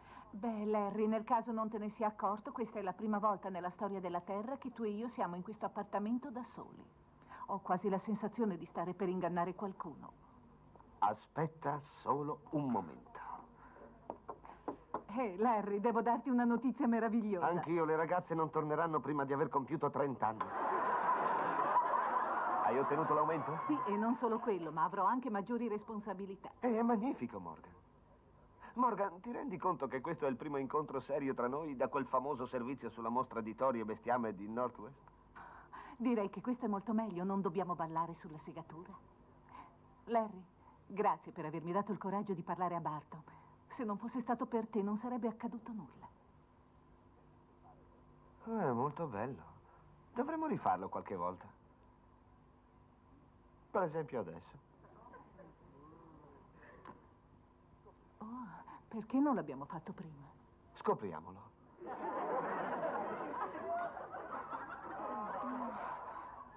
Larry, prima di cominciare a scambiarci prodotti chimici devo dirti una cosa. Morgan, non parliamo ora.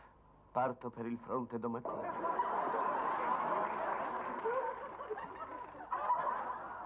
Prego.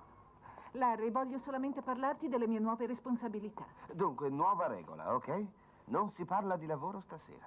Stasera recuperiamo il tempo perduto. Lo sai, hai le braccia più bianche che abbia mai visto nella mia vita. E guarda caso, a te piacciono. Il bianco è il colore della resa. Però è anche il colore della purezza. Beh, io non giudico mai una persona dal colore della pelle. Molto saggia.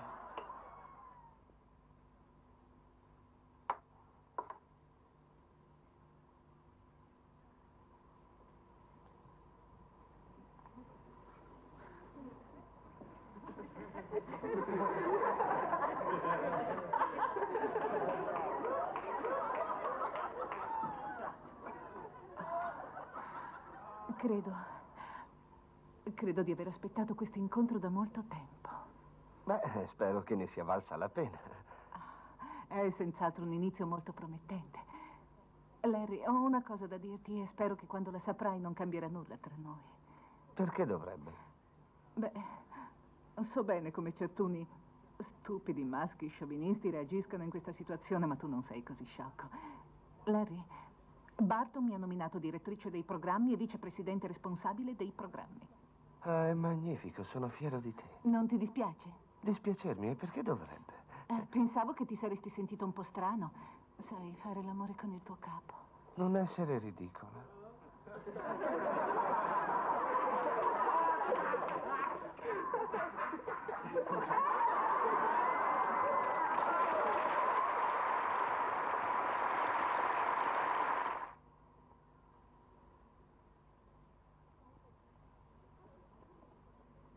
Larry, cosa c'è? Perché ti sei allontanato? Non mi sono allontanato io, ti sei allontanata tu. Ah, allora, dammi un altro bacio, è il mio primo ordine come tuo capo. Oh, è meglio che accendersi il sigaro. Larry, cosa c'è? Oh, andiamo, in realtà ti dà fastidio che sia direttrice dei programmi. Perché dovrebbe darmi fastidio? Non mi pareva un granché come bacio. Non avevo mai ricevuto lamentele prima. Ehi, se non ti piace, perché non ne discuti col comitato esecutivo subito dopo il problema dei bicchieri di carta? In realtà ti disturba, non è così? La tua virilità è minacciata, non riesco a crederci. La mia virilità è ancora intatta. Vuoi fare a braccio di ferro? 2 su 3. Larry, il nostro primo bacio mi ha dato l'impressione di un oceano in tempesta. Poi ho detto la parola capo e l'oceano in tempesta è diventato il mare morto. Andrà meglio la prossima volta. Bene, è incoraggiante. Vuoi che vada via o vuoi che vada ad aspettarti in camera da letto? Che cosa importa? Tira a sorte. Larry, ascolta, le cose non cambieranno solo perché io sono direttrice dei programmi. Non significa che comincerò di colpo a darti ordini. Bene, lo apprezzo davvero molto, signorina Winslow. Signorina Winslow? Ah, va bene, in ufficio ti chiamerò signore. Ah, ora ho capito quello che vuoi dire. Non vuoi che una donna faccia qualche cambiamento al tuo programma? Aspetta un attimo, macchina indietro. Quali cambiamenti? Nulla di importante, ne parleremo domani. No, è meglio parlarne adesso, tanto non abbiamo nient'altro da fare. Triste ma vero. Larry, Avrei un paio di miglioramenti per il tuo programma. Ah sì? Dici davvero? Come mai ci hai messo tanto, signorina Winslow? Voglio dire, sei direttrice dei programmi da ben 30 secondi. Vuoi ascoltarmi un minuto, per favore? Ti gestirai tu il tuo programma e ne sarai tu stesso il produttore e ne risponderai soltanto a me. Niente da fare. Larry Holder non risponde a nessuna persona che sia uscita da appena 2 anni dal gruppo delle segretarie. E 1 anno lo hai passato a metterti lo smalto sulle unghie dei piedi. Sapevo che avresti tirato fuori qualcosa del genere. Io mi merito questo lavoro, Larry. Sono stata la prima al corso di radiofonia e me l'hai detto tu stesso. Ma certo, ti sei diplomata ad una scuola reclamizzata su una scatola di fiammiferi. Ho ottenuto questo posto perché me lo meritavo. No, tu hai ottenuto quel posto perché sei entrata nell'ufficio del vecchio Barto con un vestito che se lo meritava. Non mi importa quali titoli ti abbiano dato, ma tu non dirai mai a me che cosa devo fare. E allora, amico, reggiti forte, perché è in arrivo il mio primo ordine per te. Vai a farti friggere!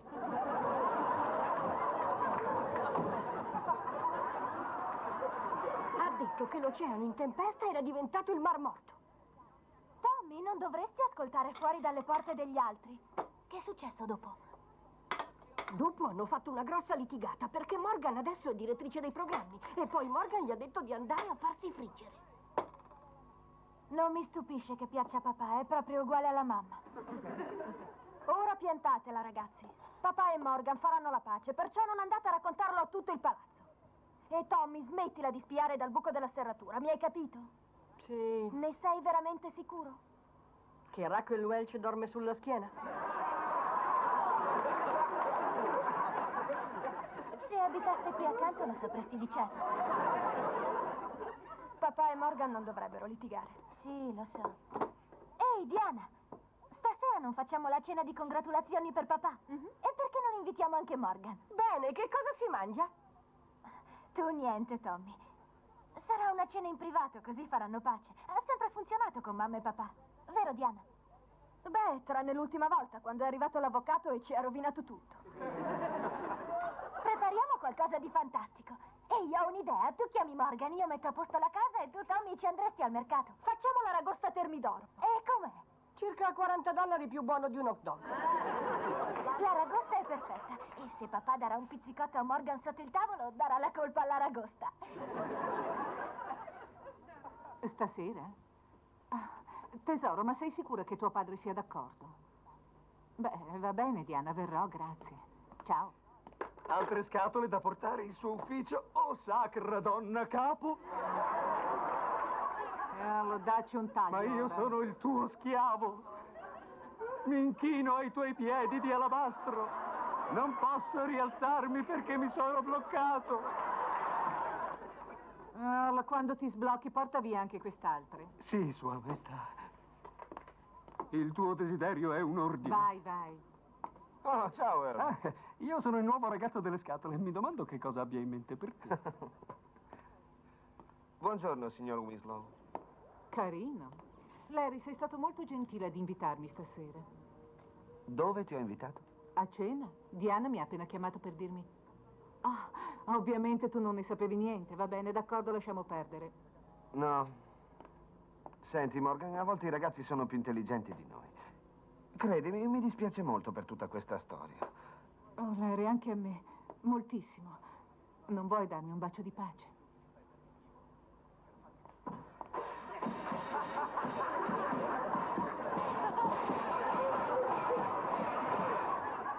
Ma tu non bussi mai? Beh, non è splendido. È la pubblicità di Corvo Nero per il tuo programma. Il negozio di Corvo Nero è in grado di battere tutti. Che sollievo, credevo che il poveretto fosse stato investito dal pullman di una banda. Senti questa, Larry. Da Corvo Nero, affari d'oro, noi vendiamo i tutù. Tu non suonar più. Morgan, è escluso che io faccia passare questa roba nel mio programma. Oh, e perché no? Beh, dunque, per prima cosa non ha classe. Il Danubio blu non avrebbe classe. Larry, questa pubblicità farà aumentare le vendite. Sei un rispettabile cittadino di questa comunità. Ta ta ta ta ta, Hong Kong, boom boom. E questa tu la chiami musica?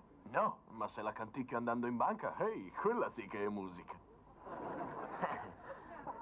Insomma, Larry, è proprio quello che dico anch'io. Senti, fai almeno una prova, ok? Voglio dire, lo so che non è Tchaikovsky, però ha un che, senz'altro, sai come si può dire. Uno schifo. Uno schifo. Mi fa piacere che tu sia d'accordo.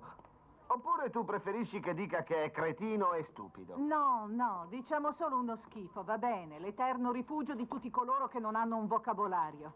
Oh, mi dispiace, Larry, sul serio. Senti, allora fallo passare alle 3, d'accordo? No, niente da fare, donna capo.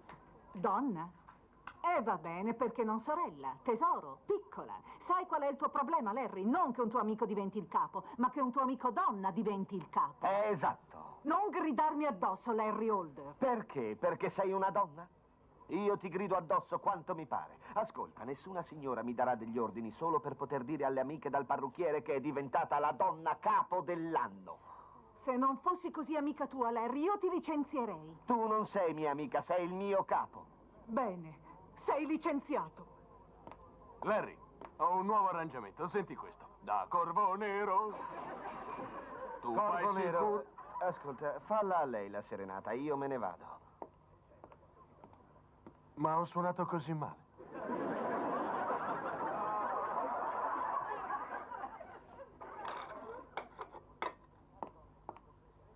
Se voi due volete diventare donne quando crescerete, potete anche trovarvi un altro padre.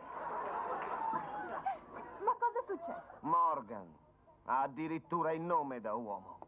Oh, è svanita la nostra bella cenetta. Ah, no, niente affatto. Mi sono bruciata le dita fino all'osso per loro. Il meno che possono fare è mangiare.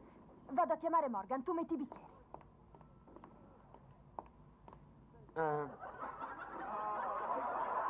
Senti, Ruti, questa è la mia domanda quotidiana. Perché una ragosta nella mia vasca da bagno? Papà, questo è Floyd. Ah, scusa, che domanda sciocca. Ehi, la Floyd, piacere di conoscerti.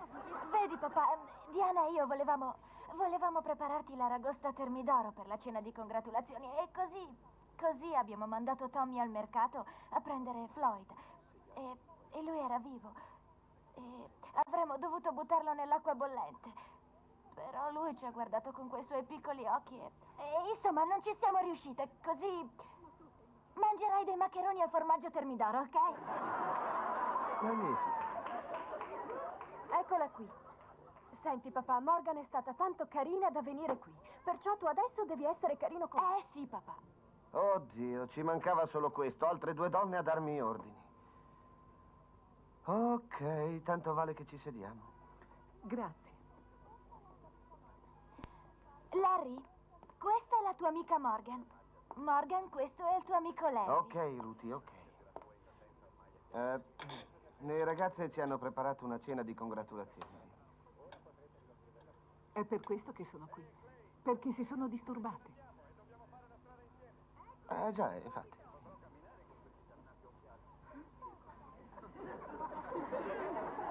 Beh, papà, perché non chiedi a Morgan com'è stata la sua giornata?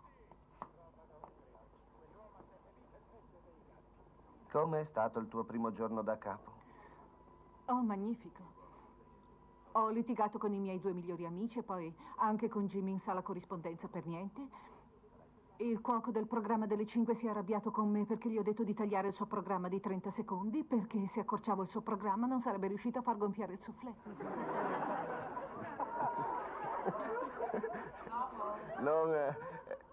Non sarebbe riuscito a far gonfiare il soufflé, ti ha detto.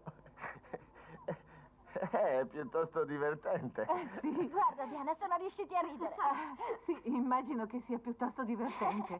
Infatti, la mia giornata è stata tutta un susseguirsi di grasse risate. Oh, sicuro, un bel pianto. Oh, accidenti.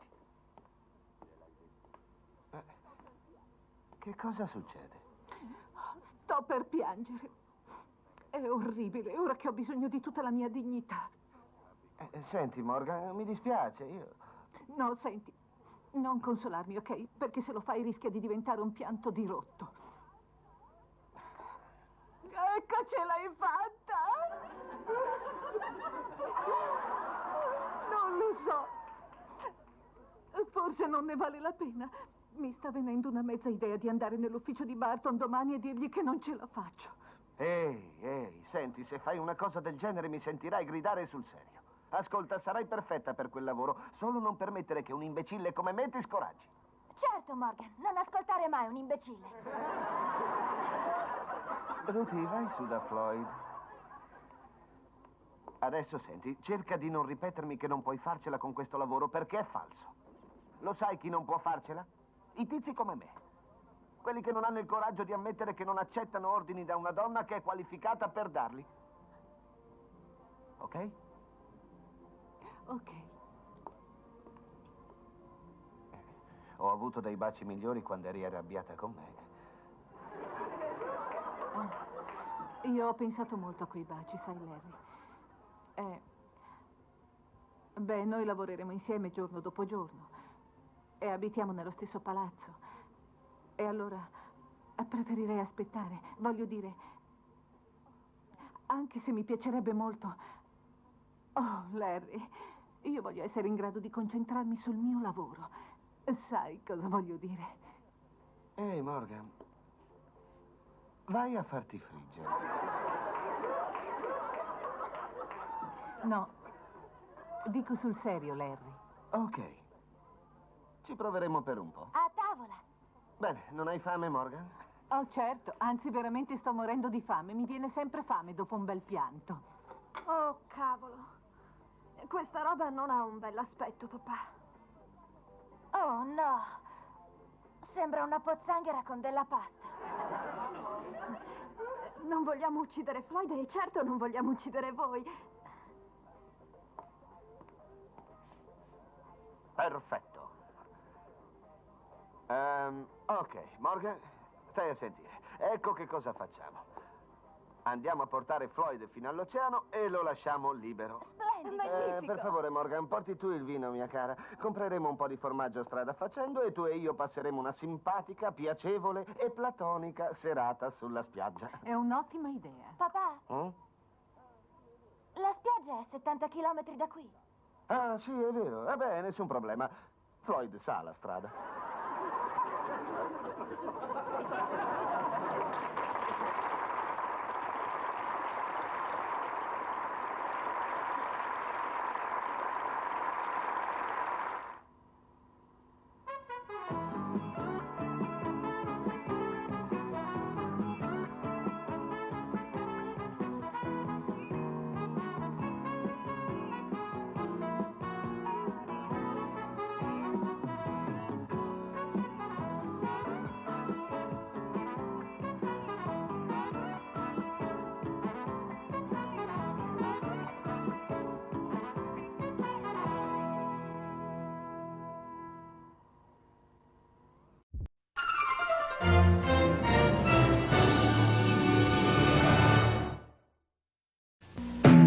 This is NBC.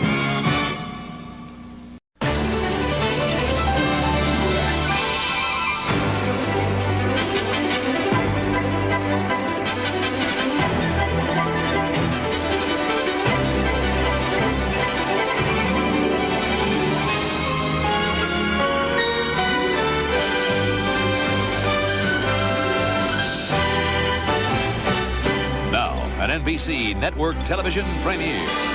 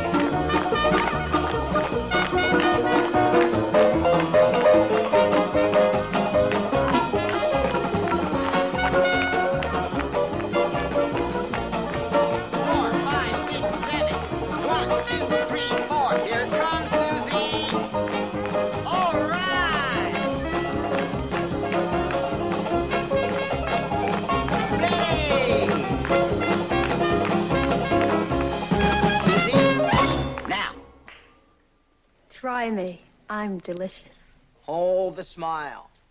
Hold the smile. Hold the smile. Hold the smile. Got it. Okay, next setup. Susie, great fun. Clear the set, everybody. Let's go. Let's go. Clear the set, everybody. Let's go. Let's go. Susie, that means you. Bye. Some great relish I gave Morris Levy, baby, the old heave-ho. You should have seen his face. Wasn't he the guy that just last week you intended to spend the rest of your life with? Say, Morris Levy. You even replanned his whole life, not to mention his whole house. I never liked that part-time. Ah, I got hit. Are you okay, Susie? Yeah. Oh, sure.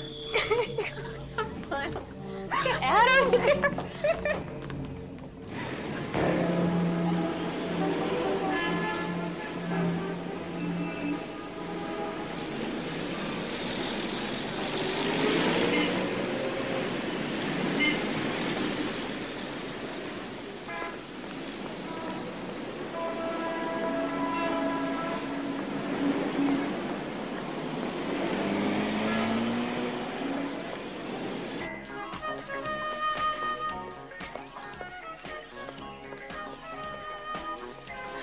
Hi. Hello. Where's Jason? I thought he was coming with you.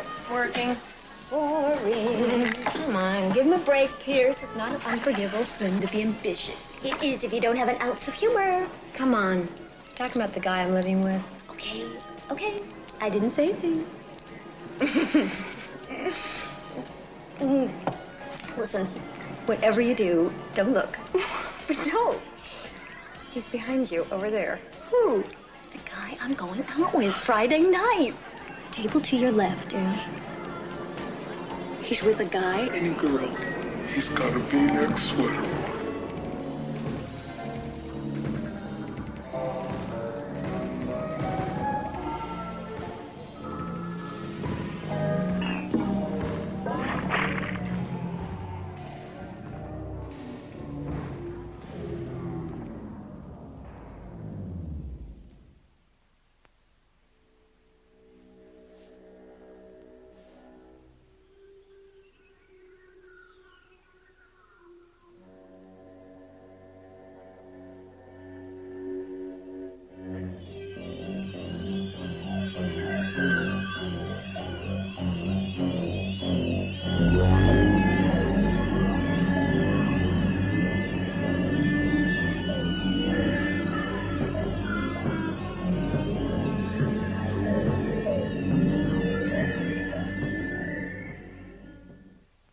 Well, is he alone?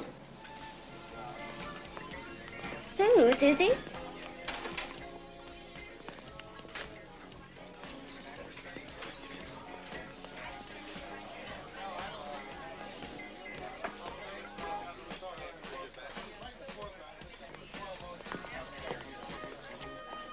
Suze, are you all right? What is it? Are you okay?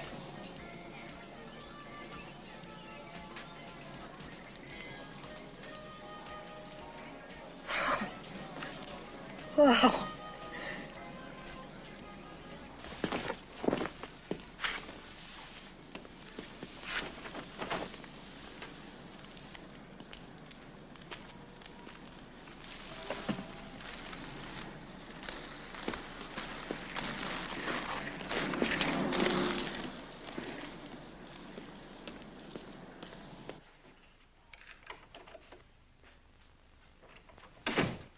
Susie? I'm home. Where are you? Upstairs.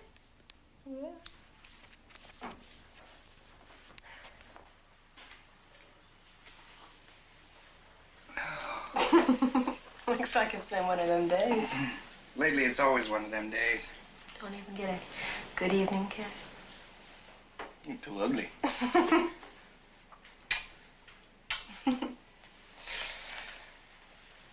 Second eight, the clock ticking away. He fades back. Quarterback Jerry King back. Here's the blitz. The blitz is Blitzing, on. watch the Trying to rush it. blitz. Stop him. King fades back. It's a long one. Jason? Billy the Bullet. No! Son. Yeah, what? Oh, the strangest thing happened to me today. What? What happened? Well, I was sitting in calls with Pierce today, and she asked me if the guy at the next table was the girl he was sitting with.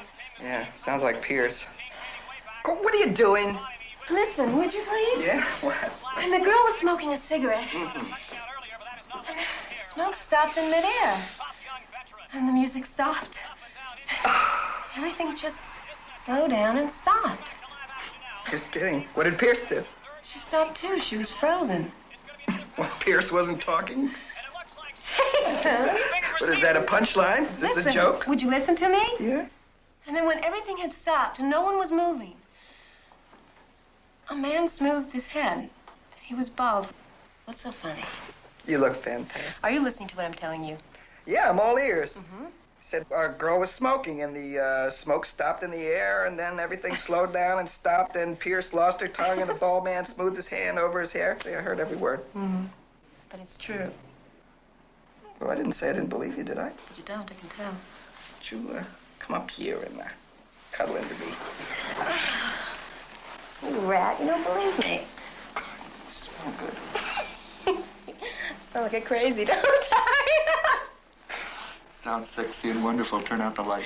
What about dinner? Later.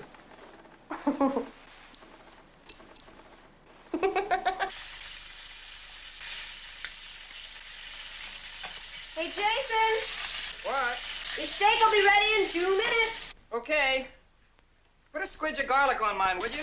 I did.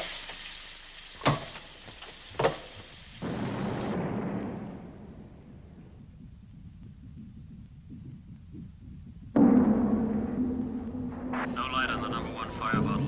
Roger, I read that. I'm going to try to stuff it, to pressurize the aircraft.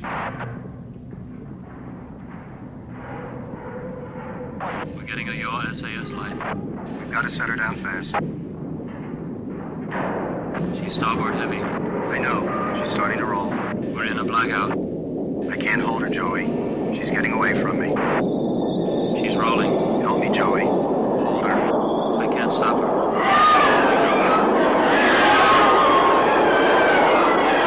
There she goes. There she goes, Joey.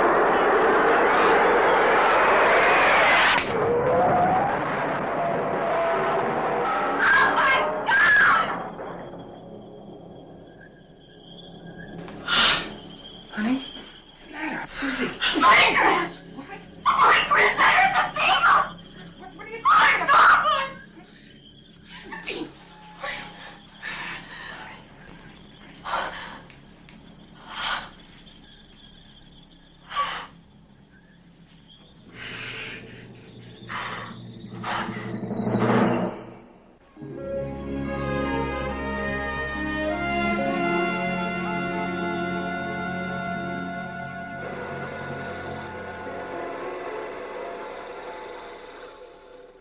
How you feeling today? Much better. Oh, that's good. Had me worried last night. Thought you were having a heart attack or something. Hey, I left the new Wheatley campaign somewhere. Did you see it? I put it behind your desk over there. Oh, good. You know, Jason, what happened last night was really bizarre. Did you pour me a cup of coffee, honey? I'm running late. After 1:45. No sugar. It was almost as if this... Hey, Bill Lasky was asking about you yesterday. I think he's taking quite a fancy to you. You ought to have him over to dinner sometime. Doesn't hurt to butter up the boss. Jason, I'd like to talk to you about last night. Okay. Well, we'll talk about it as soon as I get home, all right? It was so real and frightening. Like a plane was actually crashing in our kitchen. Suze, you know what we both need? Is a weekend in Carmel. Think about it.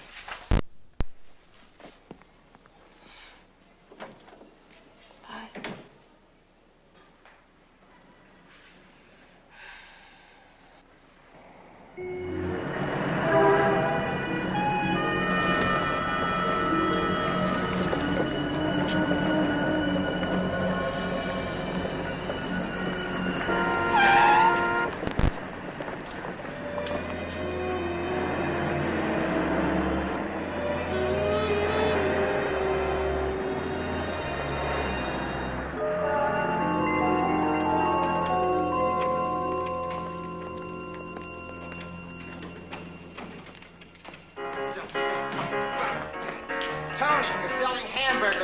horses. Loosen it up. Susie, you are late. I'll be just a Move second. it!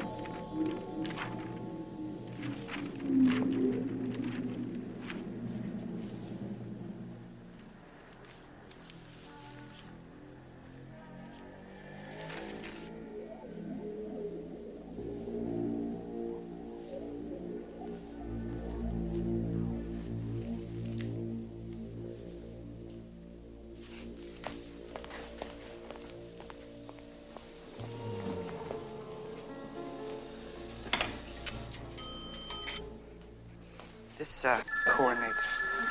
This. Hello. Can I talk to you for a minute? Hi, baby. How's it going? Listen, it's a little hectic right now. I'm going bananas with this Wheatley campaign. Did you see the papers this morning? No, why? There was a plane crash. It happened last night. You're kidding. It was the one I heard. Susie, now listen, it's a coincidence. Jason, I'm telling you, it's the one I heard. Look, can we save this for tonight? Things are popping right now. I've got to talk about it now. It's serious. We'll talk about this tonight. Okay? I promise. Jason. Jason.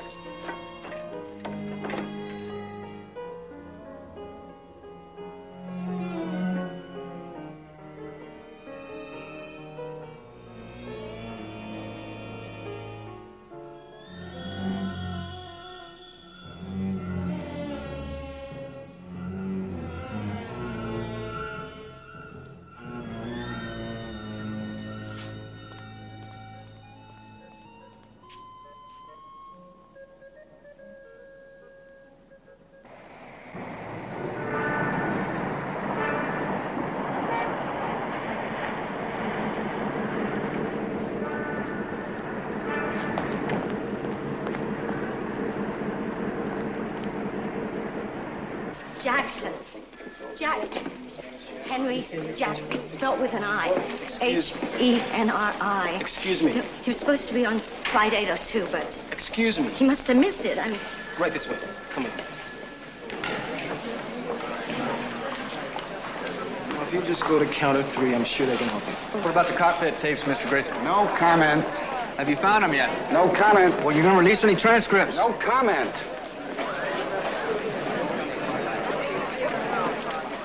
It went down in that industrial area out by LAX. Lots of political influence. They've been pushing pretty hard. I've held them off so far. Good man. Joey. Did anyone call the pilot Joey? Was it a nickname? I can't answer that question. Maybe you should go to personnel. Oh, Mr. Cushing. Mr. Cushing, there's someone you maybe should talk to. I can't quite make heads or tails of, well, shh. Hi. Ben Cushing, National Transportation Safety Board investigator. Can I help you? I hope so. What's the matter? I think I heard a conversation between the pilot of that plane that crashed and I guess his co-pilot. I don't quite understand. How did you hear this? I don't know. I just heard it. Well, we'll let that go for a minute. What did you hear? The plane was in trouble. And the pilot was called Joey. Look. I'm frightened. I don't know how I heard it. I mean, I'm having strange things happen. I mean, weird sensations, like hearing and seeing unexplainable things. Ben. Cushing. Yeah, just a minute. Look, would you mind? This is my assistant, Ted Beasley. I'm going to ask him to help you. I do it myself, but, you know. Ted, as soon as you get her story down, get her together with John Povey. Would you do that for me, please? I think he should see her. Okay. Ted will take good care of you. Thank you. Miss, step right over here. Do you, mind if I use one of these? They save on secretaries. I want to give you John Povey's address. We worked together a while back on an American cargo plane that had disappeared in the Bermuda Triangle. He's an astrophysicist who's into psychic research. Let's start from the beginning.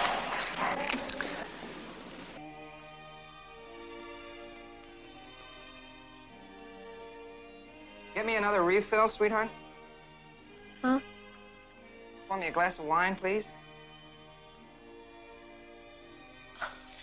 Sorry, what did you say?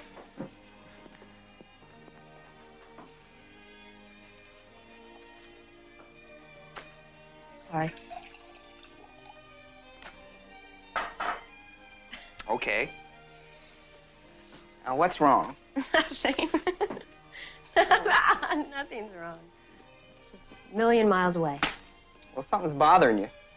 What, are you still mad at me because I hung up on you? What are you doing? No, I'm not mad at you. I've forgotten all about it. What is it? I went to the airlines today. Jason, I just had to ask some questions. Look, I know you don't believe in psychic things, but I just had You're right, I don't. Please, Jason. Susie. Look, now don't start getting hysterical on me like all your dancer friends always running off to fortune tellers. It's not the same thing. This is different. How? How is it different? This is a real problem, Jason. Something actually happened to me. Come on, honey. Now you keep going on like this and you're going to make yourself crazy. It makes me crazy when you don't listen to me. Oh, stop. Look, I mean it, baby. You're going to spook yourself. I hate it when you call me baby like that. Yeah. Well, it's the best I can do. I haven't had any acting training. The airline guy believed me. Yeah, well, why not? He probably wanted to make it with you. Thanks, Jason.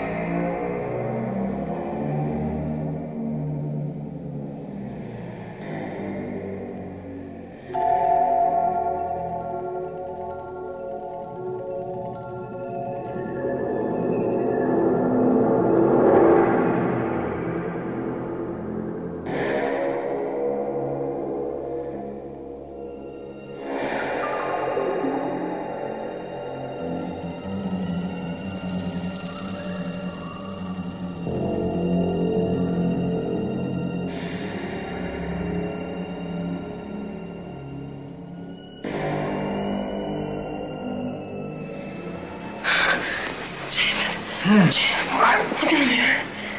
Where? Okay. Go back to sleep, honey.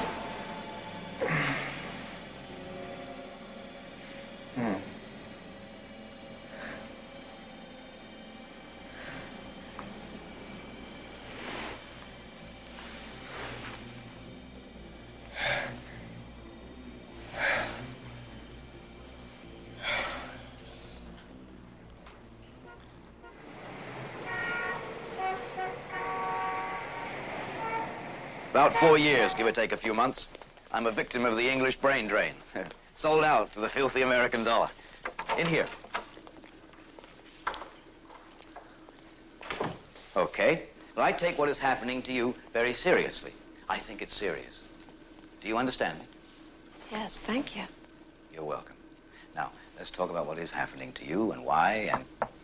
Excuse me. Yes? John, we ran back the Daltide and there's still no significant preamp count.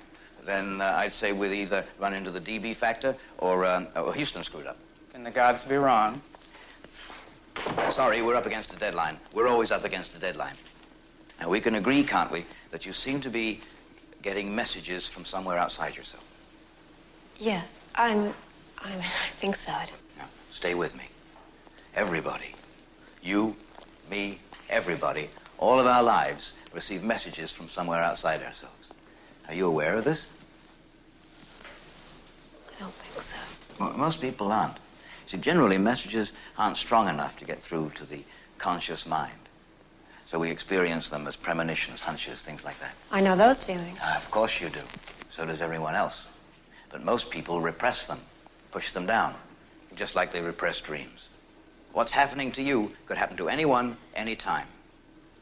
One day, a leak can occur, and messages begin to come through. Generally, we experience them as dreams, but if the psychic power is strong enough, they come through into the real world. Now, the egg falling and the sound of the plane crashing, that was precognition, sensing of future events. Technically, that's precognitive audio hallucination. You following me? As carefully as I can. I don't have the connection yet, but there's a possibility that your visions foreshadow an impending personal experience. I think they want me. Oh, stay in touch with Cushing. He's a good man. I think it's coming up red alert, Mr. Povey. We're always on a red alert. Well, where would life be without a red alert? I can't thank you enough, Mr. Povey, really. Good. Then don't.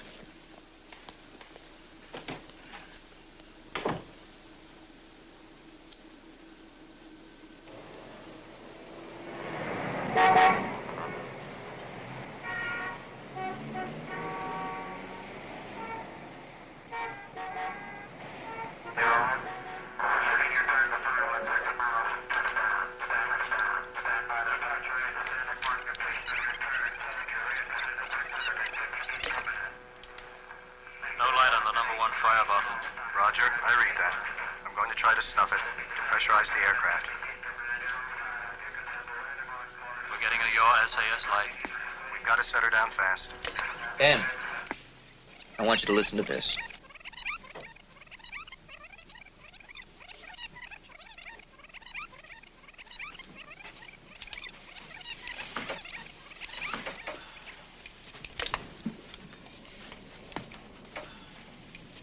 I'm going to try to snuff it, depressurize the aircraft. It's the cockpit tape. Now listen. Over the screaming, he said, I'm going to try to snuff it. Depressurize the aircraft. We're getting a yaw SAS light. We've got to set her down fast. Then the other one said, we're getting a yaw SAS light? And something else. Wait a minute. Then someone else said, we've got to set her down. 5, 6, 7, 8.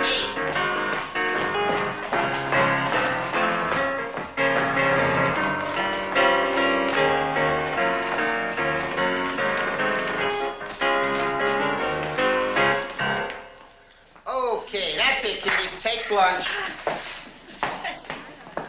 Susie, if you don't mind my saying so, you look like Nuria dancing in a bathtub. I'm sorry. Just get with it, honey. Shape up or ship out. Suze, you're knocking your head against a brick wall.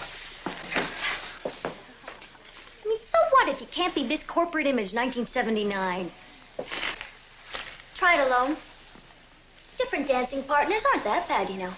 You can't just give up the instant things aren't going well. least I can't. Hi. Remember me? Yes. Hello. Hi. Hi. Hello. Can I have a word with you, private? Sure.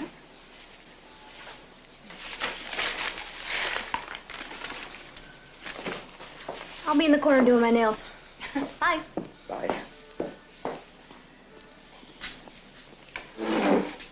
I hope you don't mind my coming here like this. No. I won't get you in trouble or anything, will it? No. Yeah, well, what's a yaw SAS like? Excuse me?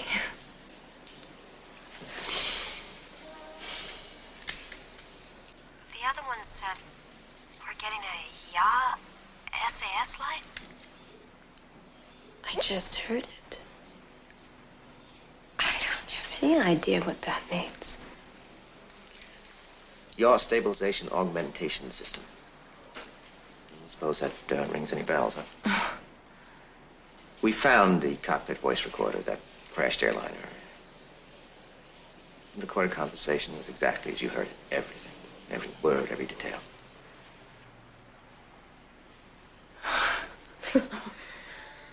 My boyfriend's beginning to think I'm a little strange. Of course, it doesn't surprise me that no one believes me. I believe you. Thanks. What I'm going to tell you now hasn't been made public yet, so you can't say anything. That plane crash was not an accident. Somebody put a bomb in it. Your psychic experience might give me a lead. I could use your help. Okay. The vision, you know, the egg. Was that isolated? I mean, was that the only one you had?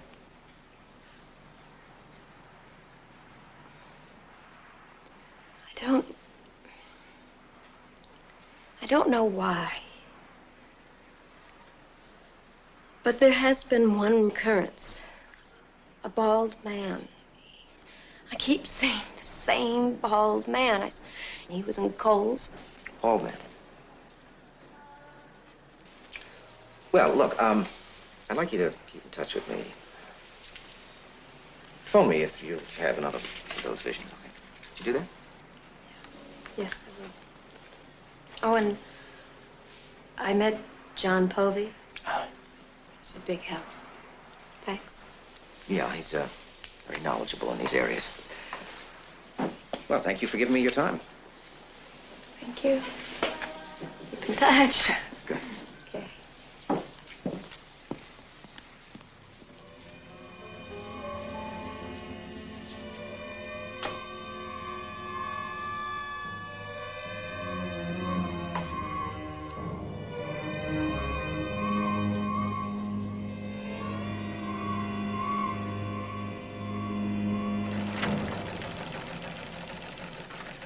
Stopping by for your messages?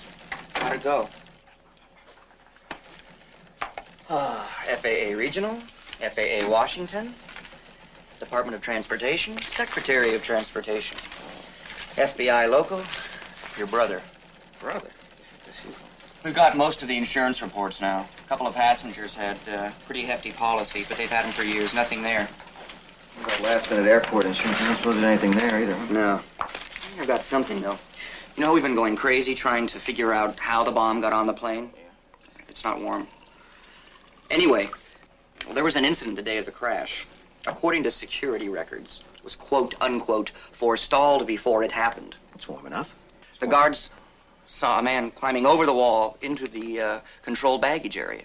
He got away. He was climbing over the wall into the controlled area? That's what the man says. Are you telling me that nobody worked on the theory that he was climbing out of the controlled area? No. Was he bald by any chance? How in the hell did you know that? Do they have video on him? Yeah, but not so that you could identify him. We're looking at the tape from camera 2. The control baggage area is behind us. Here's the underground entrance to the terminal. Now, in just a second, he'll come out here. There he is. Yeah, hold it. Freeze it right there. All right, let it roll again. He's going down that line of cars. Headed for the underground entrance. Yeah. Well, that's the last picture we have of him. He spotted the two guards coming down through the terminal. Let's go to camera 3. He's somewhere in there. But there are over 200 cars in that garage. And you lost him. Yes, we lost him.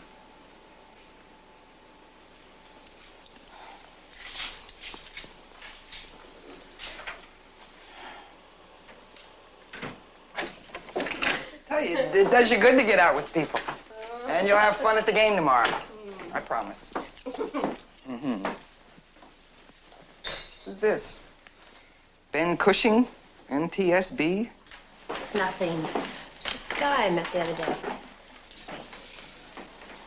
Don't look like that. I told you, the nightmares are over. Come here.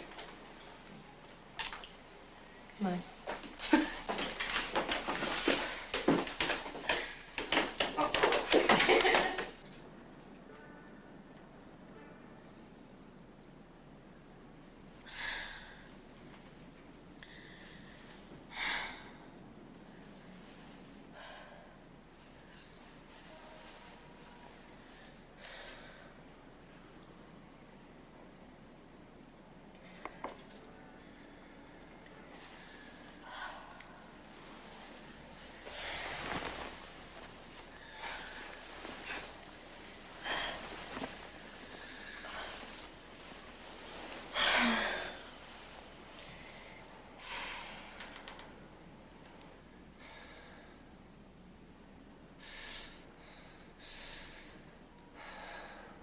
Jason? Jason? Honey, what's wrong? Jason?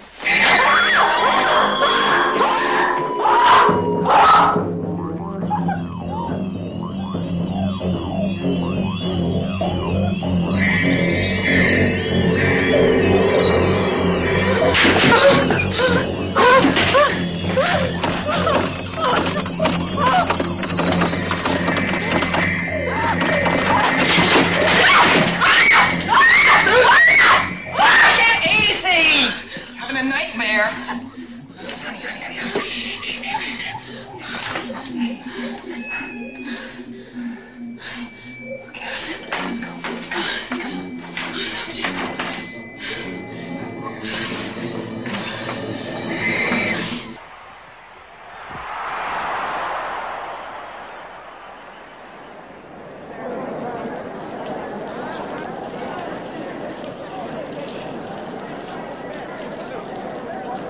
Well, let's beat the traffic. Yeah, well, you're still not gonna beat that bet. What are friends for? Hit it. Here you go, Bill. How you doing, Sue? Well, it's true. Don't laugh. Yeah, it's Oh, true. sure it is. He got it up to the loft in the middle of the night. But what he didn't realize is you can get a horse up the stairs, but you can't get him down. Sorry. So the order. Before the service starts. Looks down.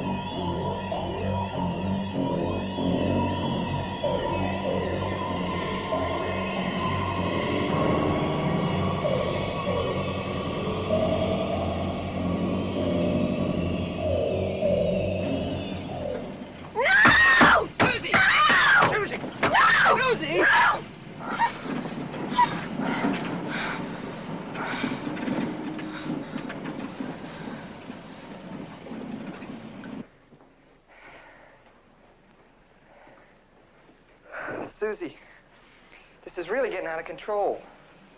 I mean, I don't know how to deal with this. Neither do I. Now, look, you're going to have to go to a doctor or a psychiatrist or somebody. It isn't that can like help that, Jason. This is something else. This is different. Something is actually happening to me. Yeah. Look, I know you don't believe in these things. And I can't help that. I think these are psychic events. Susie, I don't know how to talk to you anymore. I just don't.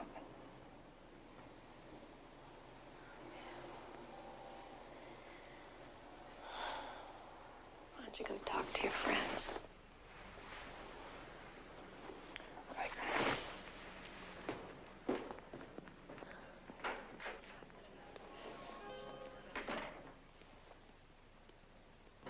There you go. I'm gonna set you free. There you go.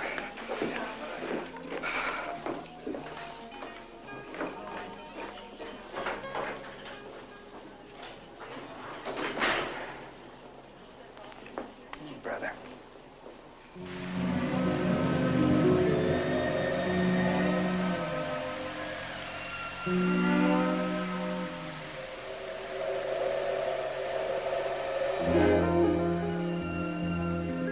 Hello? Hi there. Have you been here long? Oh, a couple minutes. Thanks for meeting me. Why don't we walk a bit? Peanut? No, thank you. So once the motorhome started to move again, you didn't see anything more? No. Susie, I gotta ask you something. I don't want you to get alarmed. What? Do you own a striped yellow dress? No. Oh, no. No. The girl wasn't me. I'm sure of it. What made you ask that? I just keep wondering if these visions of yours are some kind of warning. I mean, it just seems that way. You didn't have anything to do with that plane. What really bothers me is the bald man. On the day of the crash, we have a bald man on videotape escaping from the airport guards. Right now, he's the only suspect I've got. And obviously, there is some kind of connection between the two of you. I don't even want to think of that. Oh, I know, but we have to. I don't understand what you mean. Look, I talked to John Povey this morning.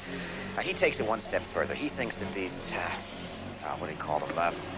Precognitive audio-visual hallucinations really mean what he called a lifeline intercept. Your paths will cross.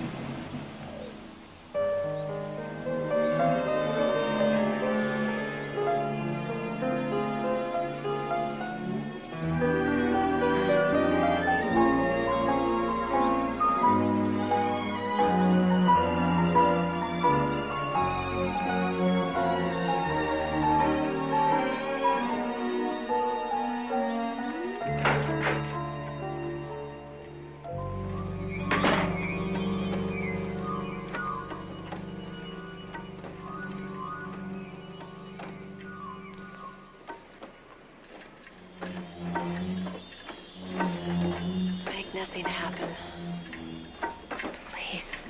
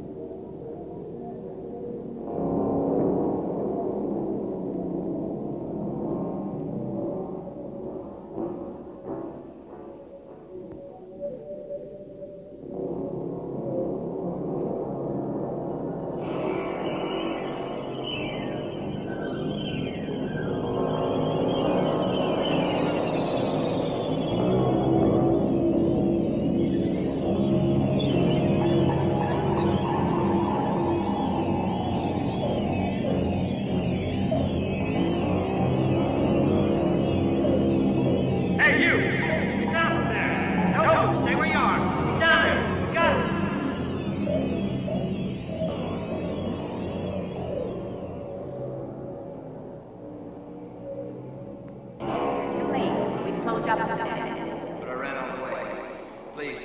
It's very important to me. Well, roll up your sleeves and let's have some ice.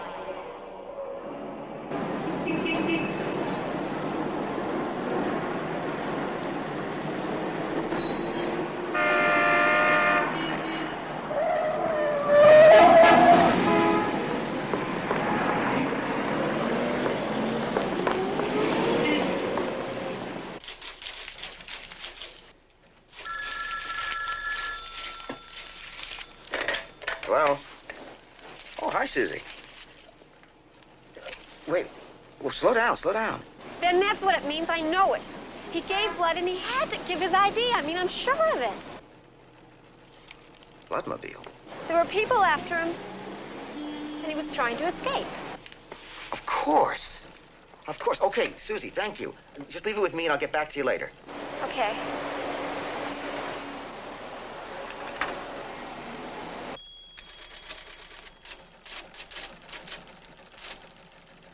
Something up? Yeah, you bet there is. Come with me.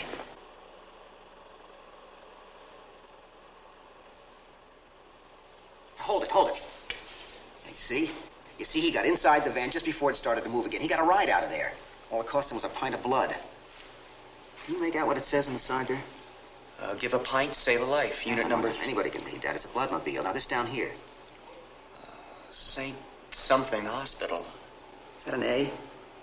Andrews. St. Andrews Hospital. That's it. Thank you.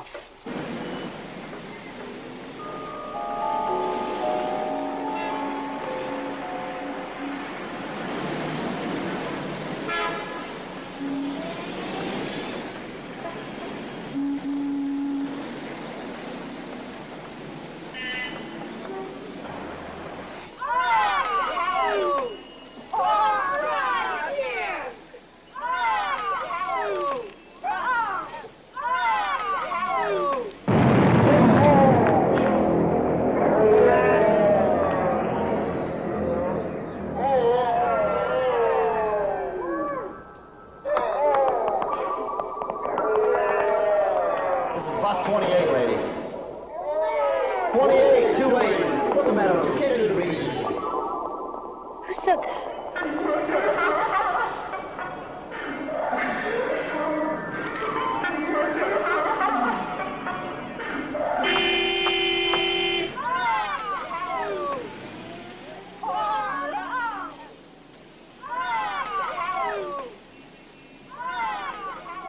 All right.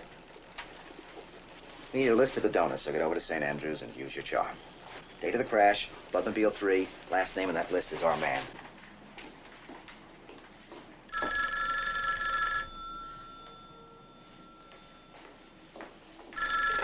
Hello? Hi, Susie, it's Ben. Oh, hi, Ben. We're getting a trace on the donor. Is there anything else you can think of right now? No. Only what I told you. Well, I'll keep on digging. Is there any chance of our getting together for a drink tonight? What? Ben, there's a picture. No, a poster. I remember seeing a poster. What? What kind of poster? Where'd you see it? I've seen it a number of times. A girl smiling. It's a billboard of some kind. Preen. She advertises for Preen Cosmetics. I keep seeing her all the time. I know it's important. I have to go now. I'll call you back, okay?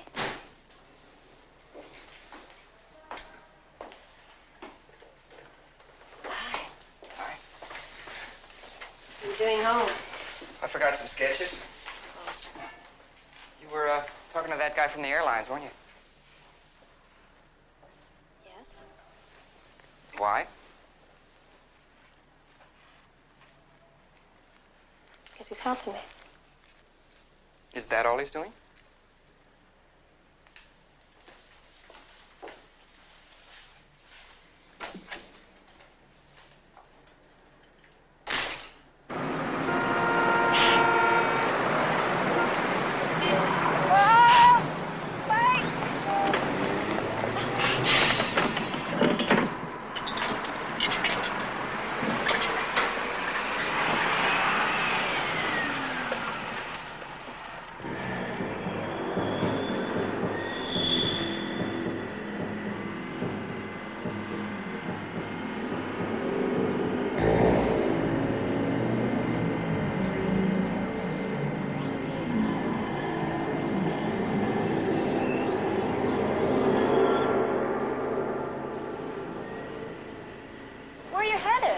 Aren't you going south?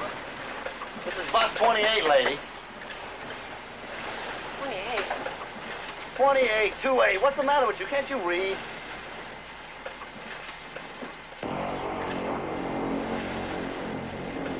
Let me off this bus. Let me off, please. I gotta get off this bus. Stop the bus now! Please. Next time, why don't you read the signs, all right?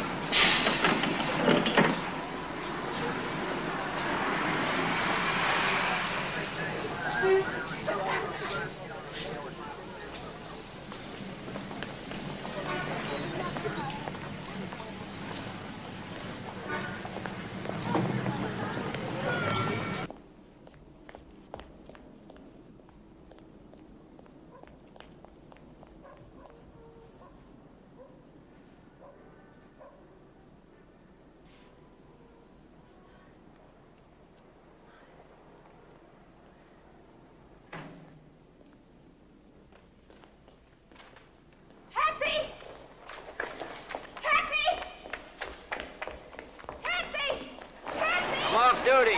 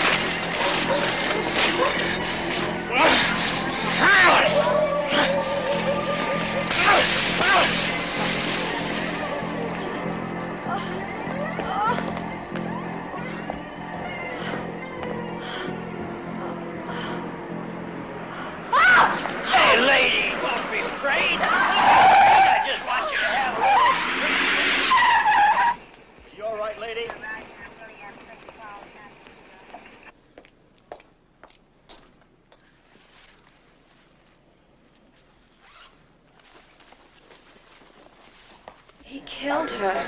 I know it. We took down everything you told us, Susie. But Sergeant Muskie here says that there was nothing in the alley. Now, his men kicked up a regular storm searching the place. They came up with zilch, zero. A lot of rubble, but no bodies were found there tonight. It's impossible. I saw her, she was dead. You don't think I imagined it? Tore my own clothes. Oh, calm down, Susie. Take it easy. Look, I was not mugged. Impossible, is it? A young little thing like you? I came as quick as I could. Are you all right? Did he hurt you? No. You better take care of her, fella. She's much too pretty to run around dark alleys by herself. How was that girl in that hamburger ad? You know, the one who pops out with that bun all around her and the great legs? Yeah, that's right.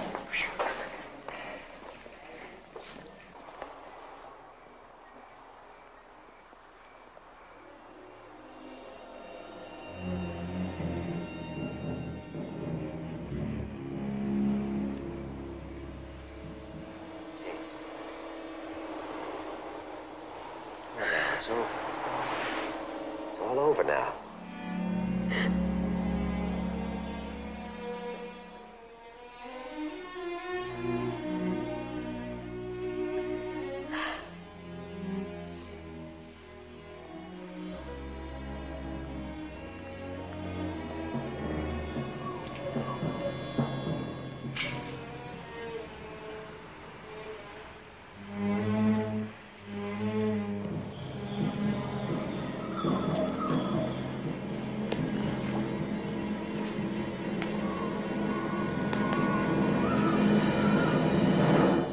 I don't know. I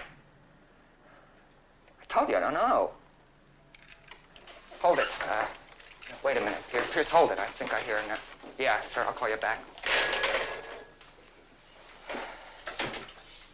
What's going on?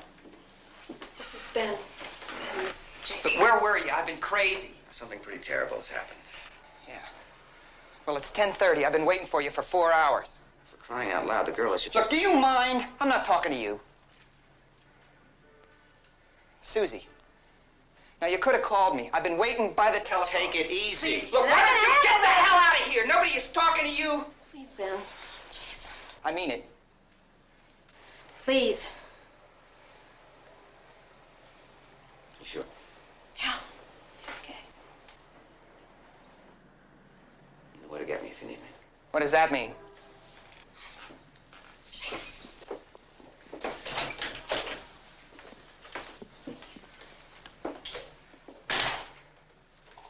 What the hell is going on? Hey, now, I am talking to you. Now, don't walk away from me. Now, I want to know what is happening here. Why did you bring him here? You hear me?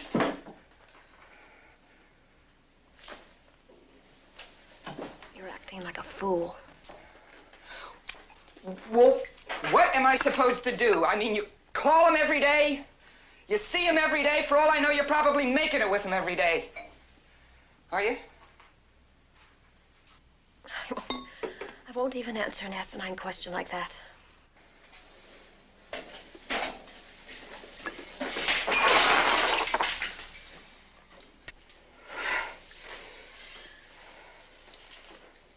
I was nearly killed today. I am not going to be able to take it if you start shouting and breaking things. What do you mean you were nearly killed? Doesn't matter. You wouldn't leave me anyway. Why? Is it so complicated that only a genius like that moron can understand? Susie, look, I can't take much more of this. I really can't. Now, half the time you're acting crazy. Shh, yep. What? He's here. Who is? Who is here? He's in the building. He's gone, Jason. Who has? The old man. He's in the building. I know it. Somewhere in the corridors. Oh, Jason. Jason, he's coming closer. What are you doing? You're not going out there, are you? Jason, you can't go out there. Now, look, I'm going to check this out once and for all. Now, just lock the door behind you. Please, Jason, no! You can't go out there! Lock the door.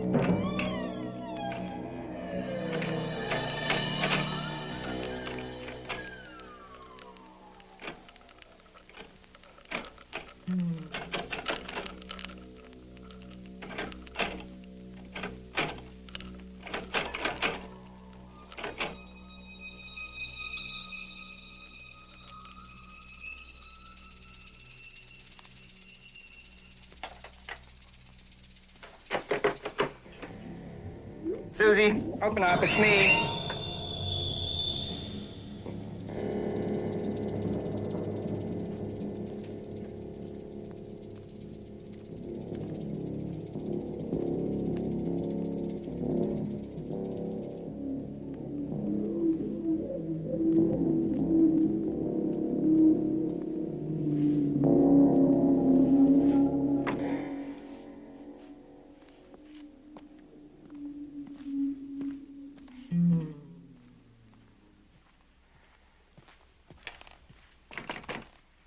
Come on, Susie, open up. Everything's okay. Open up, Susie. It's me. Susie.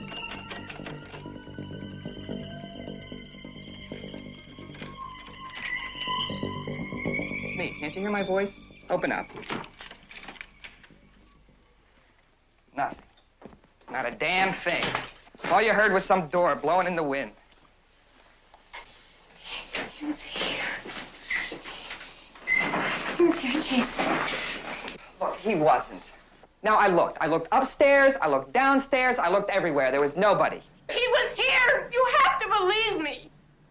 Well, I don't.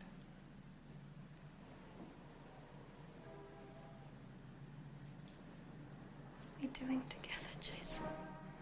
I haven't a clue. I really don't.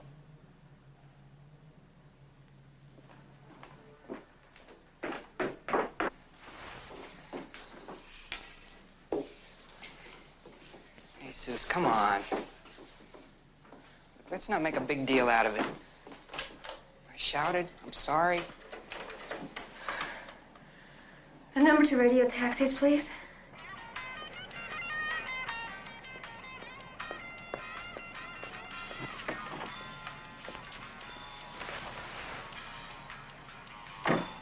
Susie, I'm sorry, too, Jason.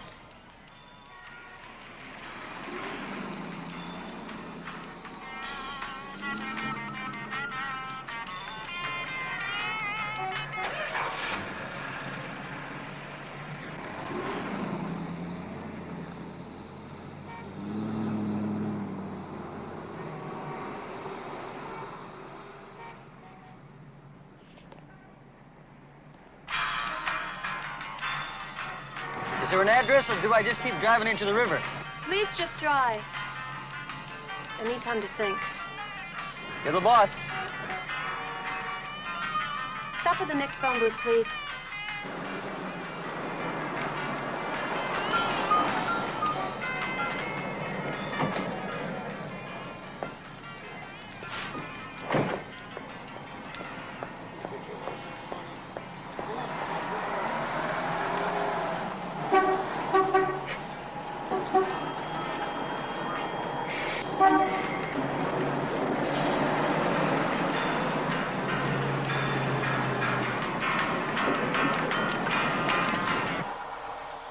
Ben? Susie, what's the matter? Came to the apartment. Bald man. Knows where I live. Are you all right? No, I'm terrified. Well, look, you just stay right where you are, and I'll be right over. Well, I'm not home. I mean, I took a cab. I'm in a telephone booth. I left Jason. You left Jason? I'm on 18th and Cedar. Now, look, you get right back in that cab and you come here. Do you hear me? Yes, I'll come.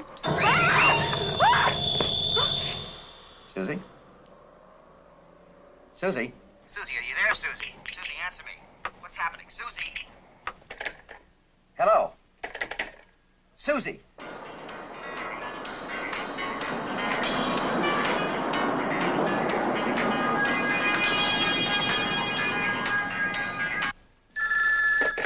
Susie, are you all right?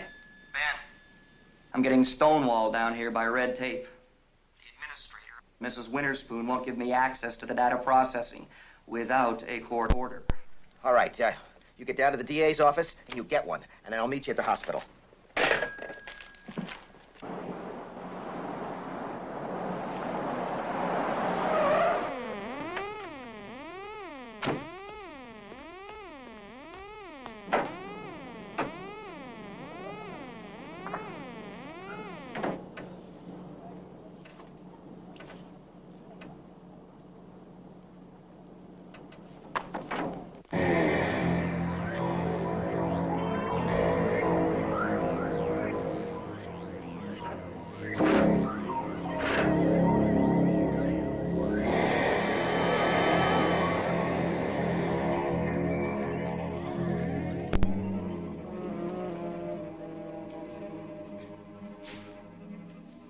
My name is Cushing. They sent me up here. I'm expecting a Ted Beasley to meet me in Mrs. Winterspoon's office. I'm sorry she's gone for the day. Where can I make a phone call from? It's right over there.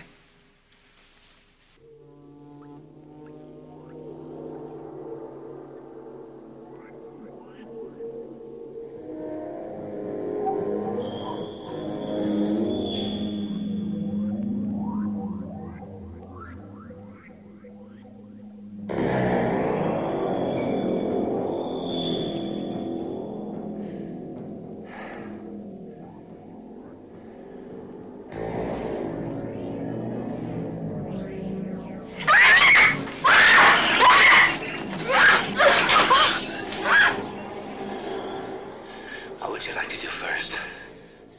Make love or die?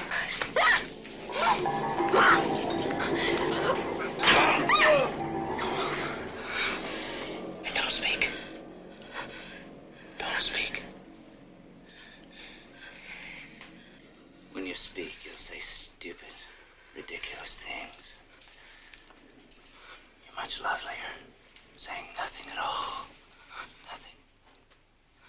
Do you understand?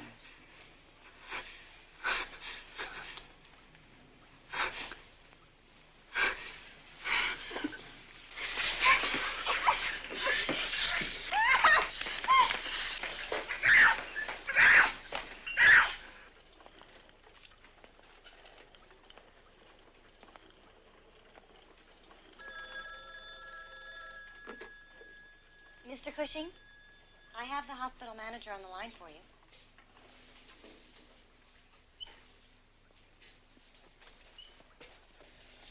Hello. I'm sorry to disturb you at this hour, but it is urgent that I see your Mrs. Winterspoon. Could you please have her come down to the hospital?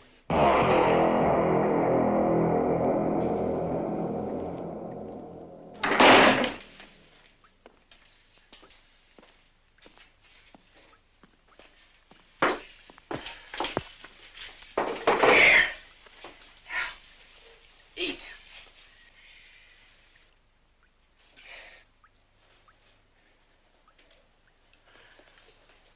I wonder if you can take some bad news.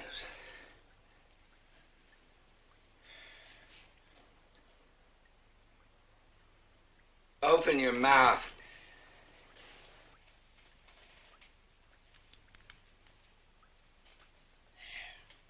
It's all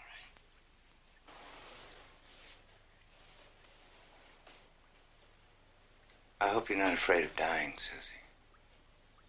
It's not really so terrible. It's not.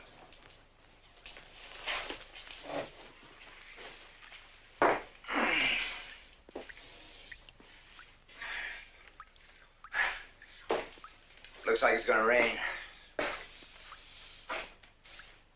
I used to like to play in the rain when I was a kid. I like it.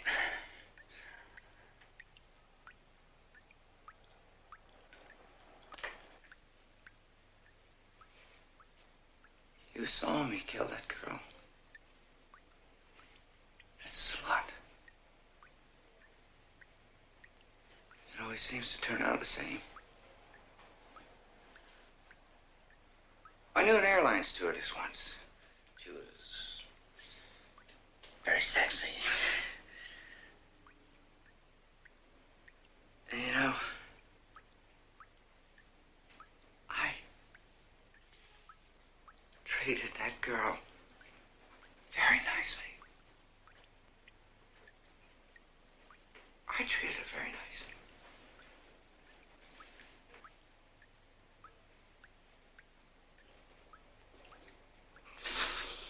But she was not nice. And so I blew that little girl to pieces. Plane crash.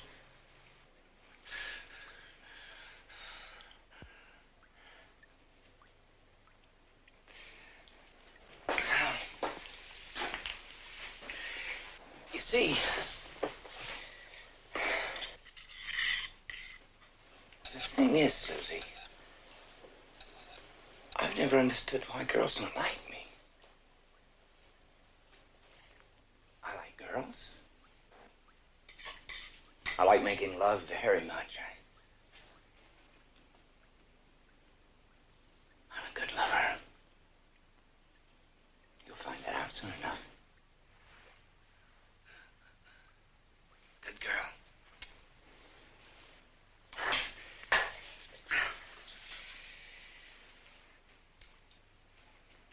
My name is Stephen.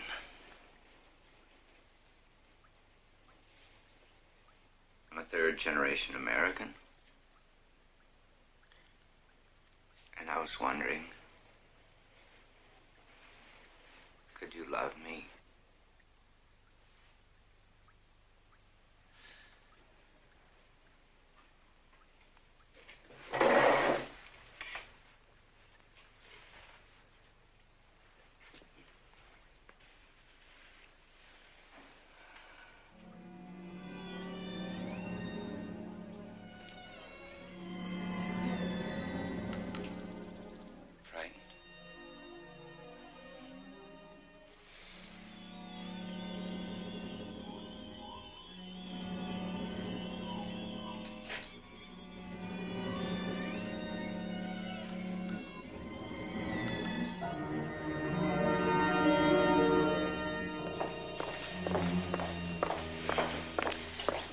Mr. Cushing. Good morning, Mrs. Winterspoon. I hope this is important.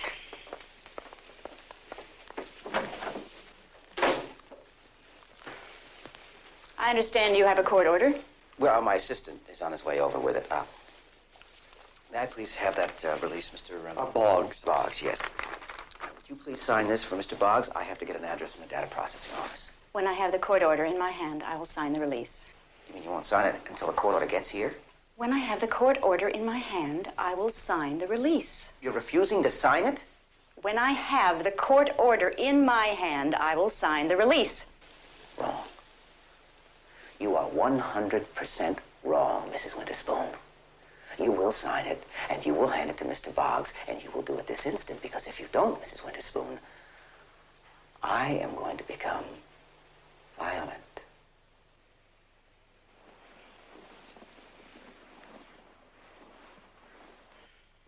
You're my witness that I signed this under duress. Yes, you signed it under duress. Let's go.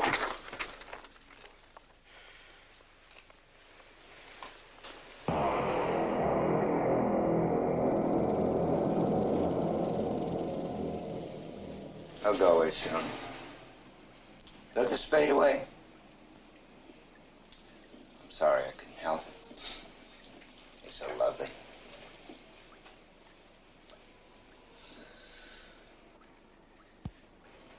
Please, what? Don't speak.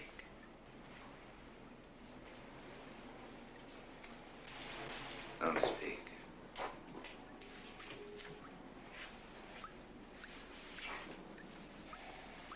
I want you to wash yourself nice and clean for me. I think it's nice to be clean, don't you? But don't try to run away. Because if you do, I'll have to punish you.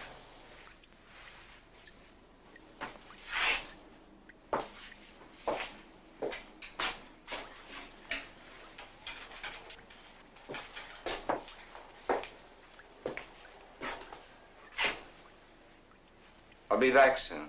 I have to go away. I won't be gone long, so don't get jealous. Okay?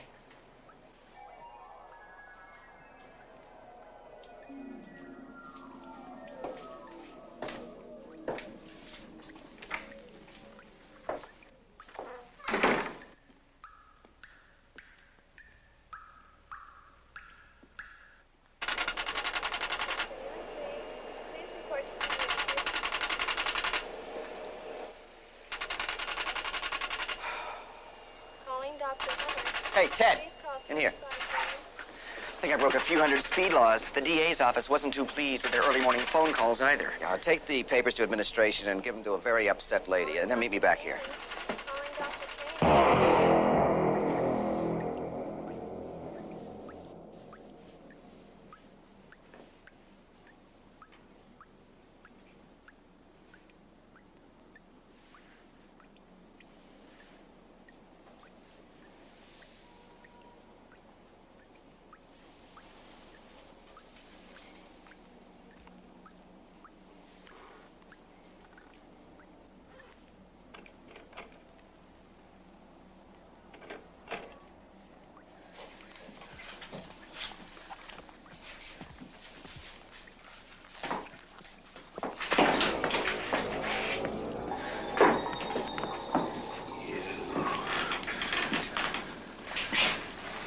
get away.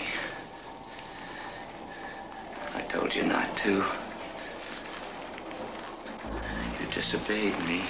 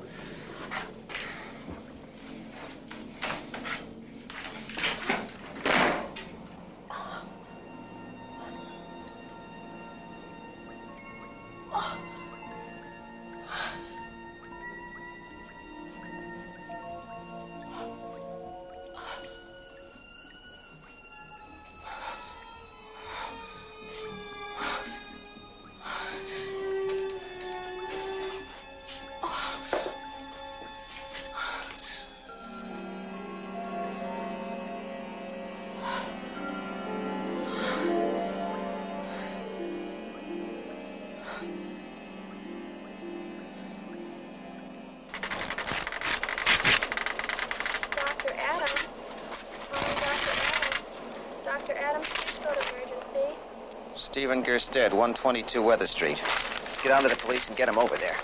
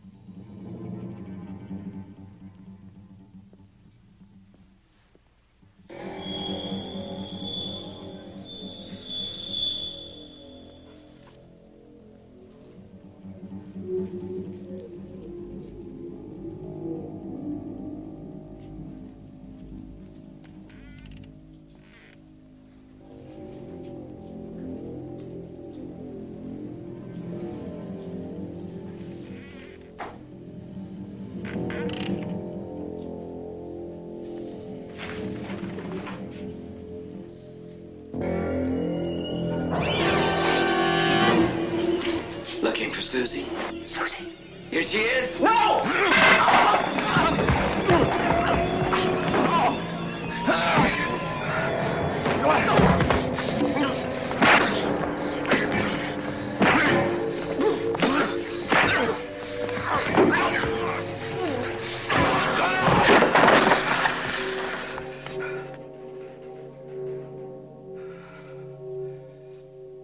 Susie!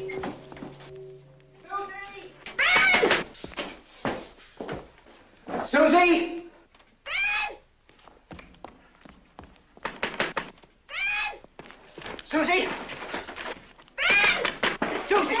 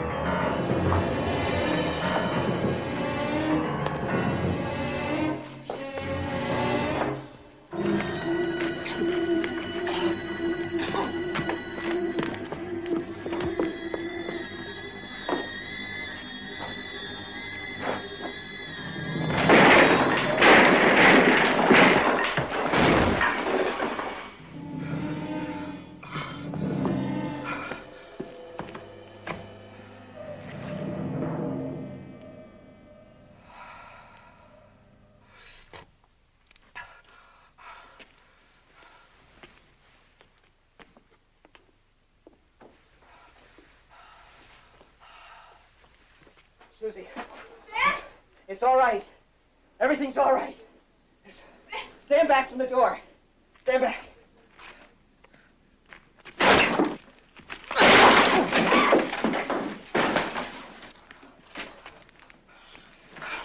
Oh, I thought it'd be too late. I thought I'd never see you again.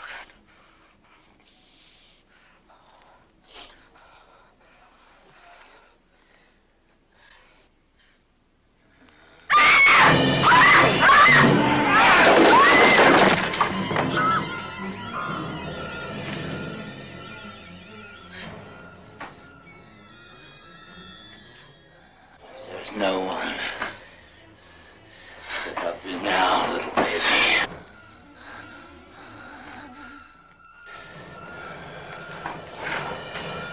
No one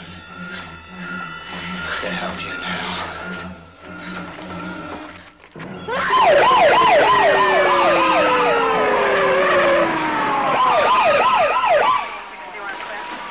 Hey, look up there. It's up there. Hey, you up there. Hey, let go. We'll catch you. Easy, come on. Let go. We'll get you.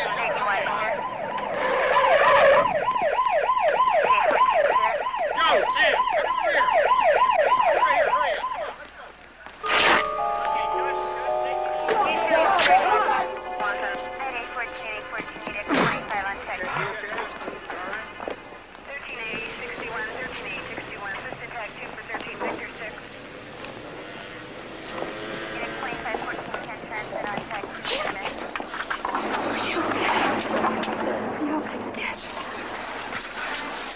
Come on.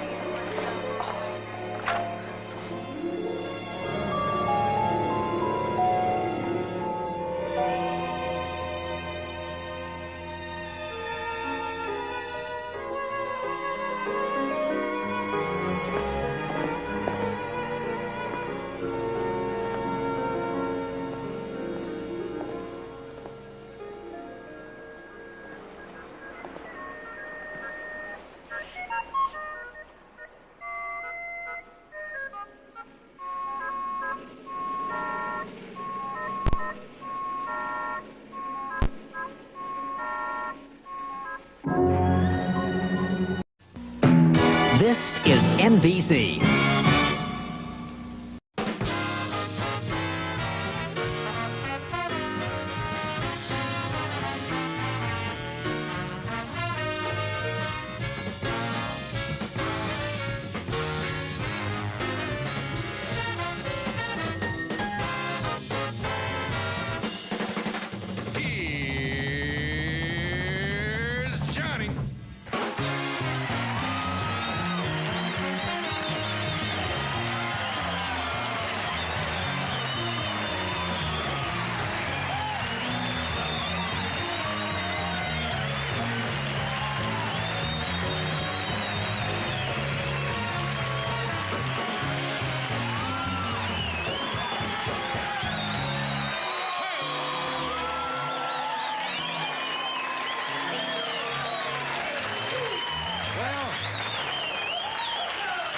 Thank you, As Jerry Brown said, even though only 14% of you cheered, I consider that a victory. She'll love it when the caucus's main everybody won. Yeah. You can read anything into that. Well, I was closer than I thought. Gee, I got 2 votes. I'm ahead. Anyway, thank you for coming tonight. Takes a brave man to wear purple. Those are purple pants. It's not purple. Oh, come on. What do you get the name of this? Powdered lilac. Powdered lilac. Powdered lilac. That's swell. Powdered lilac. It is kind of nice. Gonna be one of those weeks.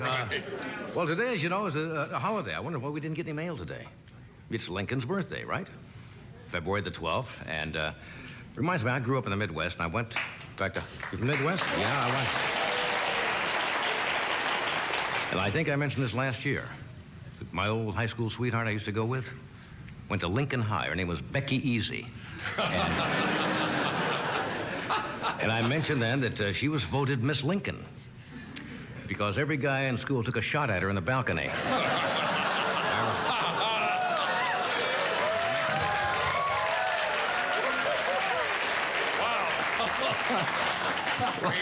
What?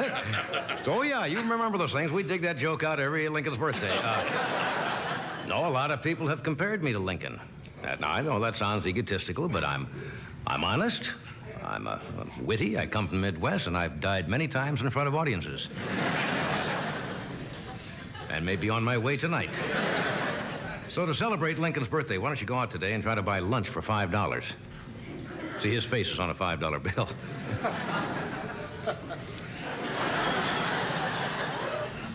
Wish John Wilkes Booth was here now. No, Lincoln was as you know, the 16th president. Was born in the year 1809. I want to talk to you later about George Washington's birthday. Right. We were talking about that date last week. I was right on the date. What? Washington was not born on February 22nd. We celebrated on February 22nd. He was born on February 11th. George, right? And we'll discuss that later, because you said it was the 22nd. It's When February... I stand by my guns, 22nd.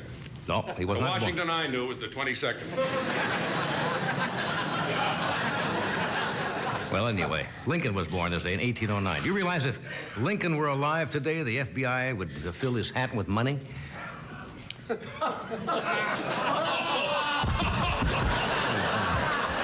want to bring a new one here? This is obviously... Hello. Okay.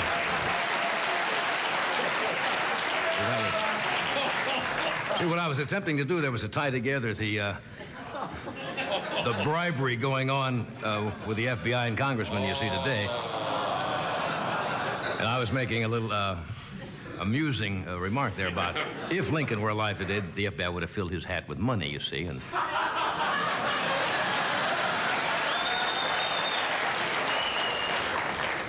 you know, there's a lot of controversy about whether the FBI should have, I guess, you know, the ab scam thing, where they kind of led congressmen, I guess, or public officials into a situation in which some of them accepted money. I'm going to take my own poll. How many of you think that the FBI should be running a sting operation against Congress? Applaud if you think it's okay. How many of you? Okay.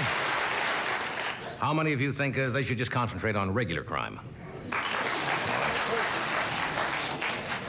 How many of you think if we find an honest congressman, we should have him bronzed?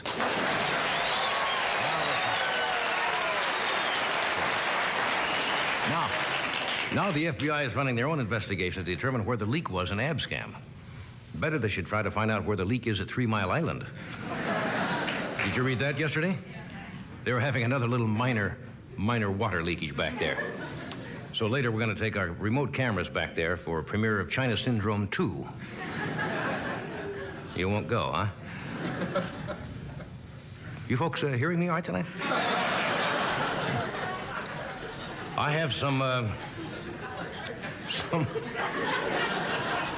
good news and some bad news. Now, let me give you the bad news first. They've just determined that fumes from the diesel autos may cause cancer.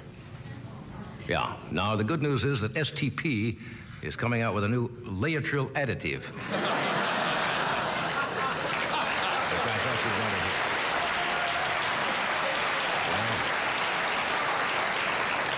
Let's start trying some news of television. You read in the paper today that NBC is already revising their schedule? They're coming on with 5 new shows. This is what the network calls their second season.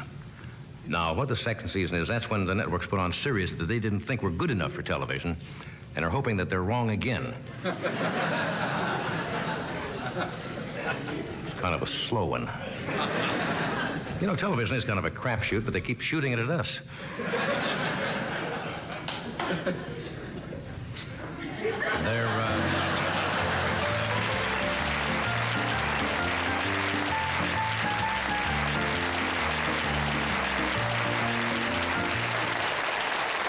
One of the shows that was canceled.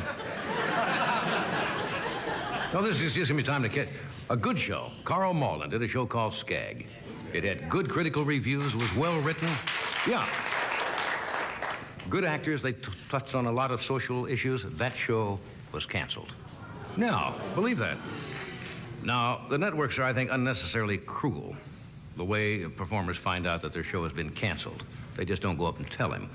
What happened? Carl Malden walked into the commissary the day before yesterday and saw that his hard hat was being used as a Jell-O mold.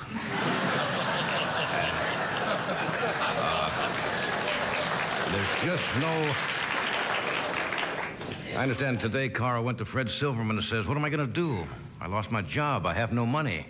And Silverman said, "I wish I could help. Most people carry American Express."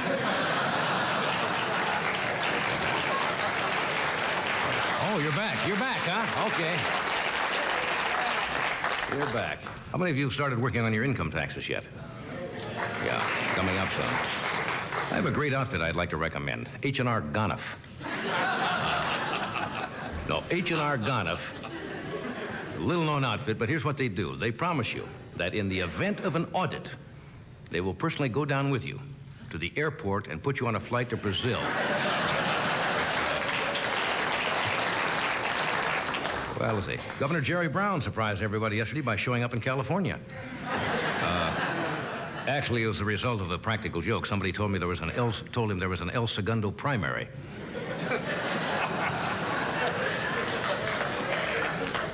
Seems like every other one is playing. Senator S.I. Hayakawa. He's a senator from I was going to say Nebraska, but he's not. He's a senator from California. Senator Hayakawa, who's how old? 70? He came out in favor of the draft. But you must realize Senator Hayakawa doesn't have to worry about the draft. His classification is 8Z, which means in case of war, he piles sandbags around Ronald Reagan. Anyway, we have a good show tonight. Patrick Duffy is here, Red Buttons, beautiful singer-dancer, Ann Rankin, and William Buckley will be on the show. So for those of you who are interested in what he says, there will be a simulcast in English. So stay tuned for that. We'll be right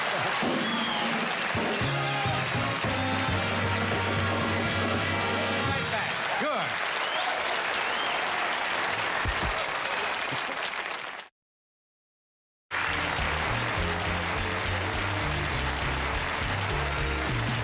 All right, we should clear up once and for all so we don't belabor this whole thing. Last week we were talking about George Washington. And said his birthday was February the 22nd. That's when we celebrate his birthday. He was actually born on February the 11th. Well, let's just find out in this audience. How many people in the audience have felt all their life that February 22nd was Washington's birthday? Sure they have.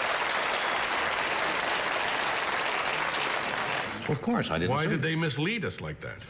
My poor mother up in heaven, who celebrated a similar birthday to George Washington, now is going to be destroyed. That was a big thing in Well, her you life. see, we're all 11 or 12 days short, right? This gentleman seemed to know. When the calendar was changed by order of the British, I believe in 1752. Oh, that's what did it. No, this is true. Read it today. Somebody sent me a clipping. In 1752, on September 2nd, I think it was, the British said that tomorrow will be September the 14th. Why did they do that? They wanted to update the calendar or something to get it on a regular, some kind of basis. But that's true. In 1752. So it went from September 2nd to September 14th. So everybody lost 12 days. To 11 or 12 days there. So under the Gregorian calendar, Washington's birthday after that was celebrated as February 22nd, but actually he was born on February the 11th. I think I'm getting it now. You were born then on October the 11th. No, because I was born in the 1920s, and the Gregorian calendar had long been in existence. It only goes back. In fact, they used to have, when they would have OS after that, meaning old style. So his birth date is February 11th, and then they have the OS, which means old style calendar. But we celebrate it on February the 22nd. Okay. Are they buying that? How many of you are familiar with this book? It's a rather astonishing book, and I assume it is a legitimate book. It's put out by the Bantam people, and it's called The Little Green Book, called Sayings of the Ayatollah Khomeini. Have you seen it? Mm-hmm. No, this is not a mock-up. It's scary. Political, philosophical, social, and religion. Now, apparently this was translated from the French and from the Persian, because he was in exile, in France for a long time, for about 16 years. And there were extracts from the three major works by the Ayatollah Khomeini, selected and translated from the Persian, with preface and explanatory notes. I can't even read all the things that are in here, because some of them are so crazy. But if it's legitimate, and I assume it is, Bantam is a pretty good book publishing house, right? It's not put out as a joke, I'm sure, because he comments on everything from Islamic justice, the Islam Republic as a revolutionary, on purity and impurity, on fasting, on purification, etc. And I'm going to read you just some of the things from this book. He says, radio and television are allowed if they are used for the broadcast of news. But as you know, he banned music over there. But they must prohibit singing, music, and broadcasts which spread doubt and undermine virtue. Especially Western music is not allowed at all. There are 18 principles to be observed at meal times. Washing one's hands before the meal, washing and drying one's hands after the meal, the head of the house beginning eating before any of his guests and finishing after them, taking with one's right hand, eating with 3 fingers, leaving the other 2 free, licking one's fingers, cleaning one's teeth after a meal with a toothpick, which must not be made of pomegranate wood, basil wood, reed, or palm leaves, resting on one's back after eating and putting the right leg over the left leg. Now, this is from the book. There are 5 things to be avoided during the absorption of water. Drinking to excess, drinking after a heavy meal, drinking standing up during the night, taking the water jug in one's left hand, drinking from a place where the jug is chipped or broken, or the location of the handle. Wine and all other intoxicating beverages are impure, but opium and hashish are not.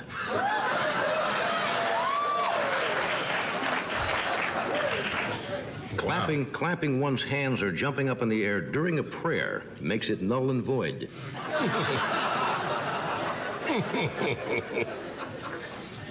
This is exactly from the book. The following practices are inadvisable during fasts: putting drops in one's eyes, having a blood transfusion or taking a bath, pinching snuff or smelling aromatic plants, taking sitz baths, taking suppositories, getting one's clothes wet, having teeth pulled, and becoming intimate with one's wife.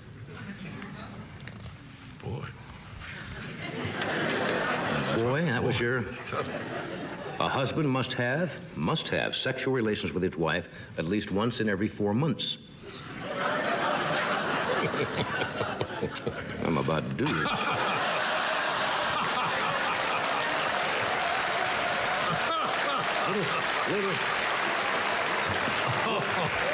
Little humor there, which I'm sure will be punished later. If a man repudiates his wife without informing her of it and continues to meet her expenses for a period of, say, a year, and at the end of that time informs her that he got a divorce a year earlier and shows her proof of it, he may require that she return to him anything he has bought or given her during that time, provided that she has not used it or consumed it.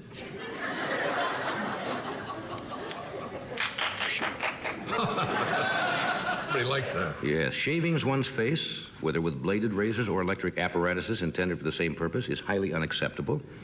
Beating of drums during athletic contests is not allowed, nor is the playing of military music during military ceremonies. If such music can in any way be assimilated to, doesn't mean assimilated, I think it means equated to licentious music. Now, those are in a book which I assume is a legitimate book. Let me look at that. And it is filled with all kinds of... Not a large book. I mean, you figure all those years in exile would be a larger book, but I guess it certainly is covered. You wouldn't bring a book in that didn't tell it all. I know you. I would just guess that every saying of the Ayatollah is in this little green book. You are wrong, militant announcer, Brett. There's more? Others? Not from this book, yeah. And we're not sure that these are correct. Right. But it could have been another Ayatollah, but we have uncovered some. There are many. There are many Ayatollahs, you know, which simply means teacher, I guess. For example, here are some here. It is a sin to stand in a toilet. A man may be a false prophet if his name is Stinky. If you wish to divorce your wife, say, "I divorce you, woman," 3 times, then get a very good lawyer. It is wrong to place throw pillows on a dead person and use him as a sofa. Never eat the meat of a 4-legged beast that has appeared in a porno movie.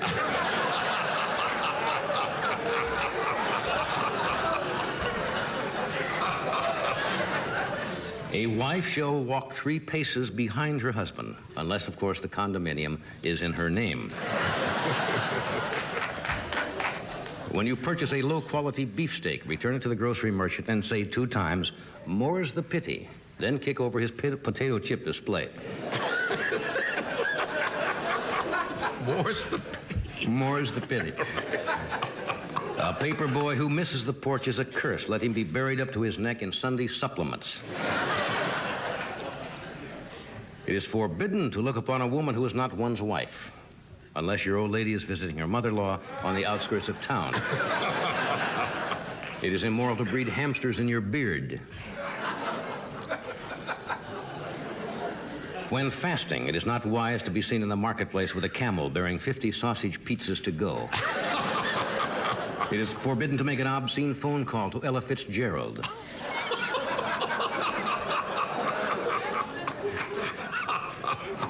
It is a sin to moon a holy man.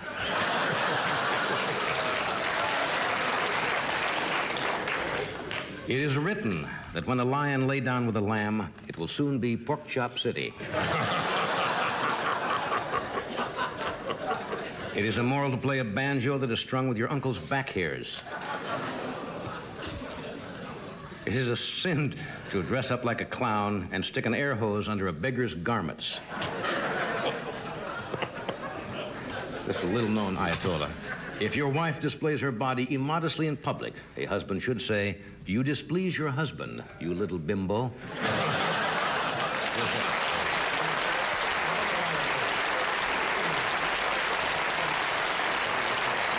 Okay, we have tonight Patrick Duffy, Red Buttons, and Ranking, and William F. Buckley are all with us tonight. We will do this first, and we'll return to the scene of the crime.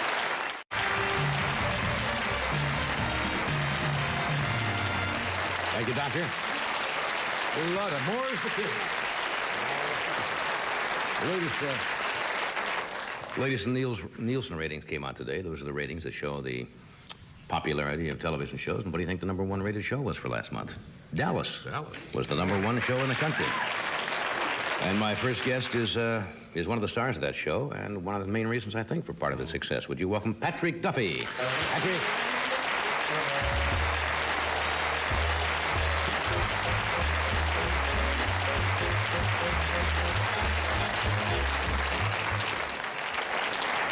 Yeah. Number one today, it said. Number I saw one. that right in the charts. Isn't that something? Yeah. I tell you, the man who owns a mortgage on my house is so happy. I'll bet he is. Oh, he's so happy. And you could buy up all the reruns of Man from Atlantis. Oh, good. Oh. Thank you, Mother. That'd make you kind of happy, wouldn't it? When that, to be number one? To have Or to your buy the reruns of Atlantis? Oh, no, either one. Either one, yeah. No, I think that's great. Yeah, People you know, doing the show. you know who bought Atlantis? China bought Atlantis. China bought I think Atlantis? it's a clever political move on somebody's part. I don't know why. Yeah, China bought The lost city of Atlantis? Well, no, they bought my television show, Atlantis. Oh, I see what you're That talking used to be about. on, yes, the lost. Excuse me, I've got... Yeah, Real estate is valuable, but they have... You left me. I said they discovered Atlantis and the Chinese bought it. I thought I was pretty much up on the news and I wasn't following that. Your show, Man from Atlantis. Was bought by the Republic of China. It was the only television show that made in the United States that was purchased by them. Which is, I mean, I haven't really adjusted that yet. I don't know. Yeah. Because they're about, there's millions. I don't know how many millions of people. They're but about a only, billion. Yeah, and only 12 sets. Yeah. Some nights those parties got to be trained. Right, you got it. 8 million people in a room, you know. For dinner. Yeah. Right. Turn on Channel 6. And you're so... Of course, they'll never recognize your own voice because they'll dub it into Chinese. Yes, but I'll be about this much taller than most of them if I go over there. So. Never thought of that. Yeah. Do we want to visit China? That'd be fascinating. I've never done that yet. I'd love to visit China. They'd probably make me swim up one of those rivers or something, you know. My Did you mouth think some closed. years ago when you were a lot younger, somebody would say, hey, the day's going to come when you're going to be on the top-rated show? Those are things that all performers hope for. You never really think about it when you go in. You just hope it's going to be some kind of success. No, I don't. I never would have thought that. You know, if the fairy godmother would have come down and said, if you have one wish, said, well, you couldn't give me the number one show. How about doubling my allowance or something? Yeah. You know? And that's about as far as my goals were at that time. But now, I want to double my salary. Oh, sorry, Leonard. You have a fairy... Producers, watch this. Do you have a fairy godfather for an agent? I have a godfather named Guido. Who's Yes, I think I a few remember. doors and asked for a raise. No, I'm really happy with the show, and I'm happy that because I sound like I'm plugging Dallas, and it almost doesn't need it now, and I'm thankful for that. But we won the People's Choice Award, which for their favorite, and there's a nice distinction between the best or favorite. Right. And they say everything in terms of your favorite this or your favorite that, which is more, I think, in line with what they're talking about. And we won it, and for that reason, because we started in the cellar. You did. We started in the toilet. And then we get one each time we... That's a show business term. Well, we didn't stand in the toilet. I want the Ayatollah to know that. Yes. No. No, sir. We're on our knees in the toilet. And it just gradually... And it just went up. Every week it went up. So we really I think people got hooked on it because it's an episodic type of thing. Yeah, I think they got hooked on it because of me. You've been talking to your agent, haven't you? Huh? You know, we're on the last show of the season. It's renegotiation time. We got to... You're going to use everything you can, huh? There's 9 people on our show, you know. It's, you know, it's fine. So, I'm writing a script now where Ewing family gets in a bus. And drive off. And I wave goodbye at the ranch and close in on a tick, tick, tick, tick, tick, tick, tick in the trunk. And they're hit. Yeah. And all wiped out. And it's the Bobby Ewing show. Little singing, dancing, you know. Here's my horse. You get brutal, don't you, when you hit the top? They're all my friends to a point. I've got to sell a little something here, and we'll be right back.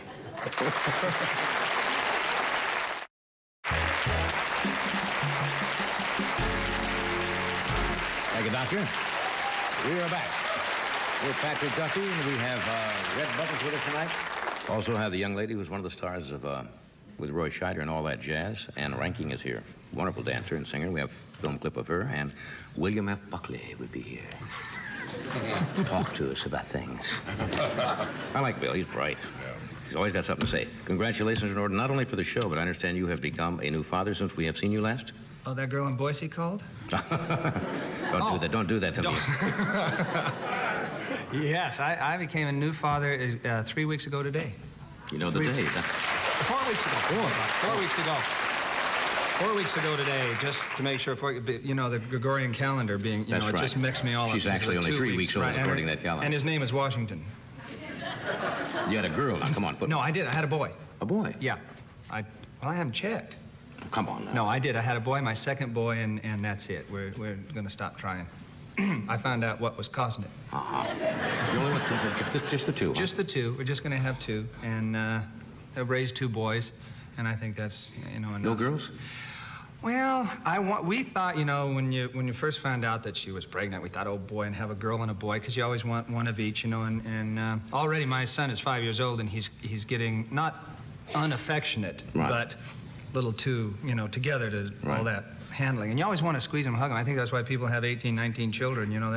They need one to replace it as soon as something, well, maybe not 18, 19.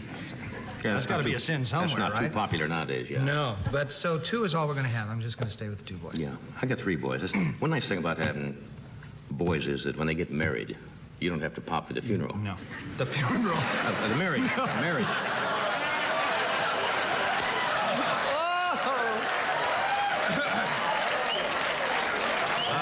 That is going to be punishable also. I was going to say, you may have been due a while ago, but... I don't know where that came from. When they get married, I mean. Married. Not funeral. Not funeral, no. And I just think you just blew your 4-month gig. Oh, boy. No, but you know what I'm saying is that the father of the bride has to pick up all those. No, if you're the father of the groom, you go there and you have a little beaker of juice and get pretty well bombed and wave goodbye, and that's good luck. But, so you funeral, eh? But don't. Now I don't know where that came from. The funeral. They're not even close. No, don't give me into that. So. What else have you been doing that we can talk about? Let me get off of that. Well, I started through an odd quirk. I started racing off-road in off-road races. Yeah. Racing Jeeps, 4-wheel drive Jeeps. Now, is that out in the desert or what? No, well, see, now they do it out in the desert too, but I don't do that. Yeah. One, my sense of direction is terrible. I'd end up in Omaha somewhere. But we race on a track. Omaha. Well, there we go. See, it's not so good. But we race on a track, and they have tracks at Riverside and different places like that. Well, then you're on the road. Yeah, they're on a road, but it's not. No, they're on a road, but it's But it's called road. off-road. Yeah, it's made at the day before. Listen, you started funerals, not No, me. I don't. It's hard to get out of that. Then what are you racing? In a Jeep, a 4-wheel drive Jeep. Yeah. American Motors Jeep, and you do laps and stuff like that. But it's on a road that they have constructed specifically for the purpose of off-road racing. So it's on-road racing, but off-road. It's on-road racing. Off-on-road racing. Yeah. How the hell are you, Ed? Fine. Well, you know anything about off-road racing? What's that? Do you know anything about off-road racing? I've just learned a great deal about it now. Right. He knows it was born on February 14th. Are you good at it? I'm getting better at it. I tied for second on a race that Mickey Thompson sponsored quite a few months ago, and now I'm going to do another one at the LA Coliseum. And they do amazing things. They bring in tons of dirt and make jumps and ramps and all this stuff. They do it also with the motorcycles and put it on the Coliseum? Or? And it's exciting, and you're very protected. I don't like to do things that are going to freak out producers. And I don't imagine the network or the studio likes you to do that either. No, and especially, like we said, near negotiation times, you want to take very good care of yourself. Do you win prizes for this? Or trophies and things like that. Yeah. And not much money in it. It's not a money-making sport in terms of somebody entering it for that reason yet, so I don't think it is. But it's exciting, and you get to do all the things you've been arrested for on the highways. You get all your hostilities out, I would imagine. You really do. I was racing once next to Tanya Tucker, and I love Tanya Tucker, but she was in the Jeep next to me. I saw one of those one week. They photographed it somewhere. Yeah, I think that was a Riverside race. In the, with mostly celebrities driving the Jeeps. And she was up beside me, and her co-driver she was trying to pass me, and her co-driver was saying, "Hit him!" And you go. What does the co-driver do in there? He yells, "Hit him!" That's his role primarily. No, he also yells, "Hit him again." I see. Because that was the second thing I heard. Hit him again. Is that allowed? Oh, yeah. What kind of driving is that, where you drive into somebody? That's off-road racing. That's what it's called. But it's on a road. Right, it's on an off-road. I want to keep these things clear. Well, you're getting close, because her attempt was to get me off the road, and I was on the road. But, and you just crash around and do all those things and come out unhurt, and it's exciting, and nobody gets hurt. You take care of the environment. You're not out booming through the toolies, and, and it's fun. I love it. Your role in Dallas, I'll bet you would like one of the meaner parts. You're pretty nice in that compared to the rest of the cast. Yeah. You got drunkenness and more carrying on in that family. Right. I'm sort of the bionic Boy Scout. Yeah, you're just. I'm negotiating now to play an Eskimo rapist. anything to get out of playing the good guy. I really get tired of playing Well, the they can't good guy. make you, no, they can't change your character. No, they can't change it, and I'm stuck in it, and I understand that, and so now they're going Right. to try and do some more interesting things with it, but I have fun off time. I dressed up in a Superman suit once in there, under my regular clothes. You do that often, Patrick? You'd get your yucks where you can. What do you, no, what do you mean? You put a I suit did. on? We were shooting a scene in one episode. I saved 4 people's lives. I saved 4 people's lives in one episode, and I felt so like he just runs in and pulls somebody out of a burning car, and he runs in and saves a girl from taking an overdose of drugs, and he runs in and saves his mother from doing something. And I thought, nah, this is getting silly, and all he is being Mr. Good. So I rented a Superman suit. And I put it under my 3-piece suit, and I was very Bobby Ewing, and Sue Ellen, JR's wife, crashes on the road, and I run up and I yank her out, and the cameras were rolling. It was the rain in the middle of the night. And I opened the door, and then I turned to the camera, and I just ripped all my clothes off, and I was in a Superman suit. And you get out your little hostilities there. So have to redo all of that again? I had to do it all over again. You know? All the film was shot? Yeah, and when they show it now every Christmas. What you got to do, you got to break it up. You have to break it up. We have a lot of fun like that on the show. I hope you continue doing it, and it's a big success for you. Me too. Thank you. We're going to take a break here. We have Red Buttons with us tonight, and ranking William F. Buckley. We'll go.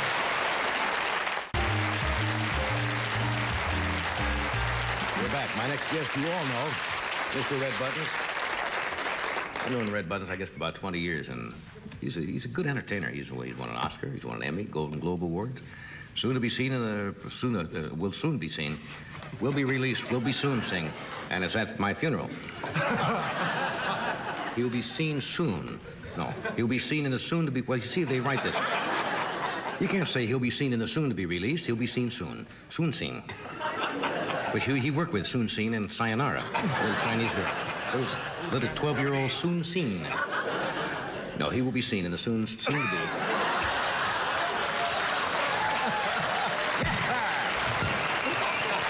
Well, maybe he's not even in the picture. I don't know. But it's going to be released soon. The picture is called When Time Ran Out, and mine is running out right now, friends. Well, we've talked long enough. It's time to play You Bet Your Life. No. Would you welcome Red Buttons?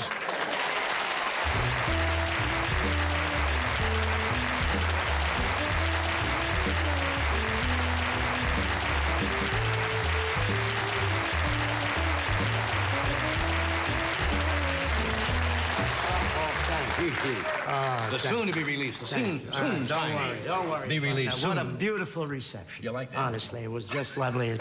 As Richard Nixon said when he landed in China, it's good to be among friends again. I really am. It is good. It is good.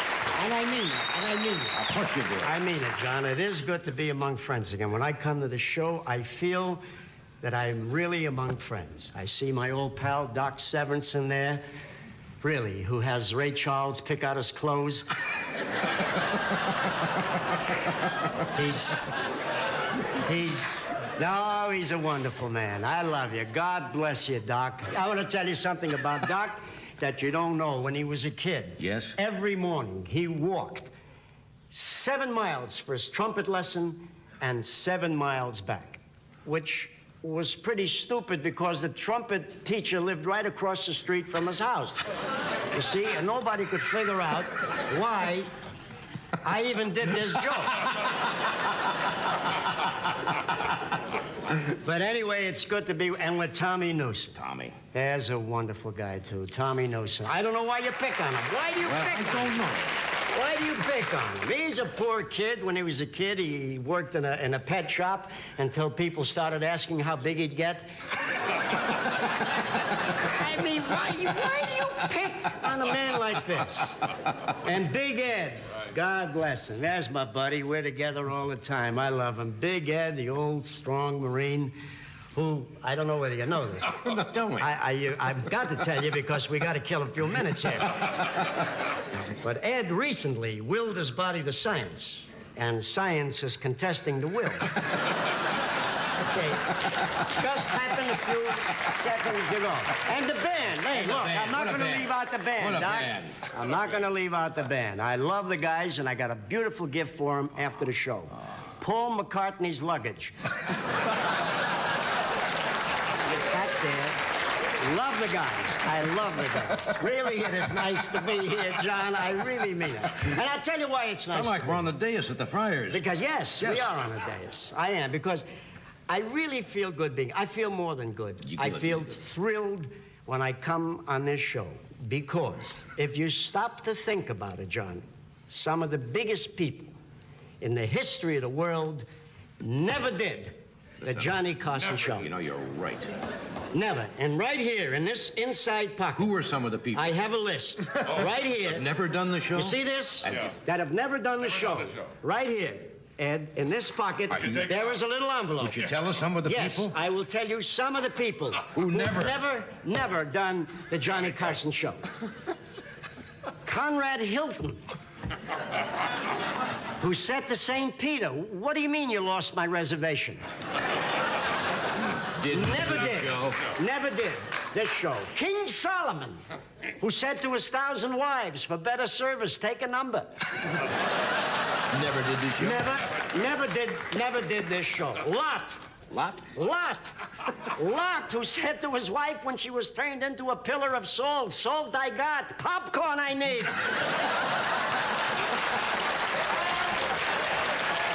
Never did this show. You're right.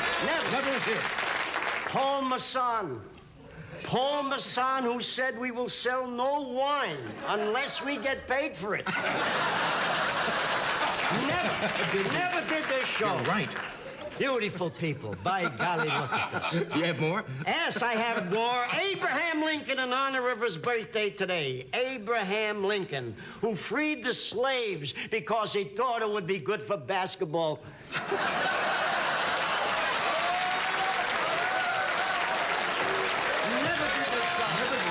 Never did this show. George Bernard Shaw, who said it's a shame that youth is wasted on Xavier Cugat. Never appeared on this show, John. You're Never. right. Now we're getting into the middle ground now. Yeah. George Washington, who was born April 14th. I looked it up before I came here. George Washington, who said to his father, "How can I get to be president if I never tell a lie?" Never was on this show. Never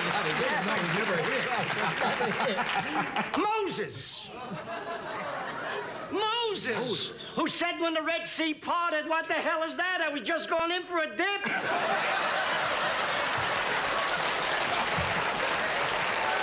Never did this show. Never was here. Mrs. Carl Malden, who said on her honeymoon he left home without it. Never. Nostradamus. Yes, who predicted he would never do the Carson show. Never did the Carson show. That's the kind of people we're talking about.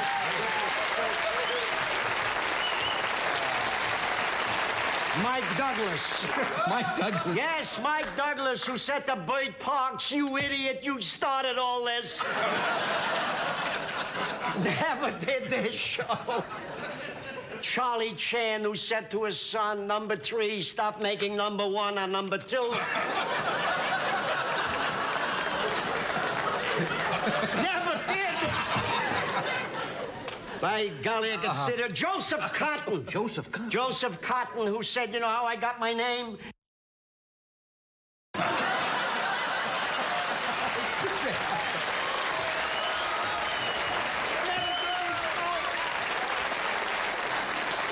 Could sit around here for a week. Confucius, who once said, "Show me a man with a smile on his face, and I'll show you a man who's too old for the draft."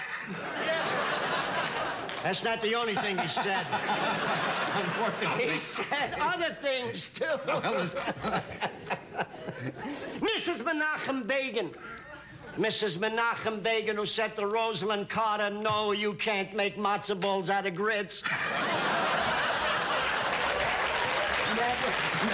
Never did this show. The Ayatollah cockamamie.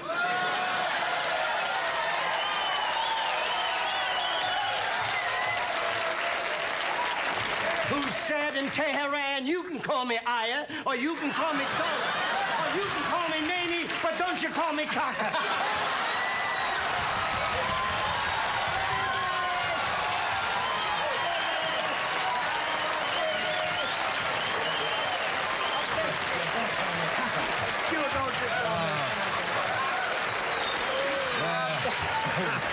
Whammo. Big finish, folks. Hey, you're not playing with kids Jolts here. and finish. Big 'em for a finish. Flag comes right up out of his thing. Lassie comes out with Keith Smith for side saddle. We'll be right back in just a moment. But you don't call me Kaka.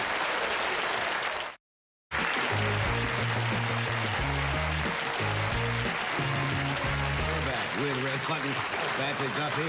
Huh. You can call me Aya. You can call me Tola. Oh, me. The movie is you're working on it now, or is it just out? No, it's all done. It's all done. Yeah. It'll be out Easter week. Yeah. Easter week. It's called When Time Ran Out. It's Irwin Allen's new big picture. This is a really high adventure and love story picture. Yeah. There's 4 love stories going simultaneously. Jacqueline Bisset and Paul Newman and William Holden Are is you in one it. of the lovers? Yes, I'm one of the lovers. Ernie Borgnine, Ernie and myself. We. The Odd Couple. Hey, listen, you know, you can't fight it. We grabbed it. It was a good part. We grabbed it. And he plays a blind man in it, so he doesn't know what's going on. You know what I mean? We give him a couple of taps here and there.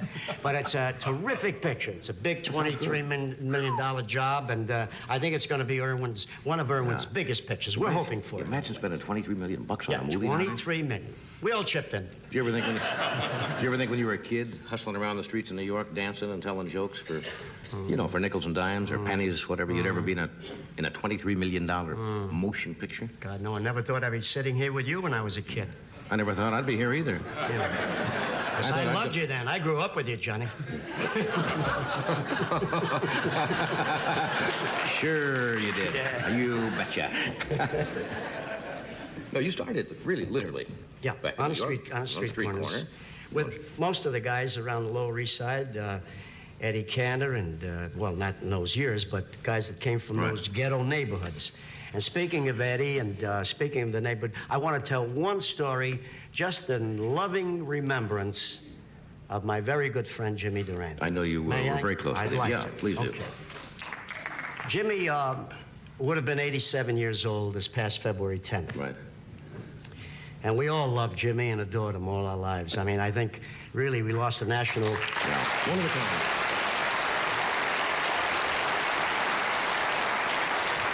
He was the kind of guy that really made you feel good when you saw him. Yeah. I mean, he just made you feel good. He was a national treasure. There was something about Jimmy you wanted to hug him. Jimmy, Joey Lewis. There were certain guys in our business. They're so lovable, just lovable.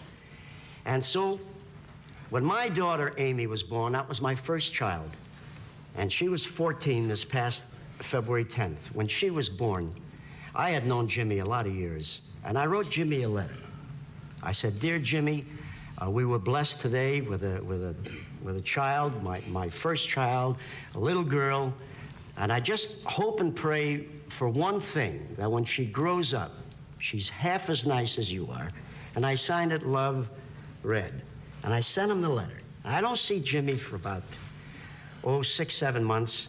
I'm working in Detroit. He's working in Windsor, Canada, at the Elmwood Casino. We both find ourselves at the track one night, and he spots me about 50 yards away. And you know, Jimmy, he gave you that face. He walked over, John, and this is all he did. He grabbed my arm and he said, "You made me cry." All he did is cry. Sweet man.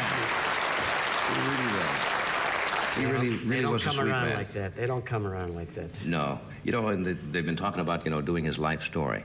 But as you well know, it is so difficult for anyone, no matter how skilled an actor they are, to portray somebody who's so current, who has made movies, who is still visible from television, to go in and do it, because it always looks like a second-rate impression of somebody. Well, I was in one of those pictures. I did Gable and Lombard. And that was, even though there were good performances... They're still visible on the... That's right. Too visible. People just didn't buy Gable and Lombard, I think, and that's what hurt it. Barbra Streisand could get away with doing Fanny Brice because people don't remember Fanny Brice. No. She wasn't in pictures that often. Radio and the old That's right. Ziegfeld Follies, that's right, she wasn't But that doing a visible. major star is a very difficult thing, whether it's W.C. Fields or anybody, and it's like Laurel and Hardy. Impossible to do Laurel and Hardy. Nobody can do them as well as they do, and they're on the screen. Right, every and week. I did the agent in Harlow, and they didn't buy Harlow for that reason. Very tough. I think I've been the agent for every star. you agent all over the place, aren't you? Really? We're going to take a break. We'll be right back. Ann Ranking is here, and William F. Buckley.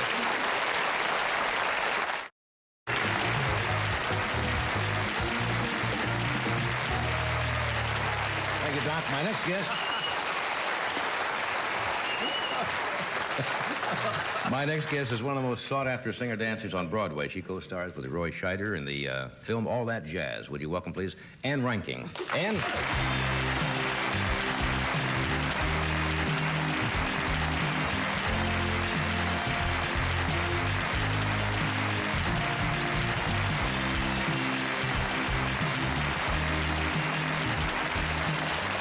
You didn't limp in. You were telling me. I saw you in makeup briefly before the show. And you said you'd bunged up a leg or something? Yeah, I was backstage. I just finished a show called Dancing. Yeah. And I was backstage, and a dancer ran into me. He was on his way to a queue, and it was a blind corner, and I just was standing in the wrong spot, and I went flying, and as a friend of mine said, I managed to hit the only sharp object in the theater. So you're not dancing for a while? Not for a while. I'm back in class. I go to ballet class. What do you lay the resurgence, the popularity in dancing? A lot of shows on Broadway. There was dancing. There were a couple of shows that were a chorus line. All That Jazz, the motion picture. It seems to have a revival in this country, just dancing. Yeah. Well, I think, we've become more physical-oriented and conscious, and everybody's jogging and all that. And dancers really have nice bodies, and they work their bodies well. True. And I think we're becoming more appreciative of the physical aspect, and then when it's just so pretty to look at. Yeah. And there's lovely music, and a lot of the dancers now sing, and all of a sudden you realize just how talented. It's just a new thing, it's a circle. Dancers are generally called gypsies, right? Well, is that where the term came from? Yeah, it's, I don't know why actors don't get called gypsies. It's Yeah, they mainly move around, because too. going from job to job. Right. And, I guess we take our plants and our cats with us. Yeah. Dancing probably is, most dancers probably work hardest of anybody in show business. Yeah, they do. And only a top few really get to the point where they're well-known nationally. Yeah, it's hard. It's And yet, real if you ask a hard. dancer, what do they want to do? They say dance. Well, you see, you have such little time. It's like being an athlete, and you have to... When's the dancer over the hill? Well, unless you're a big star or a rather phenomenal person, like Chita Rivera, Gwen Verdon, these Yeah, they're still people. going, aren't they? They're still going, but they're really the exception. Right. About 35 to 40. So you see, it's real young. Remember the old, you're too young for this, but No, Red I'm not. remembered. Yes, yeah, Johnny Downs and June Pricer in I'm the too malt shop. young. You're too young, right? All of a sudden, they'd be in the malt shop, right? And he'd say, hey, I've just written a song. And the guy would go to the piano. They'd just scribble it out on a napkin. They'd put it up there, and they'd start to play the piano. And all of a sudden, everybody would start to sing the lyrics to this song that he had just written. And then the dancers were up on top of the counters. And all of a That's sudden, true. this whole choreographed dance thing Yeah, they were would much happen in smarter the in malt those shop. days. I did a show with Johnny Downs. I got the song right here. Come here. No. Hey, my uncle's got a barn with some old props in it. We can go to Broadway. You can make the costume. I'll bet those costumes are still there. Hey, what do you say, gang? We're wearing them. And you believe in those days, you believe that. Yeah. You sit there and you'd sit there and you'd never question how everybody knew the lyrics to that song. But 20 people who were just in the restaurant would start singing the lyrics. That's what we got high on in those days. Making that stuff? That's... I mean, making... you know what I'm saying. This was our high, Yeah, we're going to do it. We're going to make it. We didn't need, any additives or anything. That wasn't my high. No, you don't think so? No, I didn't get any that at all. Didn't do a thing for me. You can call me Aya, and you can call me Tola. Call you Maya. We'll be right back with William S. Buckley. Stay where you are.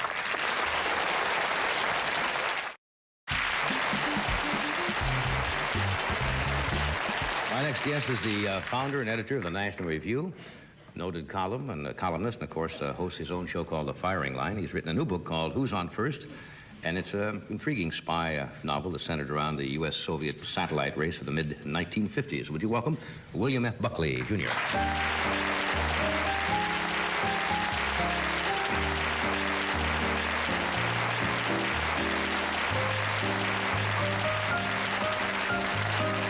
Muy bien. ¿Y cómo está usted? ¿Cómo está? Muy bien. ¿Y usted? Pues me parece que usted quiere que yo hable en español para darle oportunidad de desarrollar su promesa de hacer un simul broadcast. Sí, es la chista. La chista. Es la chiste. Sí, es la chista. It's a joke. Okay, folks, that's it for here. Yes, I knew you handled a little Spanish here and there. This is kind of an extension. You are on kind of a intriguing spy thing. The last book was Stained Glass, and the ones before was The Queen. Saving the Queen. Yeah. It's a little bit intriguing nowadays in the spy literature to bring out a book in which the American spies are actually to be distinguished from their guys, right, in the sense that not that we do different things, but that we are serving a better cause. In the last 10 or 15 years, there's been a tendency, I think regrettable, to assume that if you push an old lady and somebody else pushes an old lady, that which is similar between you and that other person is that you both push old ladies. Not whether you're pushing the old lady away from the way of a bus and the other fellow's pushing the old lady in the way of the bus. Yeah. And so I attempt in this novel, without surrendering the ambiguities, to make that distinction, that we're fighting on the right side, which has been, as you know, a terribly unfashionable thing to say. Although, as we know, Mr. Carter has now suffering from an inordinate fear of communism. Yeah, that's it. Well, let's touch on that a little bit. I was watching a show the other night, I think Washington Week in Review, and they were discussing the situation in Afghanistan, and somebody had asked if he thought he had overreacted, and I think it was the former ambassador to Russia who said he thought he might have, but it was an election year, and not that he thought it was a good idea that the Russians moved into Afghanistan, but somebody pointed out that the United States also now is very friendly with China, which doesn't seem to be a bad trade-off. 1 billion people for 17 or 18 million. But that is really never brought up. Well, it seems to me an overreaction to Afghanistan would be defined as a reaction that caused the Soviet army to move out of Afghanistan and also Eastern Europe. That is to say, you then overreacted in the sense that you got more than the status quo ante. But as long as the Soviet Union continues to occupy Afghanistan, we are worse off than we were before. What really happened, and your stories of the calendar change are in a mysterious way obliquely relevant, is that we have been proceeding on the assumption that the expansionary phase of the Soviet Union terminated with the consolidation of their hold over Eastern Europe, and we have found out that, in fact, it didn't. There's no question that in playing the China card, we're simply picking up strategical weapons where they lie, even as we picked up Stalin as a common ally against Hitler. But, you know, there's been a lot of self-delusion, and the question really is, can you write a novel that works its way into the interstices of the problem in such a way as to bring people a sense of adventure, a sense of the moral ambiguities of the quarrel, while still maintaining that essential equilibrium, which is that the Gregorian calendar change works in a particular way. I had a classmate who, a guy of enormous presumption. We always sort of were in awe of him when we matriculated as freshmen, because he not only was married but remarried, and this was an unusual accomplishment in a freshman. But in his sophomore year, he arrived back at school a week late, so he was called in by the dean, because in those days, deans called in people who were refractory. And he said, Mr. Hadley, how is it that you arrived a week late? He said, well, sir, I spent the entire summer in a study of the Middle Ages, and I was so absorbed that I forgot about the Gregorian calendar change. So the dean looked at him and said, in that case, Mr. Hadley, you would have arrived back a week early. It's that historical equilibrium that one needs to hang on to, which is that although a lot of people sting other people, and a lot of people go in for espionage, and a lot of people penetrate other organizations, whatever you say about the United States, we are still making some kind of an effort to keep a few people free. You'd last 10 seconds in a Soviet society, and it makes a difference to a lot of us that you have lasted 15 years. Well, you can say a few things. And you too, I might add. How do you feel? Are you tired of talking about whether the United States attempt, the Carter administration's attempt to cancel, boycott, or move the Olympics is a good weapon to use? It is impossible, I think, to superordinate any single consideration over the dominant consideration. E.M. Forster wrote a lot of interesting books and said one really dumb thing. His dumb thing was, I hope that if somebody would have given me the alternative of voting for my friends or for my country, I would vote for my friends. Well, in the first place, the probability is that even his friends were members of his own country. Now, in an age in which we are seriously considering drafting women, the notion that we can't ask people who throw discuses to join us in a common enterprise is, I think, recognized by the American people as intuitively incorrect. And I think it is remarkable that people who have made as many sacrifices as these Olympic athletes have made, remarkable that the majority of them appear to be in favor of boycotting the Moscow Olympics. Yeah. It would probably be a very difficult thing for the Russian leaders to explain to the Russian people, would it not? Because most of the Russian people probably are really not aware of what is going down yet. Yeah. If it comes to down to the bottom line on this thing, then they're going to be in a little bit of trouble to explain exactly why this took place. Well, the Russian leaders don't specialize in explaining things to the people, but sooner or later, when it gets down to why they're not there, they'll have to come up with something, won't they? It is true. It is true that they specialize in the idea of legitimacy.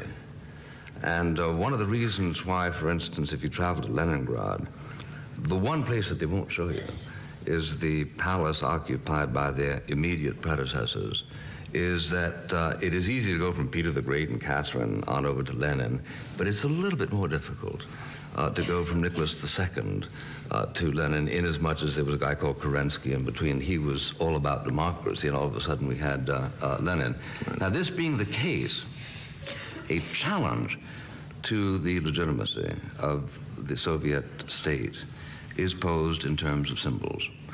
And the fact that they were intending to act as the accredited host of the civilized and, to be sure, uncivilized countries of the world gave them a sense of well-being and a sense of the consolidation of their effort that Helsinki went a long way in giving them. To take that from them is something that is very nearly unendurable, which is one of the reasons why they are really hurting right now. It seems that President Carter is, as the columnists refer to it, is having a Rose Garden strategy now, and Mr. Kennedy's trying to get him into some kind of debate. Do you think that's a crucial thing that the American people are somewhere along the line going to ask for? And if it does happen, does it? Television apparently has had a tremendous impact, at least in the past few years, on the perception of a candidate by the public. And they would like to see that kind of a debate. Well, I think Mr. Kennedy's invitation to debate with Mr. Carter is the single most staggeringly hubristic act of the century, when T.S. Eliot sent to Ezra Pound the book by Dr. Williams, he wrote back and said, "This must be the most inarticulate man who ever gargled." And anybody who transcribes what Mr. Kennedy has said during the past 7 or 8 weeks must wonder what on earth he would say in a situation.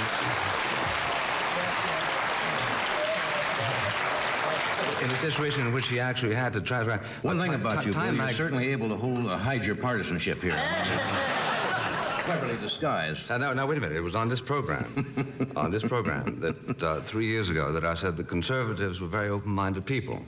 We weren't going to criticize President Carter, who had just been inaugurated, until he screwed up, and we didn't. That's right. You were fair there. You did wait, didn't you? A modicum of time. Took a few months. Do you think, if you had to make a calculated guess, did you see Mr. Carter getting the nomination, and against who for the Republicans? Well, I think that anybody who makes a calculated guess in public without the following reservation is dumber than I am. And that is that the statistics show that anybody who does make a bet, these are statistics that go back to 1946, has a 70% chance of being wrong.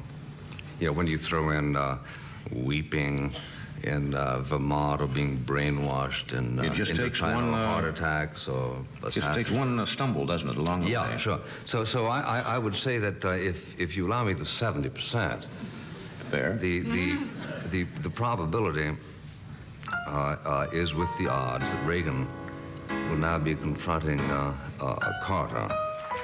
We'll be right back.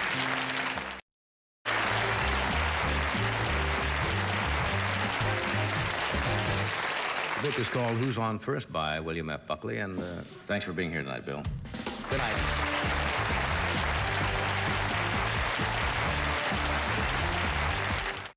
I'm humbled by that applause. This is NBC.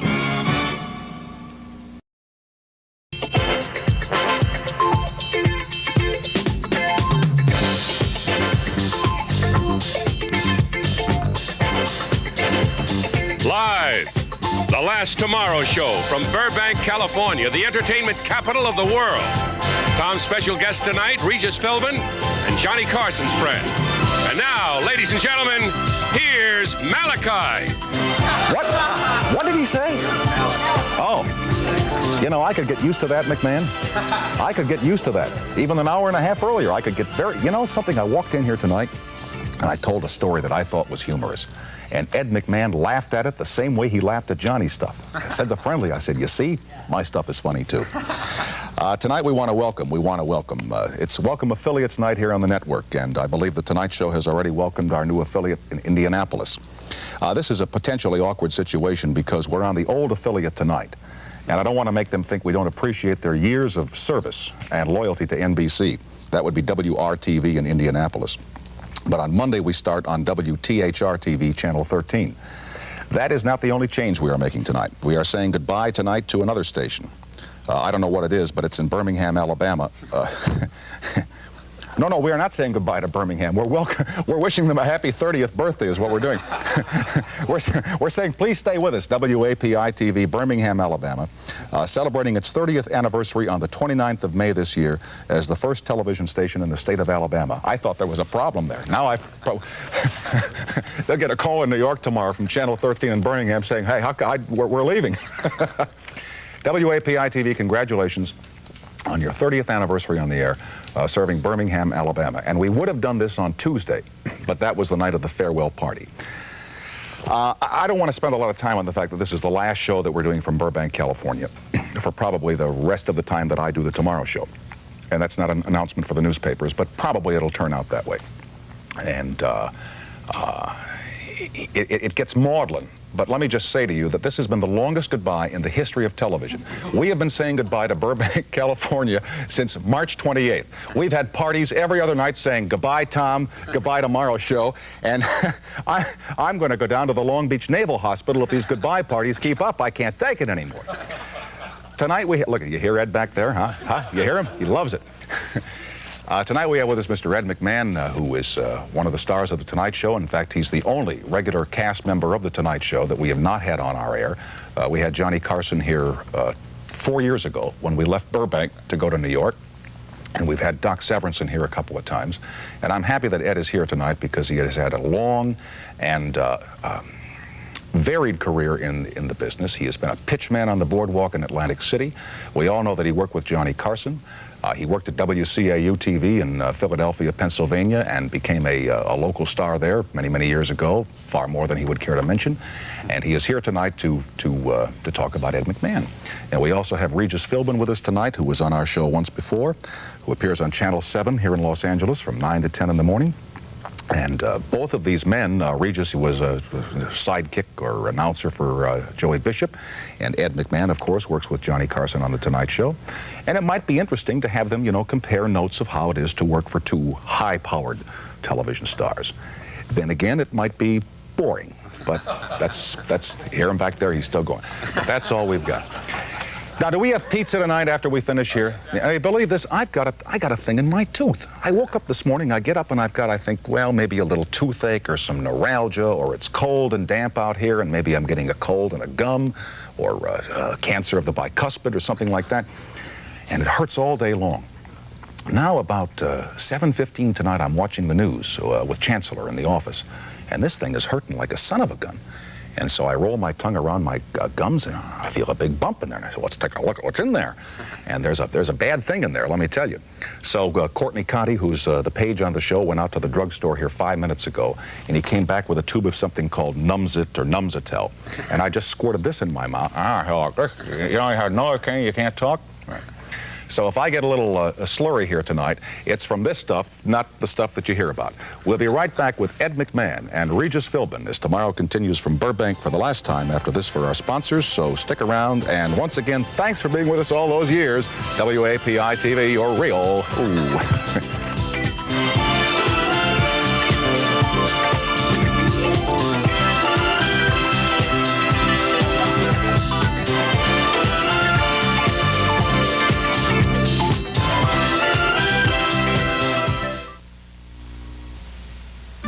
There's nothing like regular Gatorade.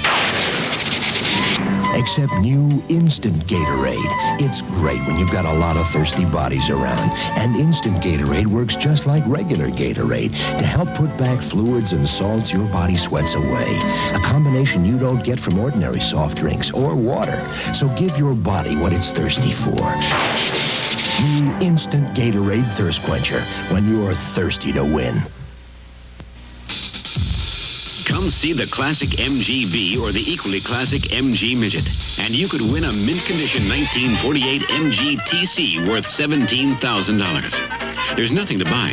Just pick up an entry blank and official rules at your participating MG dealer. While you're there, you can drive the wide-open MGs, the best-selling convertible sports cars in America. So come, enter the MG Classic Sweepstakes today. Can you imagine a shampoo that makes your hair so clean and fresh and full? You're gonna swear. I swear. You got more hair? It's almost magic. Herbal Essence takes hair that wants to look thick and full and deep lathers away all the dirt and oil that's holding it back. Then, just like a flower, your hair blooms. Naturally clean and fresh, naturally thick and full. Like you got more hair. You're gonna swear. I swear. You got more hair. I got more hair. With Clairol Herbal Essence. I swear. How do you wash a $40 sweater? Handle with care. How do you get lingerie really clean and bright? Handle with care. How do you wash synthetics and stop them from clinging? Handle with care. Discover the first fine fabric wash that takes total care of your fine washables. It's got a softener and brighteners, too. My sweater's so soft. Even my colors look bright. And no more static cling. Safe for hand or machine. Handle with care for total care. What is this? Why are we on him? What is I don't this? believe it. Every time you come in here, something happens to this show. Oh, again? It's a rule around here that the first face that's seen on this show is mine. You better all believe right? it is. That's right. Wednesday, I came in, no parking place. Tonight I come in for the last show, and they cue me, and you go on the air. Oh, Now it's coming to a close. Now here is Ed McMahon, who is there. Do you mind the word sidekick? Not at all. All right, I love sidekick it. to Johnny Carson, associate of Mr. Carson over many, many years in the industry, a very successful commercial announcer, an announcer at WCIU-TV Yes. in Philadelphia for a time, a man who came out of the Midwest and made his mark in showbiz, and in Burbank, the entertainment capital of the world. And Regis Philbin. Ed. Hey, listen, I am delighted to be here with you two network giants. I mean it. come I'm on. just thrilled to death to be a part of You're this show network? tonight. What are you talking about? No, but this is his last night here, and Ed and I are flattered to be a part We of are this show. flattered, We really yes. are. Thank you. And I brought along a little farewell gift for you. I didn't bring one, see? Well, Ed, you Wait a know, minute. I'd like you to read the Thank you. card. No, I'd like you to open it on the air. Now, wait a minute. I brought a Ed. gift. Ed, I know you've told this story many, many times. But I went out and I bought this gift for a special significance. People would like to know what I bought you. They don't want to know. They're not here to look at me. They're here to look at Ed and to look at you. See, he's in a bad mood, Ed. No, I'm in a He's got that tooth. The tooth is killing him, and we have to pay for it. I'll open it. No, you won't. Oh, okay. What the heck, sir? I mean, you've done it all. I mean, you know, commercials for Budweiser, sidekick to Johnny Carson, your own production company. I mean, I got to hand it to you, sir. And I guess what I want to ask you, sir, how do you do it? Is that an imitation of Johnny doing you? Is that what Who's he doing? I think he's doing Johnny doing him. Oh, I see. Johnny's going to love that. Can we trace your career from the time that your dad had the bingo parlor on the boardwalk in Atlantic City? Sure. And you were a pitchman there, weren't you? Yes. I'll tell you, the first, I was headed for show business. I didn't know it, but I was headed for show business. When I was a baby, they used to wheel me home at night on the boardwalk to the Claridge Hotel in the heyday of Atlantic City. This was when Atlantic City was something. My father had a place called the Radio Palace. Before bingo, was radio. Yeah. Child's Game Lotto became radio, 5 beans in a row. And people used to come in their Rolls Royces when Rolls Royces were very scarce, and the mink coats when mink coats were very scarce, and they played bingo in the afternoon. And they sipped on their little drinks that they used to have for their, their sore muscles, those ladies. And at night, they used to wheel the receipts home in the baby carriage under my feet. All the cash that took, and my father and mother were very elegantly would stroll down the boardwalk with several $1,000s under my feet. I was going to say, it was a pretty substantial sum of money. Oh, a lot of money, because they went all day into the night till 3 or 4 in the morning. They gambled. It was like a Las Vegas casino, essentially. And that's where I really got the bug, I guess. I found money under my feet, and I said, wait a minute, this is it. Let's get into this. And when I was very young, I started in the back of a truck. I was an announcer, one of those sound trucks, went around announcing political campaigns. That was my first job. Then I got a job as a bingo announcer. Then I was an announcer at a fair for a sports game. And then the big thing was to become a pitchman, because that really is like top of the line. I became a pitchman on the boardwalk in Atlantic City. And my father, in the later years, had another place called Skillo, which was essentially the same game, played a different way. And 2 of the people working for him, Jack Klugman and Charles Bronson. You have got to be kidding. No, they worked for my father, and they were trying to become announcers, and my father would send them up to watch me, to study me.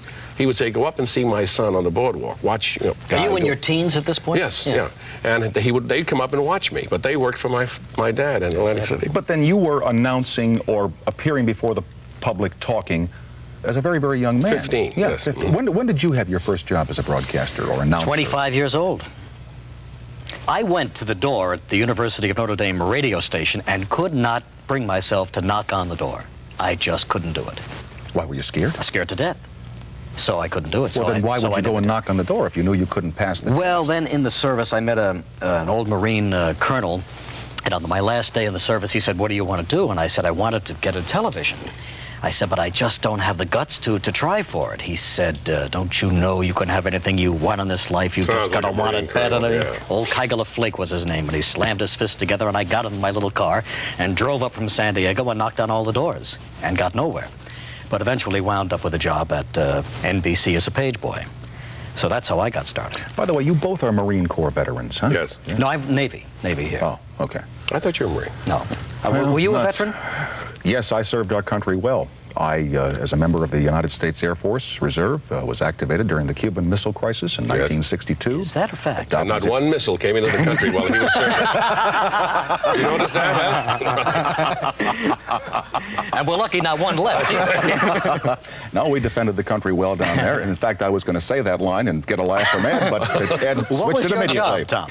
I was the information officer there at the base, taking care of the base newspaper, preparing press con. Heavy times, too. That was very crucial. Boy, that didn't go the right way for us. We'd have been at war with Russia. That was very touch and go there. Yes, it was. Don't think, when I was preparing statements for the general at the time to give to the population of the southeastern United States, assuring them that their safety was intact, don't think I didn't realize the weight of responsibility and how people were depending upon me to keep those missiles in Cuba. Now, were you still a member of the reserve? Can we count on you in times of crisis? No. There hasn't been an attack in Burbank all the time he was there. Now New York will be safe after this. But our attack on Miami was ill-timed. Really was. You talk about the Marine Corps very seldom on the Tonight Show. What were you in the Marines? Or maybe you I was a pilot, fighter pilot, and I came out a colonel. I worked my way up to be a full colonel. Yes, sir. Carry on at ease. And I'm very proud of that. I found that the military was very good for me at the times of my life when I was in it. It taught me a great lesson in discipline. It helped me a lot in this business. You know, I have quite a reputation for being a drinker. And that could hurt you in the business if people started to believe that. Say, well, geez, will we book him? Will he show up? Will he be there? But the Marine Corps teaches you to be on time and to be ready when you get there. No matter how loaded you are. That's right. And I have that reputation that they can count on me. And it's a good thing. You know, it's great. Like the Tonight Show, the record with Johnny, I've only missed, in 21 years with Johnny, I've missed 3 days.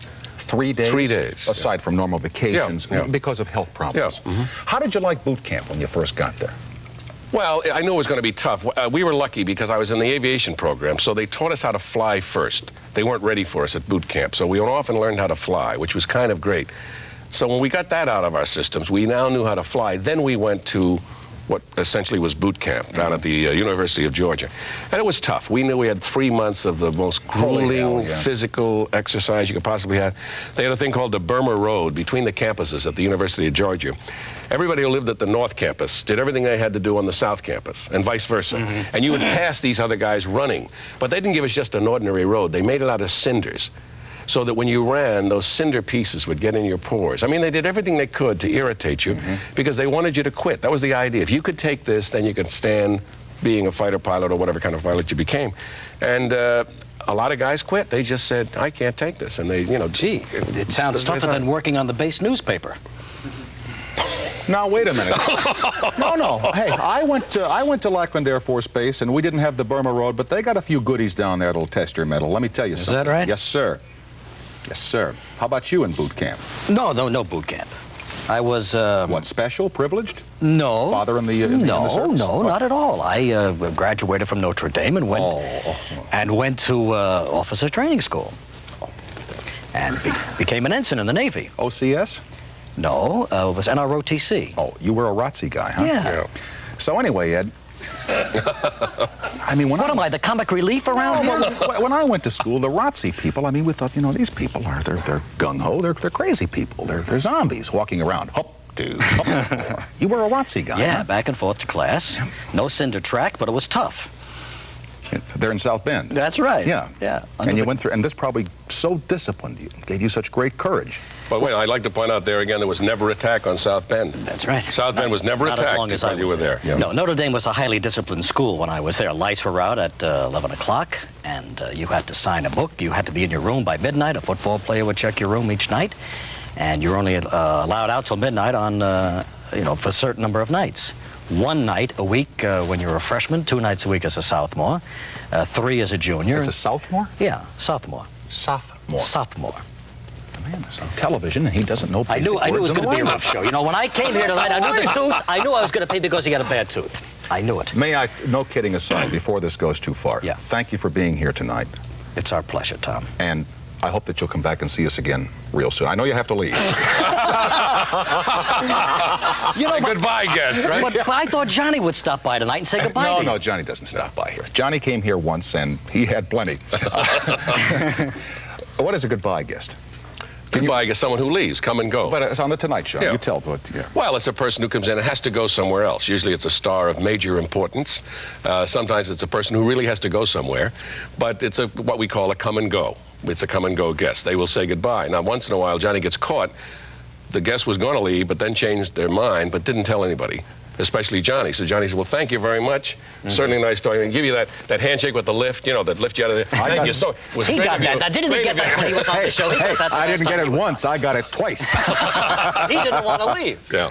Didn't want to leave. No, I want to leave. Come on. Oh, come on. Did my little show in the morning, and the man wouldn't leave. Man said, I've got to be out of here now at 9:15. Get me out.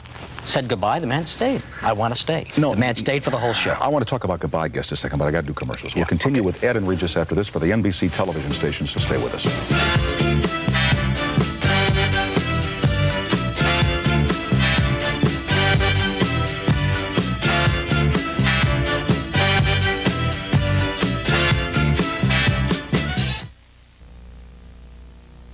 LaBrie's Waterbed's second location at Bradshaw and Highway 50 is now open.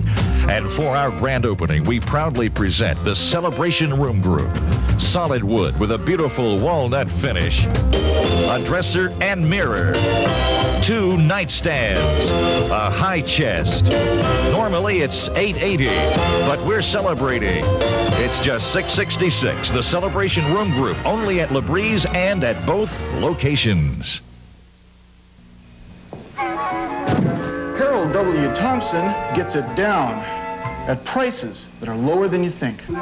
Save now on Coronet's beautiful array of earth tone carpets, like the natural luster of cinnamon ice, the rich warmth of weathered pine, and Coronet's plush caramel delight, now at $350 a square yard saving. For a few $100s, you can carpet an entire home.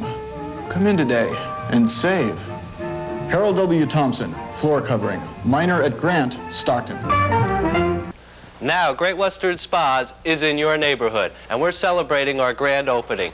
Now, you can afford your very own spa by taking advantage of our grand opening special, which includes a 8-foot round fiberglass spa with heater, filter, pump, and blower at an unbelievable low price. So come on down and help us celebrate.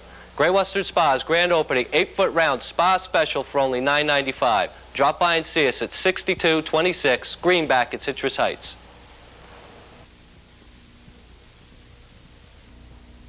I don't care if you've shopped Bullock's, Broadway, May Company, or RB. You're going to find a bigger selection of quality bar stools and dining furniture at Lee's than anywhere. And just look at this exciting value. This handsome English oak style dinette set, regularly $429.94, now $329.94. That's right, save $100. This price is good now through Sunday only, so hurry down. For quality selection and value, you can forget everyone else. Lee's is the biggest name there is. The show. Look at that moon. You know why it's fun to be a goodbye guest on the Tonight Show? Because if you don't leave, he bumps you down, and you wind up sitting next to Ed all night, and nobody ever talks to you. Yeah, it's tough. That's right. It's really tough. Once the next guest comes out, you're in limbo. Usually, yes. You've got to fight your way in again. When you read the news that he was quitting on April 1st, or whenever, what did you think? Well, I knew it was brewing. I mean, I'm close enough to the man to know it was brewing. I've been prepared for it for a long time. I never thought we would go past 10 years. I thought that would be the absolute maximum. Then I figured 15 on the outside. Now, here we're in our 17th year, and I'm surprised that he stayed this long. I really am. But you weren't shocked no, or anything? I knew it was coming. I mean, I had even almost guessed the day in my mind, so I knew it was coming. No, it was not a shock to me at all. Was it a shock when you heard it the first time? No, because I had already you were prepared conditioned myself. 10, 15 years and that's it, huh? I figured this is it, and all along I've been preparing other things to do, trying to get other things going, getting a movie career going. So I was just whenever it goes. I made a verbal commitment to him that I would stay on The Tonight Show as long as he stays there. And I hope he stays long enough for me to leave with him. I've got a contract till next April. I run out in April, and I hope that he stays that long so that he and I can say goodbye and the same night. And if he doesn't, are you going to... I will stay with him as long as he stays. Now, maybe if NBC wants me. Maybe it's fortuitous that the two of you are sharing your last night here because you know who's been mentioned as a possible replacement. Oh, to yes, John. many Well, it times. could very well be that we're seeing the prelude to the Tonight Show. Right, it could be. Could be. Could be. I mean, there's something here. Johnny's not here. You're How here. tied up are you with that show over at ABC? Oh, I can get out in 20 minutes. He is very tied up over there. 20 minutes, they let me out. Really? That show is #1 over there. It is. Okay. Hey, It's a great show. It beats the reruns of Mickey Mouse Club. Yep. Okay. It Right. beats I Married Joan. Strongly. It beats My Little Margie, and Yeah. it beats Love That Bot. Handsomely. Cleans them right out. Yeah. Love that. Love that. Bob, he mentioned all those shows. All the big My ones. Little Margie. Oh. No, but it could be that you two guys could meet again under different No, circumstances. if Tom ever took a show over, if Yeah. that happened, it would be not the same show. He would not require a person like He me. kind of liked it when you gave him the intro tonight. Oh, he The likes man that. being. Well, The there man being. are a lot of men around that could do that. That's Well, now easy. let's work it out right now. Johnny says he's leaving. Now, if Tom takes I over don't the show, believe would you, Ed, Don't like do- to stay on? No, I would not. Why, Ed? It's no offense to. I don't want to stay on with anybody. I want to leave with him. We did it, and it's over. I want to go on to something You were else. at the dice table, you roll the Yeah. numbers, they came up winners, I and don't you want go to out stay with ahead. the new man. No offense to him. The new man would be wrong to keep me. He'd be very wrong to keep me. Get his own fresh face, a new guy. Hey, guy like you. Hey, that's the way I feel. Yeah. I guess we can't work anything out, huh? No. You're telling him no, in other words, right now. He knows it. He already knows it. It would not work for him. I'm going to ask Ed this, but I want to ask you first. Sure. When you work for Joey Bishop as, I hate the word sidekick because it means Well, I was Joey's announcer. Announcer, all right. Is it ever hard to sublimate your personality to the star's personality? Because in your own right, you're a very humorous, very funny man. And you know, I watch you faithfully in Los Angeles. And as I said to you before the show, you crack me up every single morning because you're very, very humorous. Thank you. Is it hard to sublimate that sometimes and let him get the big laugh? No, I don't think so, because you know what your place is on the show, and you are there to help him get that big laugh. That's how I always looked at it, and that's how it worked. That's the key, your place. You said it right on the nose. You know your place. You're here to do a certain function, and that's it. When you do that well, with Johnny especially, when you're doing that well, you never hear a word from him. You know you're doing it right when it's never mentioned, and that's what you're supposed to do. But your place is the key to it. Yeah. Where'd you bump into him? We met. I was doing a thing in Philadelphia. I was doing some shows in Philadelphia, as you know, and they did a person-to-person for Dick Clark. Dick Clark was my next-door neighbor. And Edward Armero's crew came down. It was pretty exciting, you know, my next-door neighbors on person-to-person. And Clark was starting to make his climb, you know, the front page of Time and whatnot. And he and I were pals. And I was very happy for him, his success and so forth. And he was starting to roll. And the owner of the apartment development where we lived had a beautiful club, Drexelbrook. You may have gotten out there when you were in Philadelphia. You know what it was like. Yes, sir. And Dan Kelly was a dear friend of mine. He said, we're going to have a party. Come on down. So he was a very energetic type of guy, and he was always trying to put a show together. So he said, come on, Ed. He said, get up, do a show for these people from New York. Get up. All of a sudden, I'm on a microphone, ad-libbing a show. We had some singers with the club. I introduced them. I did some comedy. I did some things. When it was all over, a fellow named Chuck Reeves, bless his soul, came up to me and he said, you know, you're very clever. You're very funny. He said, I'm going to keep you in mind. He said, do you have any eyes for New York? I said, only 24 hours a day do I have eyes for New York. He said, I'll remember that. Well, you hear that a lot when you're in the business. You've heard it. You've heard it. People say that, but they don't ever follow through. Yeah, I'm going to keep you in mind. I'll keep you in I'll get mind. back It's a to great thing to say, you know, the big producer from New York. But he did keep me in mind. And there were rumors around the little theater that Johnny was looking for a new announcer. His announcer, a guy named Bill Nimmo. Remember Bill? Bartender sure. Bill, a Yeah, great sure. guy, great announcer. He had his own show and couldn't do Johnny's show because Johnny's show was live. And they had to tape the other show, and they couldn't. It was a conflict. Do He had to leave. you trust your wife? Yeah, who do you trust? It was really called in New York. Who do you trust? But anyway. No, it was do you trust your wife, here. and then they changed it. Yeah, but I say in New York it was who do you trust? We're talking Don't about start New York. fighting with me. Anyway. It's the tooth, Ed. He heard rumblings that Nimmo had to leave and that Johnny needed a guy, and he called me on the phone. He said, get up here and take this, you know, take the audition. And I don't know what the audition was. I came up.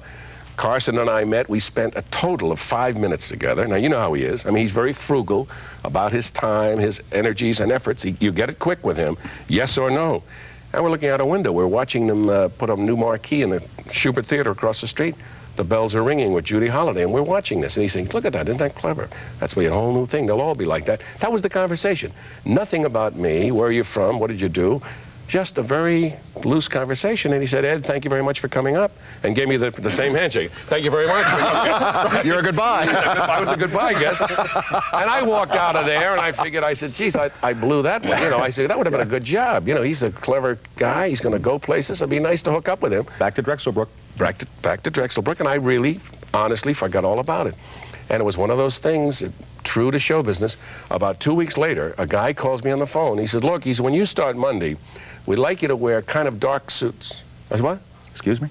I said, what do you mean start Monday? He said, Monday, when you're starting, he said, I just want to suggest you know, Johnny would like you to be in a kind of a darkish suit. I said, you mean I got the job? He said, oh, didn't they call you? That's how I found out about it. Didn't they call you? And this is like on a Thursday. I didn't know anything about it. I started to work that Monday morning. And been inseparable ever since. That's right. We've been together Monday through Friday. This How many October, years? 21 years we've worked together Monday through Friday. Now, I don't think any team has ever worked together on that constant basis.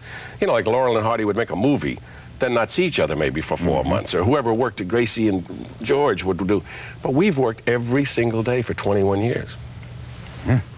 It's a body of work. Yes. Yeah, as you said on the 60 Minutes piece, that's a lot of entertainment. Yes. That's a lot of programming. Yeah. Before I go to the commercial, another thing I don't want to forget. Congratulations to you on being the recipient of a Los Angeles Emmy Award from the Academy of Arts and Sciences the other night. Were you surprised when you I really was. I have never won anything in this business. Have you ever won an Emmy? Yes, sir, I have. Yeah. Let me give you the history of that real quick. I've been doing this show for about 6 months, and I won an Emmy. But my Emmy was not the ones that was presented on television in front of all of America. Mine came in the mail the next day. Oh, really? And so, then all the years here in Los Angeles, and I was on the news out here at 6 o'clock. Never got one. Never. No kidding. Never was there. And you were the hottest guy in the news. Hot. Changed television news forever. Absolutely. Forever. Nobody's eyes ever twinkled on a newscast like yours. You kidding? We had the, you want to hear the spotlight bill down there to make these things twinkle? We'll be right back with Ed McMahon and Regis Philbin after these words from our sponsors. Stay with us. He's warming up now. Now he did.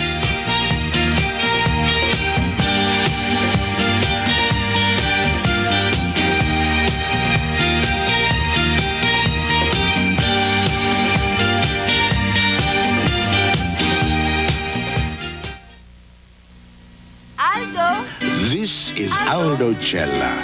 He is not tall. Ciao, Aldo. He is not pretty. He is not powerful. Aldo. But Aldo Cella knows what women like. Cella Lambrusco, a very special red wine. Chilecella. Aldo.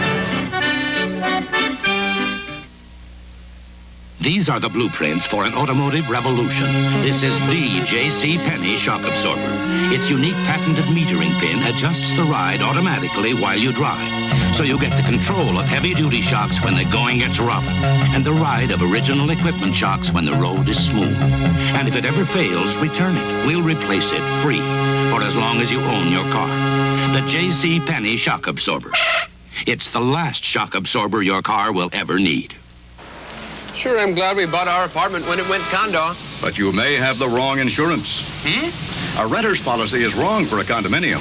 Well, you mean we don't have the right coverage? Missed. You can get it from Allstate. We pioneered condominium insurance for people like you. It's different than renters. With special protection to cover a condo owner's special needs. Sold me. Come on, I'll buy you a burger. And a plate. When you own a condominium, you're in good hands with Allstate. And that's a promise from us, the good hands people. I'm going to take the worst of these junk cars, give it a showroom finish, using no wax, with this incredible new product, Starbright. In 30 minutes, under a scorching sun, and without muscle, I'm going to give this car a dazzling shine that'll last up to a year. Starbright. It's like getting a paint job for $3.95. And you should see what it does to new cars and boats. Starbright's Super Car Care line is available wherever automotive products are sold. Some guests on The Tomorrow Show stay at the Sheraton Universal Hotel, a Sheraton Showplace Hotel. For reservations, call free 800-325-3535 or have your travel agent call. Remember when you almost got fired from Joey's? No. When?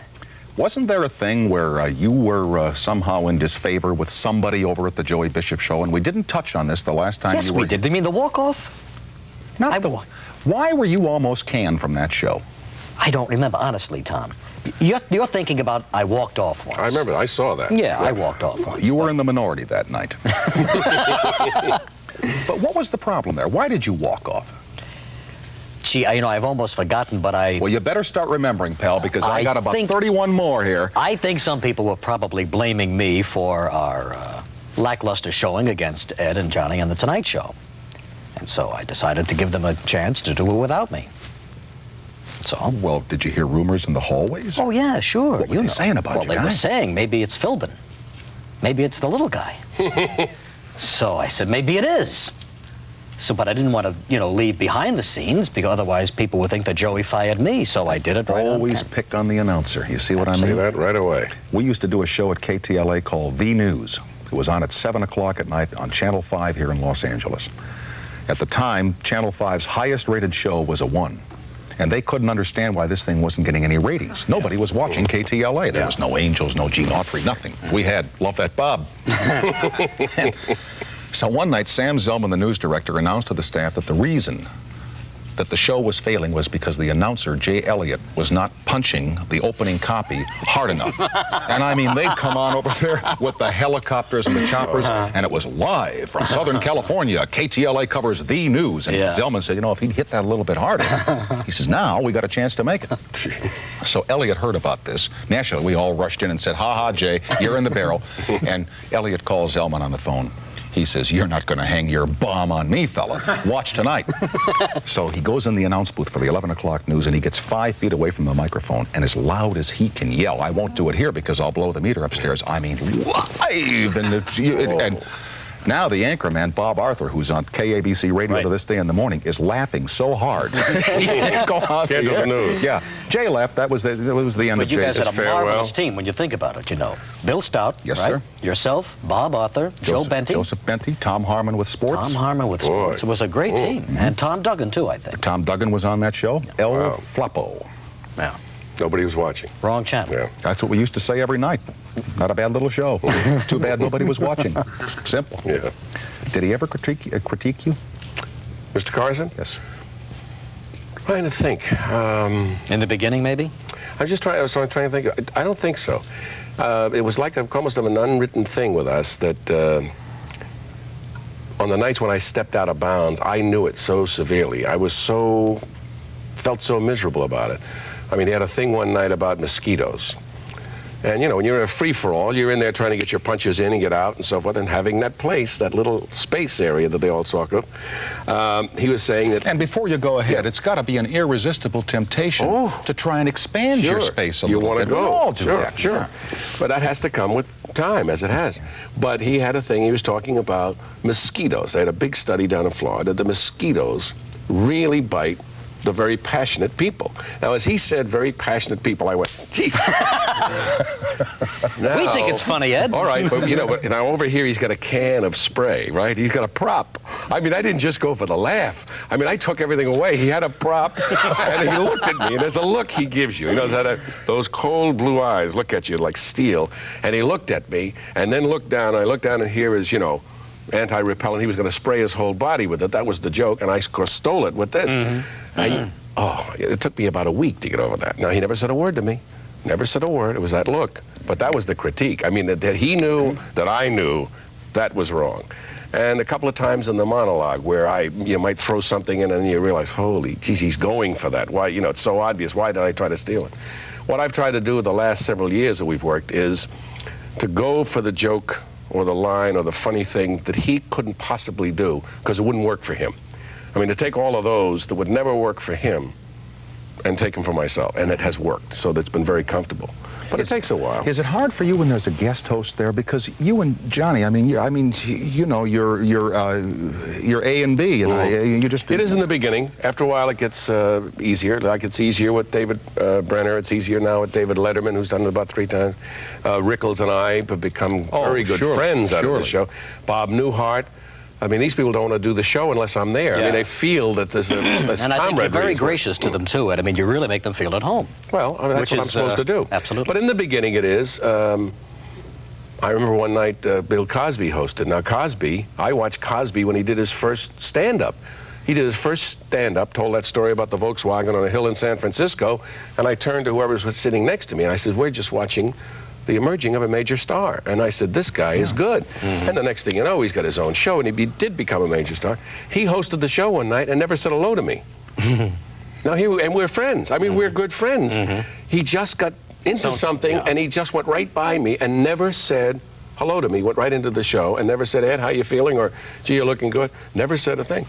Well, sometimes they're so nervous that they just get going. Boy, I'll tell you, have you done that show at all? I did it one night when Joey was guest hosting. I am so nervous on that show, it is terrifying. Why? You with friends? Well, yeah, I understand that, but you have to understand something else. You know, the chatter that you were referring to about the successor to The Tonight Show. You remember that when you were young? Yeah, sure. Well, I got a staff of people, they hear all that chatter, okay? So now all day long, they pump me up. Yeah. Well, by the time you get out there, you can't possibly live up to the expectations of what your people think you should do out there. Even you? Yeah. Mr. Confidence? You want to feel the sweaty palms here? I got to tell you a little story. Hey, do you want to feel the sweaty palms in his presence? This man did one of the funniest pictures that has ever been made. No matter what the critics said. Fun with Dick and Jane. The funniest picture. Stole every scene he was in. The last scene in that picture is a comedy classic. Honest to God, you were sensational. I couldn't believe how good you were in that picture. So you got sweaty palms. I couldn't see I thought he attacked. I thought he always tried to get his He's guess. Mr. Nice Guy tonight. I think it's the tooth. It's the tooth. It's got to be the tooth. Numbs it. He's having an overdose of numbs. No, but you are Mr. No. You are really Mr. Confidence. I'm just trying to get out of town alive. You know, but I hope you don't Thank change you. your That's image. very nice. Thank you. No, sir, it was a sensational And picture. don't rap the critics. We got 32 rave reviews on that. Well, I got the best reviews I ever had on In that. fact, I saw that picture on the cable out here, and then they showed it on ABC television about 6-8 months ago, and I watched it again because of the scenes. I mean, when he and George Segal say, let's cut out all the baloney.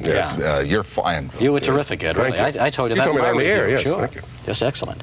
But getting back to your confidence. Yes, lack confidence, lack of confidence. I just want to say this. We can help you. We can help you. All right, get back to it in a couple of minutes here. I got to do commercials. We will continue. He won't open my with presents. Regis. He won't do anything. I'm not going to do this on the air because I will get carried away and I will step out of my space. It's amazing. Even on you my, know your even place. my own show, I have space. Yes, sir. Did Ed tell Johnny he was coming on here tonight? I hope not. Not in a second. We'll be right back. I tried to get you a plug, as a matter of fact. It's a tough goal, believe me. I've tried a lot harder than you. We'll be right back after this for the NBC television station. I really did.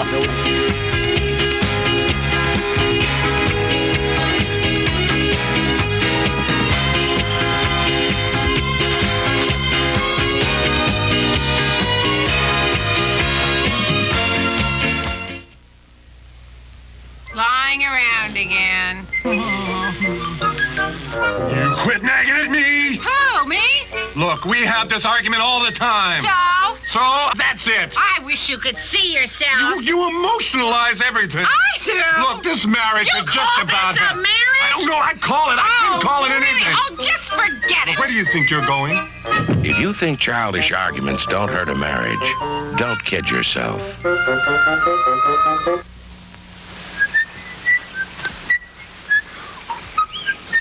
Some people think the woods are scary. Not me. What's that? Oh, now that's scary. Camping out with gasoline. I hope they're not going to use it on a charcoal or campfire. It'll explode. And that's another thing. Candles in a tent.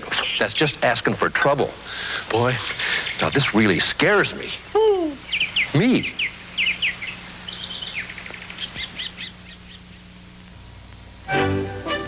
While devoting itself to the rehabilitation of the physically handicapped, the Easter Seal Society provides job training and placement as well.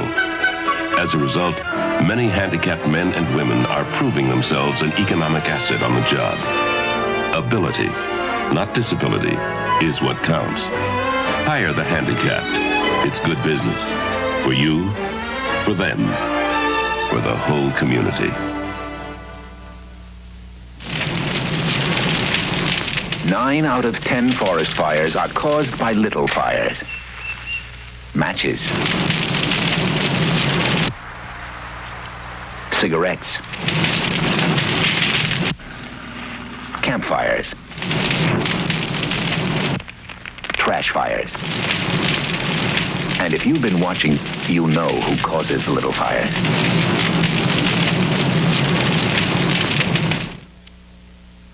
On Monday of next week, we have Ted Turner from WTCG in Atlanta, Georgia, also the owner of the Atlanta Braves baseball team. On Tuesday, we have Julia Child and Jacques Pepin, who will cook for us. On Wednesday, we have Ward Kimball. And on Thursday, we have highlights of past interviews on human sexuality. Everything that you could possibly imagine, as he says. Everything in the world. I want to know about human sexuality. On the show. Are in these two bodies. Yeah, got a point there, Charlie. We'll be right back with Ed and Regis after these words from our sponsors, so stay tuned. One of the most important questions a woman asks herself, I wonder if I'm pregnant, may now be answered in your own home with new AccuTest, a pregnancy test you do for yourself. AccuTest is safe, simple, and in just 2 hours you clearly see the result. A dark ring at the bottom of the test tube indicates pregnancy. AccuTest. Follow directions carefully, including instructions to see your doctor. AccuTest at your drugstore now. I had the most wonderful news. 9 Lives presents Morris. I found this in the attic. It's not my side of the family. Where should I hang it? In the garage. Din, Morris. I'll eat when the moose eats. Don't be finicky. There's 9 lives. Maybe I'll start without him. Super supper, beef and liver. 9 lives beef and liver. 9 Lives. Nutritious foods cats really like. Even Morris. They can stuff me with 9 lives anytime. Super values from Sears. T-shirt dresses. Step out in a bright poly cotton T-shirt dress. Solid colors and solids with contrasting trims. In Mrs. sizes 6 to 16. A special purchase for just $14.99 while quantities last. U-necks, V-necks, and lots of washable styles and colors. And at $14.99, why not pick up a couple of them at Sears, Sears, Sears, where America shops. Announcing the first sandwich bag that can do the shake. Shake, shake, shake, shake your bologna. Shake, shake, shake, shake, shake your meatloaf. It's Ziploc sandwich bags developed by Dow with a unique zipper-like seal. Just pinch the edge and zip to lock it. And once it's locked, it stays locked to keep your sandwiches as fresh and neat as when you made them. Shake, shake, shake, shake, shake your tuna. The Ziploc sandwich bag. You can shake it, but you can't break it. From Dow. Isn't it? That's the end of an era. That's the way I look at it. This The man is is awfully casual about his last night here in California. You going to find enough guests to keep the show going in New York? Yes. All the talk shows have moved out here. You're the only one going back there. Right. Why? Want to. Do you really? Sure. Are you looking forward to it? Sure. Can I tell my story now? Sure. Okay. I just met him last month, okay? Don't know him that well. After the show, we get in my car and we're going over to have some dinner. We're driving over Coldwater Canyon. This is 5 days before his new contract is announced. So I say to him, gee, rumors are flying, you know, that you may replace Johnny when he leaves, or you might come over to ABC and do 2020, or you might do a talk show at ABC, or you might do the weekend show. But what is it that you want to do? So he sits there and he says to me in a loud voice, and this is going to come as quite a shock to Lloyd Dobbins, he says, I want to be president. Now, I don't know the guy that well. So I look over in the darkness out of the corner of my eye to see if this guy's kidding or not. Straight ahead. He wants to be president. Well, he has every right to have that feeling. Yeah, I think you'd make a good president. Are you an American? All right. Yep. You were born in this country? Yes, sir. You have papers to prove this? Yes, I do, sir. We have ways of finding out the Yes, truth. I know. Okay. I just want to know when Regis is going to tell his story. That's the story. That story? Yes, and you're telling us you have such a lack of confidence. You don't want to be president? Not me. Are you kidding? Look at the house you get for openers. And the transportation. Pretty good plane, huh? You think Carter waits in line for gasoline? You're right on, Are you kidding? And the great thing about president is you got 10 guys now, caballeros, cabinet, right? Right. And every day they bring you a piece of paper with yes or no, and you check the one you want and send it back to them. I think it's a terrific job. Pays well, good expense account. Ed, I want to get into your movie career with you. All right. I don't believe this, man. I'm not coming on your show in Los Angeles tomorrow. You've blown it tonight. Why? Because I told you the other night I would come on, and he said, good, I'll wipe all my guests. I'll kick everybody else off, and you can have the whole show. And you've done that. You've cleaned the slate, right? Right. Tomorrow it's you and what's her name there? Cindy Garvey. Cindy Garvey. Thank you very much. She's very, very good, by the way. She is good. Very good. I'd watch it if I were you. She's been pretty funny lately. Really has. She's been very Does she know her place? No, I don't think so. And it's beginning to bug me. The audience doesn't know. Regis does a show called AM Los Angeles. That's right. And he has guests on. Ed's been on there, and I've been on there. And he has a sidekick. But the sidekick is co-host. Co-host, excuse More me. than a sidekick. And it's a woman. So he had a lovely girl on there, a woman, Sarah Purcell. Terrific. Oh. And, you know, she told such great jokes that Regis got jealous and had her canned. Now, that's not true at all. Not true. I know that's the not story. true. That's She not went true. on to bigger things. She's over here at your network Doing real people. real Sure. people, sure. It's only once a week, though. And so they had a worldwide audition for a new girl to be on with Regis Philbin. Went on forever, didn't it? 3.5 months. It certainly did. And now he's got Cindy Garvey, and she is sensational. Steve Garvey's wife from the Los Angeles Dodgers. We were thinking about throwing a dress on him and auditioning him, you know, but... If your show were on at 8:30 at night, I might do that for you. The movie career. How did you get into all this, the Budweiser and the movies and all that stuff? Oh, it came from the Tonight Show. The movie. I did a movie many years ago called The Incident, which was a classic film, but it did not do well in the box office. But it still is a classic. It introduced people like Marty Sheehan, Tony Musanti, Brock Peters, Bo Bridges. A lot of great people started in that movie. And from that, people saw that and remembered me. People in the movie business remembered it. And when this part came along, somebody suggested, it's one of those things, you know, why don't we get somebody like Ed McMahon? The guy said, why don't we get Ed McMahon? I went over and I read for that part. I hadn't read in 15 years for something, and I read for it with the director. You know how cold that is when he's playing George Segal and you're playing your part. And we're sitting on a couch like this, and I read my part, and I figured, oh, that was so bad. Again, like Carson, I didn't think I got the job. And when I left, I learned later, the producer said, get him. I don't care what you have to do, that's the man. And they worked around my schedule, so it was nice. Now, I've lost about 6 movies since then because I haven't been able to work out the schedule, but I hope slowly to build a little You've lost movie. 6 movies? 6 movies, yes. Really? Yeah. So I'm hoping that... well, could you throw them back in this area? Let me ask you something. You haven't been asked? No, only to play newscaster or something like that. That's all. And that's all I want to do. It's funny, I have never had an I aspiration. see a lot of Rock Hudson in him, you know? Oh, yeah. How much more of this? Those eyes, those eyes. Those eyes, they twinkle. They're the only eyes on television that twinkle. Even with Numsit, it doesn't stop to twinkle. You know what I'm saying? No, in fact, I got a little Numsit back there in the medicine chest that kind of helps it along. You know? So how come your eyes shine? Well, man, if you were. But that's true. The only jobs we're offered are newscasters or reporters. Do you want to make movies? Would you ever want to do that? Not really. I did it a couple of times, and the waiting in between scenes, I can't believe it. You know, It's we're used tough. to doing live TV. Yeah, it's tough. I mean, you takes wait a all lot day. of discipline. And that's why you have to admire people that do that work, because they sit around for hours to get those 2 minutes on film. That scene that you like with George Segal, we blocked that for one whole day, like a play, just like we were on Broadway. So that when we got there the next day, we knew every move. We had been in it so long. We spent about 16 hours one day, and the next day we turned the camera on. We didn't have a camera on all. So that scene was shot just like we were on a Broadway stage. That's why it was so good, because we knew exactly where we were supposed to be. But that takes an awful lot of discipline to put that on screen, and that's why anybody that does that and does it well, the few movie stars there are really phenomenal people. How has your life changed from the way it was in New York? I'm always curious, because you and Johnny spent a lot of years there, Yes. and then you moved to Burbank in '72. You know, we were almost out here as long as we were in New York. It's Is hard to that right, believe. Ed? It's 7.5 years in July. Wow. We were in New York 9 years, so it's 7.5 years. Seems like, you know, a shorter period of time. Only the fact that I'm settled down. I have a new wife of 3 years, and I live a much more home kind of life. In New York, there was a lot of more bouncing around. There was a lot of troubled times for Johnny and myself. We spent a lot of time going from, you know, Danny's Hideaway to Jilly's, back to Danny's Hideaway, and Well, I'm going to touch on it, because it was in an article written back in the New York Post that you guys really had a toot with the bottle there for a while. A lot of... Not really. I mean, Johnny is not a good drinker. He'll admit that. He's said it on the air. He can't drink. I mean, he drinks 3 of anything, you know, and he thinks he's in Toledo. I mean, it's over for him, you know. And I can drink. I can go on pretty good. I mean, I could stay up with you guys in the old days.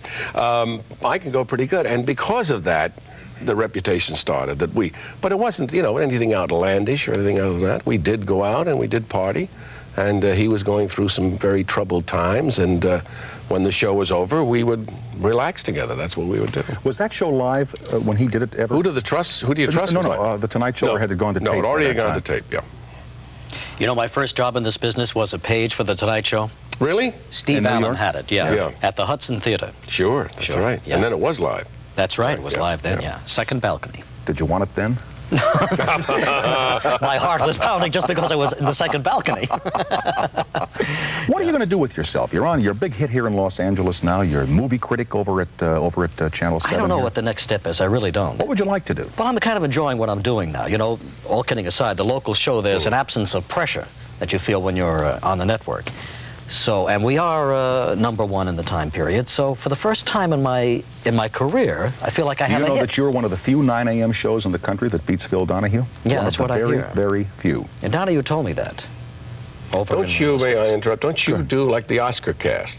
Before the Oscars, that was network. Yes. No, it wasn't. Oh, it wasn't. Oh, I thought it was. That was just local. Oh, well, they should have you. They should have. That should be network next year. That's a great period that you do. It is. It's a good little show, and I think it's just right that. That's the atmosphere of the Oscars. People coming into the gig and talking with them and so forth. What do you mean 30 seconds? I got 8 minutes of show left. Why are you giving me 30 seconds? It's over?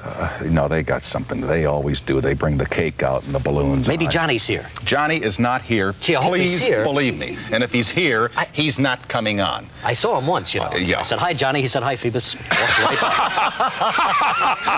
by. Man doesn't know my name. How big can I be? You like that, don't you? Phoebus, I love it. Man, if you'd have started with that, my tooth never would have started hurting tonight, you know? What a crisis has been around He comes here. out here with a bottle of Johnny Cologne. This is my present, you know. Show it. I can't, Brought you a nice I can't gift. hold up products on this show. Here's They get upset. Johnny. Here's Johnny, it says. Don't say that. Excuse me. Only this man can say that. I said it the other night, and I felt awful about it. You know that line belongs to you. Nobody can say that. Here's yes. Well, if that's so, then did Johnny give you a piece of the product? No. I'll be darned. You're really trying to start trouble. Not making any trouble. He's so You two secure guys over are there. very He's got comfortable #1. together. Good to see you both. I got to get out of this because I'm out of time here. Really? The show's over? Hey, they're taking us off Is the this air. farewell? This is Is George this Putnam it? We want to wish you saying- the very best in New Yes. York. I really Good mean luck it. in New York, the Big Apple. You're a terrific guy. Have fun. You really are. Tomorrow we'll continue after this for the NBC television stations coast to coast. I'm Wolfman Jack, and I'll be your host this Friday night when the Midnight Special presents the hits of 1978 right after The Tonight Show on NBC. Our guests will be Rod Stewart, Donna Summer, Dolly Parton, Andy Gibb, Paul McCartney and Wings, Mac Davis, Ted Nugent, the Little River Band, Journey, Johnny Paycheck, Jerry Rafferty, and a special segment from The Last Waltz with the band and Bob Dylan. That's the hits of 78 this Friday night on the Midnight Special following Johnny Carson on NBC. Whatever kind of power mower you have, cutting grass is more like running an obstacle course, where children playing could be hurt by flying debris. Carelessly abandoned tools, toys, or the power cord itself could foul mower blades. Why risk needless injury? Remove all unnecessary objects before you mow. It may mean a safer, quicker, and more complete job. A public service message from Underwriters Laboratories, where your safety has always been our concern. When you get a kid to open a book, his whole world opens up. You get him to open his mind and his future. That's why RIF is so important. RIF is reading is fundamental. It's a national nonprofit program with hundreds of local projects in communities like yours all across the country. The idea is simple. RIF programs get books to kids. Books they can choose for themselves and keep for their own. Books that'll get them to start to read and want to keep on reading. Because reading is thinking and learning and growing. That's why we want to start more programs and get more kids into reading. But RIF works only if people work too. So we need you or your organization to start a RIF group in your community. RIF will help you get started or put you in touch with a RIF program in your area. If you put a little bit into it, you get so much more back out of it. Write RIF, R-I-F, Box 23444, Washington, D.C.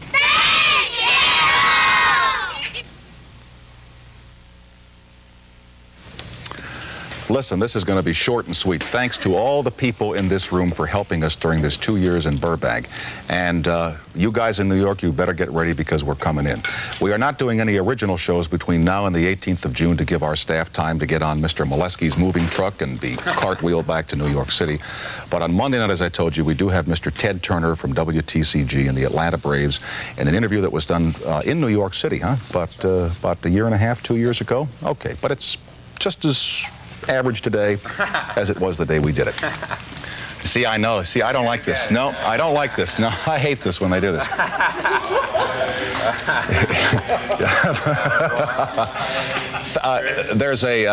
There's an old line in broadcasting that when they're all through with remotes from Burbank feeding into New York, they say,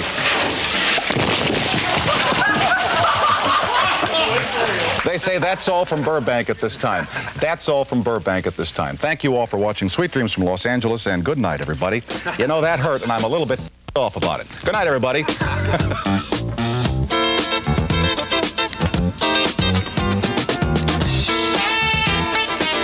Oh, isn't it real? Isn't it great? Oh, look at a village person from the village. Oh, it's great. Oh, isn't it wonderful? Oh, jeez. This is great, the confetti. Oh, this is it. Oh, isn't it great? Come back here, Mr. Snyder. Oh, we'll have a miracle service. It'll be wonderful. Oh, the angels will be moving. Come back, Mr. Snyder. Oh, come back. Come back. Oh, come back. Shall we cure? Oh, let's cure the bear. Okay, come here. You're deafness in the left ear. Come here, little bear. Okay, let's get rid of that. Ooh, come out. The bear speaking in tongue. Isn't it great?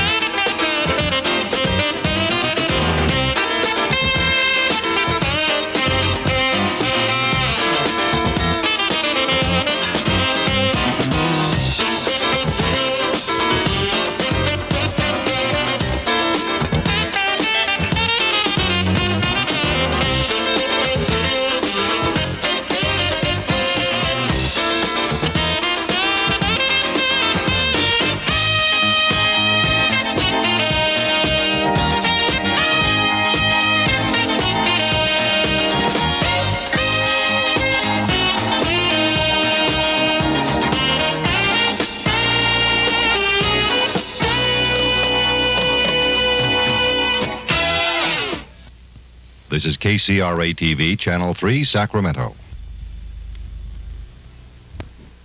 Change your oil at Total Lube Care. In 10 minutes, the lubrication specialists give your car, truck, or motorhome a complete lube and oil change. No appointment needed. Total Lube Care, 3 blocks east of 99 on Fruit Ridge. Alice is fun at parties. Her Marilyn Monroe impersonation just knocks people out. One of Alice's biggest fans is Fred, her neighbor. Definitely not among Fred's biggest fans is his wife, Louise.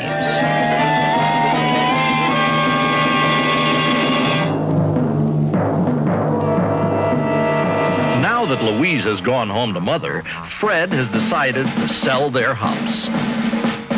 Fred has persuaded Alice to impersonate his wife and sign the deed, but this will not transfer the property ownership of Louise to the new buyer. Owner's title insurance will protect a home buyer against loss from a forged deed and many other land title hazards. Learn about home buying precautions in advance. Remember, it's your money.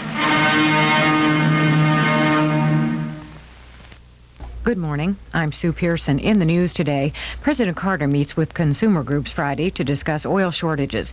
On Thursday, Carter met with oil industry executives to get their views on the situation, and one suggested the president could help by getting Arab nations to sell the United States more oil. The first phase of Carter's oil decontrol program, the cornerstone of his energy program, also begins Friday. Experts say activating the first step will cost the American consumers only about 1 cent more per gallon of gasoline or heating oil by year's end. Friday marks the beginning of the 1979 hurricane season, and officials warn that chances are high that a killer storm will strike some part of the Gulf or South Atlantic seaboard this year. In California, the Assembly Thursday voted down 2 Senate bills that would relax clean air standards for the purpose of producing more gasoline. The bills reportedly would be able to increase California production of gasoline by 1.6 million gallons a day. Meanwhile, Governor Brown has unveiled a $1.8 billion program aimed at providing energy and helping Californians travel as the fuel crunch grows. Plan is a 5-year program to develop mass transit and alternative energy resources. Brown said his plan could in part be financed by a 50% excess profits tax on oil companies and in part by opening the coffers of the Highway Fund, supported by gasoline taxes, to mass transit. State Park and Recreation Director Russell Cahill has dropped his campaign to open 8 state beaches to nude bathing. In a memo to his staff, Cahill Thursday said the cost of patrolling beaches to make sure nude bathing is confined to designated areas is a major consideration in his decision. Meanwhile, on another matter where morality is brought up as an argument, the Los Angeles City Council has voted to adopt the city's first gay rights ordinance, a measure prohibiting discrimination on the basis of sex or sexual preference for employment, housing, or business in the nation's third largest city. Taking a look at sports, the Dodgers' Steve Garvey smacked a homer and a double and a single and drove in 4 runs as Los Angeles outslugged San Francisco 12-10. Dane Winfield hit a 2-run homer, and Gene Richards drove in San Diego's other run with a single as the Padres defeated the Atlanta Braves 3-1 for their 5th straight victory. Taking a look at the weather, sunny and warm today with a high near 90, low around 60. That's the news. Good morning. I'm Sue Pearson for Channel 3 Reports.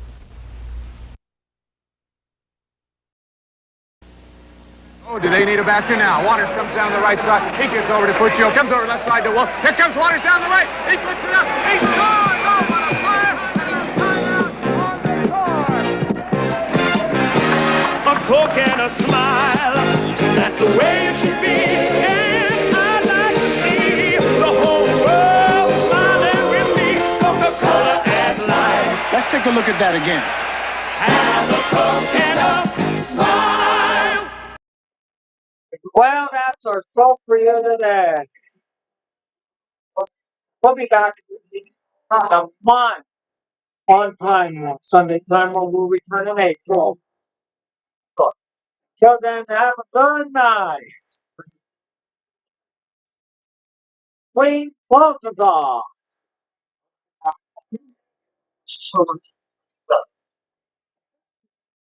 You got your travel man. The quality of so I was fast and get away was good for it. From